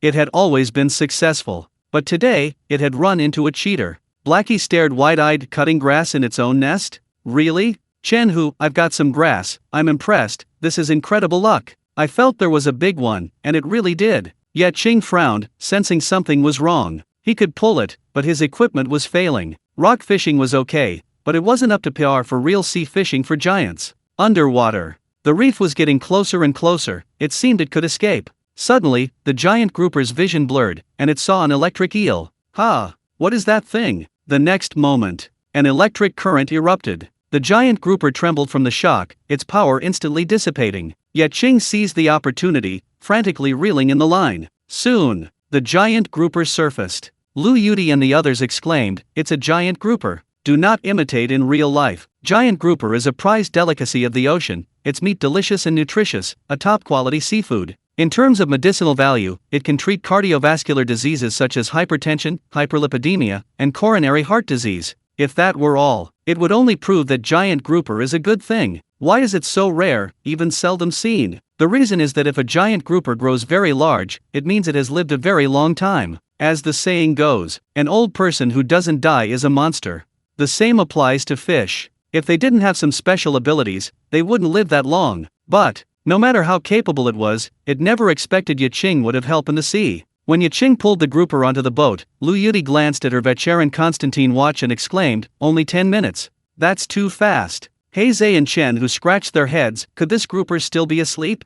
They were completely baffled. Weighing 107 jin, approximately 58.5 catties. Actually, this grouper wasn't particularly large. Truly large ones can reach 300 or 400 jin, approximately 150 to 200 kilograms. Ye Qing's target fish was this. Having caught this grouper, he felt his trip had been worthwhile. As for the rest, it was simply a matter of how much he earned. For him, earning more would be better, but earning less was acceptable. He wasn't in a rush anymore. By processing the grouper and putting it in the freezer, it was already dark. The crew came over and said the meal was ready. Lu Yudi said, "My captain is not only a great sailor, but also an excellent cook. Let's eat and rest for a while before continuing." Ye Qing nodded. After fishing for almost 3 hours, he was hungry too. Lu Yudi opened a bottle of wine to liven things up. Captain Lao Du sliced raw fish on the spot with exquisite knife skills. The slices were as thin as cicada wings. Ye Qing picked up a slice. It looked like jelly, crystal clear, and with the dipping sauce, it looked incredibly tempting. Putting it in his mouth, he first felt soft and chewy, then it was very bouncy and smooth, with a sweet aftertaste.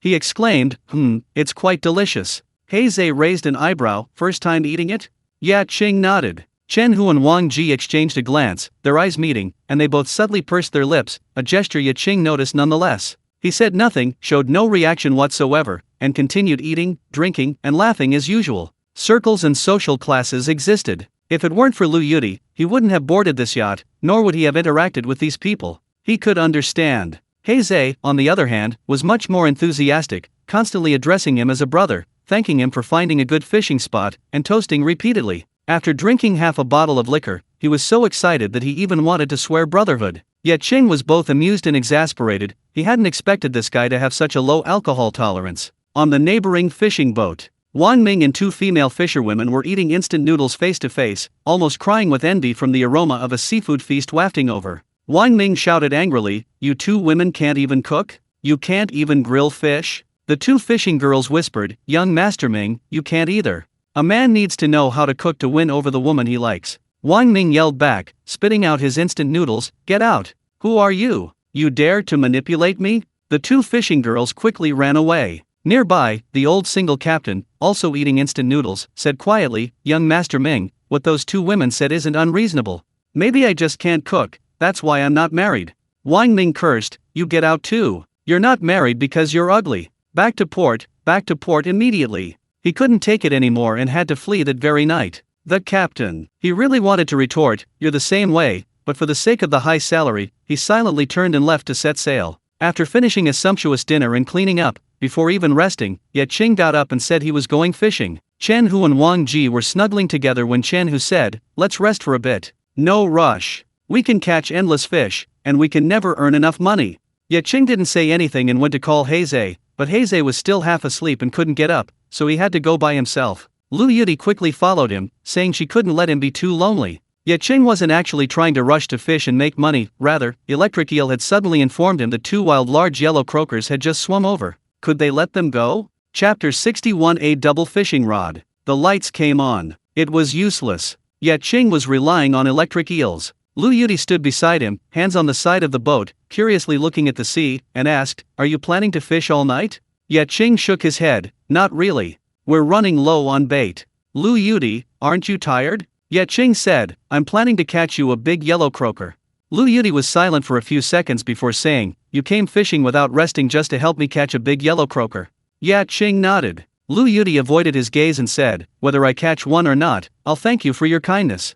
Ye Qing smiled mischievously to himself. "You schemed against me, you probably won't mind me trying to win you over, right? That way, Lu Yudi will probably give him a higher price because of his good intentions." Ye Qing happily cast his line and baited the hook. On the seabed, amidst the tangled reefs, caves, and coral reefs, many tiger groupers swam about, while smaller fish darted in and out, barely having time to react before being preyed upon by those above them in the food chain. In the ocean, survival of the fittest, big fish eat small fish. In the chaotic seabed, two large yellow fish swam rapidly. They were very happy, eating as they swam, unaware that not far away, an electric eel was watching them, its eyes gleaming with greed. They were two wild large yellow croakers. He didn't know how they had wandered here. Yet Qing felt that, possessing the dragon pearl, his luck was indeed much better than others. Since fate had brought them here, he had to catch them. While watching through the electric eel's perspective, Ye Qing threw the bait directly in front of the two large yellow croakers' swimming direction. Ye Qing jerked the rod, causing the shrimp to dart away. Seeing this, the two large yellow croakers instinctively attacked. To Ye Qing's surprise, the two yellow croakers simultaneously bit the shrimp, neither giving way. Ye Qing was overjoyed, inwardly exclaiming that his luck was unparalleled. Two fish on one rod. At that moment, he was incredibly grateful he had used a double hook. He immediately set the hook and quickly reeled in the line. The two large yellow croakers struggled violently, darting around, but with their mouths firmly in their mouths, their struggles were destined to be futile. In just 2 minutes, Ye Qing had hauled them both to the surface. When the first large yellow croaker surfaced, Lu Yudi thought she was hallucinating. She actually saw one large yellow croaker. No, there were two, so it must have been a hallucination. She blinked hard until the water droplets from the struggling yellow croaker landed on her face, finally bringing her fully awake. "Ah, it's a yellow croaker. Two of them. My God!" Lu Yudi's scream pierced the night, making the silent ocean roar. Under the lights, the yellow croaker shimmered, its entire body yellow, its dorsal and caudal fins seemingly golden, exuding an air of luxury. So beautiful. Ye Qing smiled broadly. Wild yellow croakers are even rarer than yellowfin tuna, and to catch two at once was something worth remembering. As he was marveling at this, he suddenly felt a weight in front of him. Lu Yudi, in her excitement, hugged him, then quickly let go. Whether it was intentional or not, she didn't know. She'd been taken advantage of. What a pity. He didn't have any hands to hold. The lounge. Chen Hu and Wang Ji, who were just getting into the swing of things and about to get into the main act, were suddenly startled by Lu Yudi's screams and shouts. When they came out, they saw Lu Yudi taking pictures of two large yellow croakers. My God, holy crap, large yellow croakers. The two ran over excitedly, looking at the two large yellow croakers. Lu Yudi had already weighed them and said proudly, "One is 12 jin, and the other is 15 jin. Hiss. The two gasped. Even though they were both rich kids, they were still shocked. They had both eaten wild yellow croakers before and knew all too well what the price was. Chen Hu looked at Ye Qing and said enviously, "Dude, you're awesome. That's incredible luck. I'm so envious. We too couldn't earn as much as you do from just one fish in a year."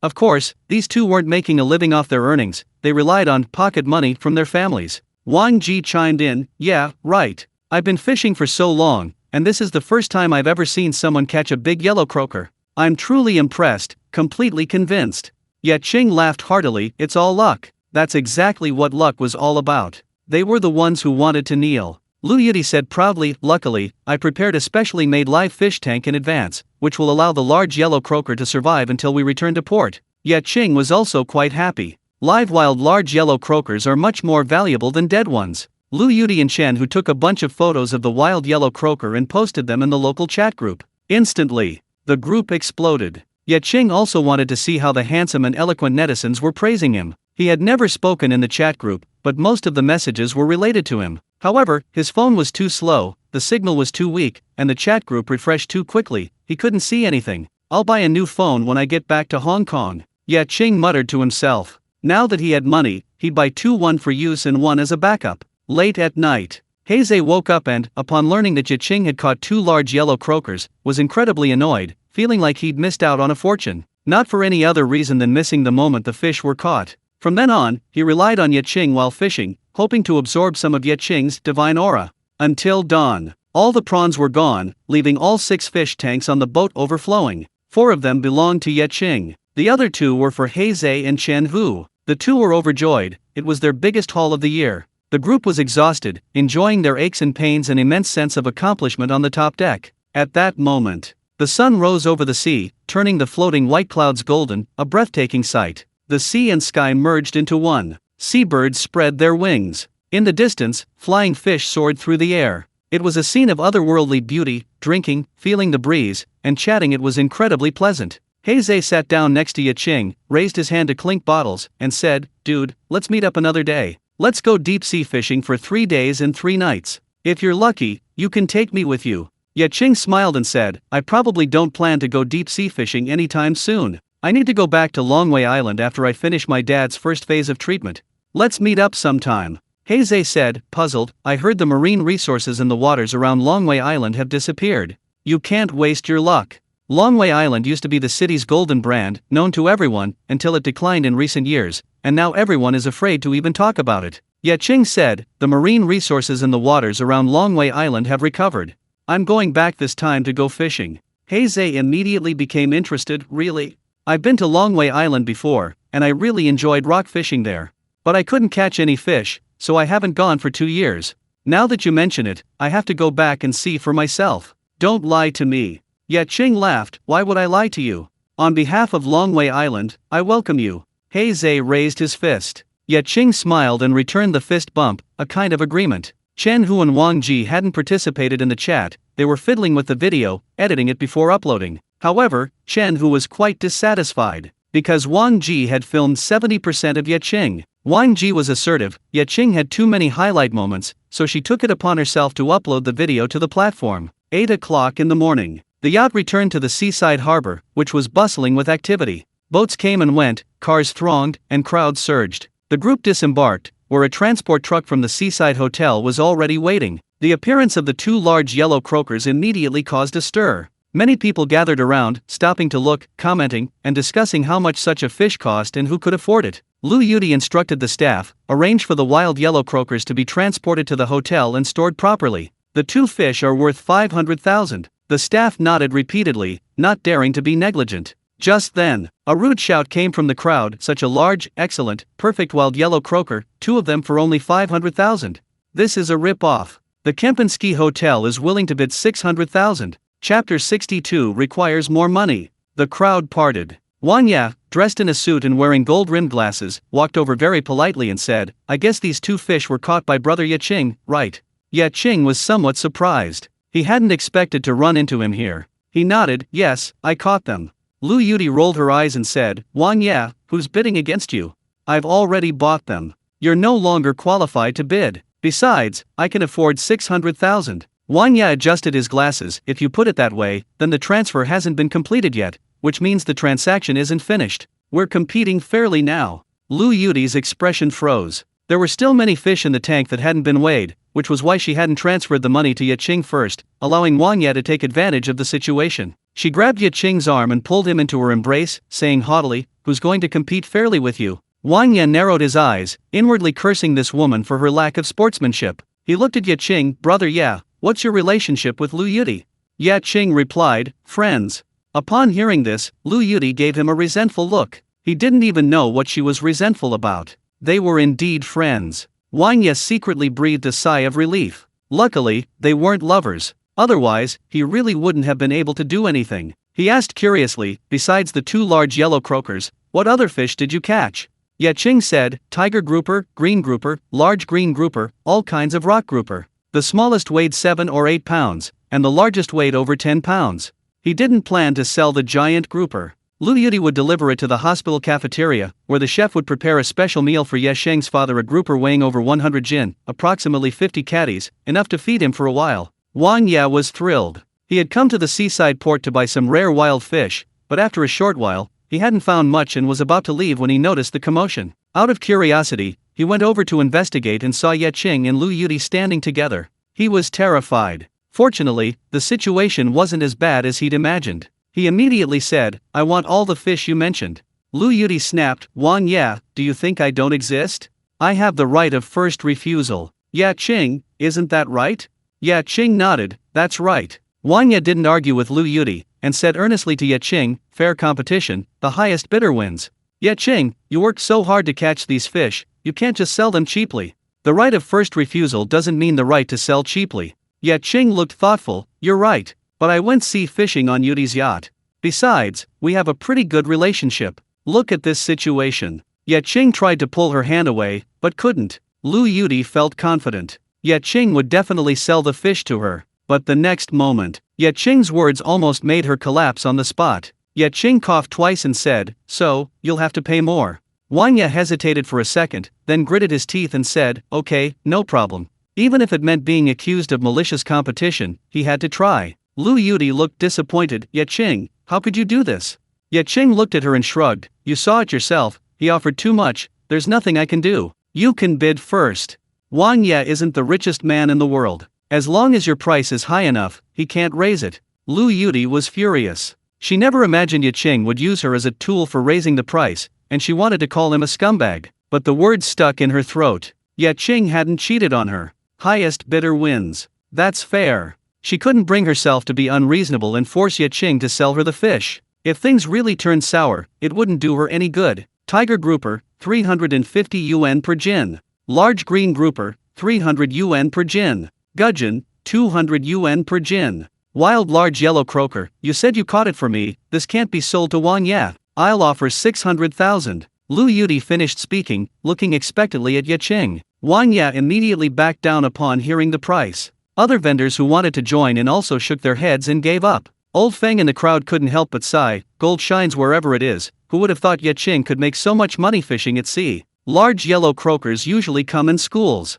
If you catch a boatload of wild large yellow croakers with a fishing net, you'll really be rich. Ye Qing looked at Lu Yudi's expression, as if she would cry if he didn't agree, and smiled, nodding in agreement. He was still soft-hearted. Men are always too soft-hearted. To bump into Wang Ye here and have them bidding against each other, he was incredibly lucky. 21 tiger grouper, 168 jin in total, that's 58,800 yuan. 6 large green grouper, 85 jin in total, 25,500 yuan. 11 bluefish, 100 jin in total, 20,000 yuan. Add the 600,000 yuan for the wild large yellow croaker, and the total is 704,300 yuan. I'll transfer it to you. Lu Yudi was speaking when Ye Qing interrupted. Just transfer 700,000 yuan to me. Lu Yudi smiled. Okay. Although she hadn't lost much money, she felt much better. Ye Qing was about to leave. Suddenly, he heard someone calling him. Turning around, he saw it was Old Feng and his group of merchants. He walked over and greeted, "Old Feng, oldly. What a coincidence."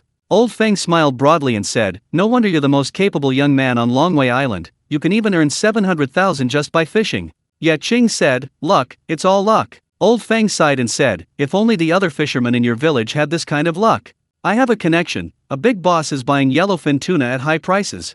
I know you caught one before and told old BA and the others. As a result, someone went to the place where you posted about catching yellowfin tuna and actually found traces of them. Unfortunately, they weren't lucky, they didn't catch a single one. When are you going back to Longwei Island next? With your luck, I think you're sure to have a big harvest." Ye Qing was intrigued. As long as there were schools of yellowfin tuna, he was bound to have a good catch. He thought for a moment and said, "I'll be back soon." Old Feng was overjoyed. As soon as Ye Qing made his move, he felt that he had a chance. If this deal goes through, it'll be a multi-million-dollar business. Ye Qing will make a fortune, and he can also profit handsomely. After chatting for a few more minutes, Ye Qing said goodbye, hailed a taxi, and instead of returning to the hospital, told the driver to go to the digital mall. The port. After Ye Qing left, Lu Yudi stayed, still overseeing the employees transferring the grouper. Wang Ye didn't leave either. He walked to Lu Yudi's side and whispered, "I consider Ye Qing a brother. If you're trying to toy with his feelings for personal gain, I won't allow it."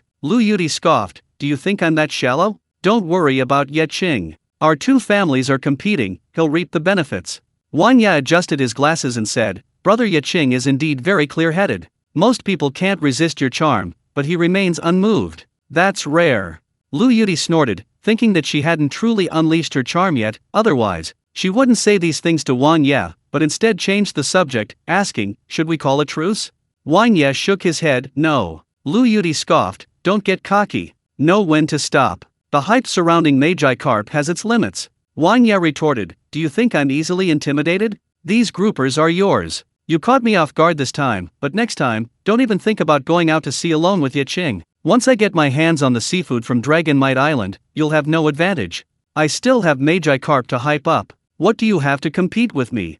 Lu Yudi glared at him, her eyes blazing, and said, "Don't push me." Wang Ye laughed, "So what if I push you? Lu Yuti said, enunciating each word clearly, I'll date Ye Qing. Wang Ye, this woman is not to be trifled with. Sigh. Chapter 63. When you have money, you have to spend it. Ye Qing had no idea that Wang Ye had almost arranged a girlfriend for him. On the way, he called Kang Ze to confirm that what Lao Feng had said was true. Unfortunately, yellowfin tuna weren't so easy to catch. Uncle Li and Uncle John had tried netting, but after working for most of the day, they hadn't caught a single fish. They could only fish. But yellowfin tuna were incredibly cunning. They rarely took the bait, and even when they did, they could escape, which was quite frustrating. Kang Ze sighed, saying that Ye Qing had really had incredible luck to catch a yellowfin tuna before. Ye Qing laughed, I'll take you to step in dog poop another day. On the phone, Kang Ze excitedly shouted, You're coming back. That's great. I've quit my job. I've been waiting for you so long, I haven't been able to eat or sleep, I haven't even had time for my girlfriend. Ye Qing said, Go out with your dad. Kang Ze shook his head, I don't want to go out with my dad and the others. They work all day and only catch so little. I just want to go out to sea with you. It's hard to go from luxury to frugality. He'd gone out to sea with Ye Qing twice, both times with a huge catch, so naturally he wasn't satisfied with small-scale operations. Ye Qing sighed, Kang Ze was truly talented, clinging to him so tightly, he was really paving the way for his future. With Kang Ze so understanding, who else would he take along? He said, Don't rush, I won't be back for a few more days. Don't just sit around doing nothing. Since our target fish is yellowfin tuna, it's a bit difficult for just the two of us to go out to sea and catch it. We need to find a boatman. A reliable one. Kang Ze hesitated, then said, Reliable boatmen are hard to find these days. Most of the fishermen on the island have gone out in their own boats. The others who went out to work won't be back anytime soon. I'll try to find one. Ye Qing gave Kang Ze a few more instructions, wanting to chat a bit more, but then his phone warned him of low battery. Ye Qing was speechless. He had barely used his phone since yesterday, it was almost dead from standby. This crappy phone was going to have to be thrown away soon. A little while later, they arrived at the electronics market. Ye Qing got out of the car. He was going to do a big shopping spree. Money is meant to be spent, right? The electronics mall was large, but looked somewhat run down. He stood in the elevator and went up to the second floor. Quickly, he found the store of China's pride, selling mobile phones, computers, tablets, TVs, and even cars. He came to the electronics mall specifically for this. Everything was available, he could buy a complete set right away. The Internet of Things, it sounded pretty exciting. As soon as he entered, he immediately attracted the attention of several sales assistants. The handsome young man who walked in was quite dashing. They almost mistook him for a big star. Upon closer inspection, however, his attire was ordinary. If he didn't have any customers, they might have gone to serve him. But now that they all had customers, they wouldn't abandon their current clients to proactively serve someone who looked like he was just browsing. Ye Qing wandered around. The store was huge, with a wide variety of products. He felt a bit overwhelmed, unsure of what to choose. He looked at the sales assistants, but they were all busy with other customers and didn't offer him any service. There was nothing more to say. He couldn't act like the protagonist in the novel, strutting around like a god, expecting the whole world to revolve around him, and demanding that the sales assistants treat him like a grandson. In reality, doing that would get him killed. Of course. He was genuinely there to buy something, and whoever served him first would definitely get a lot more sales. He could only take the initiative and say to the nearest slightly plump sales assistant, Hello, I need some information. The plump sales assistant casually replied, Excuse me, I have a customer here. Please wait a moment. The customer she was serving was a greasy man with a gold chain, whose purchasing power was much stronger than this handsome young man in front of her. She wasn't going to lose the big picture for a small gain. Ye Qing forced a smile and said, Then could you arrange one for me? The plump sales assistant looked around and happened to see a figure hurrying out of the warehouse, calling out, Zhou Yingying, come this way. Ye Qing looked over. A tall, slender girl emerged from the warehouse, carrying numerous boxes of various sizes. Looking somewhat disheveled, she put them down and hurried over. Zhou Yingying took a few steps, then noticed a familiar-looking young man next to Sister Xia. As she drew closer, she exclaimed in surprise, Ye Qing, what a coincidence. It's amazing to see you here. Ye Qing smiled and replied, Zhou Yingying, long time no see. Since graduating high school and going to university in Jiangnan, they hadn't seen each other for 4 years. Meeting like this was quite unexpected. He hadn't recognized her at first glance. Back in school, Zhou Yingying was quite ordinary, wearing glasses. But today, she was stunning. Behind her glasses were large eyes, and her lightly made-up oval face was clean and flawless, without a single blemish. She had red lips and white teeth, truly beautiful. Could it be that girls really do change so much as they grow up? The plump saleswoman, Sister Xia, asked curiously, You two know each other? Ye Qing and Zhou Yingying replied in unison, "We're classmates." Sister Xia's eyes lit up. She was worried that Ye Qing would bother her and interfere with serving the greasy man with the gold chain, so she brought Zhou Yingying along. Actually, Zhou Yingying had only been working there for a couple of days and wasn't familiar with the business at all. Since the two were classmates, she immediately went along with it, saying, "That's great. You've only been here a short time, maybe your classmate can help you close the deal." After saying that, she quickly went to the greasy man with the gold chain and enthusiastically introduced the products. After she left, Zhou Yingying whispered, "Old classmate, I haven't been here long and I'm not familiar with the business yet, please bear with me, but if you buy anything, I'll give you an employee discount." Ye Qing nodded. Of course, he could tell that Sister Xia had brought Zhou Yingying along to appease him. However, for the sake of being old classmates, he didn't bother to argue. Hearing about the employee discount, he asked, "Can I get a discount?" Zhou Yingying nodded, "Of course, I've seen others do it this way." Ye Qing said, "Thanks in advance." He needed to buy quite a few things, and the discount would save him a lot of money. Even if he were rich, he'd still save money. Wouldn't it be better to use the saved money to treat his old classmate to a meal? Zhou Yingying asked, "What do you want to buy?" Ye Qing said, "A cell phone, how about this one?" Zhou Yingying glanced at the phone and began her detailed introduction very seriously. Ye Qing listened while fiddling with it, secretly nodding in approval. His classmate's sales skills were quite good. She explained the phone's functions and advantages comprehensively. He nodded, "Okay, I'll buy it." The phone was beautiful, with an island-style design, and not too expensive, only 8,000. What he valued most was its two-way Baidu satellite messaging super strong communication. The most expensive isn't always the best. What suits you best is truly good. Of course, he couldn't just buy one for himself. He had to get one for his parents too. Speaking of which, his parents' phones were still the old-fashioned kind, used for many years and reluctant to replace them. Now that they could afford it, when was a better time to upgrade? Seeing his decisiveness, Zhou Yingying smiled and said, "Thanks, old classmate." Ye Qing shook his head and said, "Don't say that. I'm here to buy a phone." Zhou Yingying smiled brightly and said, "Come to the reception area over here. I'll go to the warehouse and get it for you. Want to exchange it on the spot?" Ye Qing said, "No rush. I want to buy a few more. Let me look around some more." Zhou Yingying was stunned. "A few more? This isn't just any phone, why buy so many?" Ye Qing pointed to a foldable phone, "How about this one?" Zhou Yingying immediately said, "This phone is." She spoke eloquently and comprehensively. Ye Qing nodded in satisfaction, "I want both of these.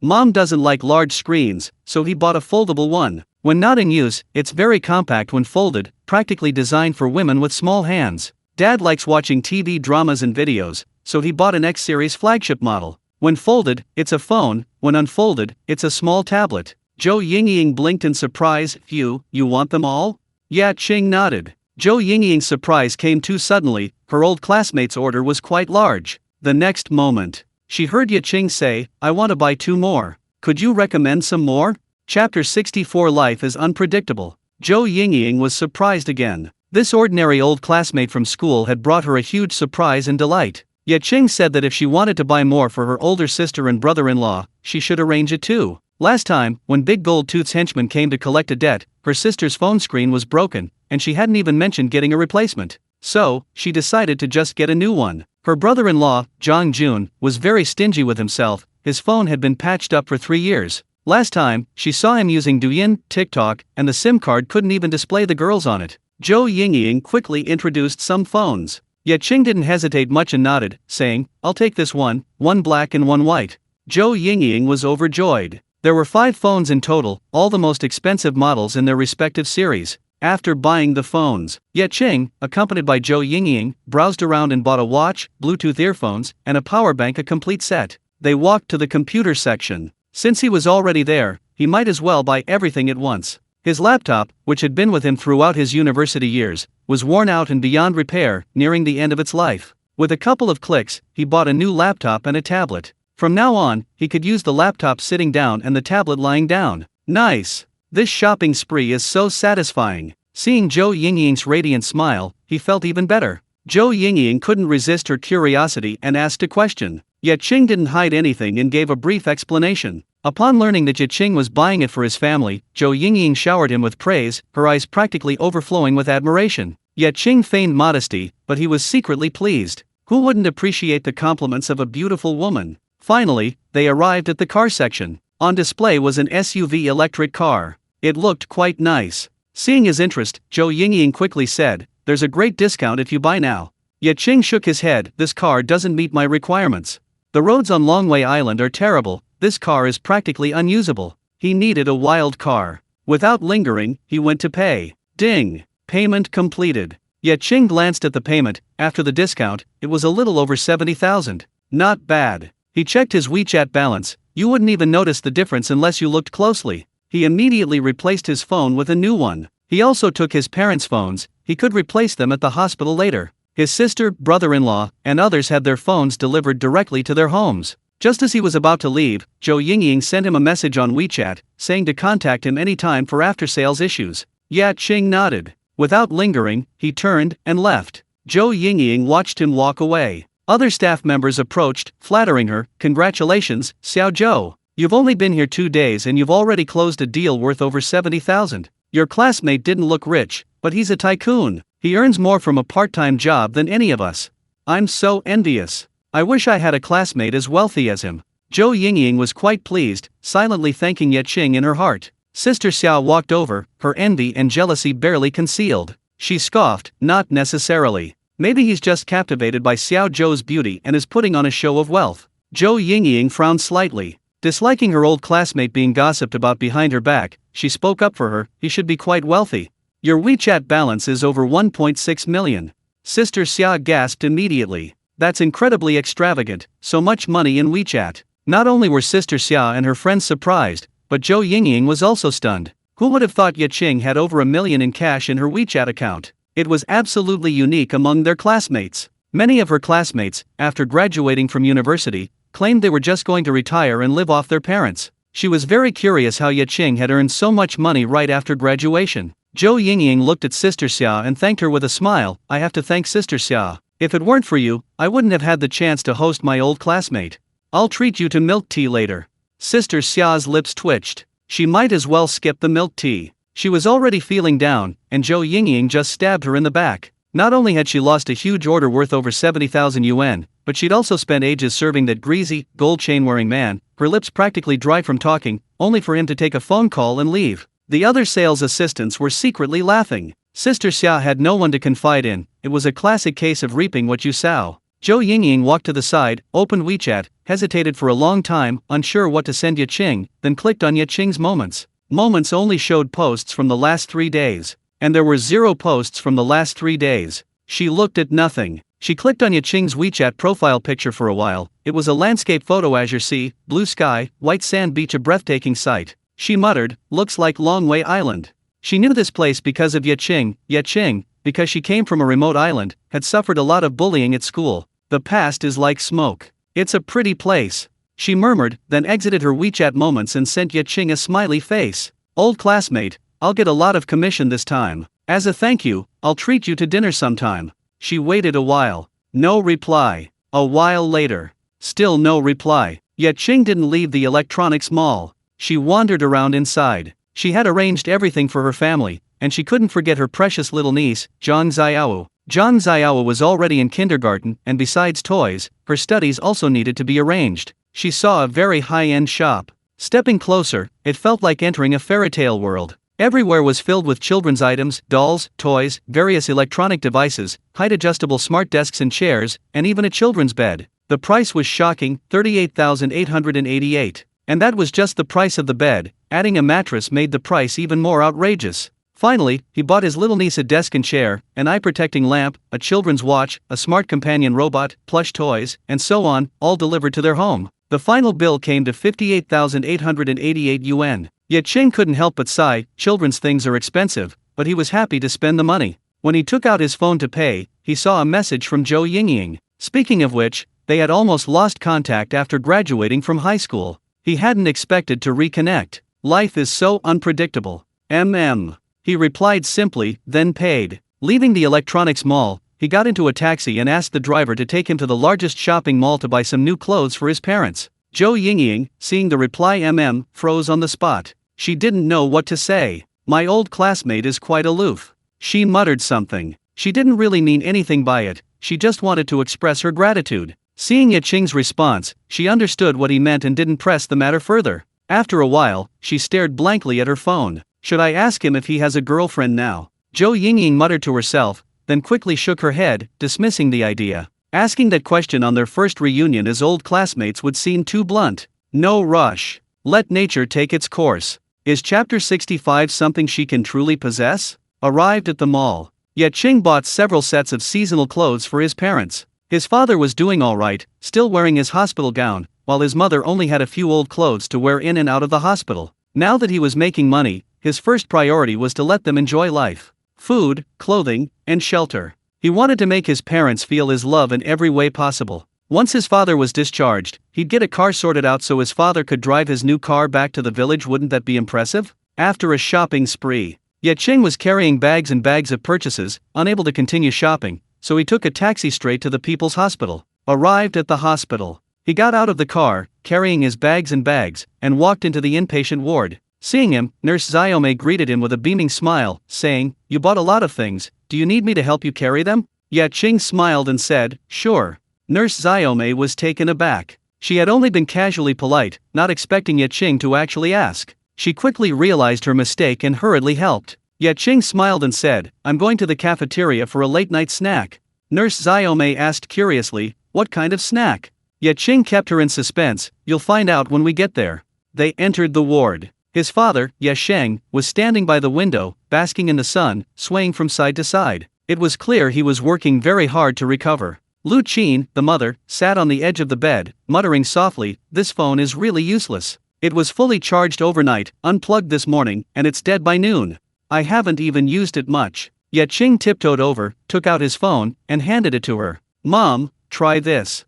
Lu Qin was stunned, then took it with delight. "Son, you bought this for Mom?" Ye Qing nodded with a smile. Lu Qin sighed, complaining, "What a waste of money. My old phone still works, and this packaging is so nice, it must have been expensive." It was only a little over 7,000 yuan. To Ye Qing, that was nothing. He shook his head and said, "It's cheap. Your phone is too old, it's a safety hazard. The sooner you replace it, the better." Despite Lu Qin's complaints, she examined the phone packaging closely, her smile growing brighter, her eyes practically overflowing with delight. How could she not be happy? Being a mother to this extent, she'd be smiling in her sleep. Dad Ye Sheng turned around, coughed twice, and said, "Your son is so filial, stop being so smug, hurry up and open it." Lu Qin happily exclaimed yes. The observant nurse Xiao Mei quickly found some scissors and handed them to her. Ye Sheng watched with a hint of jealousy. At this moment, Ye Qing pulled out another phone packaging and handed it to him. "Dad, you don't need to envy Mom, you have one too." Ye Sheng quickly took it, laughing uncontrollably. "You little rascal, since you bought it, why didn't you take it out together? Are you deliberately teasing your old man?" Ye Qing grinned mischievously, ignoring his comment, and said, "This one has dual screens. When you open it, it's a large screen." Ye Sheng deftly unpacked it, saying, "Your old man isn't an old fogey yet. Foldable screens, Dad knows a thing or two. Wow, it's so beautiful. This one must cost over 10,000, right? Son, I'm speechless. You really are my son." Ye Qing smiled. Watching his parents happily fiddling with their new phones, he suddenly felt motivated to make money. Making money was certainly fun. Even fun was spending it, especially spending it on his parents and family. Beside him, Nurse Xiaomei watched, a mixture of envy and admiration in her heart. What a wonderful man. She longed for him. But, at this moment, she felt Ye Qing was difficult to handle. She suddenly remembered a line from a TV drama, "What kind of class are you? Using the same plasma TV as me." That statement also applied to her situation. Was a boyfriend like that even possible for her? Ye Qing seemed to radiate a light that stung her eyes, even making her feel inferior. Nurse Xiaomei walked out of the ward, somewhat lost in thought. Outside, her shift partner pulled her aside, saying, "I just came from the cafeteria. They got a really big sea fish, called grouper. I heard it's incredibly delicious and very expensive, several hundred yuan a pound." The chef told the nurses in charge of the VIP ward and the attending physician to go for lunch, saying Mr. Ye said so. "Did you know about this?" Nurse Xiaomei suddenly realized, so this is the extra meal Ye Qing mentioned. He's really amazing. After saying that, she lowered her head somewhat sadly. Inside the ward, Dad, Ye Sheng, wearing a hospital gown, stood by the window, chatting on the phone with Uncle Ba. "Haha, how's the sound quality? My new phone has great reception. Hey, King Zhe made some money fishing at sea again. He's getting a bit cocky, buying everything he earns. I told Akin to be more frugal. There's not much difference between a 10,000 yuan phone and a 1,000 yuan one. Hey, Why aren't you saying anything? When did you hang up? Ye Qing muttered, then called another person. Ye Qing found it amusing. He's only buying a new phone and he's already showing off like this. If he buys a car next, his dad's tail will be wagging like crazy, and the whole island will know. Thinking about it, it's not so bad. Mom Lu Qin, lying in her hospital bed, asked while playing on her phone, "How much money do you have right now?" Ye Qing opened WeChat on her phone, glanced at it, and said, 1582149.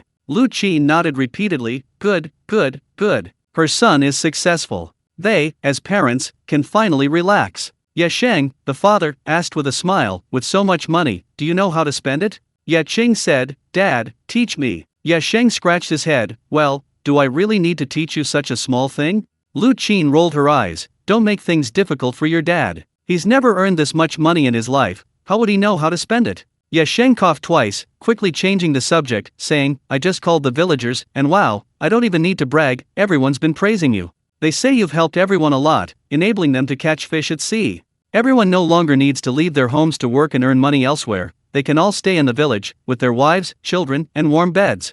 We have to thank you for all of this. The village chief keeps insisting that you come back to the village as soon as possible to take his place. Ye Qing shook his head, I didn't really do anything. I'm embarrassed by all the flattery from the villagers. Besides, even if I did do something, it's just what I should do. This time, when his father fell ill, the village not only raised money but also helped a lot. He had already paid back all the money, but it's hard to repay the favors. His parents were outsiders, and the fact that they were able to settle down on Longway Island and not be ostracized in the village shows what the village's atmosphere is like. The village is very united. If anyone is in trouble, they'll help each other. If someone finds a good fishing spot, they'll invite everyone to go. Ye Qing had seen this all his life. Now that he had the ability, of course he couldn't be selfish and only think of himself. Ye Qing laughed heartily, his face full of approval. Good, as expected of my son, your awareness is almost catching up with mine. Ye Qing nodded in agreement. In his memory, his father was basically a stern man, but he realized that his understanding was too superficial. It wasn't that his father didn't like to smile, but rather that there were very few things that could make him smile. In reality, who doesn't like to smile? Lu Qin said softly, son, your father isn't asking you to do anything specific. You don't need to feel pressured. Ye Qing nodded and said, I understand. Don't worry, I won't do anything to impress others.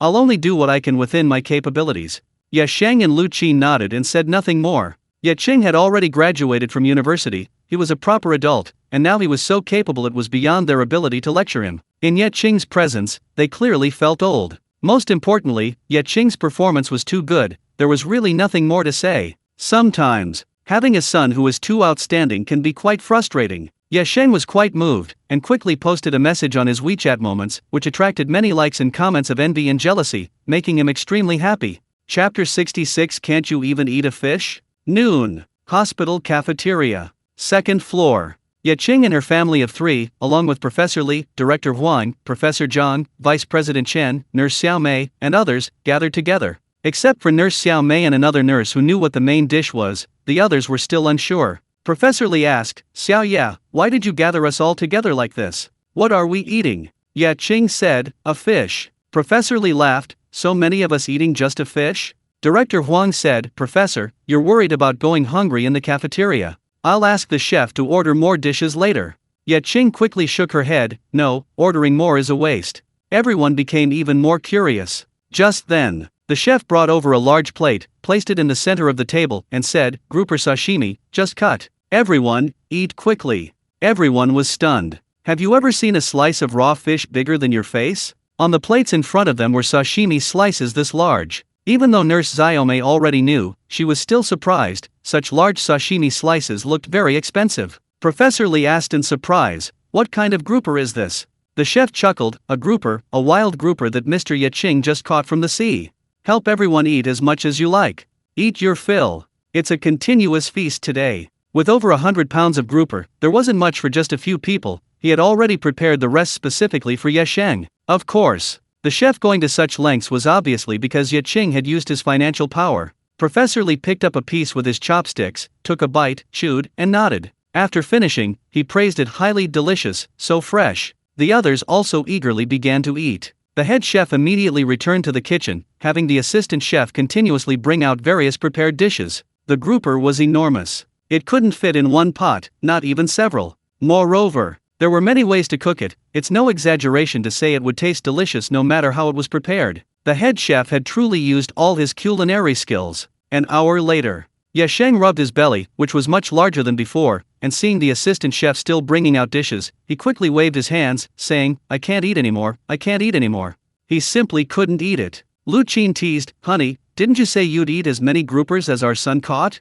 This is only one, and you can't finish it?" Ye Qing smiled wryly. This fish weighed over 100 pounds, who could possibly eat it? He waved his hand and said, "I admit, I underestimated our son before. It's not shameful. Not shameful at all." He felt only pride in his son's talent. Everyone laughed heartily. Seeing that everyone had almost finished eating, Ye Qing raised his glass and said, "I have to go home now. I'll leave my parents in your care from now on." Everyone readily agreed. Professor Zhang looked regretful and said, "Then there won't be any more big catches." Ye Qing smiled and said, "Professor Zhang, come to Longwei Island sometime. Our island is excellent for rock fishing. It's definitely more fun than fishing in the inland rivers. If you and your teacher come, I guarantee you'll have a great catch every day."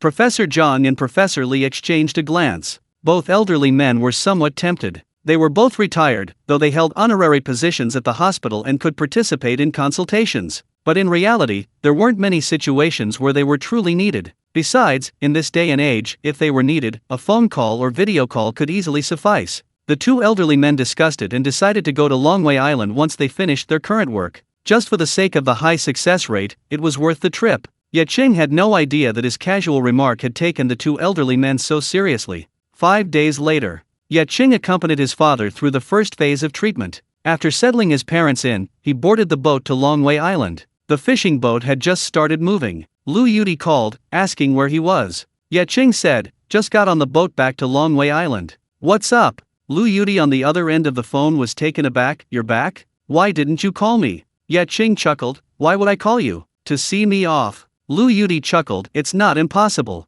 Ye Qing coughed twice, "I can't accept that. To take, you must first give." "Beautiful lady, what are you after?" Lu Yudi sighed and said, "What could I possibly want? It's just that I want you." She deliberately dragged out the word. Ye Qing said, "If you want my body, just say so. If you want something else, forget it." Lu Yudi, cough cough cough. She was caught off guard by Ye Qing's words and almost choked on her saliva. After a while, she said, "You wait, I'll squeeze you dry sooner or later." Ye Qing laughed, "That depends on whether my brother Ye agrees." Now he's playing his hand open. He was caught in a dilemma, so he spoke without restraint. Lu Yudi snorted twice, "You have the nerve to say that. Why didn't you sell Magi Carp to me back then? Why did you sell it to the Kempinski Hotel instead? You're really so annoying. You're a two-timing scoundrel." Ye Qing got goosebumps listening to this. Lu Yudi questioned him in a coquettish tone, clearly frustrated but afraid of offending him. In short, Lu Yudi wanted to get angry with him but didn't dare offend him. He felt utterly miserable. He just wanted to laugh. He casually explained, "I called you then, but you didn't answer." Lu Yudi felt even more aggrieved. "I was busy for 3 days straight, I was so tired, and I was thinking about going out to sea with you the next day, so I went to bed early to conserve my energy." Ye Qing said calmly, "So it's my fault?" Lu Yudi hummed twice, "It's not your fault, it's my fault that Magi Carp and I are destined to be apart." She didn't realize that her manner of speaking and tone sounded exactly like a frustrated young wife. Ye Qing's eyes darted around, and he said, "Do you want to beat brother Ye?" Lu Yudi had just finished eating and was lying on the sofa. Hearing this, she jumped up suddenly, startling Lu Ming, who was picking his teeth nearby. She excitedly shouted, "Yes, are you willing to help me? What are the conditions?" Ye Qing said, "I'm willing, I must help you. With our relationship, there are no conditions. You only need to do one thing." Lu Yudi asked curiously, "What is it?" Ye Qing said, "Go check where there's a fish species even more valuable than the Magi Carp. If I'm lucky enough to catch one, I'll sell it to you directly. Just put it in the hotel, hype it up, and you'll beat brother Ye." Lu Yudi thought for a moment and said, "You said it yourself, I'll arrange for someone to investigate immediately." Ye Qing smiled, "A gentleman's word is as good as his bond." Seriously, catching the Magi Carp is incredibly exciting, even more so than catching a giant grouper at sea, and the earnings are more than a single fishing trip. But the chance of encountering such a top-tier catch is about the same as winning the lottery. He couldn't possibly search all over the country, he didn't have the time, energy, or connections. But Lu Yudi did. These resources were just sitting there anyway, might as well use them. He'd make a killing, and Lu Yudi wouldn't lose out either. With Lu Yudi's intelligence, she clearly understood this. If they really found a top-quality fish, he'd go catch it, and it would be a win-win situation for both of them. He hung up the phone. Lu Yudi added Ye Qing's phone number to her whitelist. From then on, she could answer Ye Qing's calls immediately. Just then, Lu Ming walked over and asked curiously, "Little sister, who are you flirting with?" Lu Yudi rolled her eyes. "Who's flirting?" She walked away. Lu Ming was suspicious. From a distance, his precious daughter looked exactly like she was flirting. Something's wrong, definitely something's wrong. As he muttered to himself, he saw that Chef Lao Ma had sent him a video. On the other side, Ye Qing hung up the phone and immediately opened WeChat, seeing several messages from Ye Ji. After chatting for a few minutes, he also asked Ye Ji to go find a top-quality fish. Ye Ji readily agreed. Ye Qing put away his phone, gazing at the shimmering sea. He really wanted a feather fan, to strategize within the command tent, to win battles 1,000 miles away. How wonderful! Chapter 67. Boatmen are hard to find. As a college student, it's reasonable to have some cultural refinement, right? And it's reasonable to make normal use of resources, right? But how many contemporary college students, relying solely on themselves without their parents or other support, can truly be like him? Ye Qing is somewhat arrogant, but he certainly has the capital to be arrogant.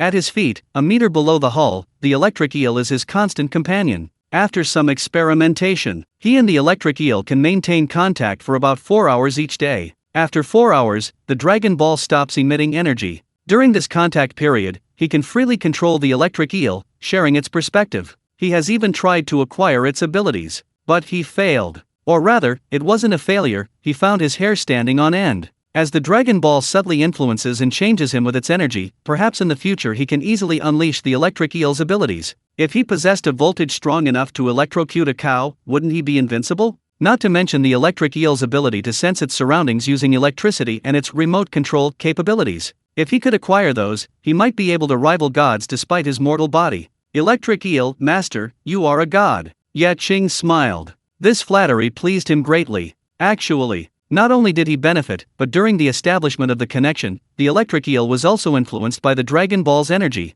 Ye Qing felt it had become smarter and swam faster. Moreover, the electric eel was growing at a visible rate. The future was promising. Back to Dragon Might Island. Fishing boats could be seen coming and going, and the once desolate and dilapidated dock was now much busier. Dragon Might Island had been revitalized, but it still couldn't compare to the past. Now, the fisherman's catch at sea was about the same as working away from home, and in the long run, it was far worse than working away from home. Working away from home, there was a guaranteed income, regardless of drought or flood, throughout the year. Fishing is out of the question. It depends on the weather. Longway Island is located in the open sea, and the weather is unpredictable. If it's windy or rainy, fishing is impossible. Throughout the year, excluding bad weather, truly good fishing days are few and far between. The location is also crucial. The quality of the fish determines the harvest. Furthermore, the skill is paramount. Being able to spot fish in pinpoint schools requires considerable skill and expertise from the fishermen, not to mention the annual typhoons and fishing bans.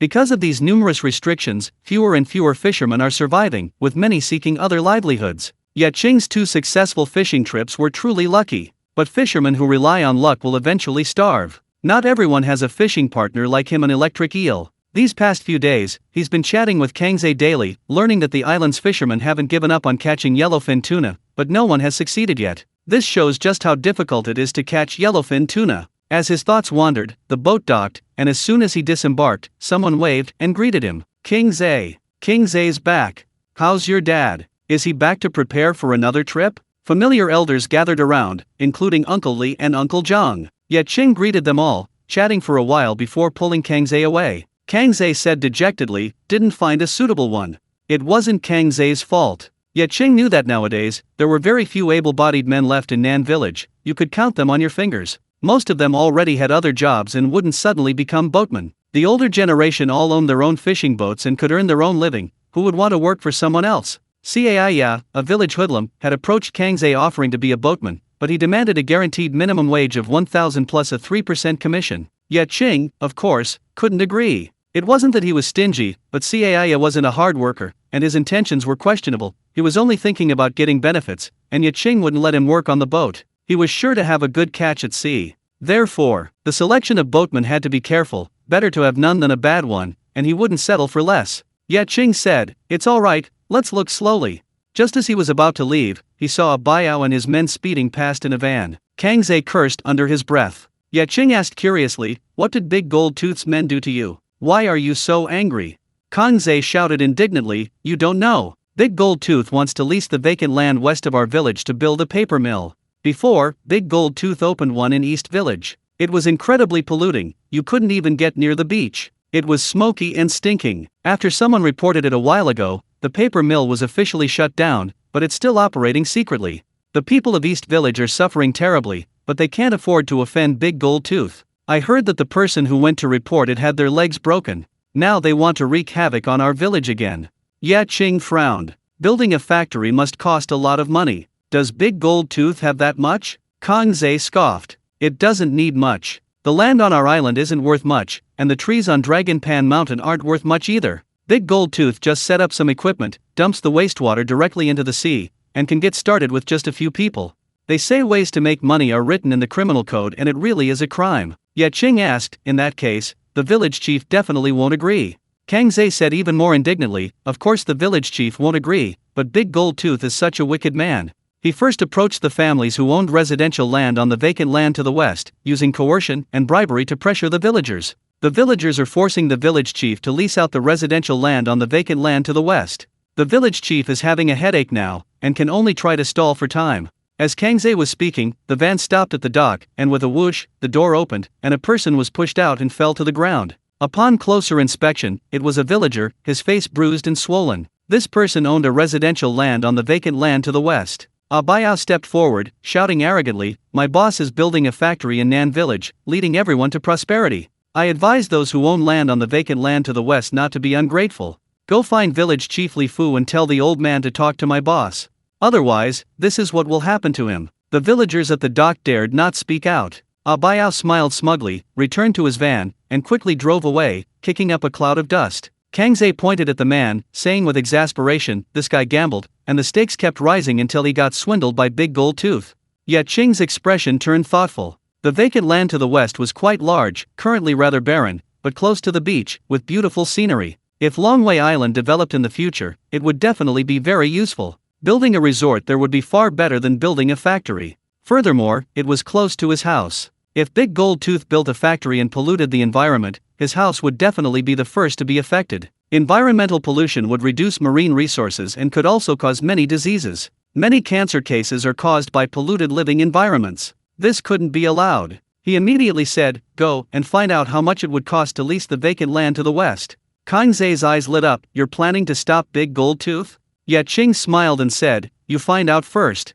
Leave it to me." Kang Ze nodded excitedly and left. Ye Qing didn't go home. No one was home. He had just returned and definitely needed to see his sister and brother-in-law. He wasn't in a hurry to go out fishing. Riding his electric scooter, he first went to the village store to buy souvenirs. The store was bustling with villagers, and Ye Qing was feeling overwhelmed. He thought to himself, people fear becoming famous, just as pigs fear getting fat, and it's true. He decided to keep a low profile from now on. If this continued, he'd become the village's Tang Santang, a monk in Journey to the West, with everyone wanting to try and get his luck. Humming a little tune, he headed towards North Village. The scenery along the way was beautiful, with a gentle breeze, but the road was incredibly difficult to travel. Leaving South Village and reaching the paved road in the central town, he was so shaken that his internal organs felt like they were about to shift. Looking at the paved road, Ye Qing felt envious. He remembered that before he went to university, Central Village hadn't been upgraded to a town, and it was about as poor as the other 4 villages in the east, west, south, and north.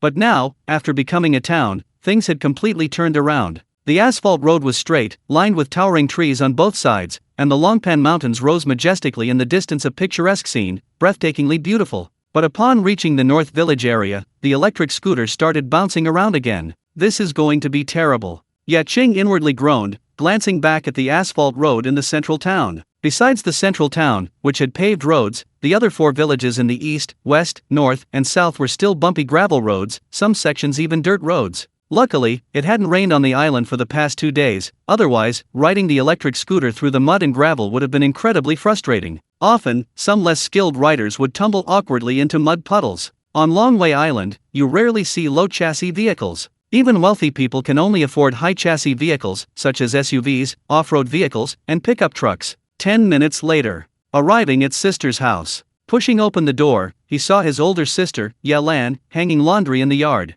Seeing him enter, she looked up with delight and exclaimed, "Little brother, you're back. Why didn't you tell me you were coming back? Your brother-in-law said he was going to pick you up." Ye Qing put the gifts aside and asked, "Why did my brother-in-law want to pick me up?"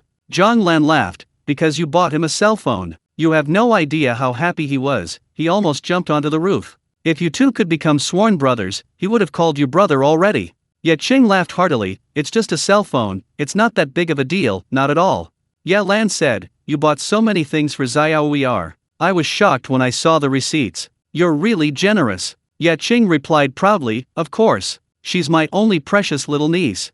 Then, he mouthed, "Where's Xiaoer?" Ye Lan didn't answer, but gestured towards the main room. Ye Qing nodded and tiptoed over. Just as he reached the door, a small head popped out from behind it, making a face and letting out a loud, childish shout, trying to scare him. Ye Qing pretended to be frightened, making Zhang Xiao laugh out loud. "Oh, you dare scare your uncle." Ye Qing pretended to be angry, grabbed Zhang Xiao who was trying to run away, and lifted her up, making the little one giggle uncontrollably. He lifted her up a few times. Zhang Xiao hugged his neck, wanting to whisper something. Ye Qing nodded. Zhang Xiao said in a not-so-quiet voice, "Uncle, you haven't come for so many days, I missed you so much. Much more than I missed Dad and Mom. This is our secret, don't tell them, okay?" Ye Qing nodded repeatedly and said, "Thank you, Uncle is so happy."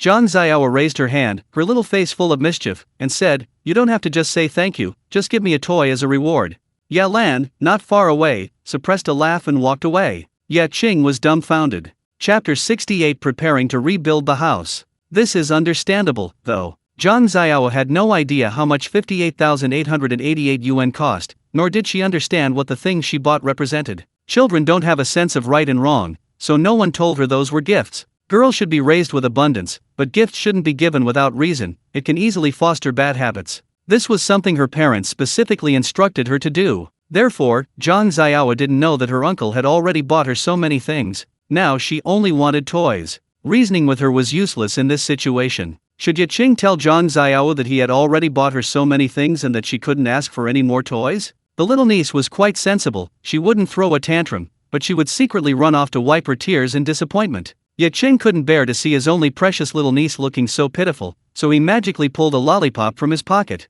The village shopkeeper had given it to her without giving change. "It's a lollipop." Zhang Xiao's bright eyes widened, and she shouted loudly with an exaggerated expression, "Uncle, I want one. I want one." She hurriedly reached for it, the little one was extremely impatient. Ye Qing chuckled, "Do you want a toy too?" "Yes, no, not now." Zhang Xiao said, eagerly waiting for Ye Qing to tear open the lollipop's coating so she could take a bite. Ye Qing watched as the lollipop stretched Zhang Xiao's chubby cheeks into a round shape, her adorable little face as she pursed her lips, and his heart melted. Just then, Zhang Xiao mumbled, "I want more toys next time, Uncle, buy them for me." After saying that, she skipped away, looking smug, as if to say, "I tricked my uncle so well, I'm so clever." She even turned back to Ye Qing with a sweet, mischievous smile once she was in the yard. Ye Qing smiled too. Who could resist such an adorable attack? Bye.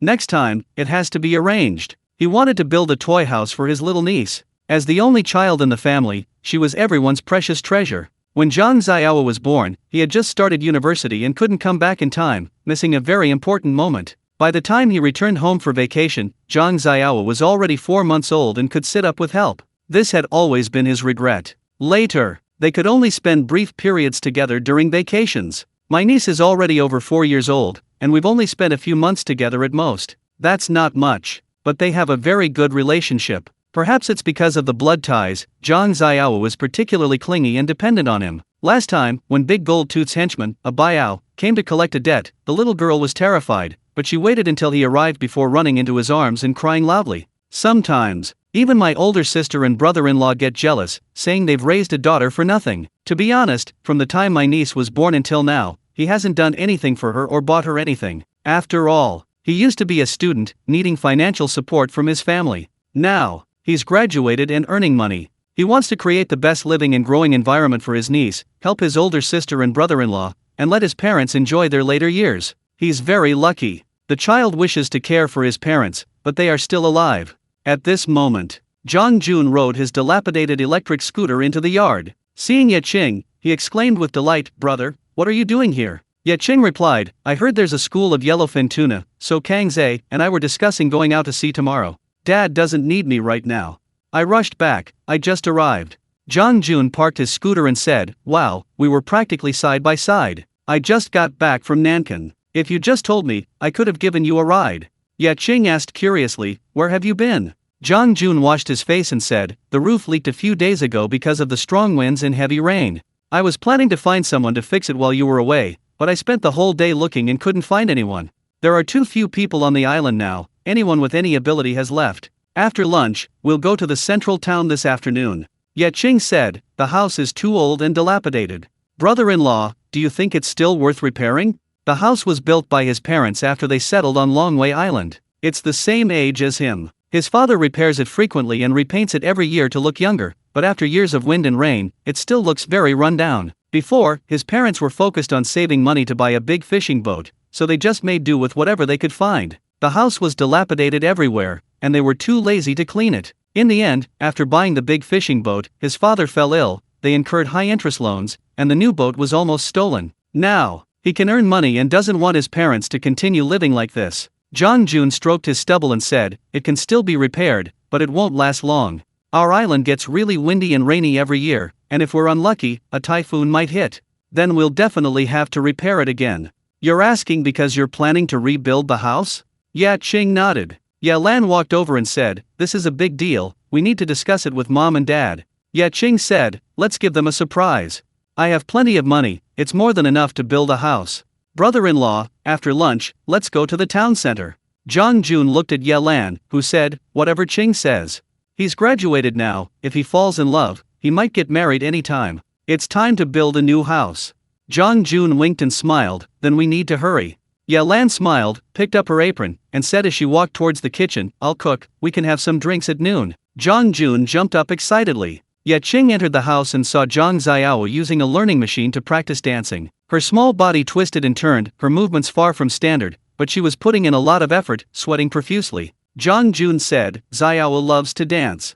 I took Xiao to the town's art center a few days ago, but it closed down last month. Luckily you bought this. Xiao wasn't disappointed, she practices every day, and she's incredibly dedicated. Ye Qing. In recent years, beachcombing and fishing have become less profitable, and Longwei Island has been declining. The disappearance of fish catches over the past year has dealt a fatal blow to Longwei Island. At least a decade had passed, and the economy was in utter ruin. People couldn't earn money, were reluctant to spend it, let alone spend money on their children learning these flashy but useless skills. Jong Jun pulled him aside, asking with a gossipy look, what's the name of the girl you're dating? Ye Qing was stunned. The girl he was dating? Honestly, he didn't know. He didn't have the ability to predict the future. Who knew what his future girlfriend's name would be? He asked curiously, brother-in-law, where did this girl come from? Don't make things up. My parents are watching me closely. If they find out I'm dating, they'll be chasing me every day, interrogating every possible ancestor of the girl. If she were, that would be one thing. But I'm not.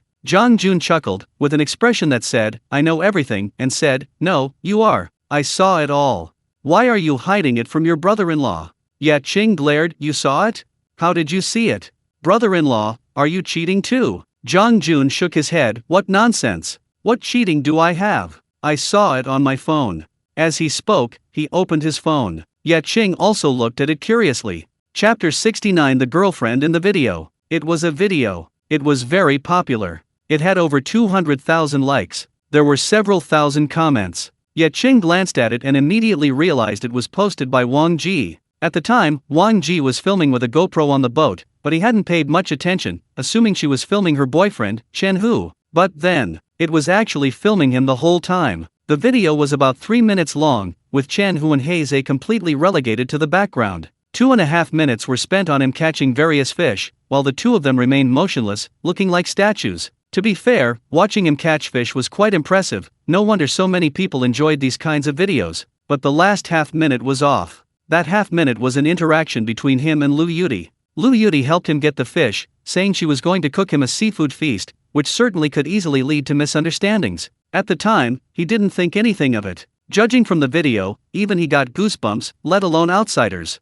There was nothing wrong with it, but after editing, their interaction could be described as incredibly intimate. This is deliberately stirring things up. Ye Qing muttered. After watching the video, Jong Jun opened the comments section. A fisherman never goes home empty-handed. My 60-year-old mother asked me why I was kneeling while watching the video. I counted, in just over 2 minutes of video, the handsome guy caught 15 tiger grouper. The blogger's friend's luck is unbeatable. I suspect it's a publicity stunt, someone's actually putting fish on the hook in the sea. The person upstairs is brilliant. Brothers, give him a thumbs up and let him go up there. Since it's a publicity stunt, why doesn't the blogger go up himself? Blogger, give me the address. They're all grouper, I'm already drooling. The ocean has abundant resources, unlike our inland rivers, where we don't even see a bite for ages. Inland river, get lost, don't touch me. Everyone, disperse. Even if the fishing spot has abundant resources, it still depends on luck. The blogger's friend is catching fish one after another, while the blogger is going broke. Am I the only one who saw the blogger go from being so nonchalant at the beginning of the video to looking like he's turned pale? I just want to say, catching fish like that must be exhausting. Fishermen dream of working themselves to death like that. The fishermen are still very pure. Most of the comments were about Ye Qing catching fish. His later interactions with Liu Yudi only received a few comments, saying things like, "Does a fisherman even deserve a girlfriend? What a jerk. Look how exhausted he's made his girlfriend. A girlfriend like that should be resting in bed. How can he let her work so hard?" I finally understand why I've always been a loser, because I don't have a girlfriend with a luxury yacht. After watching, Jong Jun put away his phone, crossed his arms, and said, "Brother, the evidence is right in your face, aren't you going to confess?"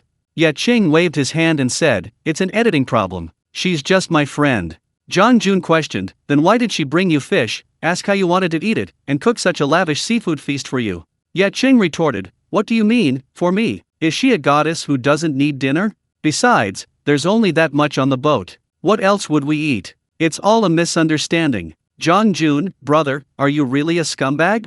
Ye Qing was both amused and exasperated. He didn't even have a girlfriend, so he couldn't possibly be a scumbag even if he wanted to. He was too lazy to explain further and simply ended the conversation. "If that's what you think, then there's nothing I can do." Seeing Jong Jun uncomfortable after his retort, he cheerfully opened his phone, found the video, and sent a private message to Chen Hu and Wang Ji's accounts, asking what was going on with the video. He waited a while, but received no reply. At this moment, his older sister, Ye Lan, had already brought the prepared dishes to the table. He quickly got up to help, so he didn't wait for a reply. He didn't think it was a big deal, but sending him a video without asking was unacceptable. Some principles had to be upheld. Soon, the table was set with food: stir-fried water spinach, oysters stir-fried with chives and eggs, carrot and pork rib stew, chicken rice, and a side of garlic clams to go with drinks. Ye Lan said, "Eat more ribs and oysters."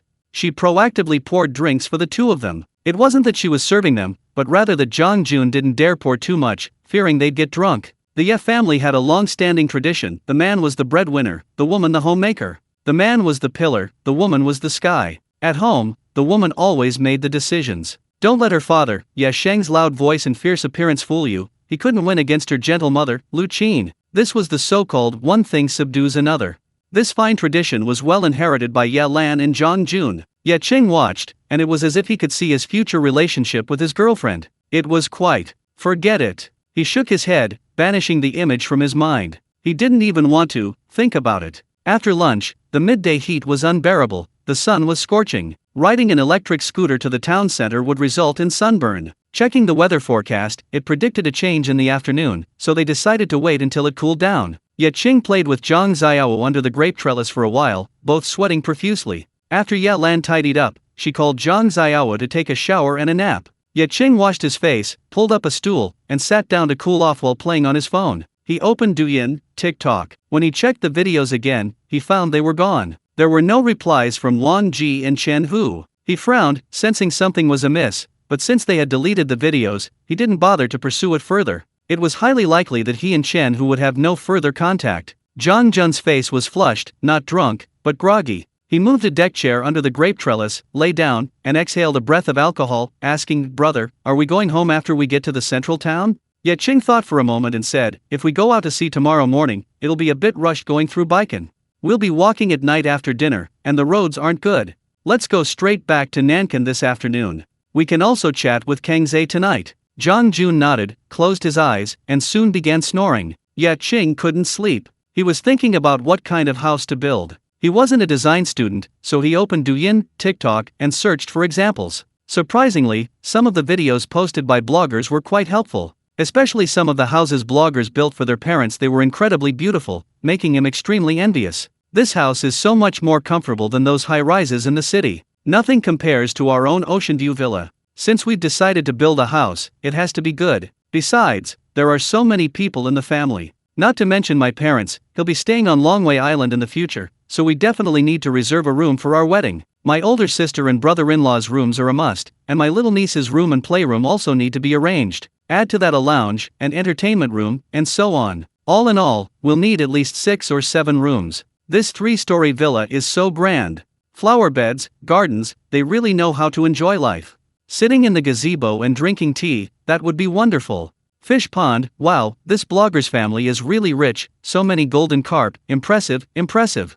Yet Qing was so engrossed in scrolling through videos that he couldn't stop. On the other side, Lu Ming's eyes widened after watching the video Lao Ma sent. Oh no! The apple of his eye is going to be eaten by some bastard outside. Lu Yuti is his only daughter, the apple of his eye, his precious darling. He'd meticulously planned her future countless times in his mind. His ideal son-in-law was a dream come true, impossible to find on earth. Watching the video of Lu Yuti helping that scoundrel carry fish and thoughtfully preparing dinner, he was furious, wanting nothing more than to tear that scoundrel apart. Even he, as her father, had never experienced such treatment. That damned scoundrel. What right do you have? Chapter 70 Disagree. Just then, Lu Yuti walked over carrying a plate of fruit. Lu Ming asked, "Daughter, can I have some?" Lu Yuti shook her head, "No. If you want some, go find Aunt Chen in the kitchen." After saying that, she went upstairs. Lu Ming couldn't hold back anymore. His father wouldn't even give him some fruit, but he was out there carrying fish for someone and asking what flavor they liked, preparing a seafood feast?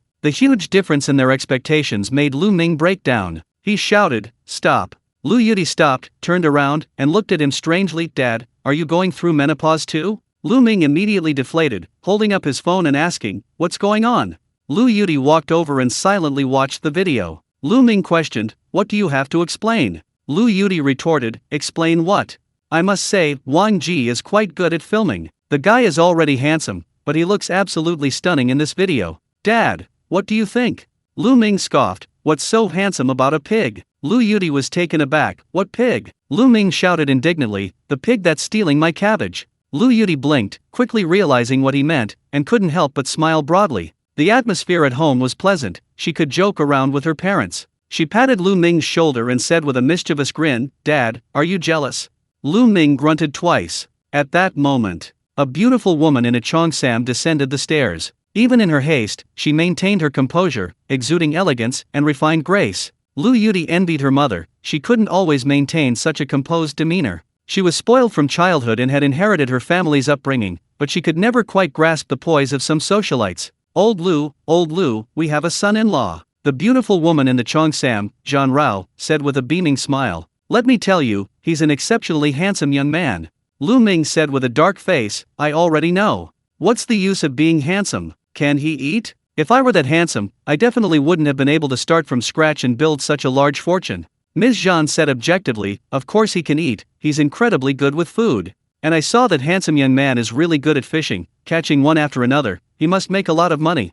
He's much better than you." Lu Ming, "He likes fishing, but he's terrible at it, earning him the nickname Air Force Boss." He scoffed, "You expect that kid to make a living fishing? I've never seen anyone get rich from fishing. This kid's fishing skills are so bad, he's obviously a slacker." Lu Yuti shook her head and said, "Dad, that's because you're not good enough. This handsome guy got rich.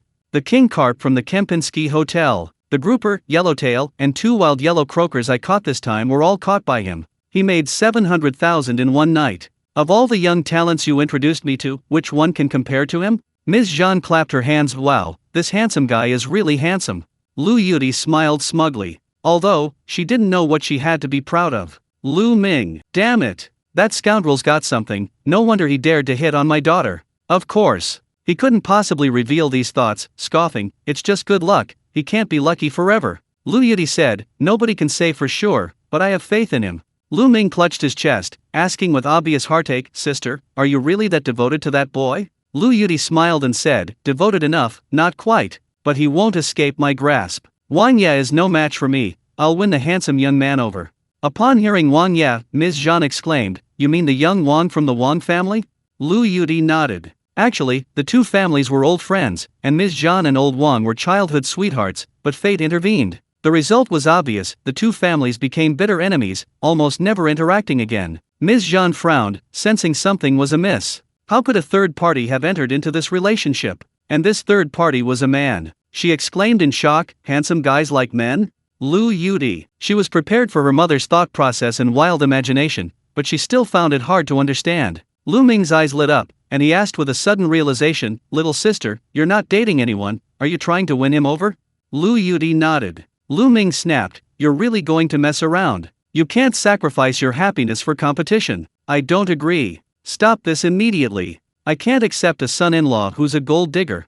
Lu Yudi said, "I'll be careful." Lu Ming slammed his hand on the table. "I said no. There's no room for discussion. Contact your friend immediately and delete the video." He was very worried. If his daughter went too far, he'd have nowhere to turn. To be on the safe side, he became unusually firm. Lu Yudi hesitated for a moment, then said, "The video's so popular right now, I think we could totally capitalize on it.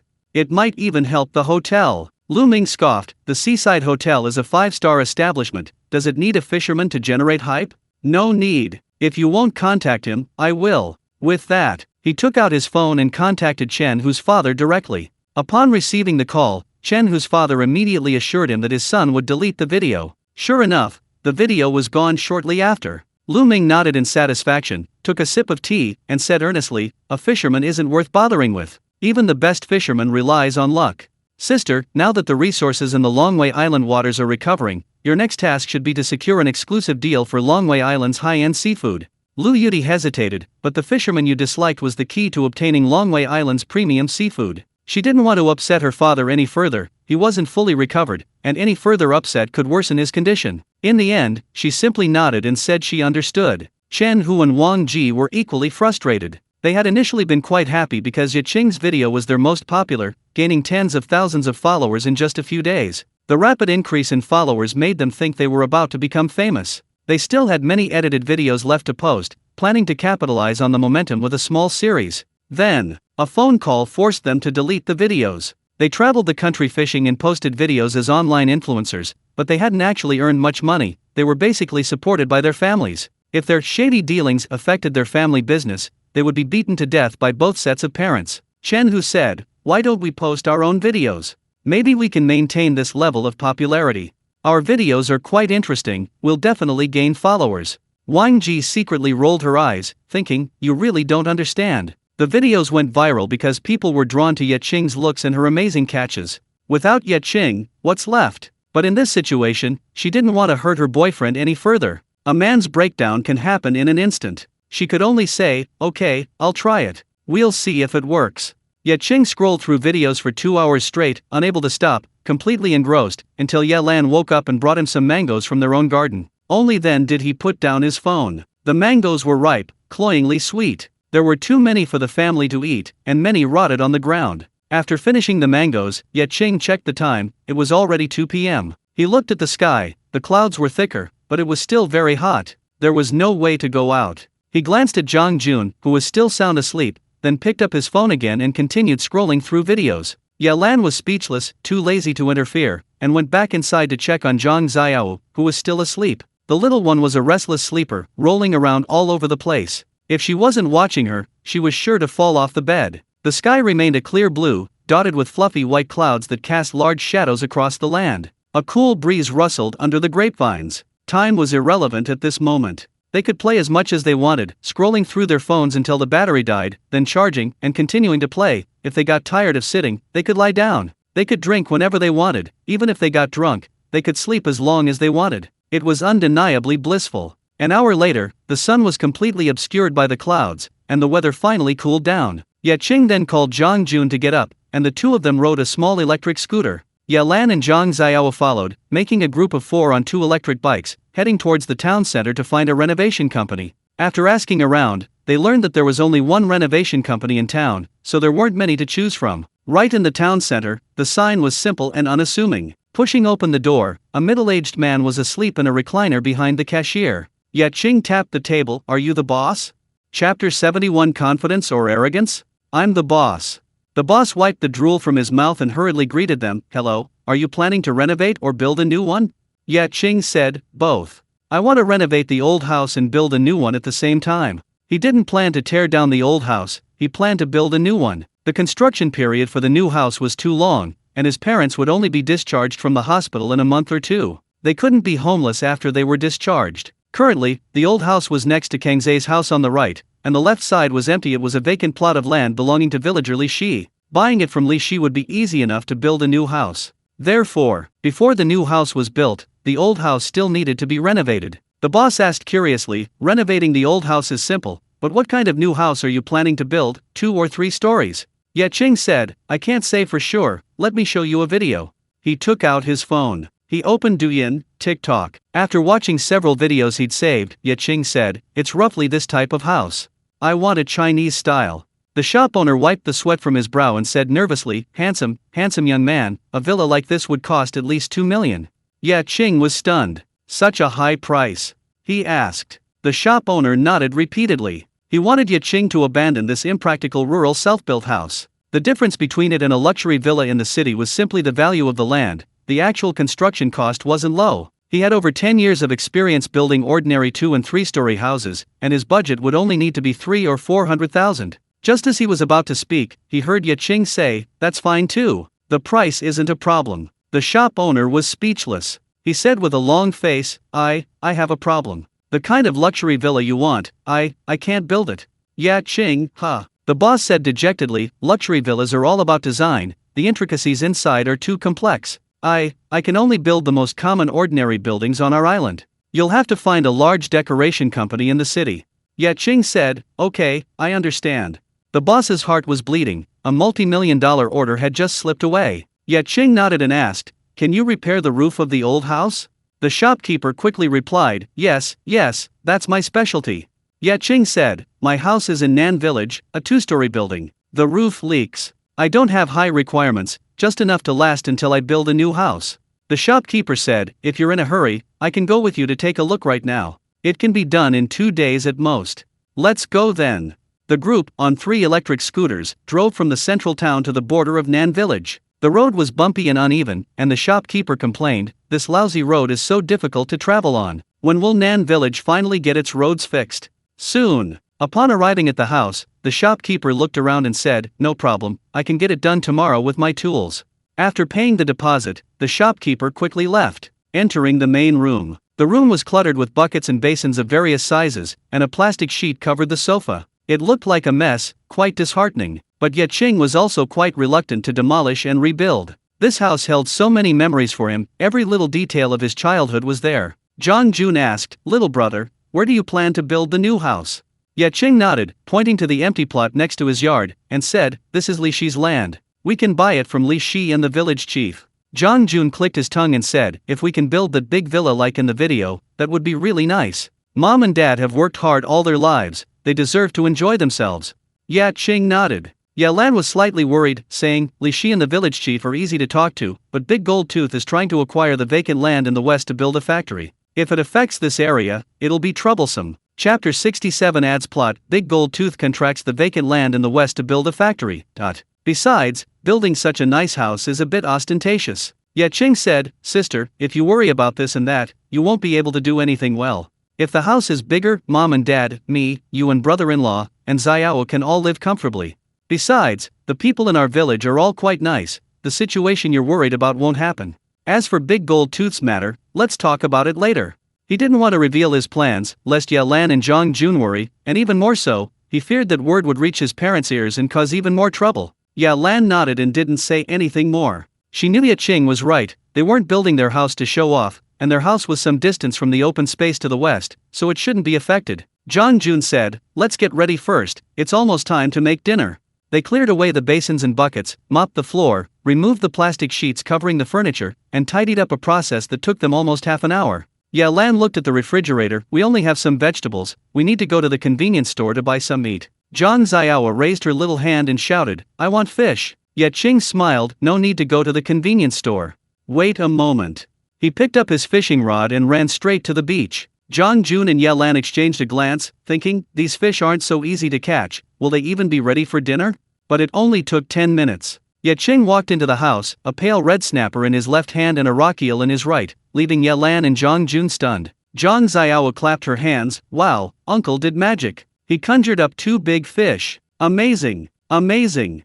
Zhang Jun gave a thumbs up. Little brother, your luck is unmatched. You caught 2 fish as soon as you stepped out the door. Ye Qing smiled. The fishing rod was just a cover. The 2 fish were caught by an electric eel. He started cooking. Dinner went relatively smoothly. Stir-fried vegetables, half of the large snapper braised and half steamed, and rock eel soup. It was incredibly delicious. After dinner and cleaning up, Ye Qing contacted Kang Zhe. Kang Zhe was still helping out at the dock. Uncle Ba had returned from a 3-day sea voyage with a good catch and wouldn't knock on the door until 7 p.m. Ye Qing opened the door, and the two sat down in the courtyard. Kang Zhe said with a sullen face, I probably can't find a boatman. You asked me to inquire about the open land to the west. There's been progress. It'll probably cost 200,000 or 300,000. The village chief said it's a big deal, not just about money, and he told you to think it over carefully and go find him. Ye Qing nodded, indicating he understood. It was too late to disturb him, so he'd go find the village chief after returning from the sea. Zhang Jun came over with a beer and said, without a boatman, longline fishing and purse seines are useless.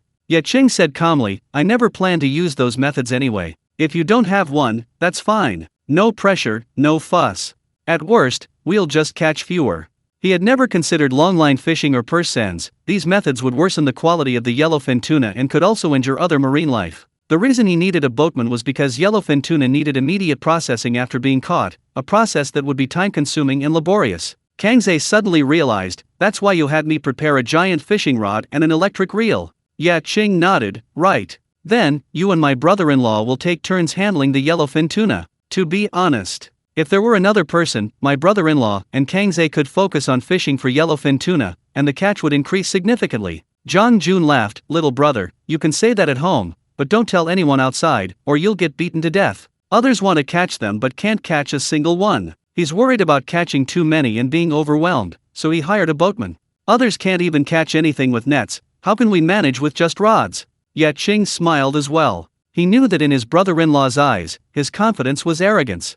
Explaining now was a waste of breath. They could let the facts speak for themselves once they got to the scene. As they chatted, a bottle of wine was finished, and Kang Zhe opened another. The wind is so nice tonight, and we're getting hungry from all the drinking. How about we get some late-night snacks? Beer and barbecue are the best. Zhang Jun swallowed hard. He was also craving some. Where can we get barbecue this late at night? He said helplessly. There weren't many lights on in Nankin at night. If you wanted barbecue this late, you'd have to go all the way to the town center, and even then, there were only a handful of places, and the food wasn't great. Ye Qing also wanted some late-night snacks. Since they wanted some, what were they waiting for? They had to arrange it. He stood up, looked at the receding tide on the beach, and said, let's get it from the sea. Brother-in-law, you start a fire and grill the charcoal. Kang Zhe, come with me. He found 2 flashlights, and Kang Zhe followed him, each carrying a flashlight, heading towards the beach. Zhang Jun scratched his head. Really going to start a fire and grill charcoal? If Ye Qing and Kang Zhe return empty-handed in the end, wouldn't he have worked for nothing? Chapter 72 Beachcombing. Zhang Xiao jumped up and down excitedly, yay, barbecue time. I love grilled squid the most. Dad, I want grilled squid. I'll have the tentacles, the rest is yours. Zhang Jun grinned, she was truly a dutiful child. He looked at Ye Lan, who nodded and said, let's do it. If little brother doesn't catch anything, we can always buy some at the dock later. You're going out to sea tomorrow, consider this a farewell dinner. Zhang Jun nodded. They had a barbecue grill at home, handmade from steel, sturdy and durable. Zhang Xiao was lively and active, helping out, and accidentally got herself all messed up, making Zhang Jun and Ye Lan laugh heartily. Soon, Zhang Jun started the fire, prepared the charcoal, minced garlic, chili powder, salt and pepper, and cumin. All that was missing was the seafood. Ye Lan washed some vegetables first, chives, cauliflower, peppers, and the like, and Zhang Jun started grilling them so Ye Qing and Kang Zhe could eat when they returned. At the beach, Kang Zhe, holding a flashlight, scanned the sand and scattered rocks, asking, Kang Zhe, what do we do? The beach near their home was barren. There was hardly any seafood. People never came here to go beachcombing, especially now that the tide had been out for a long time. Even if there was any seafood, it would be hidden deep inside. Finding seafood late at night with just 2 flashlights was impractical. Ye Qing said, you follow me. While others were completely in the dark, he had the electric eel, a partner who could lock onto prey using electric current. The electric eel hid in the water, about 20 meters from the shore. With the release of the electric current, the beach, which initially appeared empty except for water, suddenly became much more interesting after Ye Qing shared the electric eel's perspective. During the electric eel's exploration, hidden among the scattered reefs and seaweed were many kinds of seafood such as fish, shrimp, crabs, and octopuses. Wow! So many! Ye Qing was quite surprised, not expecting the resources here to be so abundant. Of course, ordinary electric eels certainly wouldn't have this kind of detection ability. The relationship between him and the electric eel was 1 + 1 2. He established a connection with the electric eel, and the electric eel was also becoming stronger through the energy of the Dragon Ball. Kang Ze scratched his head, following behind suspiciously. He looked over there and saw nothing. Then, he saw Ye Qing reach into the seawater where he had just touched his wrist, grab a piece of octopus, and pull it out. Kang Ze was shocked. He couldn't help but ask, "How did you see that?" Ye Qing pointed to his eyes. "The night gave me a pair of black eyes, so it's reasonable for me to use them to go beachcombing and catch seafood, right?" Kang Ze, reasonable my ass. Everyone has eyes. I can't see anything. Kang Ze walked to a rock, reached in and felt around for a while, but found nothing. Actually, it wasn't that there were absolutely nothing. There were still some clams, white clams, and yellow clams on the beach and riverbed, but picking them up wasn't worth it. Even a dog could collect plenty, let alone a person. Besides, they weren't easy to grill. You needed aluminum foil, but where were you going to find aluminum foil so late at night? You might suggest stir-frying them in a pan, but that would lose the soul of barbecue. Seeing Ye Qing pick up an octopus with his left hand and a prawn with his right, Kang Ze was envious and could only follow behind, collecting clams. He couldn't just be a bucket carrier. A beachcomber never comes home empty-handed. Since he couldn't catch anything big, he had to make do with clams. Soon, Kang Ze's bucket was overflowing with seafood, octopus, prawns, small crabs, palm-sized fish, and several fist-sized conchs. If he was lucky, he even managed to pull a few oysters from the rocks. Kang Ze was ecstatic. What a haul! He never knew there was so much seafood on the beach right outside his door. Watching Ye Qing constantly bending over, he felt like he'd wasted his eyes. He exclaimed, "King Ze, your luck is unbelievable. That expressionless face is absolutely stunning. You're the one who found them, but I'm more excited than you are." Ye Qing shook his head. "What's there to be excited about? It's easy to do with your hands."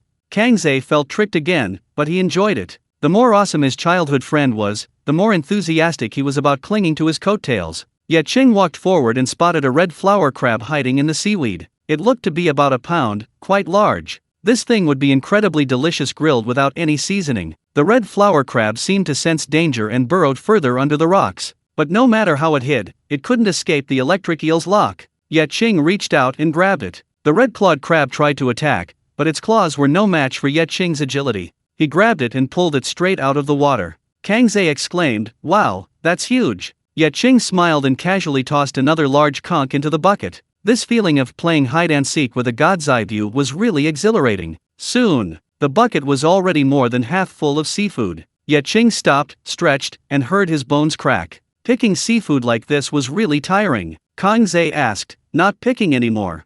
Ye Qing nodded and said, "That's about enough. The beach near our house really isn't very good." Kang Ze's lips twitched. "Look at the seafood in the bucket before you speak, okay?" Ye Qing asked, "What did you pick up?" Kang Ze's face darkened. "If you don't ask, we're still friends. Comparison is the thief of joy. He'd better eat a lot later to soothe his wounded heart." Ye Qing laughed heartily. "Let's go, have some barbecue, seafood, and beer." The two went back. Seeing the nearly full bucket of seafood, Zhang Jun gasped in surprise, coughing violently from the smoke. Ye Lan took the bucket and said, "Go wash it." Ye Qing and Ye Lan nodded. It would be uncomfortable if it dried. They went to the well and quickly washed their hands and feet. Ye Qing walked to the table, sat down casually, grabbed a chilled bottle of beer, popped it open, and took 3 big gulps. Then he let out a satisfied burp. He leaned back on the table, sprawling out in a relaxed pose. Instantly, he felt completely refreshed. It was incredibly satisfying. At that moment, all his worries seemed to vanish with the wind, leaving only ease and comfort. Kang Ze, not wanting to rest, found a wire mesh and started grilling yellow clams. Sizzle, sizzle. Oil dripped onto the charcoal, making an appetizing sound. Cumin. Smoke swirled, and the rich aroma of grilled seafood filled the air, making everyone salivate. The grilled clams were first divided out for Zhang Xiao, as the little one couldn't handle spicy food yet. Then chili peppers were sprinkled on top, and the dishes were placed on the table. Once they were almost done, everyone started eating. "Come on, eat, and drink beer." Zhang Xiao also raised a glass of milk. "I want a toast too." Cheers. "Wow, that's great." The little one, despite her small size, even offered a comment, making everyone laugh. Prawns, octopus, squid, whelks, oysters, small crabs, red flower crabs, small sea fish, chives, eggplant, lettuce, garlic cloves, and a large platter of garlic-flavored shellfish. It was truly an excessive feast. And this was all Ye Qing had painstakingly caught in half an hour, costing practically nothing. He picked up an oyster and sucked it down in one gulp. The aroma of the grilled seafood, combined with its own freshness, blended perfectly. Truly, seafood is the ultimate delicacy. They drank beer and chatted. The night sky was dotted with stars. The sea breeze carried their laughter far and wide. After eating her fill, Zhang Ziao ran around the table, giggling incessantly. Ye Lan and Zhang Jun, a married couple, occasionally shared drinks and whispered secrets. Kang Zhe, meanwhile, was on his phone, dealing with his girlfriend's checkup. Ye Qing raised his cup to the bright moon. By the end, he felt slightly tipsy, perhaps intoxicated by the atmosphere rather than the wine. Such a day, even the gods wouldn't trade it for. Suddenly, the roar of a van shattered the tranquility. As the van sped by, the leisurely atmosphere vanished instantly, dust billowing up and causing Zhang Ziao to cough. Ye Qing frowned slightly as he looked at the van. Everyone on Dragon Might Island recognized this car. It belonged to Baiao, one of Big Gold Tooth's henchmen. So late. What is Baiao doing here? Chapter 73. Misfortune always targets the unlucky. The van passed Ye Qing's house and stopped in the open space to the left. Under the watchful eyes of Ye Qing and the others, the van door opened, and Baiao stepped out first. He touched his bald head, and noticing Ye Qing and the others' gazes, he unabashedly flashed an arrogant smile. Zhang Ziao, terrified, immediately hid in Ye Qing's arms, her small body trembling slightly. Baiao and his accomplices had previously gathered debts, leaving Zhang Ziao with deep psychological trauma. Seeing Baiao suddenly now still evoked instinctive fear. Ye Qing quickly and gently comforted her. The next moment, a wheelchair was pushed out of the van, landing on the sandy ground and shaking. The person sitting in it almost fell off, but fortunately, managed to steady themselves at the last moment.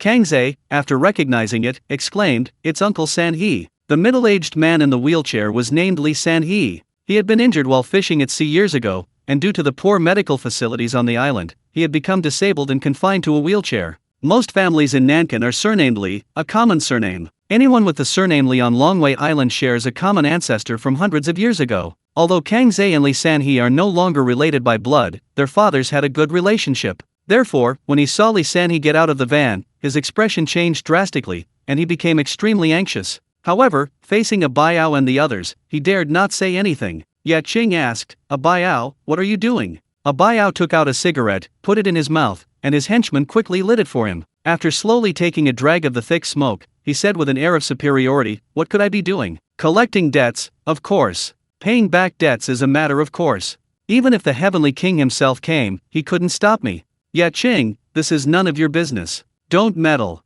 Ye Qing's face darkened, and he said nothing. Baiao and his gang were arrogant, but not reckless. Since they were using the pretext of repaying debts, Li San He probably did indeed owe money. If he didn't repay, it was perfectly reasonable for Baiao to try to collect the debt. As long as he didn't do anything outrageous, what could these outsiders do? Help him repay the debt? Even if they were from the same village and the same clan, no matter how good their relationship was, it was unlikely. Kang Zhe asked in a low voice, "King Zhe, what do we do?" Baiao and his gang drove around Nan village in their van, causing trouble for everyone. It was clear they were targeting Li San He. Ye Qing said, "Don't rush things. Let's see how things go." If Baiao dared to use violence to collect the debt, as a villager, Ye Qing naturally wouldn't stand idly by. He would act when necessary. He wasn't afraid. Hearing this, Kang Zhe coughed, lowered his voice, and said somewhat flusteredly, "We can't just stand by and watch, can we? Why don't we go to the dock and get my dad and the others, or go find the village chief and grandpa?" Ye Qing shook his head, "Don't go. Going to them won't do any good. With me here watching, Baiao won't dare to do anything reckless. He could send Baiao flying with a single punch before. As long as Baiao has any brains, he won't do anything too outrageous in front of him, unless Baiao enjoys being beaten." Kang Zhe was speechless, thinking, has Ye Qing drunk too much? Baiao and his gang don't even respect the village chief and grandpa, why should they be afraid of you? He was unaware of Ye Qing's previous incident of beating up Baiao to pay off his debts, so he thought Ye Qing was just showing off and had no idea how ruthless Baiao and his gang were. He turned to Zhang Jun and Ye Lan, and whispered, "Sister Lan, Brother Jun, what do you think?" Zhang Jun said, "Let's listen to Ye Qing." Kang Zhe looked at Baiao and his gang helplessly and nervously, wondering whether he should intervene or not if a conflict broke out. Seeing that Ye Qing and his group didn't intervene, Baiao's expression became even more arrogant. He glanced at the empty space, suddenly kicked his wheelchair, and cursed, "Li Sanhe, you think you can get 30,000 yuan for this dilapidated house plot? Are you desperate for money, or do you think my boss is a charity? Sell the house plot and the house you're currently living in to my boss. Once my boss's factory is built, your son can work there. It will take 7 or 8 years at most to pay off the debt. Here's the agreement, sign it." Just then, a tall, thin young man rushed over, shouting, "Let go of my dad. Don't bully my dad. You bad people, come at me." Kang Ze, seeing this, said, "It's Big Fool." Big Fool's name was Li Shi. He was a man with a tragic past. His mother was mentally challenged and went missing when he was young. Her whereabouts were unknown. Some said she died at sea. Later, his father, Li Sanhe, became disabled, and the family almost lost all their source of income. There was also his grandmother, now elderly and chronically ill. Li Shi inherited his mother's mental retardation. He wasn't very bright and was somewhat mentally challenged. He was honest and kind, and coupled with his tall and thin stature, he eventually earned the nickname Big Fool. Ye Qing watched, sighing inwardly that misfortune always seems to target the unfortunate, and that misfortune always seems to break at its weakest point. Fortunately, the current policies were good, there were subsidies, and with the help of the villagers, although life was hard, at least the family could survive. But the past year had been difficult for the villagers, and the Li family's situation was even worse. Li Shi charged forward shouting, but Baiao dodged slightly, tripped, and fell to the ground with a thud. Li Sanhe, seeing this, frantically called for his son, accidentally falling out of his wheelchair. The father and son struggled on the ground, a sight that Ye Lan turned her head away, unable to bear watching. Baiao laughed heartily. The boss wanted to build a factory in Nan village and wanted to make an example of them. After searching high and low, the easiest target was undoubtedly the Li family. Once the people of Nan village saw the Li family's miserable state, those who were still observing would naturally obediently submit to his control. Seeing this, Kang Ze anxiously asked, "King Ze, isn't this considered reckless?" Ye Qing nodded, "Yes." By this time, Zhang Xiao in his arms wasn't so scared anymore. He bent down and said softly, "Xiao, how about Uncle goes to fight the bad guys?" Zhang Xiao nodded and said, "Uncle, you have to be very strong and don't get hurt." Ye Qing smiled and rubbed her little head. "Okay, Uncle promises Xiao." Zhang Xiao obediently let go and hid in Ye Ian's arms again. Only then did Ye Qing walk over. Baiao had gone too far. He couldn't just stand by and watch Li San and his father and son be bullied like this. Besides, he couldn't let this piece of land fall into Dejinya's hands. Seeing this, Kang Ze hesitated for a moment, then followed. Although afraid, he believed good brothers should face life and death together, even if it meant getting beaten together. Thinking this, he walked forward, his body trembling more and more violently. Ye Qing, on the other hand, stood tall and strode forward. Baiao and the others all turned to look, tightening their grip on their clubs. Kang Ze saw this as a sign that Baiao was about to attack, and he nearly covered his head in fear. In reality, Baiao and his men were panicking. Even with weapons in their hands, they felt utterly unsafe as Ye Qing approached. Baiao shouted, his voice trembling with fear, "Ye Qing, what do you want?"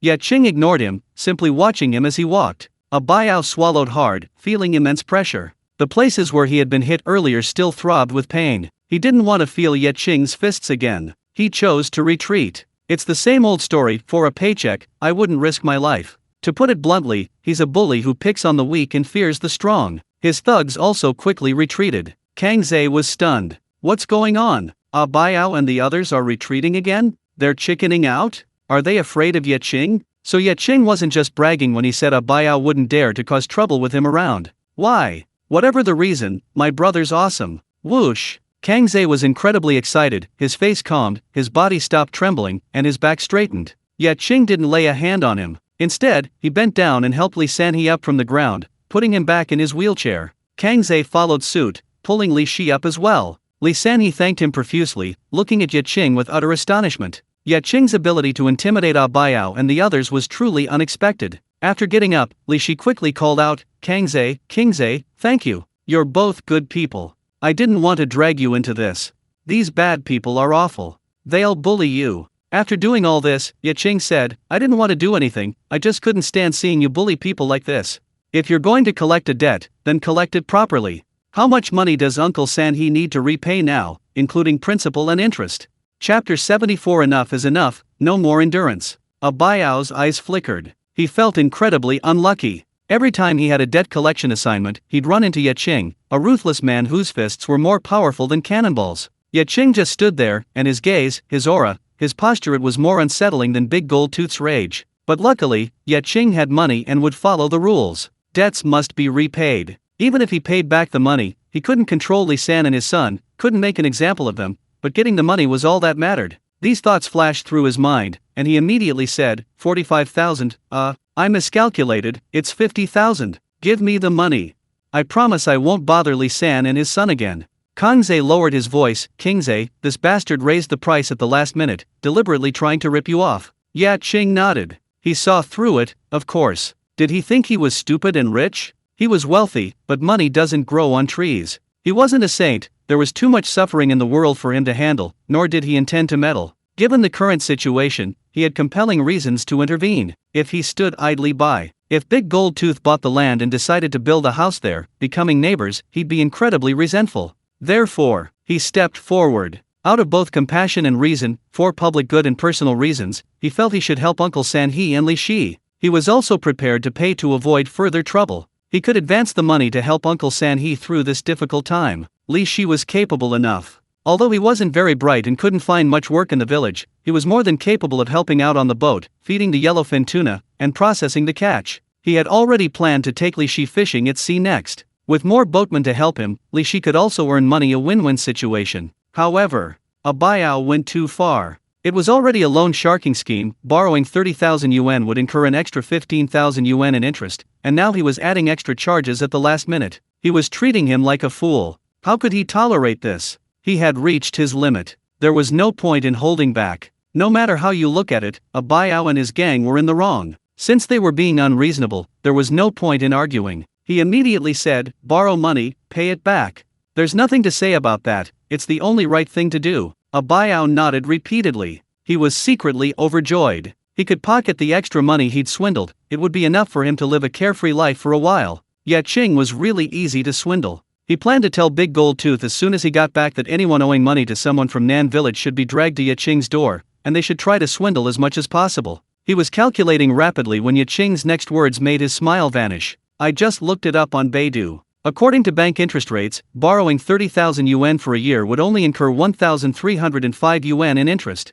Ye Qing said, putting away his phone. Uncle Sanhe definitely didn't borrow for that long, but let's just say a year. I'll pay you back 31,305 yuan now. A buyout's eyes widened in anger as he shouted, my boss doesn't own a bank. We're loan sharks. Loan sharks. 15,000, 20,000 yuan in interest, not a penny less. Otherwise. Ye Qing's fists clenched so tightly they cracked, and he asked, otherwise what? He thought he was a coward. He didn't want trouble, but he wasn't afraid of it either. Besides, he already had a grudge against Big Gold Tooth, and he figured they'd definitely have to deal with each other again in the future, so he wasn't afraid of offending him again. As he spoke, he walked straight over. The next moment, he staggered back 2 steps, exclaiming in surprise, you hit me. A buyout hurriedly waved his hands, I didn't. Don't slander me. I didn't even touch him. Ye Qing shouted, you did hit him. Kangze yelled, I saw you hit him too. He thought Ye Qing was too clever. As long as a buyout hit someone, they would be in the right. A few more threats, and a buyout and the others should leave. Just as he was admiring Ye Qing's quick thinking, he saw Ye Qing deliver a powerful punch, sending a buyout staggering back several steps, completely stunned.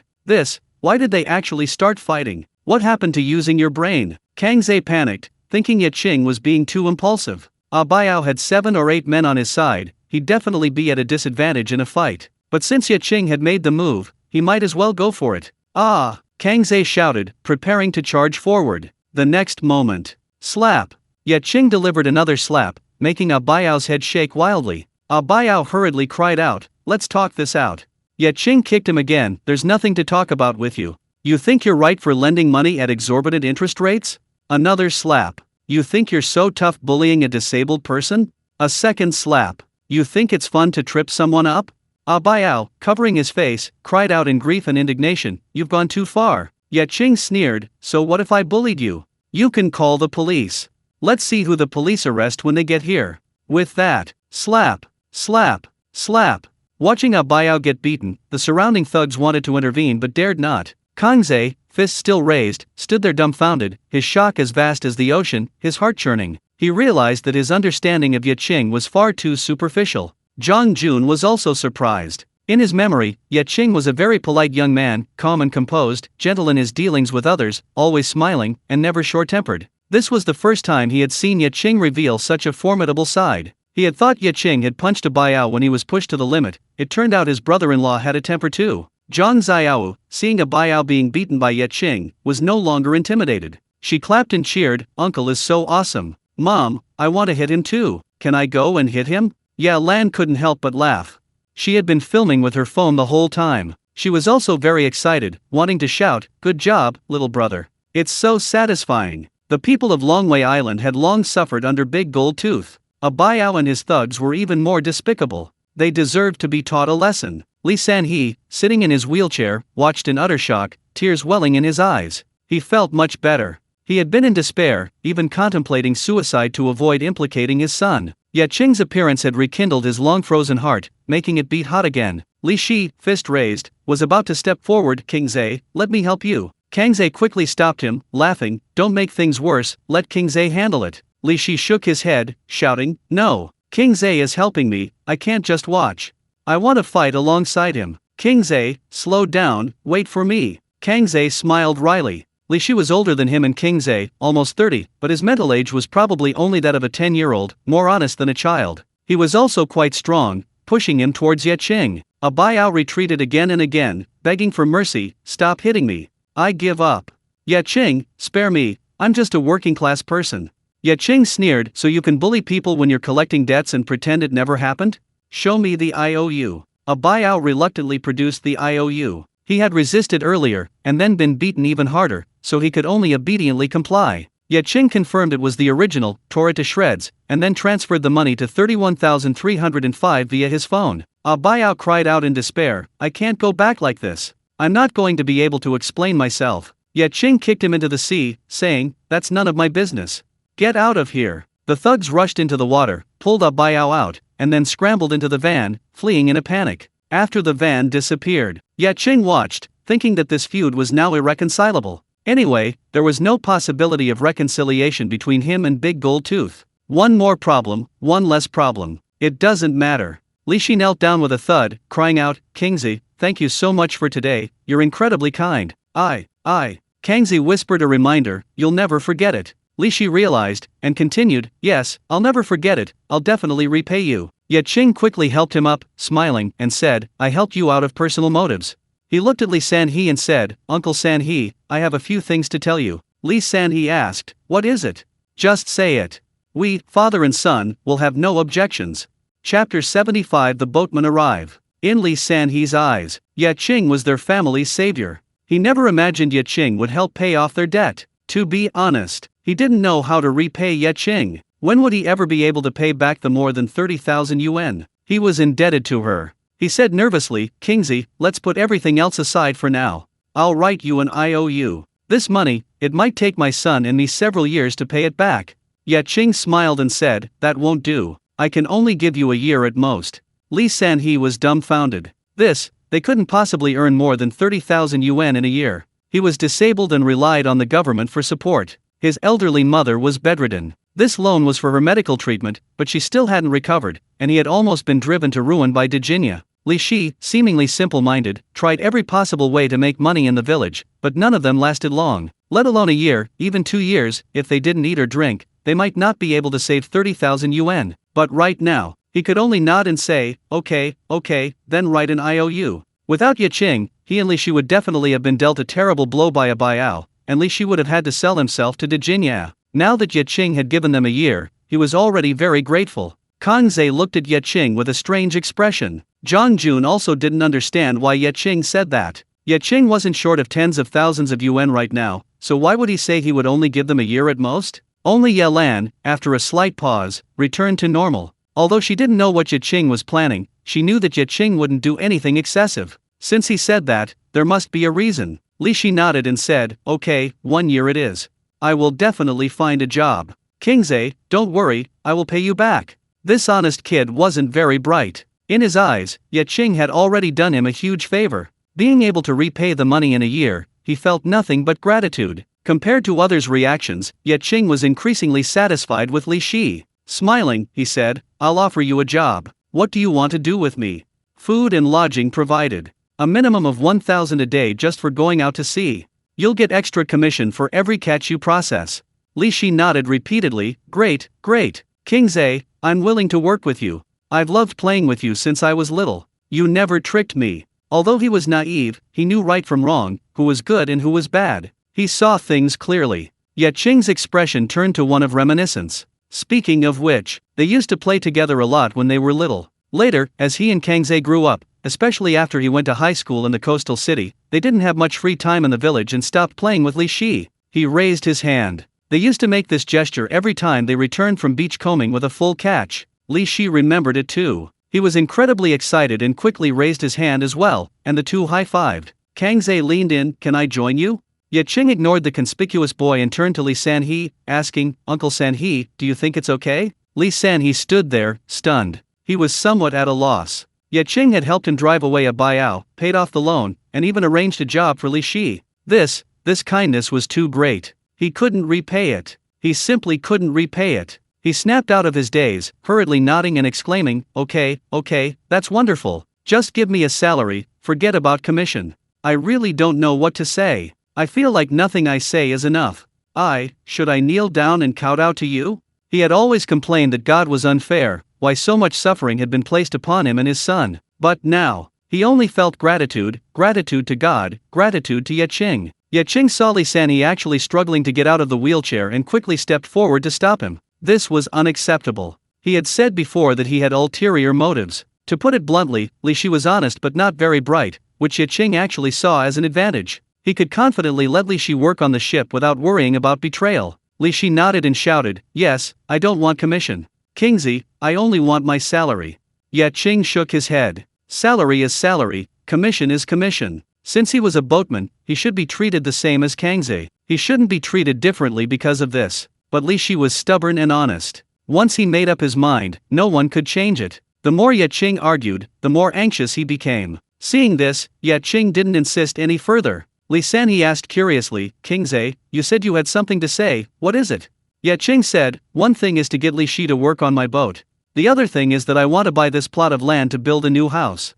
Upon hearing this, Li Sanhe immediately exclaimed, Hey, buy it? You're my family's savior, this plot of land is yours. I'll go to the village chief tomorrow to complete the formalities. Ye Qing shook his head. Wouldn't that make him the one taking advantage? To put it bluntly, the 30,000 yuan was a temporary loan to Li Sanhe and his son, which Li Shi would have to repay with his wages as a boatman. He said, Uncle Sanhe, let's keep things separate. I lent you money to pay off your debts. Now, I also need money to buy a plot of land. Qingze had inquired and found that a plot of land of about 500 square meters was worth about 10,000 yuan, which was actually inflated, because Longwei Island had more land than people. Every household has its own homestead, and no outsiders come here, so who would have the money to waste buying homesteads? If it weren't for Big Gold Tooth causing trouble, no one would even consider buying or selling homesteads. Ye Qing added Li Sanhe on WeChat and immediately transferred 10,000 yuan, saying, When I get back from my sea voyage, we'll go to the village chief to complete the formalities. Li Sanhe looked at the 10,000 yuan in his WeChat account, wiping away tears of joy, thanking Ye Qing profusely. Ye Qing was so tired of hearing it that she quickly told Li Shi to push Li Sanhe away. Li Shi nodded. Li Sanhe refused to leave. He felt it would be too unfair to just leave like that. Li Shi said, Qingze said I should push you away, I'll listen to him. Li Sanhe shouted, I'm your father. Li Shi said, in front of Qingze, even dad has to step aside. Li Sanhe. After the father and son walked away, Ye Qing turned around, and Ye Lan, Zhang Jun, Qingze, and even Zhang Xiao all gave him a thumbs up. Chapter 76 The Fourth Voyage. Brother, you're something else. Zhang Jun gave a thumbs up, then said with a sheepish look, To be honest, when you said you'd get Uncle Sanhe and the others to pay back the money within a year, my heart skipped a beat. I thought you were up to something. Qingze chuckled sheepishly, I had those inappropriate thoughts too. I was too shallow. I apologize. Ye Lan said with a smile, Brother, if mom and dad knew, they'd be so proud of you. Ye Qing waved his hand, saying, Alright, stop praising me. I wasn't just doing a good deed, it was mostly for myself. Actually, besides beating up Abiao, I didn't do anything else. He didn't think anything of it. They sat down to drink again, and inevitably the topic of Big Gold Tooth came up. Ye Lan expressed some worry. This time, she had really offended Big Gold Tooth. Qingze shrugged it off, saying, What's the big deal? So what if we offend him? Qingze's planning to take over the western vacant land anyway, he'll have to offend Big Gold Tooth sooner or later. I think Big Gold Tooth is just a little brother in front of King Zay. Step on Big Gold Tooth, dominate Dragon Might Island, live in a mansion, and drive a yacht. Then he looked at Ye Qing and asked, King Zay, what do you think? Ye Qing was both amused and exasperated. He thought it was great, but dreams are easier to realize. Ye Lan exclaimed, what? King Zay, why are you going after Big Gold Tooth for the western vacant land? It's too dangerous.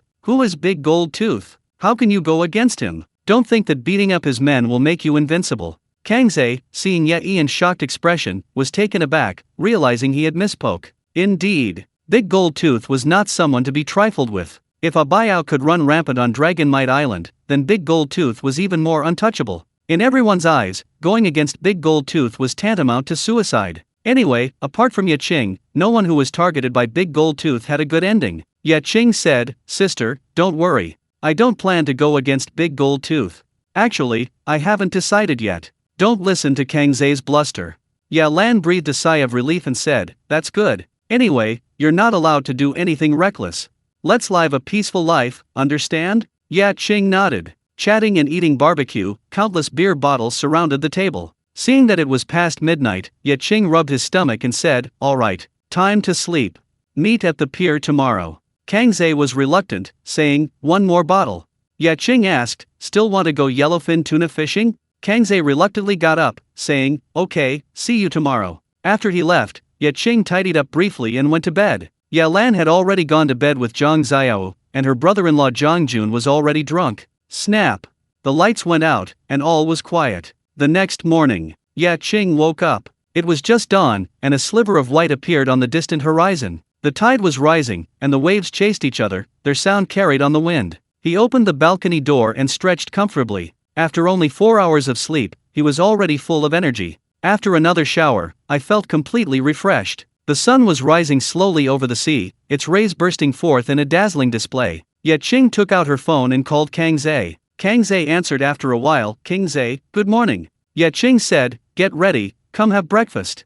Okay. Kang Zay hung up immediately. Ye Qing went downstairs and cooked some rice noodles. 10 minutes later, Kang Zay arrived. The noodles were quickly cooked. Zhang Jun also got up, and the three of them each ate a large bowl, sweating profusely. Ye Lan had also finished her incense burning in prayer ceremony, praying for the blessings of Mizu. They arrived at the pier. Li Shi was already standing at the intersection, eagerly waiting. Seeing Ye Qing and the other two carrying their things, he waved and ran to greet them. Give it to me, give it to me, he shouted, grabbing the things. Ye Qing didn't stand on ceremony and gave him most of what he had. It wasn't much, just a giant fishing rod, an electric reel, and diving suits, and of course, food. They wouldn't be back anytime soon, so they'd have to eat, drink, and relieve themselves on the boat. Luckily, this wasn't the open ocean. If they were out for 10 days or 2 weeks, they'd have to prepare a lot of food and drink, since they couldn't eat seafood all the time on the boat. The four of them walked towards the fishing boat, immediately attracting a lot of attention. Old Feng and his men were also at the dock and quickly came over, greeting them with beaming smiles. King Zay, are you going out to sea?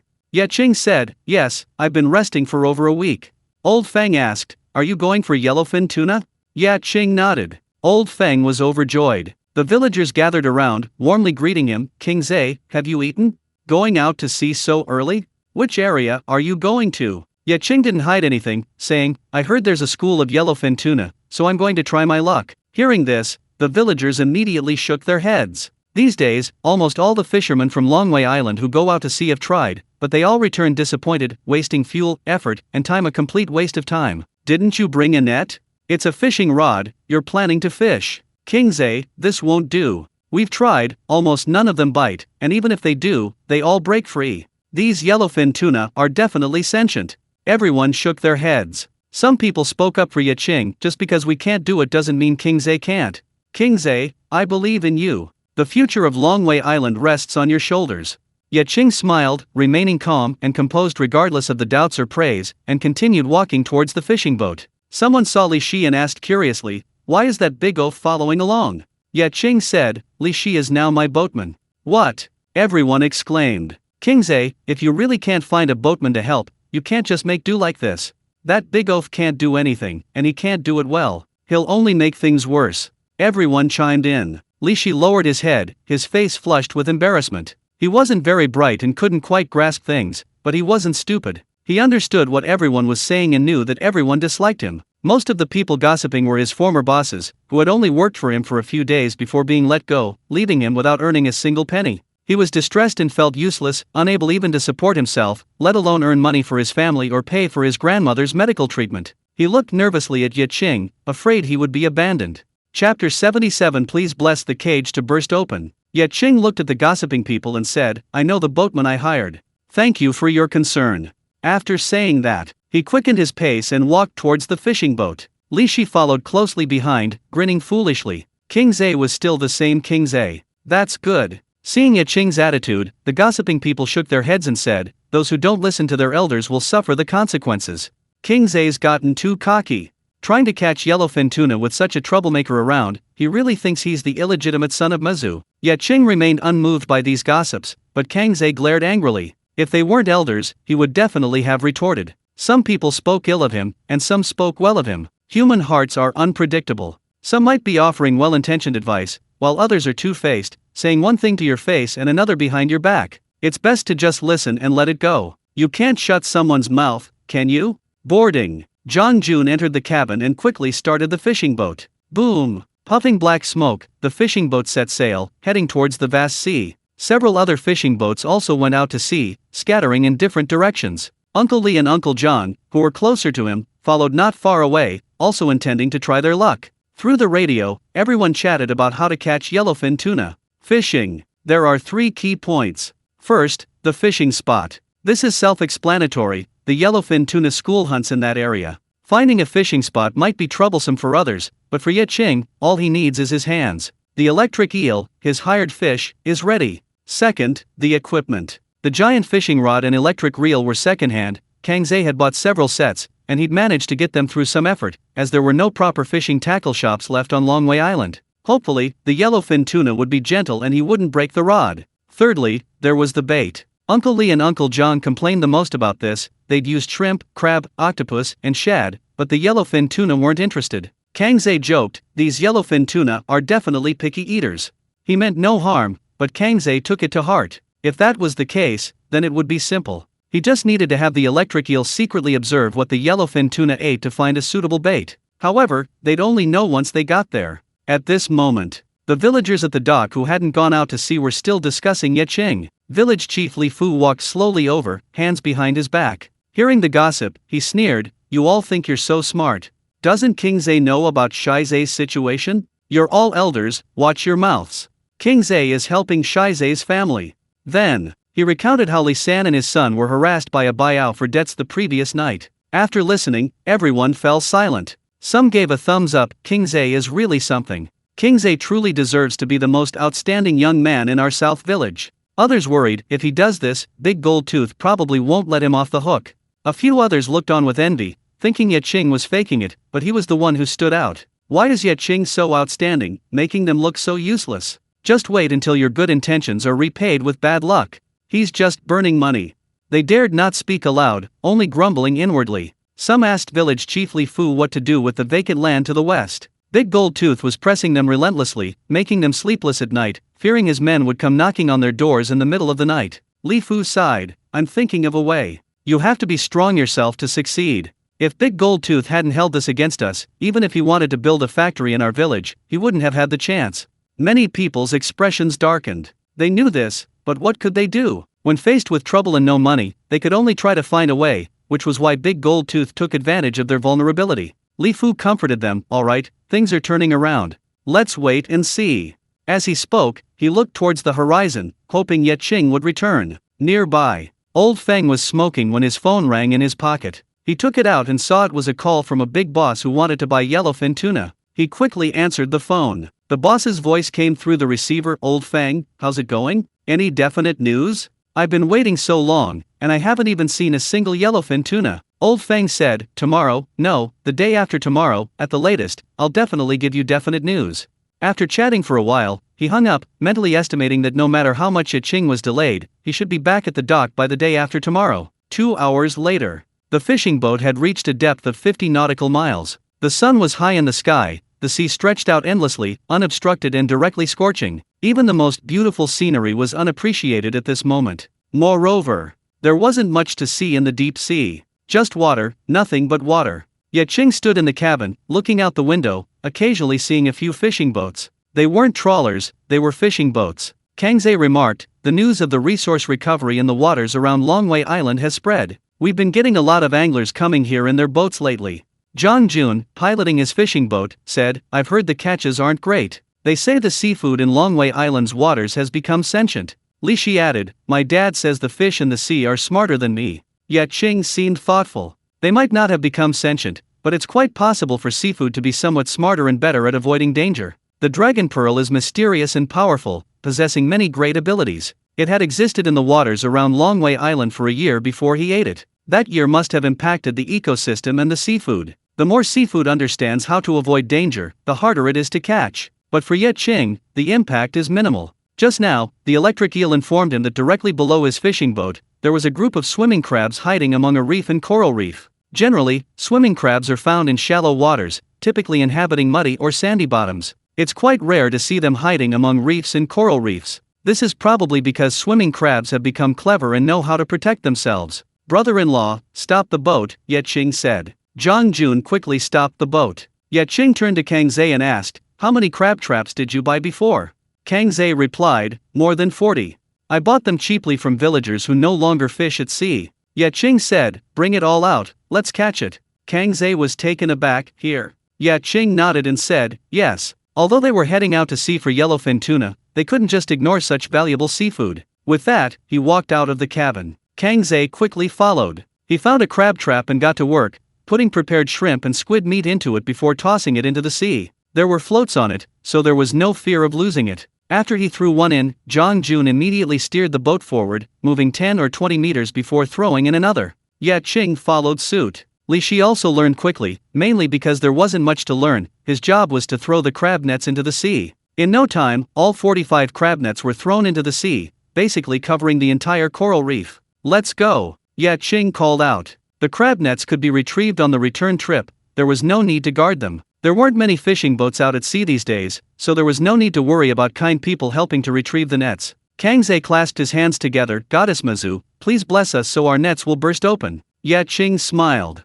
It was more like he was begging him. Chapter 78 Sleep First. The fishing boats sailed away. The sea gradually returned to calm, with only layer upon layer of waves, so calm that, were it not for the crab traps on the seabed, it would seem as if nothing had happened. The seabed was now murky. The crab traps had fallen onto the mud and sand of the reefs and coral reefs, causing the mud and sand to ripple. At the entrance of a hole in the reef, a large lobster with colorful armor was moving in the mud and sand. Its long antennae, like the two feathers on the phoenix-patterned purple-gold crown worn by Sun Wukong, swayed in the water, majestic and imposing. If Ye Qing were here, he would recognize it at a glance. This is a Chinese spiny lobster, do not catch it in real life. In ancient times, it was called the divine lobster, the reason for which is unknown, but nowadays, even the cheapest wild adult Chinese spiny lobster sells for 6 figures. If it's large enough, one can be worth a house. In the murky seabed, the ornate lobster crawled slowly. It wasn't here to play, but to hunt for food. The blue crabs here were on its menu, and considered quite delicious. With so many blue crabs, it could eat to its heart's content. However, why were all the blue crabs scurrying towards the same spot? Were they hiding from it? But it was useless, it could still squeeze in. It didn't understand the blue crab's behavior. But it didn't matter. It could crawl in and eat too. Soon, it locked onto a blue crab that looked incredibly delicious. 4 hours later, the fishing boat arrived at the designated area. This was where the yellowfin tuna had been caught. He had guessed then that the yellowfin tuna was alone, probably part of a school. Sure enough, there was a school of yellowfin tuna. Knowing is one thing, actually catching one is quite another. Zhang Jun stopped the fishing boat and followed him onto the deck. The sea breeze was rather strong today, making the waves a bit turbulent. Looking up, seabirds soared in the sky, the blue sky and white clouds were breathtaking, and the sun was dazzling. Kangze asked expectantly, Kingze, what's the plan? Ye Qing squinted and said, let's eat something first. Li Shi rubbed his stomach, I'm hungry too. Kangze said somewhat dejectedly, how about we catch a yellowfin tuna first before we eat? Ye Qing asked, are you related to the Dragon King? Kangze shook his head, no, why do you ask? Ye Qing said, since you're not, how can you say we'll catch a yellowfin tuna before we eat? Kangze chuckled, isn't that what you're here for?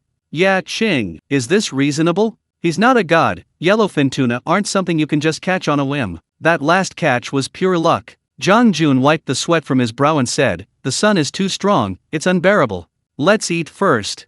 We can fish for yellowfin tuna later if we have the energy after eating." Ye Qing nodded. He planned to send the electric eel to scout out the situation before fishing, but it was indeed too sunny. Even fully equipped with a sun hat, sunglasses, mask, and arm sleeves, he could still feel the sun burning his skin. At this rate, it wouldn't be long before he had Louis Ku's skin. They went into the cabin. Kang Ze didn't follow. He planned to give it a try. Li Shi, obedient to Ye Qing, followed him into the cabin. Half an hour later, lunch was ready. Kang Ze was still trying. The three of them started eating first. Just as he finished eating, Kang Ze reeled in his line and went into the cabin, saying with a wry smile, "It's no use. Forget yellowfin tuna, not even a single bite. I'm starting to doubt if yellowfin tuna are still in this area. Unfortunately, there's no way to confirm." He sighed deeply, channeling his frustration into his appetite, and began to eat voraciously. Seeing his eagerness, Ye Qing asked, "Why are you in such a hurry?" Kang Ze replied, "I want to earn money to buy a car as soon as possible." Ye Qing raised an eyebrow. "Buy a car?" Kang Ze said somewhat embarrassedly, "Yeah, my girlfriend's family requires it. They say we can't get married without a car and a house. We can't sell the house anytime soon, but we can manage a car if we work hard." Ye Qing patted him on the shoulder. Of course, he had to support his brother's happiness. But haste makes waste. The electric eel was still searching for yellowfin tuna. There weren't any near where the fishing boats were docked. Yellowfin tuna have a large range, and unless you're lucky, finding one definitely takes effort. That's why only an electric eel can search like this. Finding yellowfin tuna by sight is even more difficult. This is one of the important reasons why the fishermen on Longwei Island haven't been able to catch yellowfin tuna. Seeing that the electric eel wouldn't find any yellowfin tuna anytime soon, Ye Qing patted Kang Ze on the shoulder a few times and said, "I believe in you, good luck. Remember to clean up after you've eaten. I'm going to take a nap." Kang Ze was dumbfounded. He had just thought that Ye Qing would immediately buy him a car after he mentioned wanting to buy one, fulfilling his small wish. He hadn't expected Ye Qing to turn around and go to sleep. Giving up yellowfin tuna fishing? Was he giving up on life? Giving up on making money? But he was just a wage earner. Even his boss said he was going to sleep. What could he do? He could only sleep along with him. To be fair, it was still pretty cool. Working in a factory, there wasn't this much freedom. Forget sleeping, even taking a short nap would get him a severe scolding from the boss. This was one of the reasons why he immediately quit his job after returning with a full catch from 2 fishing trips with Ye Qing. Who wants to earn money by standing up and fishing at sea, but kneeling and begging? So, after a nearly 6-hour boat journey, upon arrival, they went to sleep first. The electric eel was still searching and searching in the vast ocean. There were many schools of fish of all sizes nearby: golden pomfret, silver pomfret, sea bass, and file fish, but no trace of yellowfin tuna. It wasn't until near a school of red snapper that they finally spotted yellowfin tuna. Ye Qing received a signal from the electric eel and immediately woke up. At this moment, it was around 3 o'clock in the afternoon. Stepping out of the cabin, the sun was no longer so scorching, and with the clouds providing cover, the weather had cooled down. After the fishing boat started up again, Uncle Li and Uncle Zhang inquired about the situation via walkie-talkie. Although they had no hope of catching yellowfin tuna, they were still very curious whether Ye Qing could catch any. They were all speechless when they learned that he had only just started fishing. This level of leisure while fishing is truly unique. After a full hour's journey, the fishing boat finally reached the waters where the yellowfin tuna were. These fish are incredibly fast swimmers. If Ye Qing hadn't lent the energy from the Dragon Ball to the electric eel, the latter wouldn't have been able to catch up, let alone even see its tail. Their torpedo-shaped bodies possessed a streamlined beauty. In Ye Qing's eyes, they radiated a captivating glow of wealth. "Let's fish!" Ye Qing called out. Kang Ze was incredibly excited and couldn't wait any longer. Zhang Jun also came out of the cabin. They were ready to reel in the fish. Chapter 79. Yellowfin tuna is a picky eater. With a click, the electric winch was installed. Ye Qing could have used it without the winch. However, he didn't want to appear too different from ordinary people, even when facing his brother-in-law Zhang Jun and Kang Ze. He decided to maintain the facade and make this a habit. The three stood by the boat and cast their lines. In deep-sea fishing, there's no need to cast. Just cast it in. 1 minute. 3 minutes. 10 minutes. Not only Kang Ze and the others, but even Ye Qing's fishing rod didn't move. Some fish did bite, but they were all small. Their hooks were too big. These small fish, besides causing trouble, wouldn't actually take the bait. Kang Ze said dejectedly, "Why aren't we catching anything?" He found it very illogical. Ye Qing, however, remained calm and said, "Let's try a different bait." They had prepared a lot of bait: shrimp, crab, octopus, squid. Although Uncle Lee and the others said that yellowfin tuna wouldn't eat these baits, seeing is believing, and they had to try. Under these circumstances, the electric eel could only watch helplessly. Unless he jumped back into the sea, the electric eel could help stun the yellowfin tuna and catch it on the boat. Yet Qing naturally wouldn't do such a thing again. Once or twice could be attributed to luck, but 3 or 4 times, evenly she would know there was something wrong with him. An hour later, caught a fish. Yet Qing caught his first fish. It was the slowest he'd been since obtaining the Dragon Ball. Kang Zhe and Zhang Jun, who had caught nothing, perked up. Having changed positions many times, they were now on the other side of the boat, ignoring their fishing rods, and ran over. Finally, a fish. What kind of fish? Yellowfin tuna? They shouted excitedly. Yet Qing shook his head and said, not a yellowfin. Squeak, squeak, squeak.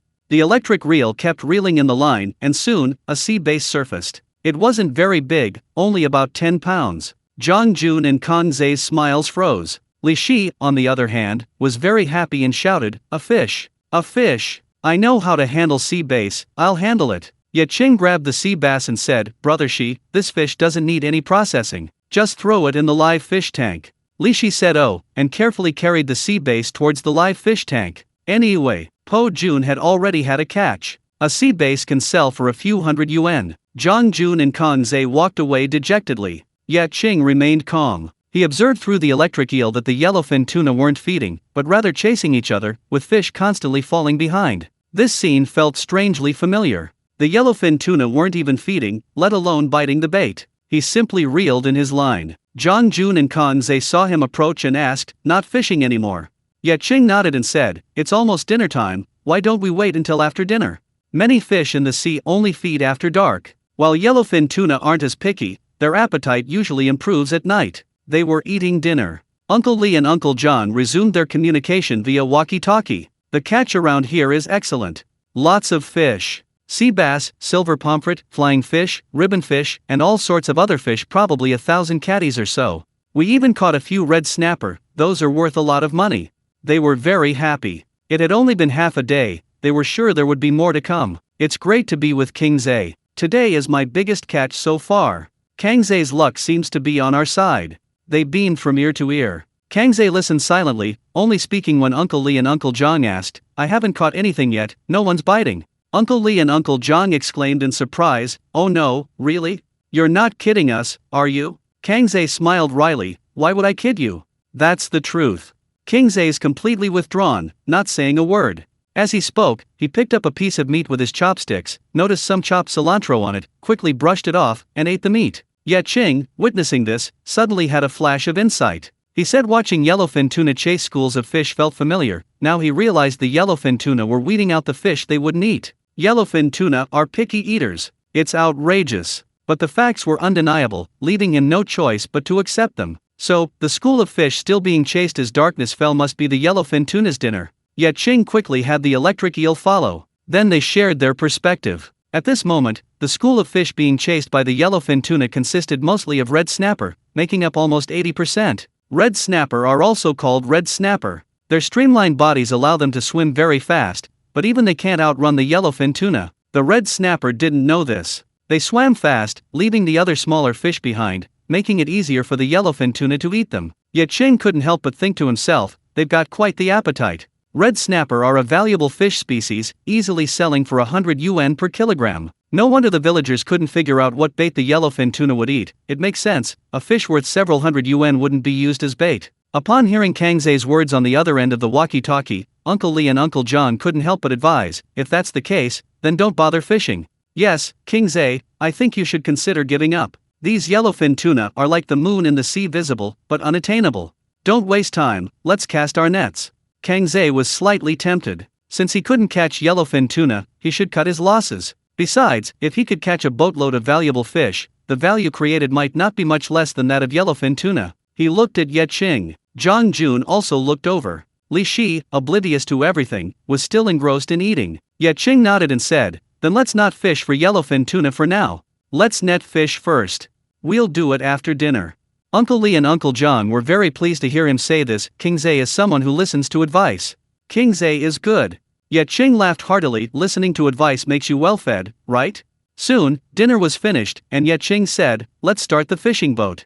Zhang Jun nodded and silently started the boat. Kang Ze hesitated, his feelings complicated. Giving up already? Has his luck run out? Following Ye Qing's instructions, the troll came towards the red snapper, catching a large number of them. Ye Qing observed through the electric eel. At this crucial moment, the yellowfin tuna were surprisingly not caught. Some swam fast enough that the troll couldn't catch them, while others dodged to a distance beyond the troll's reach. However, for every trick in the book, there's a counter. The yellowfin tuna could avoid the troll, but they couldn't possibly remain indifferent to the red snapper being brought to their mouths. Chapter 80. Still not giving up. Ye Qing shouted, "Raise the net." Kang Ze immediately pressed the switch, and the winch started working, pulling the troll net out of the sea. A catch! It's shaking really hard, this time the catch should be pretty good, he yelled. A catch on the very first cast was incredibly exciting, immediately dispelling the disappointment of not catching any yellowfin tuna. The west was dark, but the east was bright. They weren't hardcore anglers, if they didn't catch any fish, it didn't matter, they could still cast the net.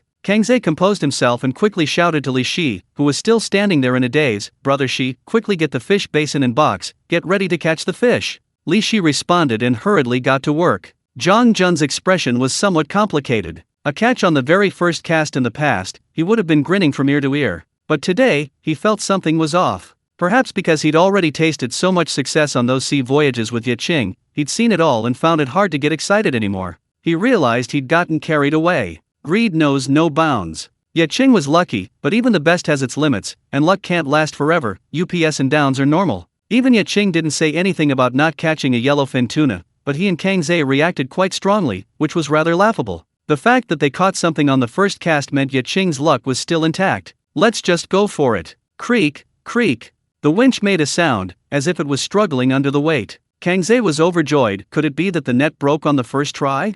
If this had happened before, he wouldn't have had such doubts. Isn't breaking the net inevitable on Kang Ze's fishing boat? But after the setback of not catching a yellowfin tuna, he was no longer blindly arrogant. It's always best to be down to earth. Everyone else can't catch yellowfin tuna, so why can they? Kang Ze shook his head. He only thought these things to himself. Breaking the net is already a good thing. Kang Ze is awesome. Splash! Quickly! The troll net was pulled out of the sea, splashing water everywhere, and a large, purplish-red fish appeared in everyone's sight. It's a red snapper. It looks like they're all red snapper. Kang Ze, you're amazing. The troll net continued to rise, and Kang Ze kept shouting. Ordinary red snapper can sell for 50 or 60 yuan a pound in the market. Those from the Longwei Island waters are of better quality and fetch even higher prices. Kang Ze quickly got to work, scooping the foremost red snapper off the net. Holding it in his hands, he estimated it to be about half a meter long and exclaimed, "What a big one! This can sell for over 100 yuan a pound."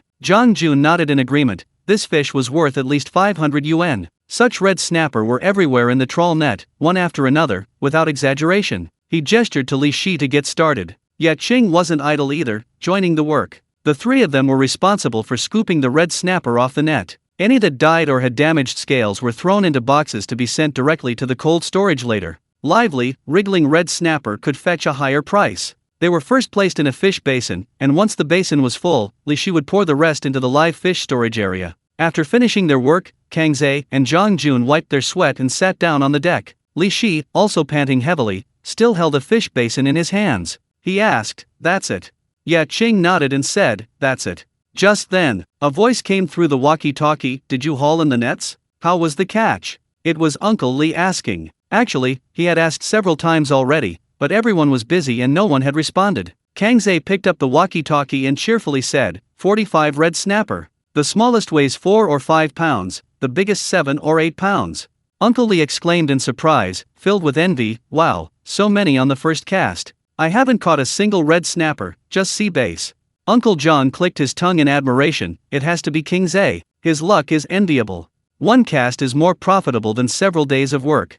After chatting for a few more minutes, Kang Ze put down the walkie-talkie and looked at Ye Qing, asking, "Shall we continue?" Ye Qing nodded. This cast only caught 40-odd red snapper, not enough for baiting and fishing for yellowfin tuna. Continue. Ye Qing directed the casting, saying, "Brother-in-law, you navigate the boat around the net." Zhang Jun responded. He did as Ye Qing instructed. The net was pulled up again. Kang Ze saw the first fish surface and shouted, "It's out of the water. It's out of the water again. It's a red snapper. We're really going all in with red snappers today." Ye Qing remained calm. It was indeed a red snapper. After being chased by yellowfin tuna, only red snappers remained in the vicinity. We definitely ran into a school of red snappers. We're rich. Kingsley, following you was definitely the best decision I've ever made. He gets a salary and commission for each trip out to sea. The commission from just 2 trawls alone is conservatively estimated to exceed his monthly salary. After finishing the work, it was already past 9 o'clock at night. Jong Jun smoked, his hands trembling slightly, purely from exhaustion, tired but happy. The cigarette he smoked at this moment was even more enjoyable than a cigarette afterward. Kang Ze ran back from the live fish tank, beaming, there are over 30 live fish alone. There must be even more in the cold storage, brother Shi, did you count them? Li Shi was counting on his fingers. Hearing the question, he looked up and said, I just counted to 51, you interrupted me. Kang Ze laughed heartily. 2 nets, conservatively estimated, yielded about 100 red snapper. Ye Qing mentally calculated, that was about enough. He stood up and said, that's enough. Prepare the trawl net. Let's get ready to fish for yellowfin tuna. Kang Ze and Jong Jun were taken aback. Li Shi put down the water bottle and turned to grab the giant fishing rod and electric reel. Kang Ze hesitated, then said, King Ze, you're still not giving up? Ye Qing nodded, of course. I came here for the yellowfin tuna, how could I give up? Don't you want to catch a yellowfin tuna? Kang Ze said, yes, I do. To be honest, I dreamt last night that I caught 2 yellowfin tuna. But reality is reality, and dreams are dreams. Jong Jun also said, King Ze, fishing with nets is a good idea. Even without yellowfin tuna, we can still catch quite a bit. Let's not bother with yellowfin tuna, Ye Qing said with a smile. Let's try it first. He couldn't very well say he had it all figured out. Even if he did, Kang Ze and his brother-in-law Jong Jun, who had already been disappointed once, wouldn't believe him. Soon, Li Shi had his equipment ready. He didn't hesitate, he did whatever Ye Qing asked. Ye Qing then had him bring out a box of red snapper from the cold storage. With swift, decisive strokes, he chopped the red snapper into several large pieces. This was for baiting the area. After chopping it up, Ye Qing threw it all into the sea. Under the watchful eyes of Kang Ze and Jong Jun, Ye Qing hooked the live red snapper directly onto the hook, baited it, and cast it into the sea. Chapter 81. Fortunately, I didn't give up. As the red snapper entered the sea, they immediately became excited, swimming towards the depths with their hooks in hand. On the seabed, a school of yellowfin tuna was scrambling for the pieces of red snapper that Ye Qing had just poured out, darting swiftly through the water. They were fighting fiercely. It wasn't their nature. Just moments before, they had chased down enough food and were about to enjoy their meal when they were suddenly caught in a trawl. They were clever.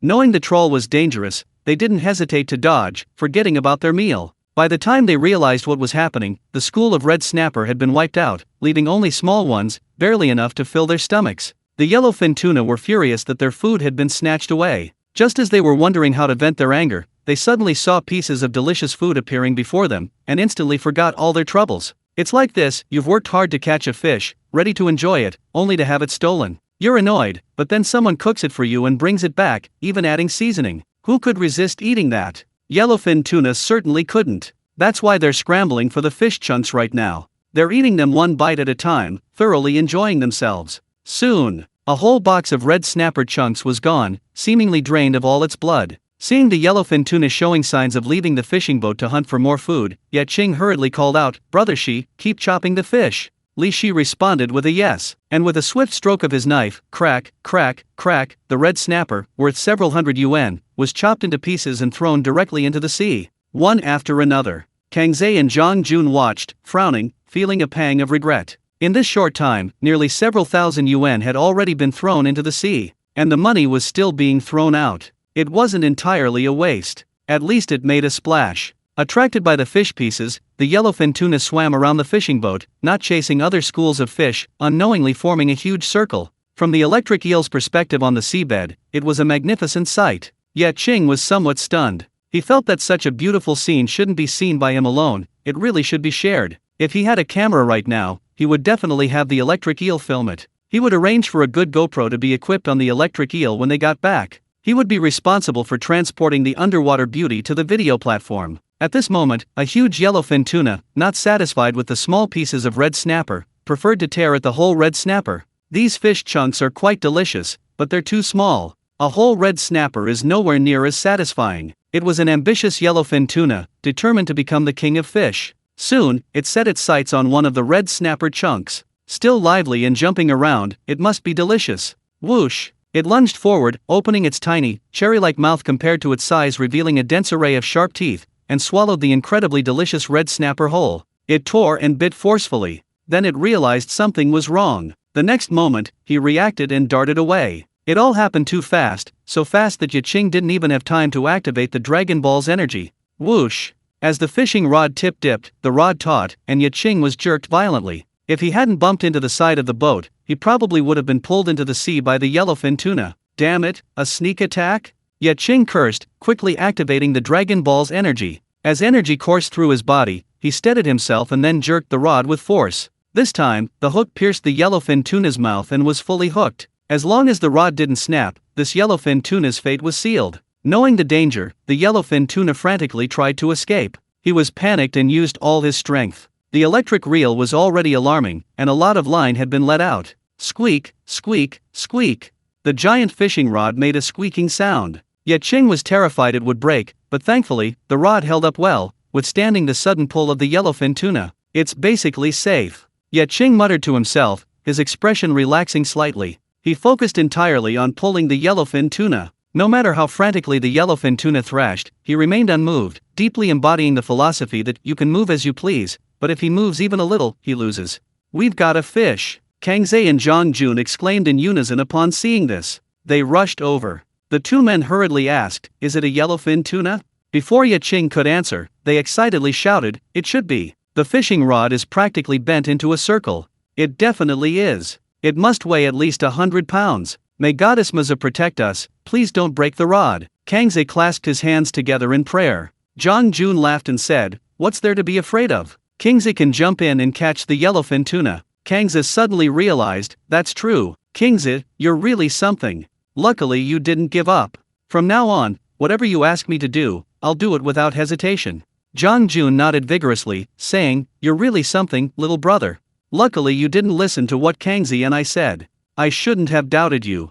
If Ye Qing had listened to their advice, they definitely wouldn't have caught that yellowfin tuna. Just thinking about it made them shudder. "Haha, it's nothing." Ye Qing chuckled casually. To be honest, if he hadn't been cheating, he would have questioned it too. He didn't chat much, he was too busy grappling with the yellowfin tuna, focusing all his attention on controlling the line. The feeling of this intense tug-of-war was incredibly exhilarating. No wonder anglers all aim for giant catches, there's a reason for it. At this moment, the yellowfin tuna was still trying to dive deeper into the sea, but Ye Qing was already controlling the speed at which the electric reel released the line. Kangze seemed to remember something and quickly pulled out his phone. Nobody has caught a yellowfin tuna in the past year, but Ye Qing has caught two. Such a rare thing has to be recorded. Once the phone gets a signal, I'll send it to our village chat group, the effect will be explosive. He spoke with a particularly lewd grin, as if he could already see everyone stunned and overwhelmed, their messages flooding the screen. Zhang Jun asked curiously, "Little brother, how's the fishing? Just watching you makes me feel so good." Ye Qing said, "It's really exciting. Brother-in-law, don't just watch. Why don't you take a fishing rod and fish too?" Zhang Jun was taken aback, then slapped his thigh and said, "I've been too busy watching. I'll give it a try too. I'll fish right next to you. Hopefully I can share your good luck." Kangze, hearing this, also realized what was going on. He quickly put away his phone, picked up his giant fishing rod, attached a large line and hook, grabbed a red snapper, baited it, walked to Ye Qing's other side, and cast the bait into the sea. A moment later, he exclaimed, "Holy crap, I caught one. Chapter 82 is too big to pull up. Ouch. Holy crap. That's some strength." Kang exclaimed, startled even by the sudden pull of the yellowfin tuna, despite being somewhat prepared. His hand trembled, and the fishing rod nearly slipped from his grasp. He wasn't a novice, he quickly steadied himself. He set the hook. The reel spewed out line wildly, almost emptying the line completely. He was using over 500 meters of line, which showed just how strong this yellowfin tuna was. He had no choice but to empty the line. If it weren't for the powerful reel, he wouldn't have been able to hold the rod at all. After a while of pulling, he quickly braced the rod against his belly, the pulling and tugging causing him considerable discomfort, but he couldn't care less about anything else in order to catch the yellowfin tuna. He laughed heartily, "That was awesome. So satisfying. I finally understand Kingze's joy." On the other side, Zhang Jun's fishing rod hadn't moved yet, and he couldn't help but look at Ye Qing with envy. Catching a giant and a yellowfin tuna. This was absolutely an indescribable experience. While he was still waiting anxiously, time passed second by second. The struggle between Ye Qing and the yellowfin tuna was nearing its end.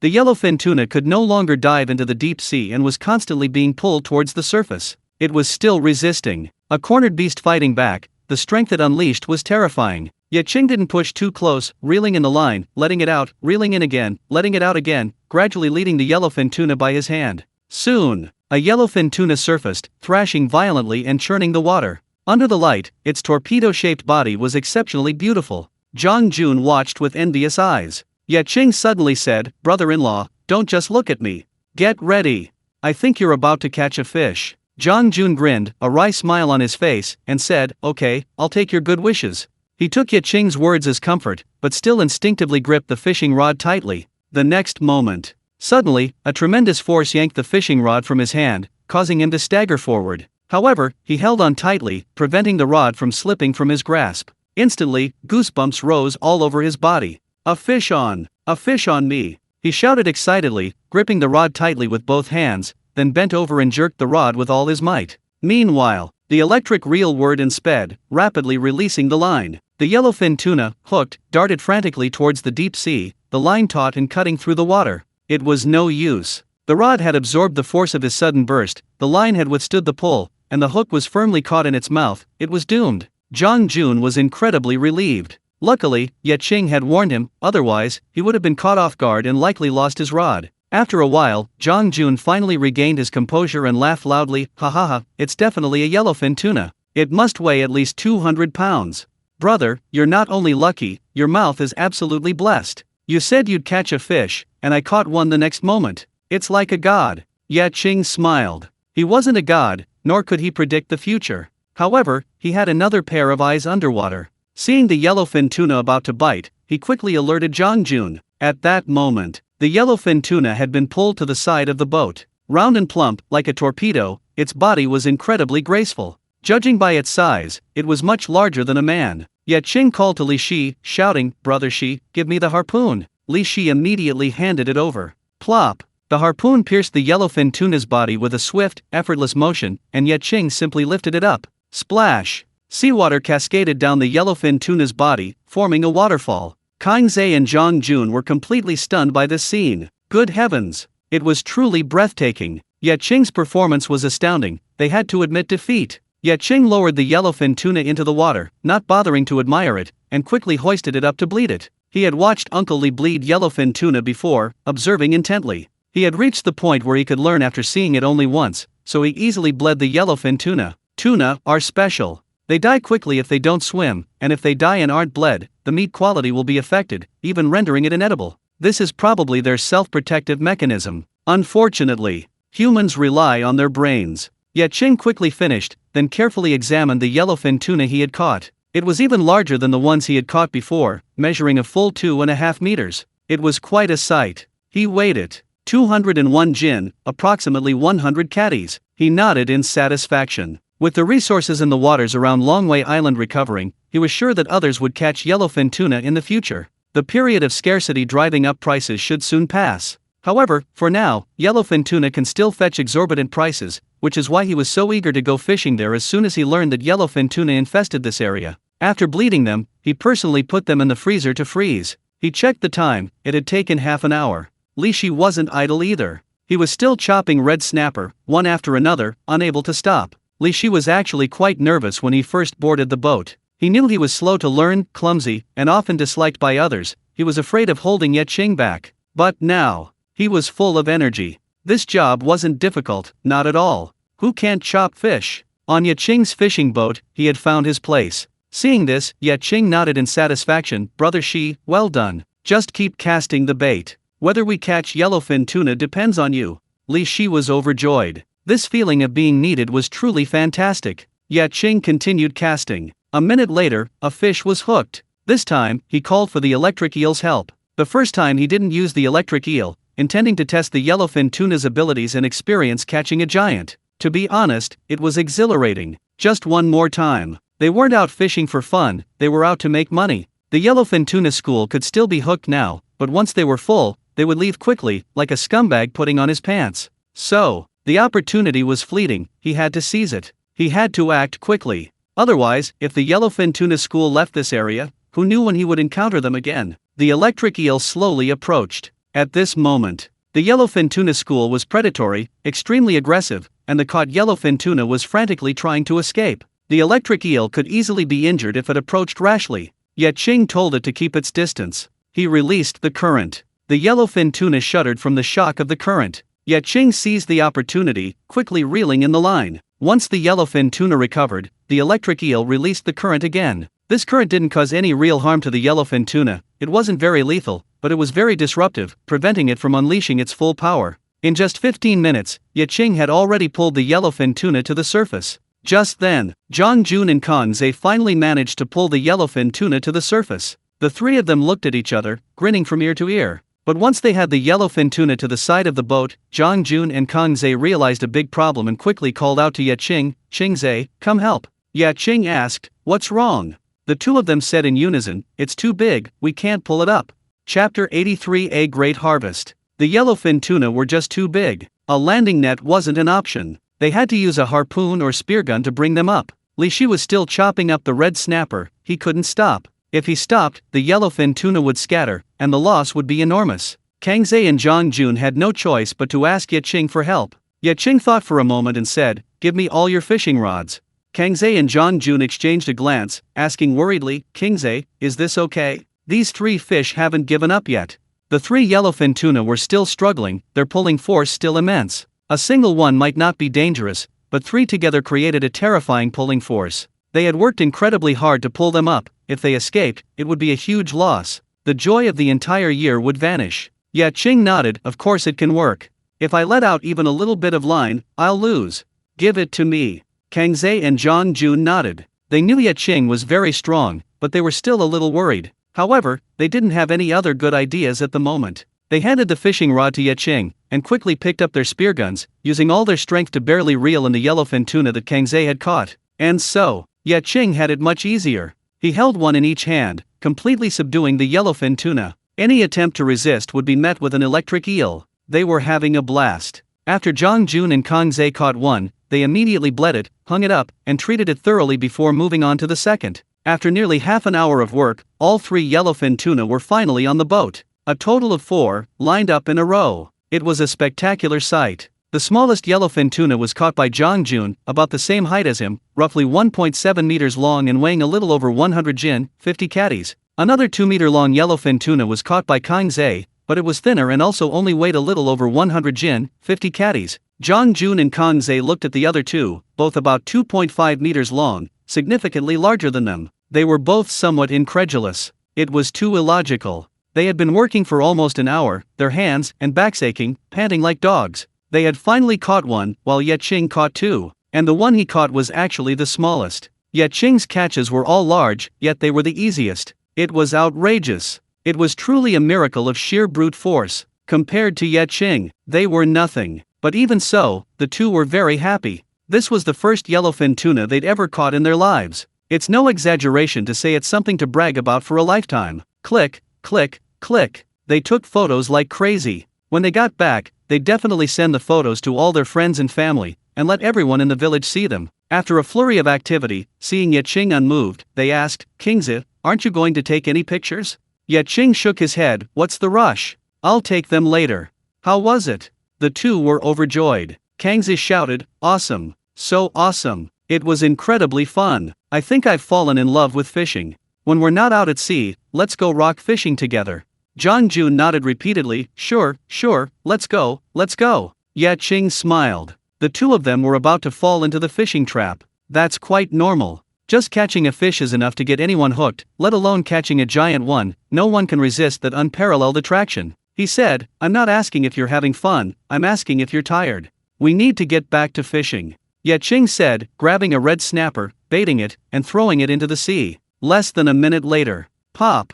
The fishing rod instantly bent into a crescent moon of fish on. Kang Ze and Zhang Jun looked a little panicked. The two stammered, I want a rest. Fishing for yellowfin tuna is really exhilarating, but it's also really tiring. If they hadn't eaten dinner, they would definitely be exhausted by now. Even so, they felt weak all over, as if their hands were too weak to use their strength. Ye Qing shook his head. "You two aren't suffering from kidney deficiency, how tired can you be? We've only brought up one. What are you resting for? Keep fishing." Kang Ze and Zhang Jun were helpless. their boss was relentlessly pushing them to work. There was no other way but to cast their lines. At that moment, they were both expectant and nervous, like a young girl visiting a hotel for the first time on Kixi Festival, Chinese Valentine's Day, afraid the yellowfin tuna wouldn't come but also afraid it would cause trouble. But what was bound to happen, happened. 5 minutes later, both of them landed fish. They were indeed exhausted. From the very beginning, the yellowfin tuna had pulled them forward, and if it weren't for the railing, they would have definitely fallen into the sea.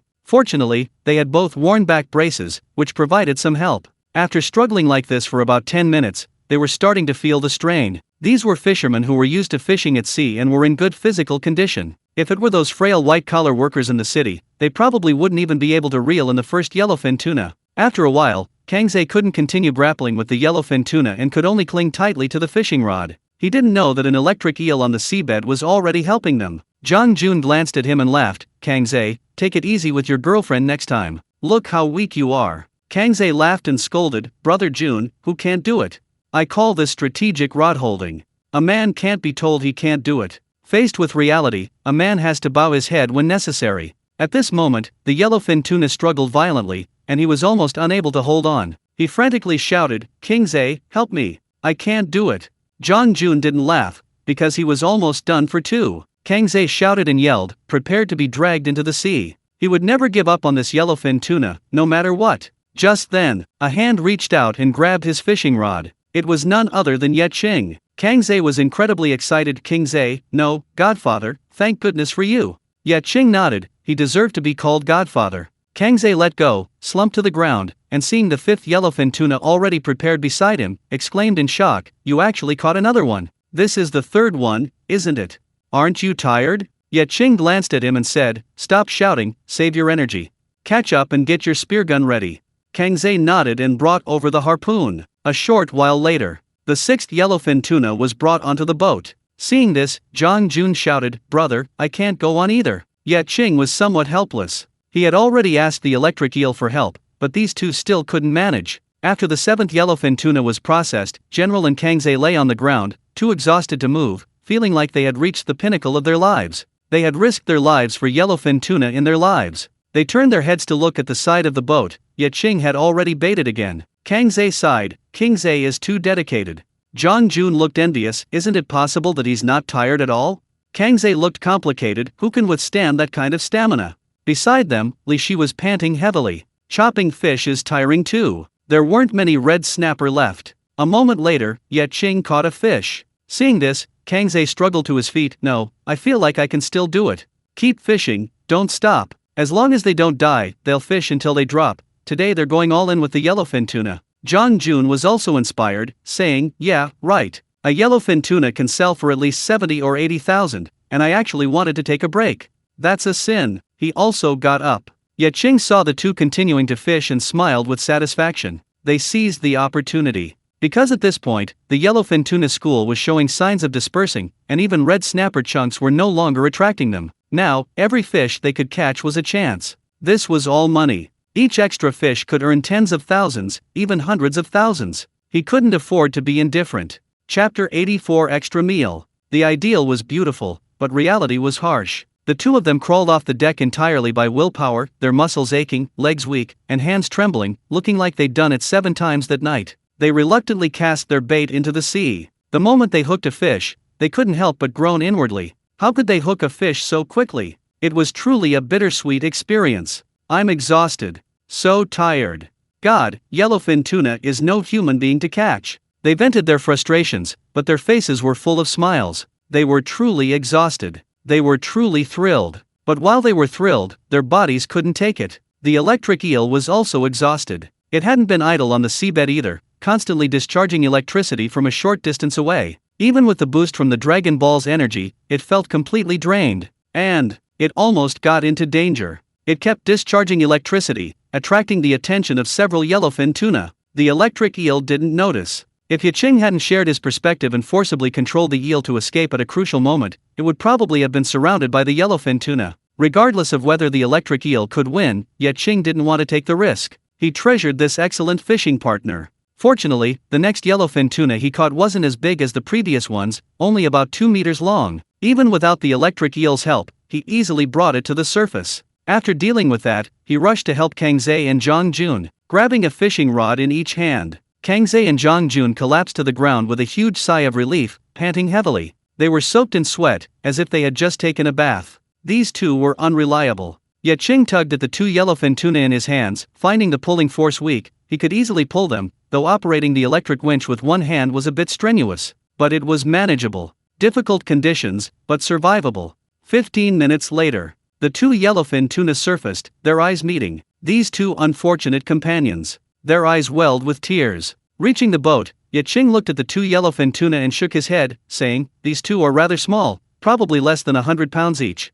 That's why he could pull them so easily." Puft. The yellowfin tuna were still struggling, and, perhaps coincidentally, suddenly spat water onto the boat. Ye Qing nimbly dodged. But Kang Ze and Zhang Jun, lying on the deck, weren't so lucky. Their faces were sprayed, causing them to sit up abruptly. The two men were speechless, then joked, "King Ze, don't say anything more. Look how upset you are with that yellowfin tuna. You're complaining about it even after you've caught it.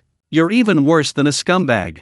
After resting for a while, Kang Ze and Zhang Jun recovered, picked up their spear guns, aimed at the yellowfin tuna's heads, and with a single, decisive shot, quickly brought up two yellowfin tuna. After processing them, the three of them each caught a red snapper and continued casting their bait into the sea. Ye Qing was the first to catch a fish. He shook his head and said, "Mine isn't big either, probably only 100 or so pounds." A while later, Kang Ze and Zhang Jun also caught fish. The two were overjoyed. The pulling force was much less than before, and they could barely bear it. After pulling the fish up, the yellowfin tuna the two men caught was indeed small, just over a meter long, and estimated to weigh around 60 to 70 pounds. Even so, Ye Qing was the first to get the fish onto the boat. Looking at the yellowfin tuna, which weighed around 100 pounds, the two men were incredibly envious, not only of Ye Qing's luck but also of his strength and stamina. After cleaning up all the yellowfin tuna, Ye Qing also felt somewhat exhausted. If he caught another 17 or 18 yellowfin tuna, he might also be worn out. Li Shi also stopped. On the seabed, the yellowfin tuna school had dispersed and probably wouldn't return to this area anytime soon. They were somewhat like nomadic people, moving with the water and pasture. Unless there was an abundance of fish in a particular area for them to hunt, they wouldn't stay in the same spot for long. This area had abundant fish, which was why they had stayed there for so long. After Ye Qing attacked them, they seemed to realize it was no longer safe, so they left decisively. But fish have limited memories. Sooner or later, they would return, chasing the school of fish. In other words, this was a yellowfin tuna spawn point. Once they returned, they could generate substantial profits for Ye Qing. Kang Ze struggled to get up. He could still fish. Ye Qing stopped him, saying, "Forget it, the remaining 3 will be a midnight snack. 1 for soup, 1 steamed, and 1 braised." Kang Ze asked, "Not fishing anymore?" Ye Qing nodded. Zhang Jun said, "The yellowfin tuna we caught have clearly shrunk, which means the school has dispersed." Kang Ze finally understood. Schools of fish have rules. Big fish have absolute privileges within the school, getting priority in everything. Of course, small fish can't compete with the big fish. In the ocean, it's survival of the fittest. Big fish eat small fish, and small fish eat shrimp. Even within the same species, this can happen. When they're starving, they'll eat anything. So, when small yellowfin tuna are caught, it means the main yellowfin tuna herd has left, and it's only then that the smaller ones are left to compete for food. Ye Qing said, "Let them scatter. As long as the resources in our Longwei Island waters are abundant enough, the yellowfin tuna will return sooner or later." Kang Ze subconsciously said, "But we only caught 13 yellowfin tuna." As he spoke, he scratched his head and chuckled, "That seems like quite a lot, huh?" Ye Qing and Zhang Jun laughed along. Seeing everyone laughing, Li Shi felt he'd be out of place if he didn't, so he laughed extra loudly. Kang Ze asked, "Brother Shi, what are you laughing at?" Li Shi, seemingly foolish but actually wise, replied, "I'll laugh at whatever you're laughing at." At that moment, the Milky Way shone brightly. The lights of the fishing boats seemed to be the only light in the world. The rolling waves carried the laughter far away. Ye Qing opened the freezer door and took out the smallest yellowfin tuna. It weighed 51 jin, 27.5 catties. These smaller ones didn't fetch high prices, only 200 to 300 yuan per jin. In this scarcity drives up prices phase, it could barely sell for tens of thousands of yuan. He said, "Let's add another dish today, tuna sashimi." Upon hearing this, Zhang Jun and Kang Ze swallowed hard, exclaiming, "King Ze, are we already this rich? I've never eaten anything like this in my life." Ye Qing smiled and said, "I'll make a rule from now on, when we go out to sea, we must have the most expensive seafood we catch for our meal." Zhang Jun and Kang Ze exchanged a glance and shouted, "King Ze, you're getting cocky. but I like it. Eat, eat, eat. Ye Qing closed the door and glanced at the 12 yellowfin tuna in the freezer, weighing nearly 2,000 pounds. They varied in size, with different prices per fish, but even taking the average, they could sell for 8 or 900,000, earning 8 or 900,000 in just one day and night. Even opening a factory wouldn't be as profitable as him. He's making a killing, with costs practically non-existent. Profit margin of 800,000%. The incredible return is intoxicating. At this moment, the walkie-talkie placed to the side rang, and Uncle Li and Uncle Jiang's voices came through. Chapter 85 Return Flight. Uncle Li and Uncle John came to report good news. We were lucky too. We were spurred on by King Zhe, so we caught a Red Sea bream late at night. He, and we caught a Red Sea bream. Fishing in coastal waters at night is very unsafe, so many fishermen don't risk it unless it's deep sea. Kang Zhe picked up the walkie-talkie and said, "That's great. I love eating Red Sea bream." Uncle Li laughed, "That's easy. We're not far away, I'll bring you a few later. You can have them as a late-night snack." Kang Zhe quickly said, "No need, no need." Uncle John interjected, "Why are you being so polite? Red Sea bream and amberjack are about the same price, but the meat tastes better. We're coming to find you right away." Kang Zhe was about to speak. Ye Qing spoke first, "Let Uncle Li and Uncle John come. It'll be a good opportunity for them to try the freshest tuna sashimi." Kang Zhe nodded and called into the walkie-talkie, "Uncle Li, Uncle John, come on over."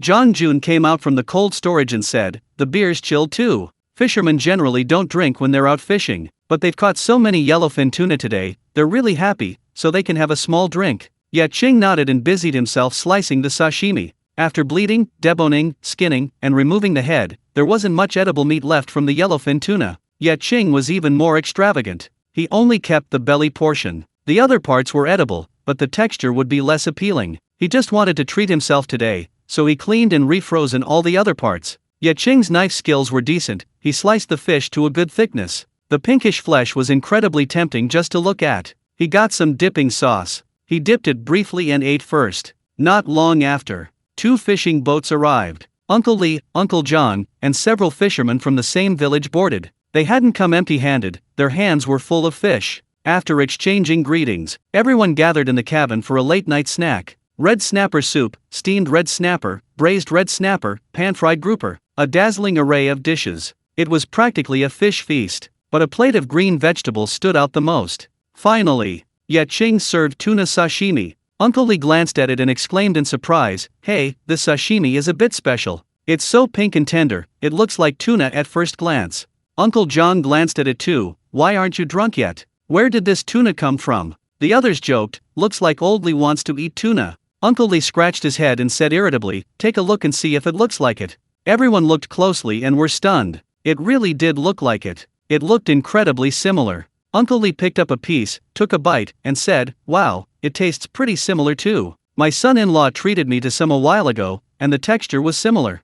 No, the texture in my mouth is even better now." Hearing him say this, the others also found it strange. Old Li was a straightforward man. If he said that, he definitely wasn't just making it up. Ye Qing called out, "Everyone, eat." Everyone picked up their chopsticks. "Wow, the texture is amazing. It looks just like tuna. Look at this sashimi, so smooth and fresh. It tastes like ice cream, it melts in your mouth." Everyone exclaimed, turning to look at Ye Qing. Looking at it, tasting it, it really did resemble tuna, so it was more than just a resemblance. Kang Zhe and Zhang Jun couldn't help but chuckle. Ye Qing said, "It's yellowfin tuna. Everyone, eat as much as you want. There's plenty tonight." Ye Qing's revelation left everyone speechless. One person's hand trembled, and their chopsticks fell onto the table. Uncle Li, mouth agape, stammered excitedly, "Yellowfin tuna. Where did it come from? You guys went fishing for it again, and even caught some?" Ye Qing nodded. Kang Zhe sat down and began to tell them the story vividly, gesturing wildly when he got to the exciting parts. After listening, Uncle Li and Uncle John looked at each other with complicated expressions. They actually caught 13 yellowfin tuna. They said, "King Zhe's luck is incredible." Zhang Jun laughed and said, "Good luck is one thing, but King Zhe also listened to advice. If you hadn't persuaded him to use a net, he might not have caught any yellowfin tuna either, let alone red snapper." Hearing this, Uncle Li and Uncle John were even more amused. Not just them, everyone else was in a similar mood. It was so enviable. As for Ye Qing, he remained silent, as if Kang Zhe was talking about someone else. He was busy eating and drinking. With the Dragon Ball energy protecting him, he wasn't tired, but he was hungry, extremely hungry. He felt like he could eat a whole cow right now. So everyone stopped being polite. This late-night snack was too extravagant. It cost 10,000 yuan. I can brag about it for a year when I get home. Any more? I can't eat anymore, I'm too full. Everyone rubbed their stomachs, burping as they left. Some people returned to the fishing boat, too excited to sleep. They even tried baiting with red snapper, but to no avail. The next morning, the wind and waves were huge. The waves crashed directly onto the deck. In this weather, it was impossible to continue working at sea. Yet Qing didn't care. He had planned to return to port in the morning anyway. The main concern was that the ship's freezer wasn't working properly, and he was worried about potential problems. If something went wrong, it would be terrible. Breakfast was served. Breakfast was simple, he just cooked some rice. Then he sprinkled seaweed on top, and then topped it with tuna. A simple tuna rice bowl was ready. The 4 men on the boat finished their meal and packed up to return home. A few hours later, they arrived at the spot where the crab traps were set. After a quick look around, they found that none of the traps were missing. Kangze beamed, there aren't many fishing boats at sea yet. Many fishermen on the island are working elsewhere and can't return in time, and most are still observing the situation. People who went out to work will return for the Lunar New Year. I estimate that this area will be bustling next year. Ye Qing nodded. They needed to take advantage of these 6 months to go out to sea as much as possible and make a killing. Let's haul in the traps. Kangze shouted, full of anticipation for the crab traps. Zhang Jun moored the boat and came out to help, asking, Kangze, do you think the traps will be full? Kangze nodded, I don't think it'll be a big problem. Ye Qing smiled, saying meaningfully, you're being too narrow-minded. You can be bolder. The harvest this time will definitely exceed your expectations. Kangze and Zhang Jun exchanged glances. Exceed expectations? At most, the traps will overflow. We know you're lucky, we were prepared. The two were somewhat unconvinced. Kangze and Zhang Jun pulled the buoy onto the boat, then wound the main line onto the winch. All the crab traps were connected by the main line. Simply pulling the main line would pull all the traps out of the sea. Squeak! With the winch working, the first crab trap surfaced. The trap was filled with layers upon layers of swimming crabs, all quite large. It wasn't because all swimming crabs here were that big, but because the trap's opening couldn't hold smaller ones. Swimming crabs, not bad, the cages are overflowing. They all look to weigh over a pound each, they'll fetch a good price. Swimming crabs are among the most common seafood, especially recently with their abundant supply. Even though they're marketed as Longway Island seafood, the price is still just so-so. After all, wealthy people don't really care for them. Even if the price is average, the sheer quantity makes up for it. The second crab cage was also overflowing. Layer upon layer, Li Shi tried to count them, but it was impossible. Each cage held at least 40 crabs. Each cage could sell for around 50 yuan, making the total value of the cage around 2,000 yuan. A short while later, the third crab cage was brought aboard. Overflowing. Still overflowing. Cages kept overflowing. Zhang Jun, Kangze, and Li Shi were overwhelmed, completely overwhelmed. Ye Qing stepped in to help, which slightly relieved the pressure. Kangze, while working, exclaimed, Kingze, your luck is unbelievable. Are you trying to work us to death? I strongly suggest we wait a couple of days before going out to sea. We need to rest for at least 2 days. Ye Qing laughed heartily, luck is something no one can explain. I didn't want it either. He glanced at the next crab trap about to be loaded onto the boat. There was a big catch inside. Chapter 86 The greatest gain from this voyage. To be honest, he was really looking forward to seeing it with his own eyes. At that moment, the deck was swarming with swimming crabs. Tethering swimming crabs was actually quite simple, a few rubber bands would do the trick. Even so, they were simply too busy. As cage after cage was brought onto the boat, the crabs, unable to be tied up in time, scrambled everywhere. Li Shi even accidentally got his hand pinched. The pain was excruciating, but thankfully the skin wasn't broken. Another crab cage was brought up. Kangze took somewhat heavy steps to pull it over, and then, inadvertently glancing inside, he froze on the spot when he saw the colorful, variegated lobster inside. He thought he was hallucinating from exhaustion. Otherwise, how could he see a variegated lobster? He rubbed his eyes vigorously. The variegated lobster didn't disappear from his sight, instead, it seemed to be baring its claws at him. Holy crap!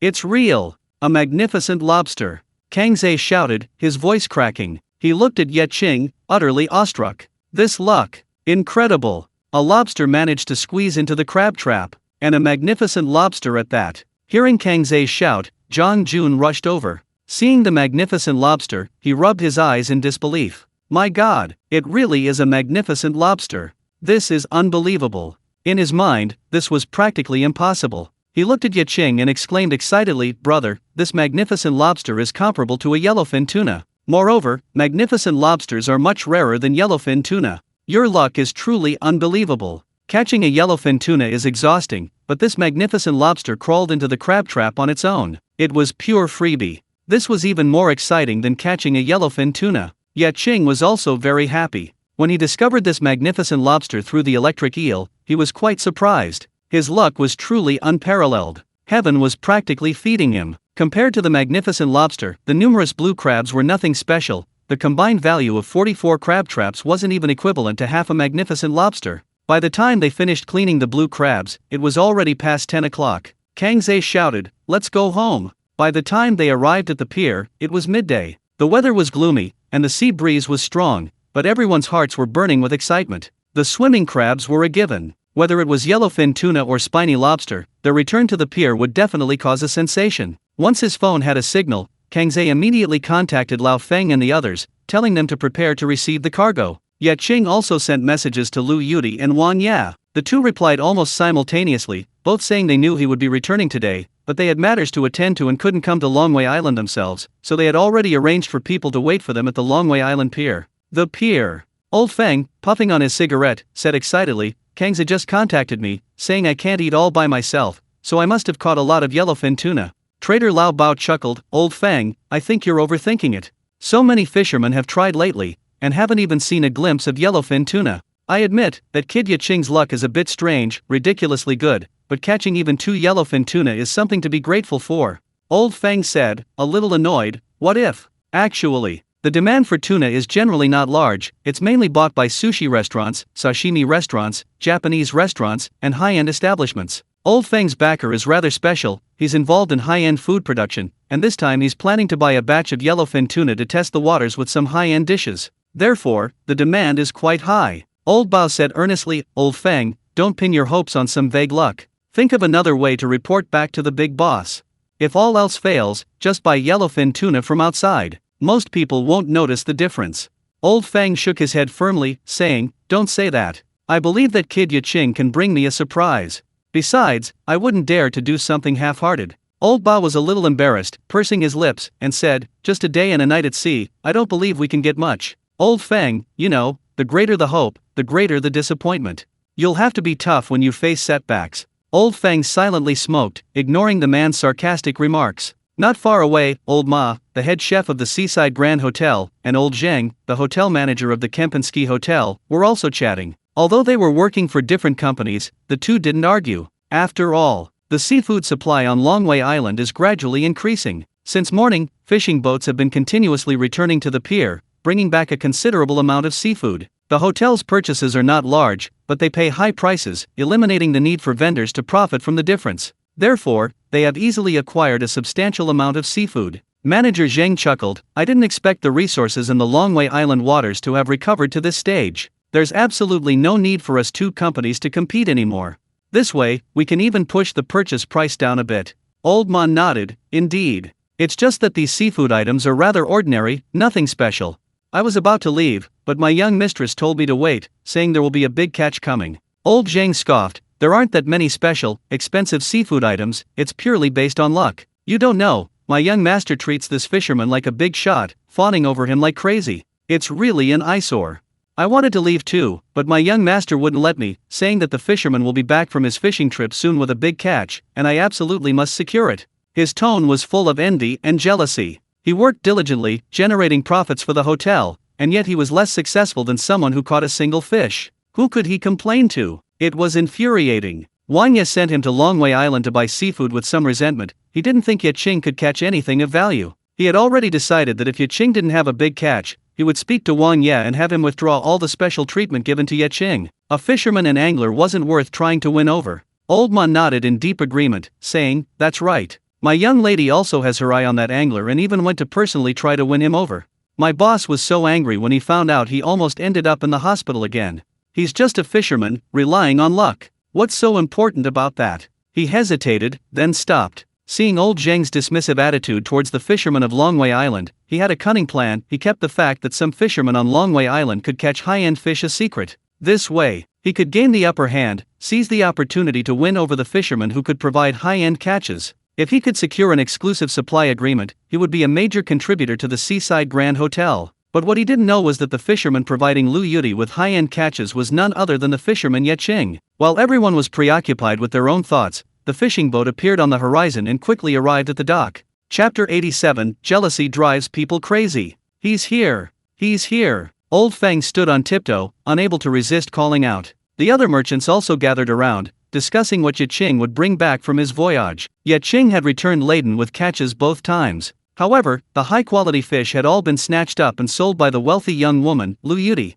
These merchants were mostly just watching the spectacle, which meant their enthusiasm wasn't particularly high. Old Feng was different. This time, he had powerful backers who could offer prices comparable to a 5-star hotel. He secretly vowed to avenge himself. He was determined to get Ye Qing's harvest. Old Bao scoffed, resorting to sour grapes and gossiping. Just a fisherman, what's so great about him? What good does all this praising do us?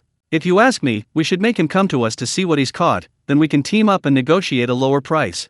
The other vendors listened but didn't agree. At this stage, the catch on Longwei Island wasn't plentiful. It was a fisherman's market. These vendors had to be proactive, scrambling to secure the catch before reselling. At this point, trying to lower prices would be suicidal. They took Old Bao's words as a joke and laughed it off. Old Bao was dishonest, unwilling to pay high prices to compete. He focused solely on lowering prices, resulting in a lack of high-quality catches for several days. And now, he was resentful, and his words were unpleasant to hear. Old Feng, unable to bear it any longer, couldn't help but say, "Old Bao, that's enough. We've been able to run fishmongers for so many years because of what? It's the seafood from Longwei Island. These fishermen risk their lives to catch fish and sell them to us, allowing us to earn a living from the price difference.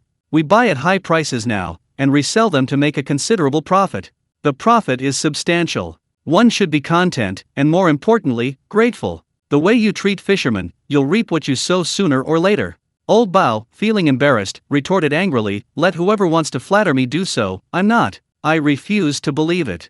There are so many fishermen, high-grade catches are rare, but swimming crabs are plentiful. I can buy them from anyone." Having said that, he crossed his arms and walked to the side. He dared to be so arrogant because he didn't buy high-grade catches. He specialized in buying common seafood like swimming crabs, which were plentiful, and he didn't need to rely on Ye Qing. Old Feng shook his head, too lazy to bother with the guy anymore. Just then, the fishing boat arrived at the dock. Old Feng saw Ye Qing and the others standing on the deck and quickly waved in greeting. Ye Qing waved back. The dock was full of familiar faces. Uncle Ba and his crew, who hadn't gone out to sea, were also there, along with Old Feng and the other merchants, Manager Zheng, and Chef Ma. He nodded in satisfaction. The more people who came to buy, the more profitable it would be for him. Kang, being quick and agile, was the first to jump onto the dock, securing the mooring lines and fixing the fishing boat. As soon as he got off the plank, Old Feng eagerly boarded the boat, shouting, "I've been waiting for so long. I've been waiting with bated breath. Finally, I've got my wish."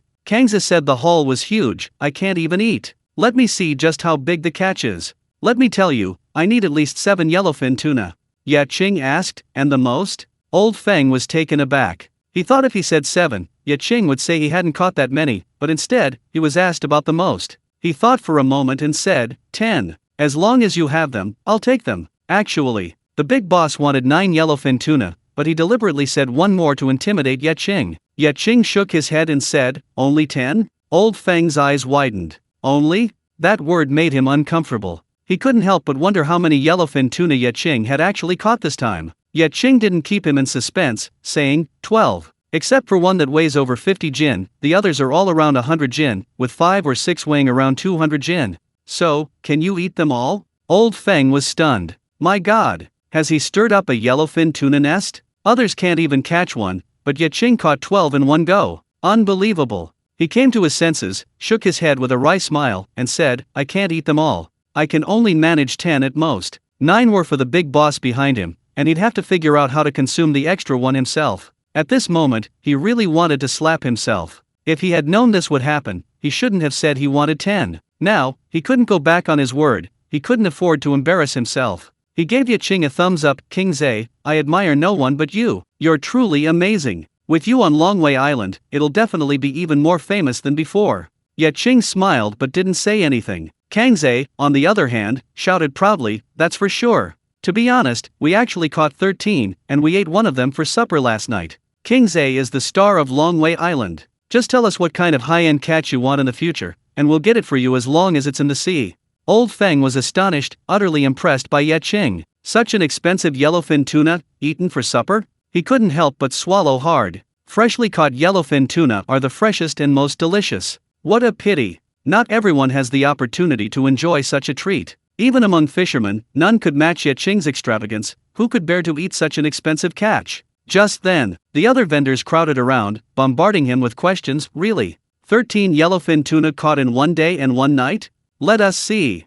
Kangze turned to Ye Qing, who nodded. He didn't want to show off, being too high profile would easily attract envy and resentment. But with the vendor's insistence, he couldn't refuse. Having received permission, Kangze immediately beckoned the vendors to follow him. Manager Zhang and Chef Ma were among them. Kangze proudly opened the freezer compartment. A blast of cold air hit them, making everyone shiver. Looking closer, they were all stunned. Rows of yellowfin tuna were neatly arranged in the freezer, especially several over 2 meters long, resembling deep-sea behemoths, a truly awe-inspiring sight. Wow, so many yellowfin tuna. I've never seen so many in my life.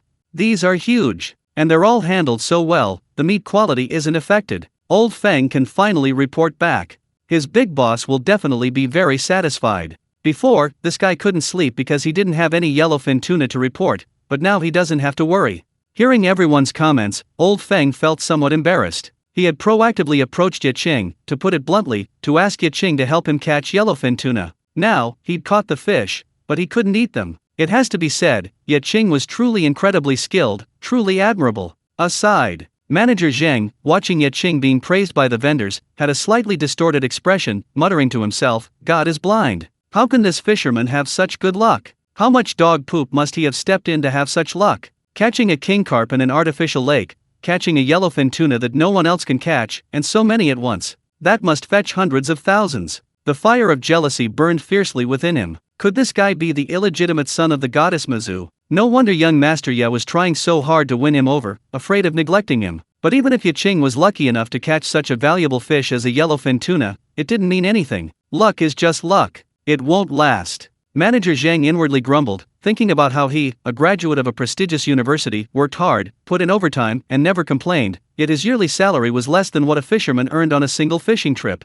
He felt resentful. Why? He refused to accept it. Jealousy can distort a person beyond recognition and drive them mad. Chapter 88. If you won't lick, I will. Hearing Old Feng say he couldn't eat that many yellowfin tuna, his eyes lit up. Remembering Wang Ye's instructions, he immediately called out to Ye Qing, "The Kempinski Hotel can buy 1 yellowfin tuna." Ye Qing looked over. Old Zhang met his gaze, raised his chin, and said arrogantly, "Little Ye, since you can't find a buyer for your yellowfin tuna, I can buy one to help you out of your predicament. I won't try to lower the price." Ye Qing nodded. Indeed, Old Feng couldn't eat that many, and he still had 2 yellowfin tuna left. He was in a bit of a predicament. He'd have to take them to the seaside port to sell. If he couldn't find a buyer for a whole yellowfin tuna, he'd most likely have to sell them retail, which he didn't have the time for. Mainly, he was lazy. It would be best to dispose of them simply and quickly, and given his relationship with Wang Ye, even selling them cheaply wouldn't be a problem. Old Zhang waited a while, and seeing that Ye Qing didn't respond, he said somewhat displeased, "Xiao Ye, I've done you such a big favor, and you don't even say thank you. If you don't understand basic social etiquette, it's going to be difficult for me." He was secretly pleased with himself, quite satisfied with his move. Not only could he complete the task Wang Ye had assigned, but he could also vent his anger on Ye Qing. He figured old Ma, like him, would definitely take the opportunity to manipulate Ye Qing as well. Ye Qing was taken aback, then his brows furrowed slightly. Was this deliberately making things difficult for him? Ye Qing thought for a moment. He and this manager, Old Zhang, had only met once at the hotel and hadn't really interacted.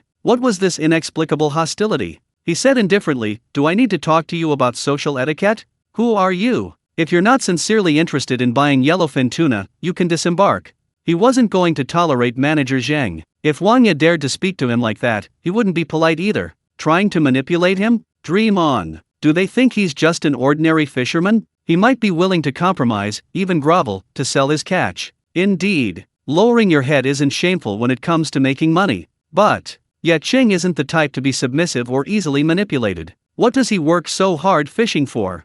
He wants everything to go smoothly, to be free, and to earn money with dignity. And manager Zheng dares to try and manipulate him. He's not actually angry, in fact, he finds old Zheng hilarious. If he can't sell the last 2 yellowfin tuna, he can simply not sell them, he can keep them for himself. It's no big deal. He's not short of money anyway. Old Zheng was dumbfounded. He hadn't expected Ye Qing to be not only clueless about social etiquette but also a hothead, actually daring to confront him so bluntly. Enraged, he shouted, "Think it through. On this dock, besides me and old Ma, no one else can buy yellowfin tuna. Once this opportunity is gone, it's gone forever.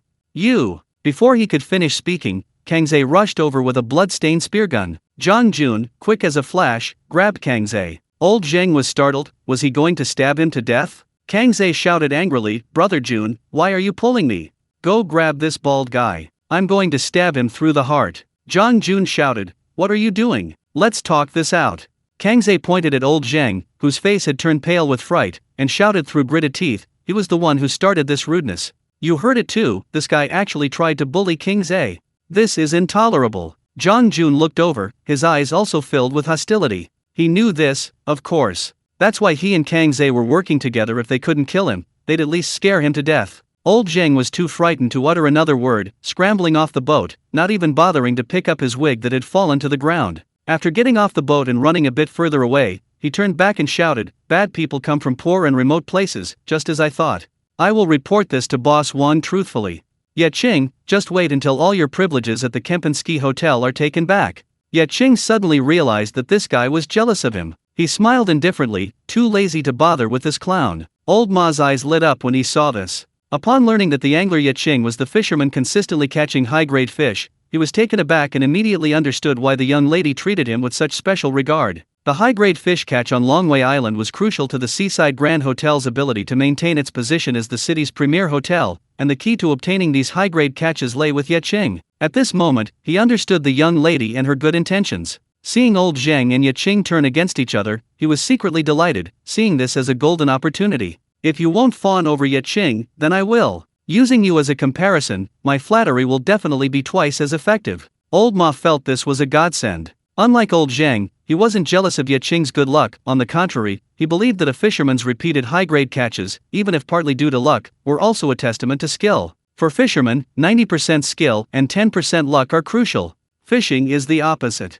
Ye Qing was good at both fishing and catching fish, which meant he had both skill and luck. There was no need to hesitate. He quickly stepped forward. He started licking. Old Ma strode forward, approaching Ye Qing with a beaming smile, and greeted him, "Mr. Ye, you may not recognize me. Let me introduce myself. I am Old Ma, the executive chef of the Seaside Grand Hotel." Ye Qing's eyes flashed. He knew Old Ma. This was the man who had accompanied Lu Ming when he was eyeing the Magi carp. Old Ma coughed and continued, "You and my young lady have a good relationship, and my trip to Longwei Island was arranged by her. I'll be frank, the Seaside Grand Hotel wants the remaining 2 yellowfin tuna. No haggling. Just the price the vendors offer."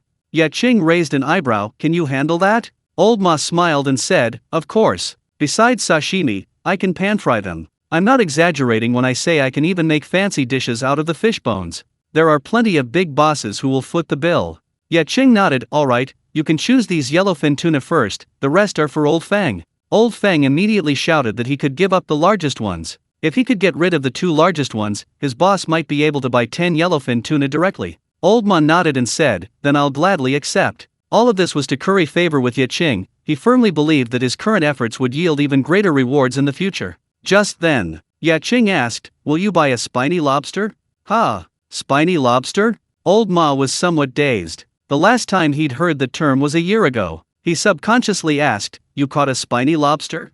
Ye Qing nodded, "I caught one." Old Ma's breath hitched, then he was overjoyed. He never expected Ye Qing's reward to come so suddenly. He excitedly shouted, "Buy it! Buy it! Spiny lobsters are much more precious than yellowfin tuna. One is good. Scarcity increases value. The fewer there are, the higher the price."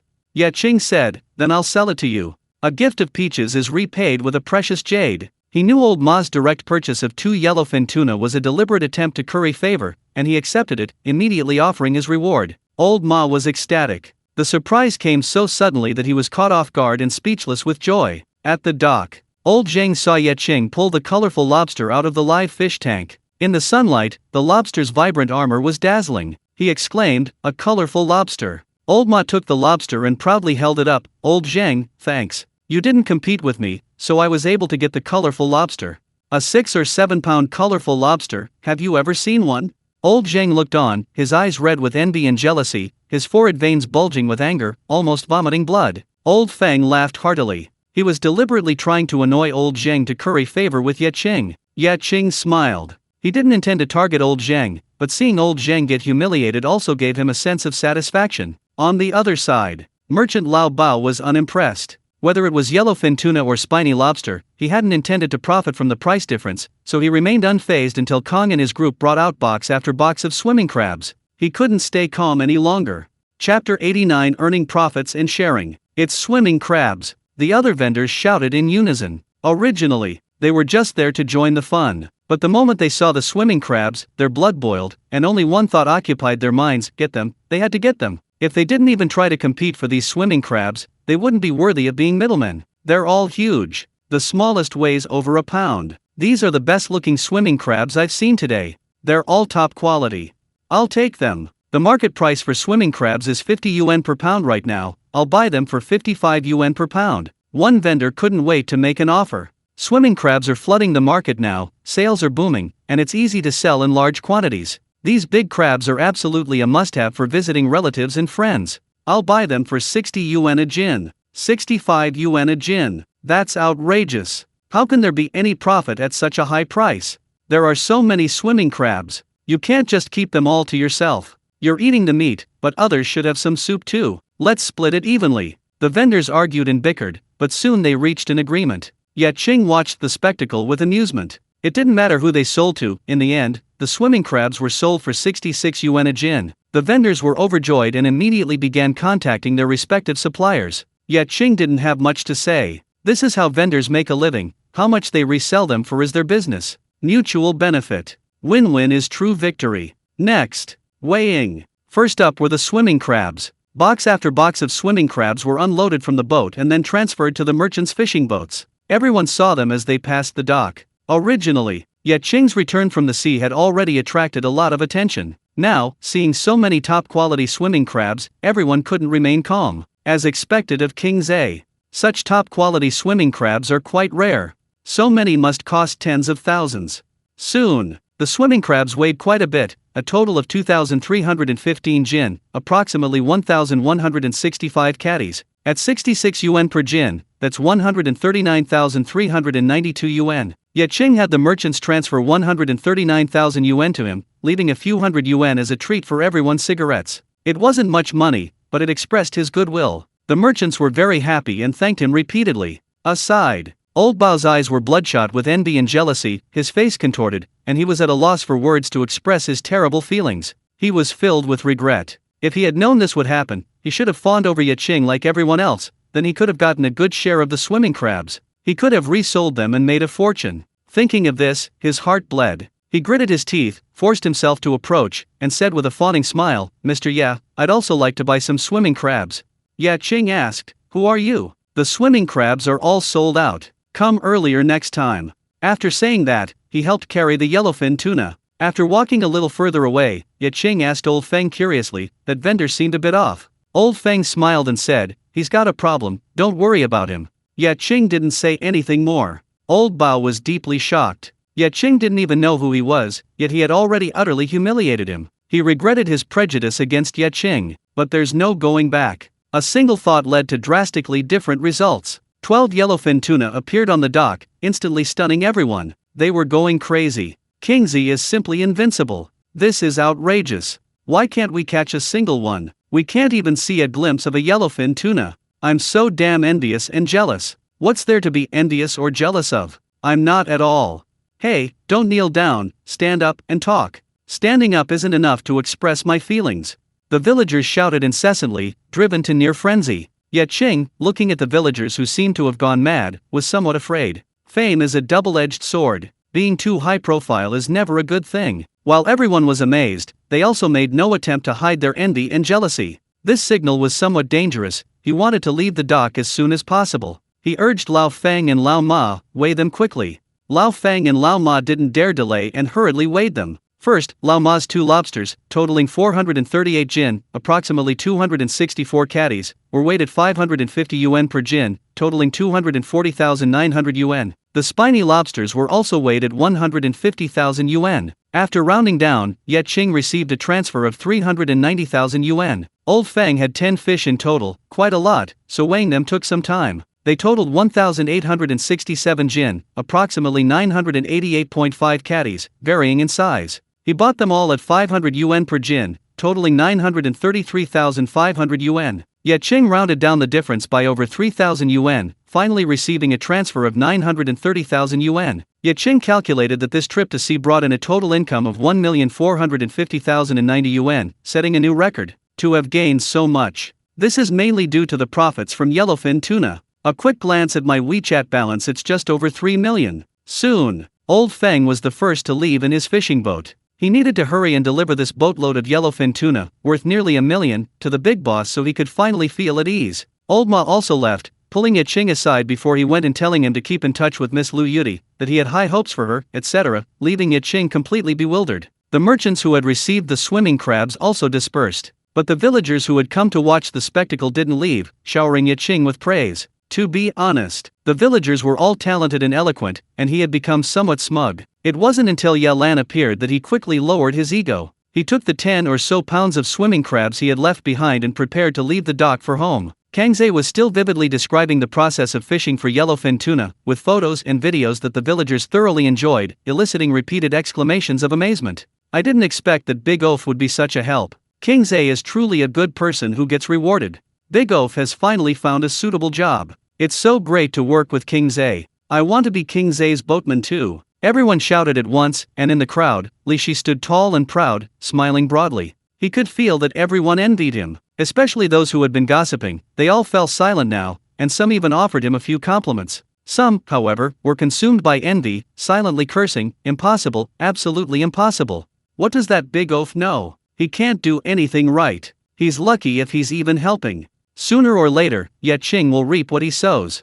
Of course, they only dared to think these thoughts, they didn't dare say them aloud. Ye Qing invited Kang Ze and the others to go together. Now that they had made money, it was time to split the profits. Brother-in-law Zhang Jun, the captain, didn't have a guaranteed base salary, only a 5% commission, which was 72,950. Ye Qing transferred 73,000 directly. Zhang Jun grinned from ear to ear. This one trip at sea earned him more than he would in a year. Working with his brother-in-law was fantastic. Kang Ze's salary was a guaranteed 1,000 plus a 3% commission, Ye Qing transferred 45,000. Kang Ze laughed heartily. The best decision I ever made was quitting my job. After a few more trips at sea, he was sure he could earn enough for a car. Once he bought the car, his girlfriend's family probably wouldn't say anything anymore. Li Shi's situation was a bit special. Ye Qing thought for a moment and transferred 15,000 yuan to Uncle San He, based on a 1% commission. Li Shi said he didn't want a commission, but he couldn't refuse. This time, Li Shi made a significant contribution. Without him, they definitely wouldn't have caught 13 fish. Since they would be going out to sea to fish again in the future, there was no need to exploit him. He had to pay what he was owed. Clear accounting was essential for a smoother cooperation. Ye Lan observed this and saw that Ye Qing was so clear-headed, not blinded by money, and not boasting to others. She gave him a thumbs up. Brother, thankfully you didn't get arrogant. You're so reliable now. If Mom and Dad saw you like this, they would be very proud. Just then, Ye Qing's phone rang. He took it out and saw it was a voice call from Uncle San He. Chapter 90. Keep your wealth hidden. Ye Qing answered the phone. Li Sanhe's voice came through the receiver, filled with confusion and excitement. Kingsley, why did you transfer 15,000 yuan to me? What's this money for? Uncle can't accept it unless you explain clearly. Ye Qing said, Uncle San He, this money is Brother Shi's salary. I calculated it at a 1% commission. Do you think that's acceptable? Li Sanhe's voice suddenly rose. Commission? You guys are back? No, it's 1,000 yuan salary, that's 1,000 yuan. This is too much money. Shizi and I can't accept it. He felt he was taking too much advantage of Ye Qing. If this continued, he didn't know how he could repay Ye Qing. Ye Qing smiled and said, please accept it. This is what Brother Shi deserves. To be honest, Brother Shi made a huge contribution this time. 1% commission isn't much, I've gotten a great deal. If you do well in the future, your commission will increase. Li Sanhe's eyes were red on the other end of the phone. Having lived most of his life, He had seen it all and knew the coldness of human relationships, yet he was almost brought to tears by this young man, Ye Qing. His voice trembled as he said, Kingze, I don't even know what to say. What great deeds did Shize and I do in our past lives to deserve your help like this in this life? If you think Shize is capable, then let him work for you for life. You can order him around as you please. If he dares to say no, you'll beat him to a pulp. Li San he had been worried about how Li Shi would live after he and his mother died. Now, he wasn't worried at all. His family's life would definitely get better and better. Life has a future now. Ye Qing laughed heartily, don't say that. Brother Shi is doing well. Putting everything else aside, his hard work and dedication surpasses many others. After a few more brief words, Ye Qing hung up the phone. He put 2 swimming crabs in a plastic bag and gave them to Li Shi. The latter didn't want them, but Ye Qing glared at him, take them if you can. Take your grandma to see a doctor when you have time these next few days. Go home quickly. Li Shi hurriedly took them, saying, Kingzi, thank you. My whole family thanks you. Ye Qing smiled. It was only because it was Li Shi who said that. If it were anyone else, they would have thought it was sarcastic. Just then, Uncle Ba walked over, smoking a cigarette. Kangzi immediately showed off the money he'd received. Uncle Ba had to admit he was envious. His son clearly wasn't very capable, yet he had a childhood friend who easily earned more than him. His luck was unparalleled. He toiled away at sea, and on a lucky day, he'd only earn a few $1,000s. On a bad day, he could barely make ends meet. Compared to his son, he was nothing. Uncle Ba couldn't stand Kangze's constant boasting, so he greeted Ye Qing and said, Kingze, I have to thank you for taking Kangze out to sea to earn money. Come over for drinks tonight, I'll cook a feast. Ye Qing said, it's nothing, let's not be so formal.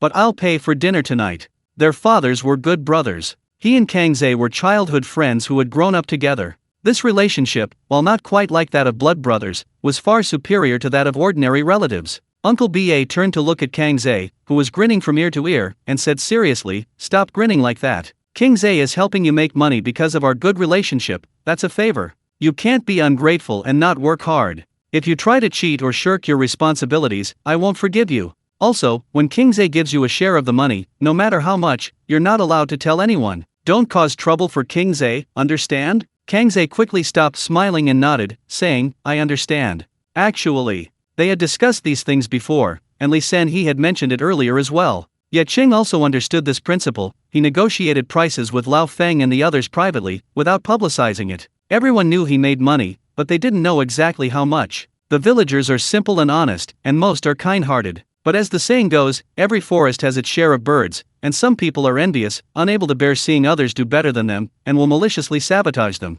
It's not that we think badly of people, but we're just being cautious. Some of the elders' advice should be heeded. It's their life experience that can save the younger generation from many detours and stumbles. Uncle Ba invited Kangze home for dinner. Hurry up and finish dinner before heading to the town center. We'll treat Kingze well tonight. Kangze nodded repeatedly. The Ye Qing family also returned home. Just as they closed the door, Zhang Xiao cried out excitedly, Uncle, hug me. Uncle, hug me. Before, with outsiders present, the little one had been very well behaved and hadn't made a fuss. Now that there were no outsiders, she became lively and cheerful. Ye Qing quickly picked her up. Zhang Jun watched with envy, his eyes filled with jealousy. Zhang Xiao noticed and quickly reached out to him, Daddy, hug me too. Zhang Jun immediately beamed and went over. He hugged her briefly, then immediately pushed her away. Zhang Jun's smile froze. Zhang Xiao had a slight talent for serving water, but not much. Ye Qing laughed heartily. Zhang Xiao pulled Ye Qing to dance, turned on her learning machine, selected a dance, and then insisted that Ye Qing learn by imitating her.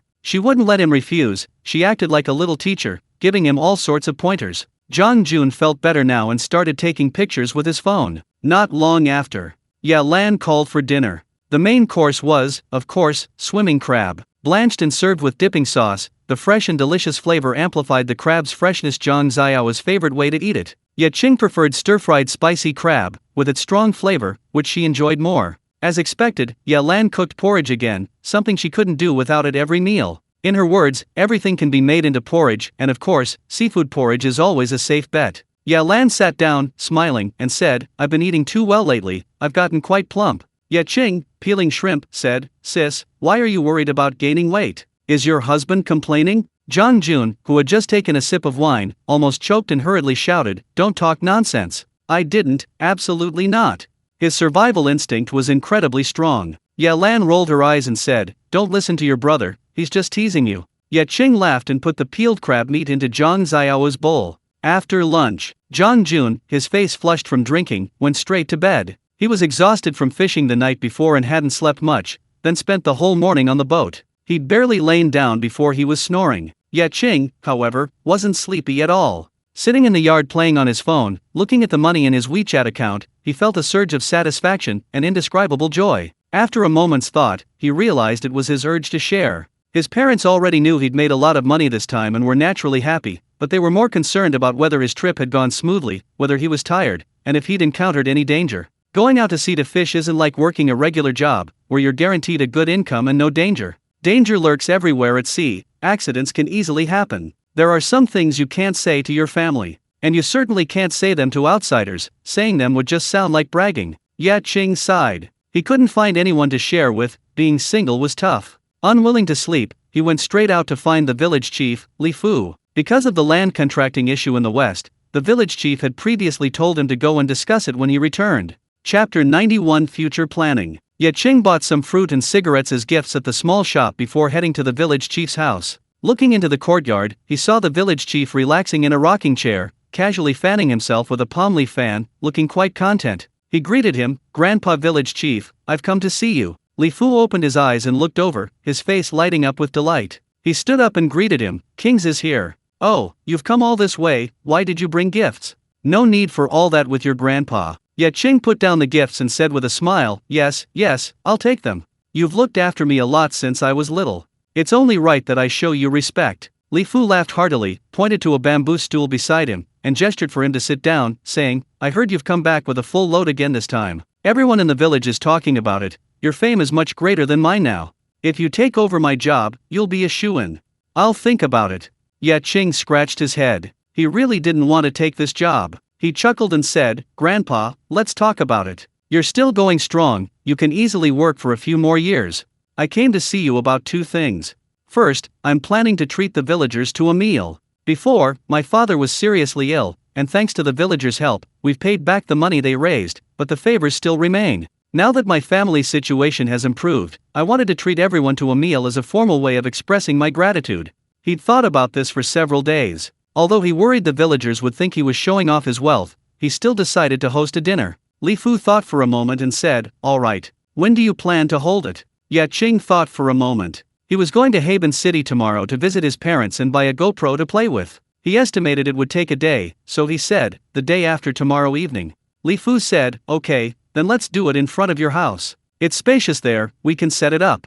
I'll take care of this for you, you don't need to worry about it." Ye Qing's parents weren't home. Although he was already in his early 20s, in the villagers' eyes, he was still a child until he got married. Hosting a dinner was a big deal and needed an elder to handle it. The Ye family were outsiders with no other elders, so Li Fu's offer was a big help to Ye Qing. Ye Qing's face lit up with joy, and she smiled, "Then thank you in advance, Grandpa." Li Fu waved his hand, changing the subject, and asked, "The second thing you mentioned, is it the vacant land to the west?" Ye Qing nodded. The vacant land to the west was a protruding, inverted U-shaped plot. It wasn't actually barren wasteland. Long ago, the area furthest from the sea was old house sites, but after village redevelopment, it became the current village layout. That area became farmland, but the soil was poor, and the harvests weren't great. Gradually, fewer and fewer people farmed, and that area fell into disuse, becoming overgrown with weeds. The land surrounded by the sea was tidal flats. Tidal flats could be very useful for aquaculture, but the investment was huge and the risks extremely high, so no one in the village did it.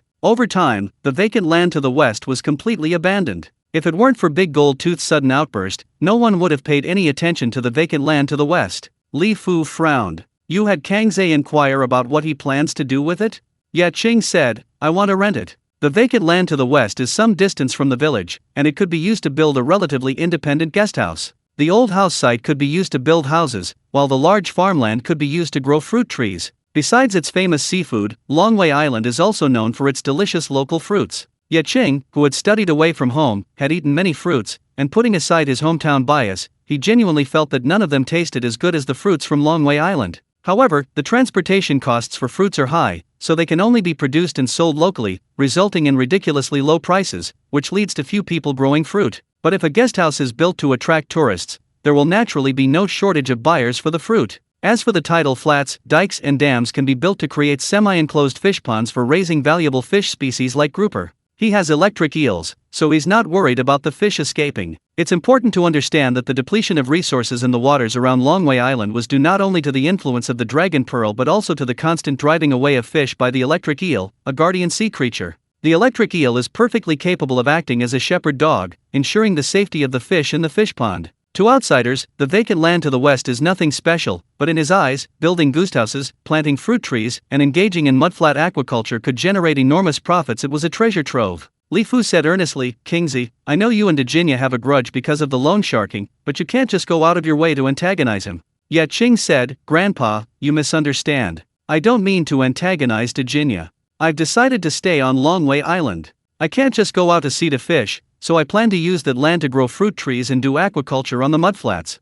As long as you're not out at sea or during the fishing ban, you'll have something to do. If it's done well, it can even benefit our village. Li Fu looked at him, confirming that Ye Qing wasn't renting the western vacant land to antagonize Virginia, and said, judging from how serious you are, you must have thought this through carefully.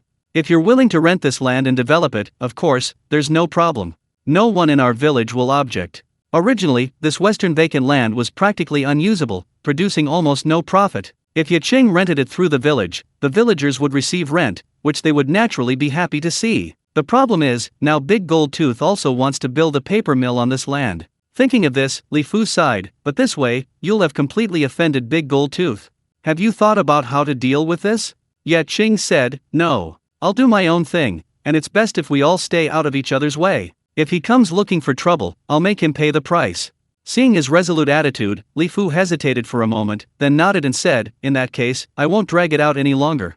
I'll get the area of the vacant land to the west divided up as soon as possible. Then the residential land will be transferred directly to you, and the farmland can only be rented, for the maximum term of 20 years, parallel world, don't take it too seriously. The process will take some time, but I'll get it done as soon as possible. You'd better be prepared for Big Gold Tooth to cause you trouble. Ye Qing nodded, indicating he understood. He wasn't one to be trifled with either. Possessing the dragon pearl had not only made his physique stronger but also instilled in him a fearless spirit, making him completely unafraid of any petty thief. Li Fu's expression was somewhat complicated. He said, Qing, although you didn't say it, I know that the reason you insisted on taking over the western vacant land, besides the plans you mentioned, was also to prevent Big Gold Tooth from building a paper mill. You saved our South Village, you're our village's benefactor. On behalf of the whole village, thank you. Ye Qing smiled and said, Grandpa, you flatter me. Li Fu's lips twitched slightly. If you weren't smiling so brightly, I would have believed you were truly so modest. Kingsley, do a good job. Grandpa has high hopes for you. Ye Qing gave a wry smile and said, don't have such high expectations of me. I don't have such grand ambitions. I just want to make some money and live a leisurely, carefree life on our Longway Island. Carefree, not a couch potato. So, there's still a long way to go. At the very least, he needs to achieve financial freedom. Chapter 92. The gears of fate begin to turn. Li Fu smiled and said, not bad, not arrogant or impatient. Ye Qing smiled back, Grandpa, if you keep praising me like that, I'll get cocky. After chatting for a while longer, Ye Qing got up to leave. Li Fu insisted on seeing him out of the courtyard, making Ye Qing feel pressured, and he practically fled. Li Fu stood at the door, watching him walk away, muttering, this child has taken such a big risk for the village, I, the old village chief, can't slack off. He immediately went to the village committee and announced through the loudspeaker, all villagers with homesteads and farmland on the vacant land in the west, come to the village committee immediately. Instantly, the whole village stirred. All the affected villagers gathered together. Li Fu stated directly, I plan to lease out the vacant land in the west. Homesteads will be transferred in a lump sum, and farmland will be leased for 20 years. The village committee will handle everything. Everyone should sign the entrustment agreement first. The villagers were unhappy. Village chief, I disagree. Absolutely not to give it to Big Gold Tooth. Even if Big Gold Tooth beats me to death, I won't rent it, much less transfer it. East Village has been ravaged by the paper mill so badly, village chief, we must fight to the end. We can't let Big Gold Tooth build a factory in our village. Many villagers shouted indignantly. Of course. Some villagers remained silent. They had all been given leverage by Big Gold Tooth. Li Fu said, what are you all arguing about? I'm the village chief, I will be responsible for our village. Sign it all. In South Village, Li Fu was highly respected and held absolute authority. His words gradually calmed everyone down, and they quickly signed their names. The villagers who had been manipulated by Big Gold Tooth breathed a sigh of relief. Thus, the pressure fell on the village committee. They believed that village chief Li Fu would handle the situation properly and prevent De Jinya from succeeding. But if De Jinya didn't get his way, he would definitely cause trouble. Could the old village chief withstand that? Li Fu carefully put away the entrustment agreement, locked it, and noticed that everyone was still there, looking at him worriedly. He immediately laughed and said, "All right. I'm just an old man, my bones will crumble at the slightest touch. No matter how fierce or ruthless Big Gold Tooth is, he wouldn't dare do anything to me. Everyone, go back to what you were doing, disperse." The villagers then left, still chattering amongst themselves. Naturally, the news reached Big Gold Tooth's ears immediately. Big Gold Tooth laughed heartily. A Biao said, "Congratulations, boss, old man Li Fu has backed down." Big Gold Tooth sneered, "Humph, that's for sure. Come with me to the building materials market. Once old Manly has completed the procedures, I need to start building the factory immediately. The sooner it's finished, the sooner we can make money." Ah Biao nodded and asked, "What about that kid Ye Qing?"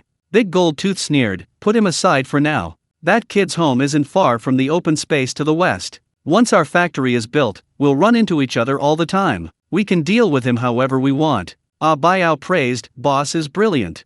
At that moment, the gears of fate began to turn. Ye Qing returned home. His older sister, Ye Lan, and her family of 3 had already returned home. Ye Qing took a shower, lay comfortably on the bed, and soon drifted off to sleep. When she woke up, she glanced at her phone. It was only a little past 4 in the afternoon. The window was open. A breeze blew in, causing the curtains to sway slightly. The sunlight was a pale yellow, filtering through the curtains and filling the room with a lazy, relaxed atmosphere. Ye Qing didn't want to get up. Since she had nothing to do and was still groggy, she simply closed her eyes and drifted off to sleep again. When she woke up again, it was already 5:30. She yawned and slowly sat up. She had slept well. She still didn't want to move. She picked up the tablet on the table, lay down again, opened a video app, and found a movie called Poseidon to watch. To be honest, it was quite immersive. Because the sea god in the movie has abilities quite similar to his own. Just as he was engrossed in watching, Kangze called from next door, "Kingze, come eat."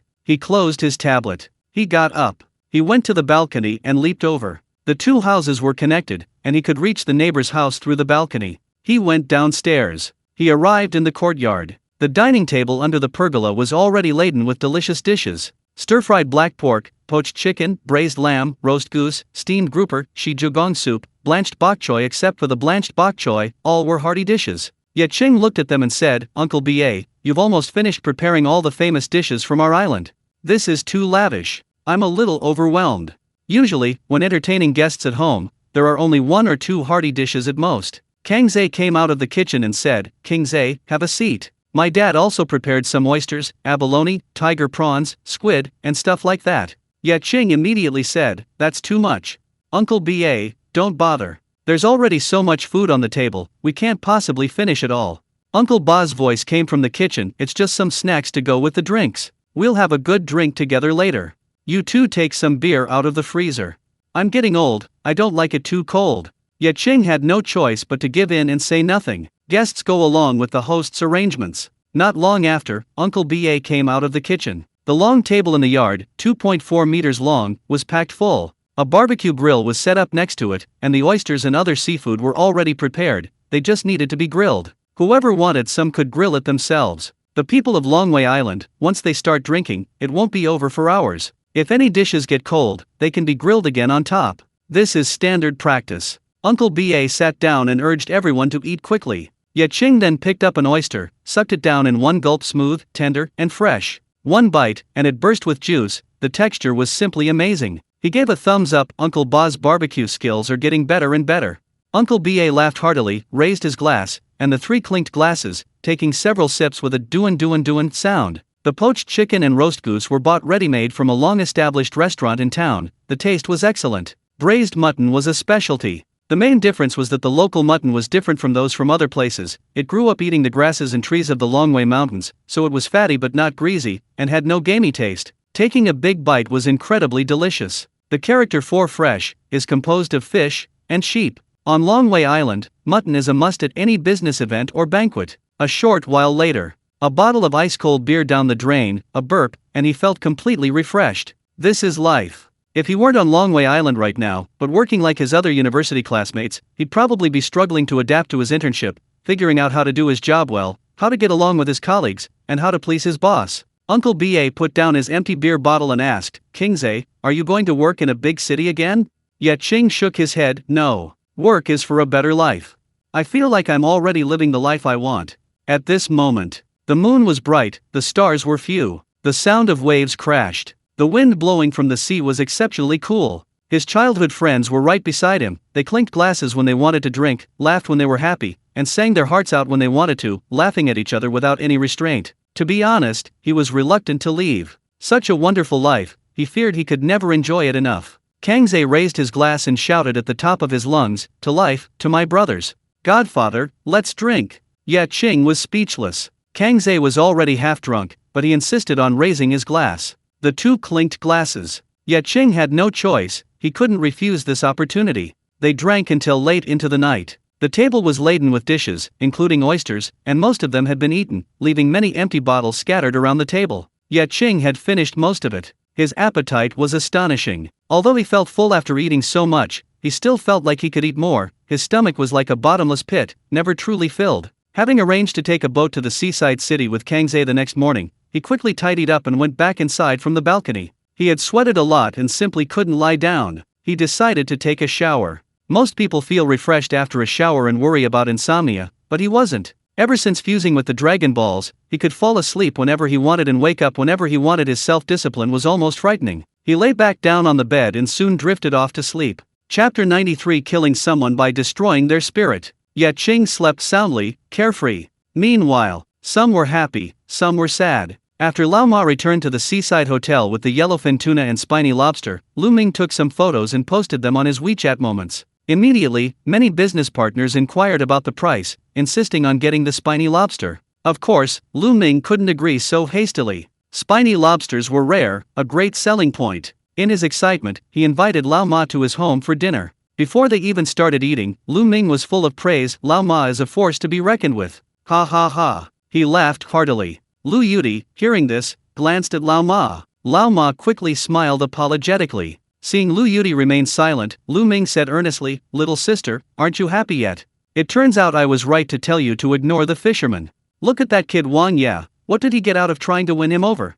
He scoffed. Old Ma, who had been all smiles, froze on his face upon hearing this. Damn it. He was too busy showing off. He hadn't had a chance to tell Lu Ming about Ye Qing's situation yet. Was it too late for him to tell her now? He hesitated for a moment, then turned to look at Lu Yudi. He wasn't the only one who knew the situation, the young lady was too. But Lu Yudi was holding a bowl of soup, slowly and methodically sipping her fish soup, showing no intention of saying a word. He thought for a moment. Silence is golden. As long as Lu Yudi didn't speak, and he didn't speak either, Lu Ming wouldn't feel awkward. Lu Ming adopted a commanding the world posture and smiled. Controlling the high-end seafood on Longwei Island is the most important thing. Your attempt to please the fisherman is like throwing away the watermelon for a sesame seed. Old Ma, what do you say? Old Ma scratched his head. I. He stammered, unable to continue. He couldn't answer. Lu Ming frowned. What's so difficult to say? Just say it. Old Ma forced a smile and said, securing the high-end seafood on Longwei Island is indeed key to whether we can suppress the Kempinski Hotel. However, pleasing the fisherman is also important. Lu Ming's eyes widened. What? What do you mean? Old Ma panicked, unsure what to say. Lu Yudi put down her soup bowl, wiped her mouth with a tissue, and calmly said, "Let me explain. Originally, I didn't intend for you to know. But, at this point, there's no way to hide it anymore. The fishermen you despise and look down on are actually the fishermen of Longwei Island who constantly catch high-end seafood. That is, Ye Qing." At this point, she turned to the beautiful woman in the cheongsam, Jean Rao, and said, "Ms. Jean, please bring Dad's medicine." Oh. Ms. Jean calmly got up and swayed away. After the medicine was brought over, Lu Ming grabbed the food, ate it all in one bite, and swallowed it with water. He let out a long sigh of relief, and after a couple of seconds of silence, he said somewhat awkwardly, "Sister, why didn't you tell me sooner?" Lu Yudi pouted and said, "You didn't ask either. You belittled her so much, then deleted the video and distanced yourself from her. What else can I say? Should I just slap you in the face?" Lu Ming chuckled awkwardly, thinking that saying it now would be the same as slapping him in the face. He said somewhat embarrassedly, "I was wrong. Fortunately, what I said was all behind closed doors. Ye Qing shouldn't know. Since Ye Qing is so capable, try to win him over if you can. Just don't get yourself involved." Ms. Jean patted Lu Ming and laughed. Getting involved wouldn't be bad either. He's handsome, knows how to fish, and can even catch fish. He'd be a good son-in-law. Lu Ming opened his mouth, but ultimately said nothing. Seeing this, old Ma quickly made an excuse that he was full and slipped away. Late at night. Kempinski Hotel. Outside Wang Ye's suite. Manager old Zheng paced back and forth, his face full of panic. A staff member passed by and asked curiously, "Manager Zheng, what are you doing? Are you trying to see young Master Wang? He should be asleep by now." Old Zheng casually replied, "Young Master Wang asked me to see him." The staff member asked, "Then why didn't you knock?" Old Zheng's face darkened. "Don't ask what you shouldn't ask."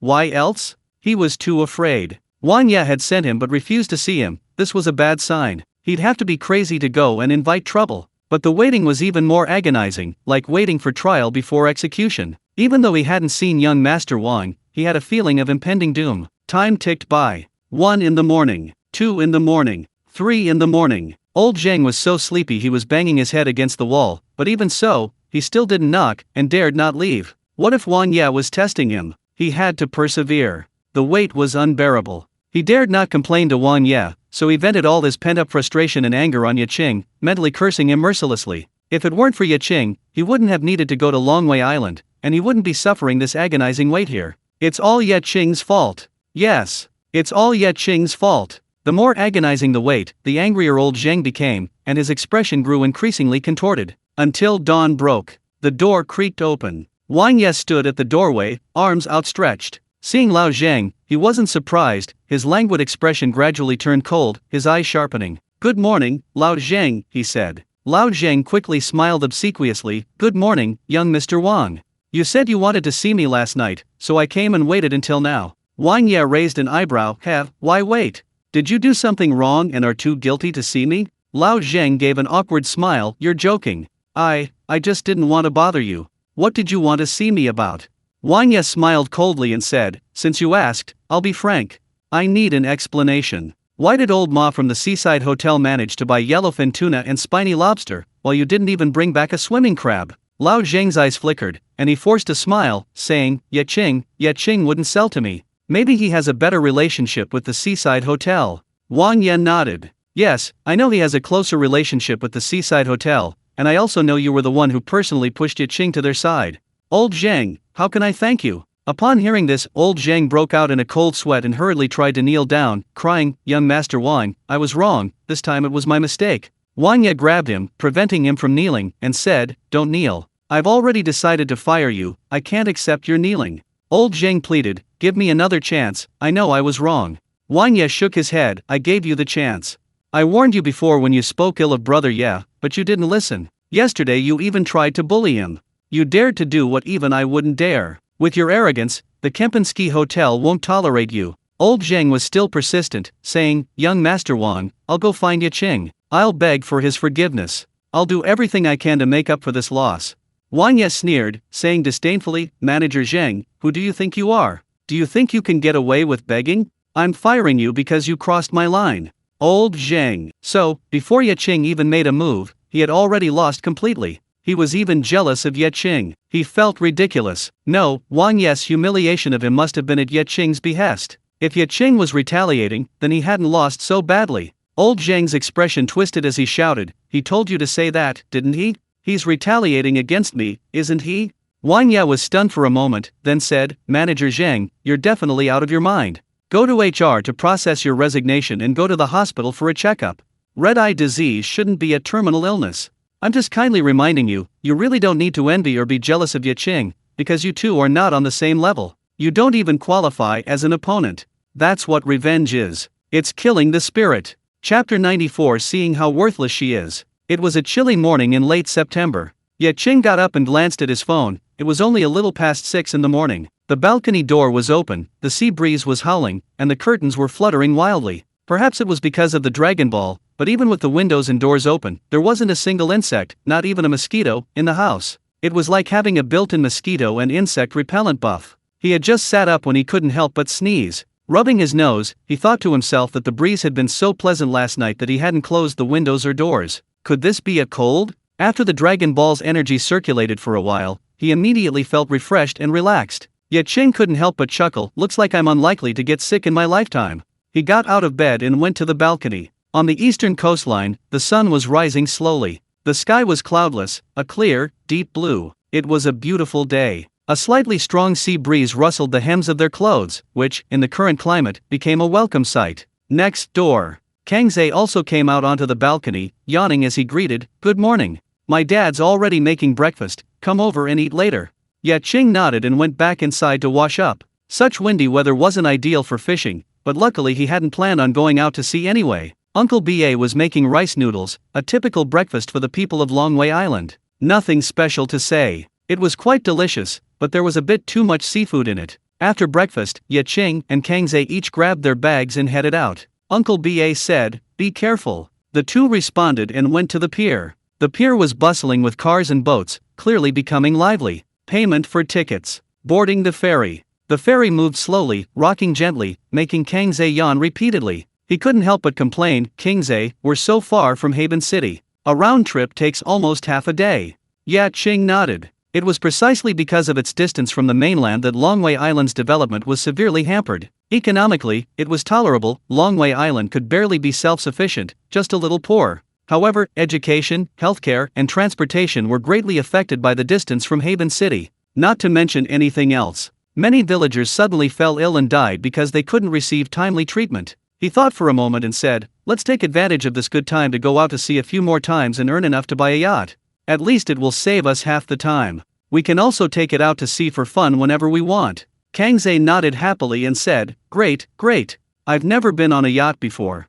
Ye Qing said, "Then once we buy the yacht, I'll take you out for a spin as soon as possible." "Thank you, Godfather." Ye Qing laughed heartily. He had to admit, his childhood friend was quite clever. He only had a few childhood friends, so he had to spoil them rotten. It was almost midnight when the ferry finally docked at the harbor. They disembarked. Kangze stretched, "I'm exhausted." Ye Qing waved to a taxi waiting for passengers by the roadside and said, "Actually, you didn't need to make this special trip."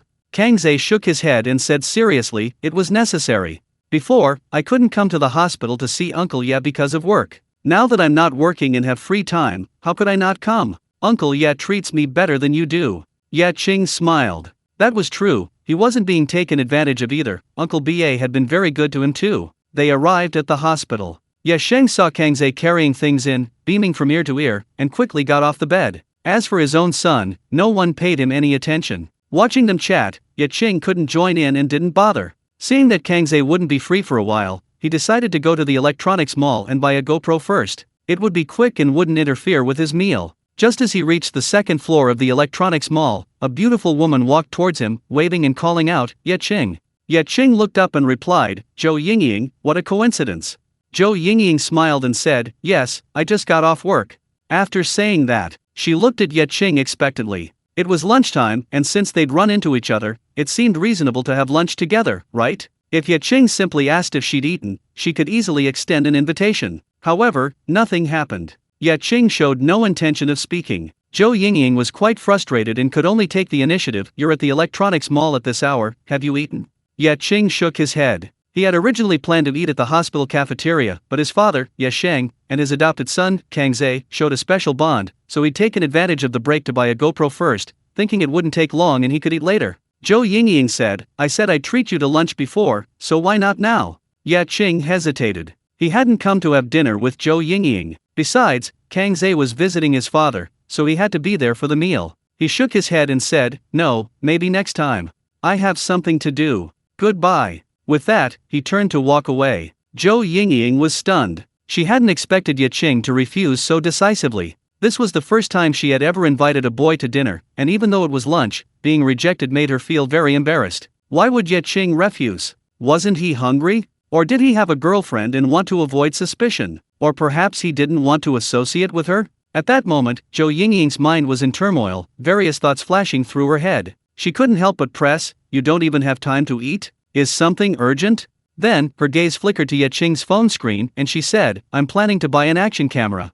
Ye Qing paused. "Yes, I'm planning to buy a DJI. There are stores in the electronics mall, right?" Zhou Yingying patted her chest and said, "Yes, there are, but the location is a bit out of the way. You might have to look for a while." She acted like she was offering her help without a second thought, as if she didn't care about money. Ye Qing said, "Then I'll go look for it." She turned to leave. Zhou Yingying was numb. Was it so hard to ask for her help? It wasn't that she didn't want to help. Was she not enthusiastic enough? She forced herself to say, "I'll take you there." Ye Qing hesitated. "Wouldn't that be too much trouble for you?" Zhou Yingying shook her head. "No, no." Ye Qing nodded. "Okay, thank you." Zhou Yingying said as they walked, "Don't overthink it. The reason I'm taking you there is because our high school classmate, Dan, works there. We went to the same university, so we're pretty close. It'll be a good opportunity to chat." Ye Qing retorted, "Overthink it? What's there to overthink?" Zhou Yingying, feeling utterly exhausted. They arrived outside the shop. Through the windows, they could see many drones and action cameras, all quite expensive. Inside the shop, a girl in work clothes was being reprimanded by a middle-aged man in a suit. "It's Dan." Zhou Yingying exclaimed in surprise upon seeing her. Ye Qing looked over. She was a very ordinary girl, just as ordinary in school as she was now, not very tall, wore glasses, and nothing else particularly noteworthy. Ye Qing and Zhou Yingying walked in, but the middle-aged man didn't stop. Instead, his voice grew louder. The other staff members stood a little further away, no one stepping forward to say anything. Ye Qing and Zhou Yingying listened for a moment. It wasn't anything serious. She and Dan's sales targets were falling behind. A month was almost over, and she hadn't closed many deals. The man in the suit, the manager, told her she had to find a way to pay for everything. He didn't swear, but his words were very unpleasant. She and Dan lowered her head, not daring to utter a sound. Chapter 95. A Man Without Weaknesses. Zhou Yingying couldn't stand it anymore and called out, "She and Dan." The man in the suit turned around and, seeing the young and beautiful Zhou Yingying, his eyes lit up, a hint of lust flashing in them. After sizing her up, he looked at Shi and Dan and asked, "Your friend?" Shi and Dan nodded. The man in the suit chuckled, "Your friend is quite good looking." Shi and Dan didn't speak. Zhou Yingying walked over and said, "I want to buy an action camera, can you recommend one?" Shi and Dan glanced at the man in the suit. "Manager, I'll attend to you first." The man in the suit nodded, walked away slightly, but not far, occasionally turning back to steal glances at Zhou Yingying. Zhou Yingying noticed and felt very uncomfortable, moving closer to Ye Qing. Shi and Dan looked at her gratefully and said, "Yingying, thank you. I'm so glad you helped me out, otherwise I don't know how long I would have been scolded." Zhou Yingying said, "It wasn't just to help you, our old classmate really does need to buy an action camera." Shi and Dan then looked at Ye Qing and immediately recognized him, saying, "It's you, the most handsome boy in our class back then." Ye Qing greeted her briefly. He was indeed the most handsome, and also the most unlucky. Back then, just because he was handsome and came from a remote area of Longwei Island, he was often targeted by troublemakers. Sometimes, even walking normally on the school road, he would be blocked and accused of being too flamboyant and deliberately stealing the spotlight. Later, what he feared most was girls, especially pretty girls, talking to him. He was outnumbered and outmatched, he couldn't fight them, couldn't afford to offend them, and couldn't afford to waste time with those troublemakers, so he could only back down at every turn. For 3 years of high school, he kept his distance from female classmates. Things only improved slightly in college, he even had a relationship, but it ended without a trace. Shi and Dan's words triggered some unpleasant memories, yet he felt no emotional turmoil. His calmness surprised even himself. Once upon a time, he was indignant about his experiences and even considered revenge. But now, looking back, he realized he had let go, or rather, come to terms with it. He was strong enough on his own, he didn't need to demonstrate his power by suppressing others. The man in the suit glanced at Ye Qing a few times and said sarcastically, "Shi and Dan, stop chatting, it's still work time. Didn't you want to buy an action camera? Hurry up and recommend one to someone." He looked at Ye Qing's ordinary clothes, a hint of contempt flashing in his eyes. He didn't think Ye Qing could afford one. Action cameras weren't necessities, most people wouldn't be willing to spend thousands of yuan on one just for fun. He secretly calculated that if Ye Qing didn't buy an action camera in the end, he would certainly make a few sarcastic remarks. Why? Because Ye Qing is so handsome. Being handsome is one thing, but he's also with a stunningly beautiful woman by his side, which makes him very uncomfortable. Shi and Dan replied that she understood and pulled Zhou Yingying towards the area with the action cameras. Ye Qing followed behind. The two girls huddled together and whispered. Shi and Dan said somewhat awkwardly, "Discounts are possible, but if the items are cheap, the discount won't be much." Zhou Yingying countered, "Then if we buy a lot, the discount will be bigger." Shi and Dan nodded, glancing at Ye Qing. He was dressed plainly, not like someone who had just made a fortune. She asked softly, "This is the first time I've seen you so interested in a boy. Are you dating him?" Zhou Yingying quickly shook her head. No, what kind of dating? I just asked him to dinner and he refused." Shi and Dan was taken aback. Why did he refuse you?" Zhou Yingying, "Maybe he wasn't hungry." She felt a little embarrassed thinking about it, so this is what rejection feels like. Qian Dan said, a beautiful girl like you would have to eat even if you were stuffed. Ye Qing has self-awareness, doesn't he? Zhou Yingying was taken aback. Self-awareness? Qian Dan nodded and said, yes, to be honest, he's so handsome, who wouldn't want to date him? If he wanted to date, he could just snap his fingers. But in all 3 years of high school, did you ever see him date anyone, or have any inappropriate contact with any girls? Zhou Yingying shook her head. Qian Dan continued, this shows he's well aware of his situation. He comes from a remote island, his parents are just ordinary fishermen, they probably can't even afford a house in the city. That's why he doesn't want to have much contact with you. He knows he can't afford it. They're both adults, dating and marriage require weighing the pros and cons. Zhou Yingying remained silent. She knew Qian Dan was wrong. After hearing Qian Dan's words, she suddenly realized that Ye Qing was a treasure. Rich, handsome, and morally upright, he was practically a rare find, a truly exceptional man. Qian Dan said to herself, I support you pursuing Ye Qing. For no other reason than Ye Qing's looks alone, it's worth it. I think Ye Qing should be bolder. You can't choose your background, but you can strive to change your future. Enjoy life while you can, don't let your cup be empty under the moon. Being so handsome and not dating is a huge waste of his potential. You two are a perfect match. Don't be discouraged. With your qualities, winning over Ye Qing is just a matter of time. Zhou Yingying smiled bitterly. If Ye Qing really didn't have money, then Qian Dan's words might have come true. But in reality, Ye Qing was a well-rounded man, he didn't have the weakness of not having money. How could she win over Ye Qing? Zhou Yingying couldn't help but feel troubled, even questioning whether she was worthy of Ye Qing. Neither of them knew that Ye Qing had overheard their entire conversation. It has to be said that Qian Dan's statement wasn't entirely true, but it wasn't entirely wrong either. He studied hard to get into university, all to change his fate. As they spoke, they arrived at the action camera section. Qian Dan pointed to an action camera priced at $2,499 and said to Ye Qing, this was released last year, it has the best value for money. For simple video shooting, it's definitely enough. A must-have for beginners. Many online influencers use this. The only problem is that it's not in stock, you have to order it from headquarters and have it delivered to your home, which takes a few days. Ye Qing pointed to the latest model and asked, what about this one? Is it in stock? Qian Dan replied, yes, it's in stock. This is the latest flagship model, the king of performance. It's definitely much better than last year's model, and lighter too. Of course, the price is also double that of last year's model. Ye Qing nodded and said, I'll take this one. I want it in stock. Qian Dan froze, blinking blankly, and asked incredulously, take this one. The original price is $5,999. Even with the discount, it's still over $5,000. Ye Qing nodded, yes, is there a problem? Qian Dan shook her head, exclaiming in surprise, no, not at all. I'll go get it from the warehouse for you right away. The manager, who had been watching closely, had a complicated expression. He hadn't expected Ye Qing to act so decisively. He was naturally happy to sell the most expensive action camera, but seeing Ye Qing successfully show off made him feel like he'd been fed a pile of shit. He had prepared sarcastic remarks, but he didn't get a chance to say them, which was just too painful. Just as Qian Dan was walking towards the warehouse, Ye Qing stopped her and said, don't rush, wait a moment. Qian Dan stopped, thinking Ye Qing was going to change his mind, but instead heard Ye Qing say, I just saw some drones over there. Since I'm already here, I'll take a look. Qian Dan was overjoyed, come with me.